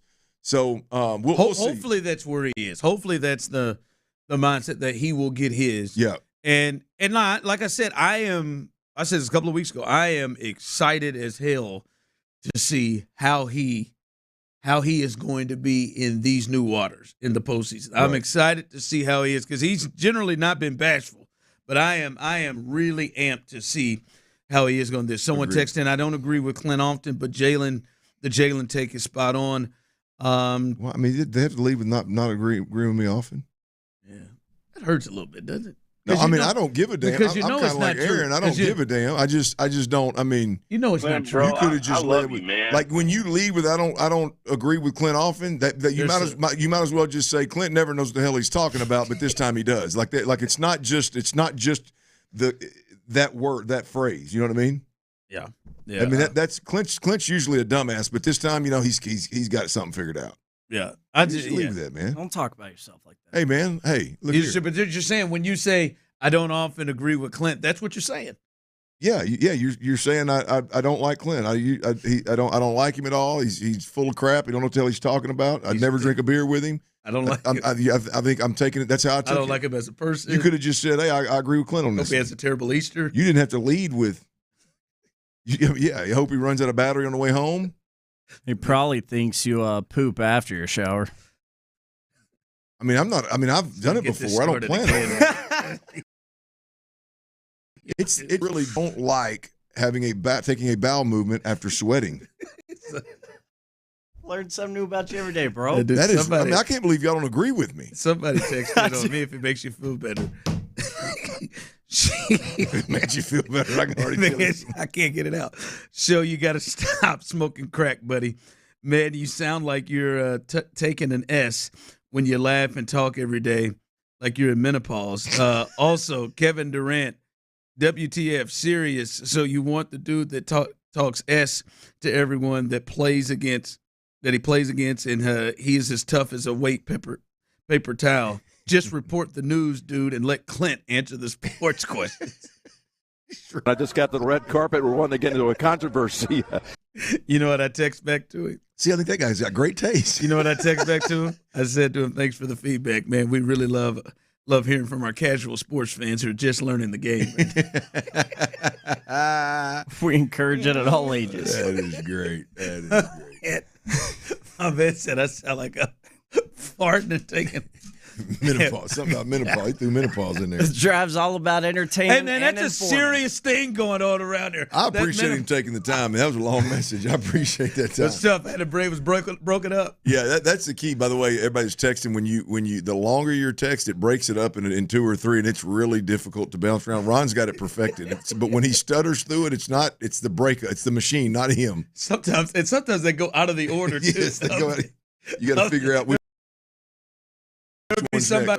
All right, coming up, your chance to win a little cash as Tyler's trying to get this thing hot. He was 80% last night on 5 bets. Let's see if he can pick this thing up. And this is made for us. Thank you, Brandon Jacobs. This is made for us. We'll discuss that coming up next. All right, y'all. Clint Stoerner here from Cold Coors Light, baby. Y'all know what time of day it is. It's that time that I tell you about the world's most refreshing beer, the one that's got them little mountains on the side of every can, bottle, or aluminum pint. And them little mountains are bright blue. When they turn bright blue, you got to put them on ice. You got to put them in the fridge first. But when they turn bright blue, that's them cold beers talking to you, baby, letting you know that at a perfect cold temperature for maximum enjoyment, maximum refreshment. And look, if you ain't joined those Silver Bullet,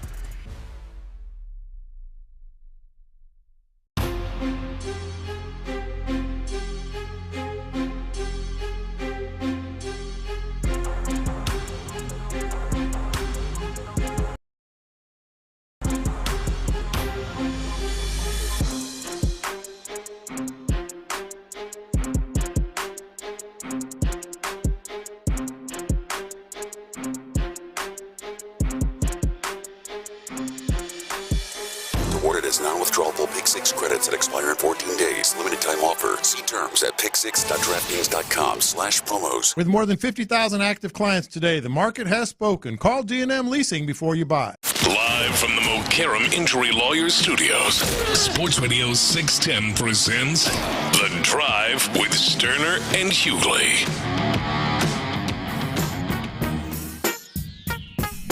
Fun show today, and it will be even more fun tomorrow. We will be live as we continue our crawfish circuit. We are live in spring at the Rusty Horseshoe Bar and Grill. Come on out, hang out with us. We'll be there from 2 to 6. You got a chance to win prizes. We've been hooking people up with something each and every hour. The 2 o'clock hour, the 3 o'clock hour, the 4 o'clock hour, and the 5 o'clock hour. We are hooking you up, and you got a chance to be a winner. And come out and enjoy those bugs, good food, good drinks, and great conversation. You get to hang out with Clint and myself. So it'll be a good time. Come on out tomorrow. Again, we are in spring as we continue this crawfish circuit. The Rusty Horseshoe. Remember, each and every Friday, we will be out eating some bugs and having some fun with you all. So we always love when you guys come out and enjoy yourself with us. So tomorrow, 2 to 6. Bring your ass. Yeah, bring your ass. Bring your ass. We don't need Ron. We go up that way now. We go up that way. Attack that ass. They love to drive up that way, man. They come out for us up there now. The top ranked show in the city. You add mud bugs to the deal. Oh man, get the we got some travelers too, man. Ain't no doubt. Well, look, I get it. You add them travelers to a location that's already thick. I mean, it just and bugs. Oh, come on. Yeah, man, do your thing. I like it up there. We have a good time. So it should be fun tomorrow. Come on out, hang out with us, and do your thing. And we always have a good time. All right, coming up behind us as well, the Hall of Famer John McClain, who believes that Titus Howard is without a shadow of a doubt a guard. John McClain, he will be on with the fellas Texans All Access. Mark Vandermeer, John Harris, doing a little draft talk as we get closer and closer to the draft. Remember, a week from today, we will be covering the draft, and hopefully the Texans. Do you think the Texans are going to be drafting in the first round? Absolutely. You don't think they get out? I'm pulling for possible trade up from 25 and then a possible trade up their second round pick to the top of the second round. You're talking about aggressive. You think aggressive? Yeah. I mean, look, I just think that's where we're at, man. I mean, a developmental player,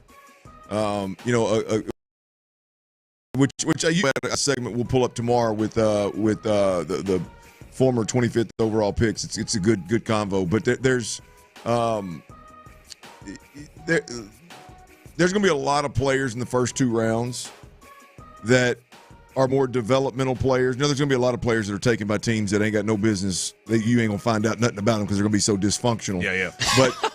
But at the end of the day, there's going to be an opportunity to move up from 25 and get the exact player that they want and the exact player that they need. And I'm hoping and praying that they do that, and I'm hoping and praying they get aggressive and move up with that second round pick too. Yes, sir. Yeah, absolutely. So not just aggressive with the first, aggressive with the second round pick. No, back to back. I would welcome aggressive. Yeah. You got the ammo from the Laramie Tunsil trade this year and future. Yep. We'll see what they do. Well, Ron, you look at the picks, and now I know some people will say they were can't miss picks, and the C.J. Stroud pick was obviously a nail on the head, and the Will Anderson pick, they got aggressive, went and got him moved up from 12, I think, to 3 to get that, which, by the way, that trade ended up resulting in Kalen Bullock as well. But that Will Anderson, when D'Amico can spot a guy like that, and he's got that kind of eye, which he's proven to do again. I think he did something very similar last year with Kamari Lassiter with the second-round pick in terms of finding a guy that is just next level on and off the field, plays at or above his ceiling immediately. Like, I think that's where D'Amico really – I mean, he's good all the way around, but good in terms of evaluating that's the guy that is cut from the right cloth and is an absolute baller. You can get a bunch of them cut from the right cloth in the 3rd, 4th, 5th round.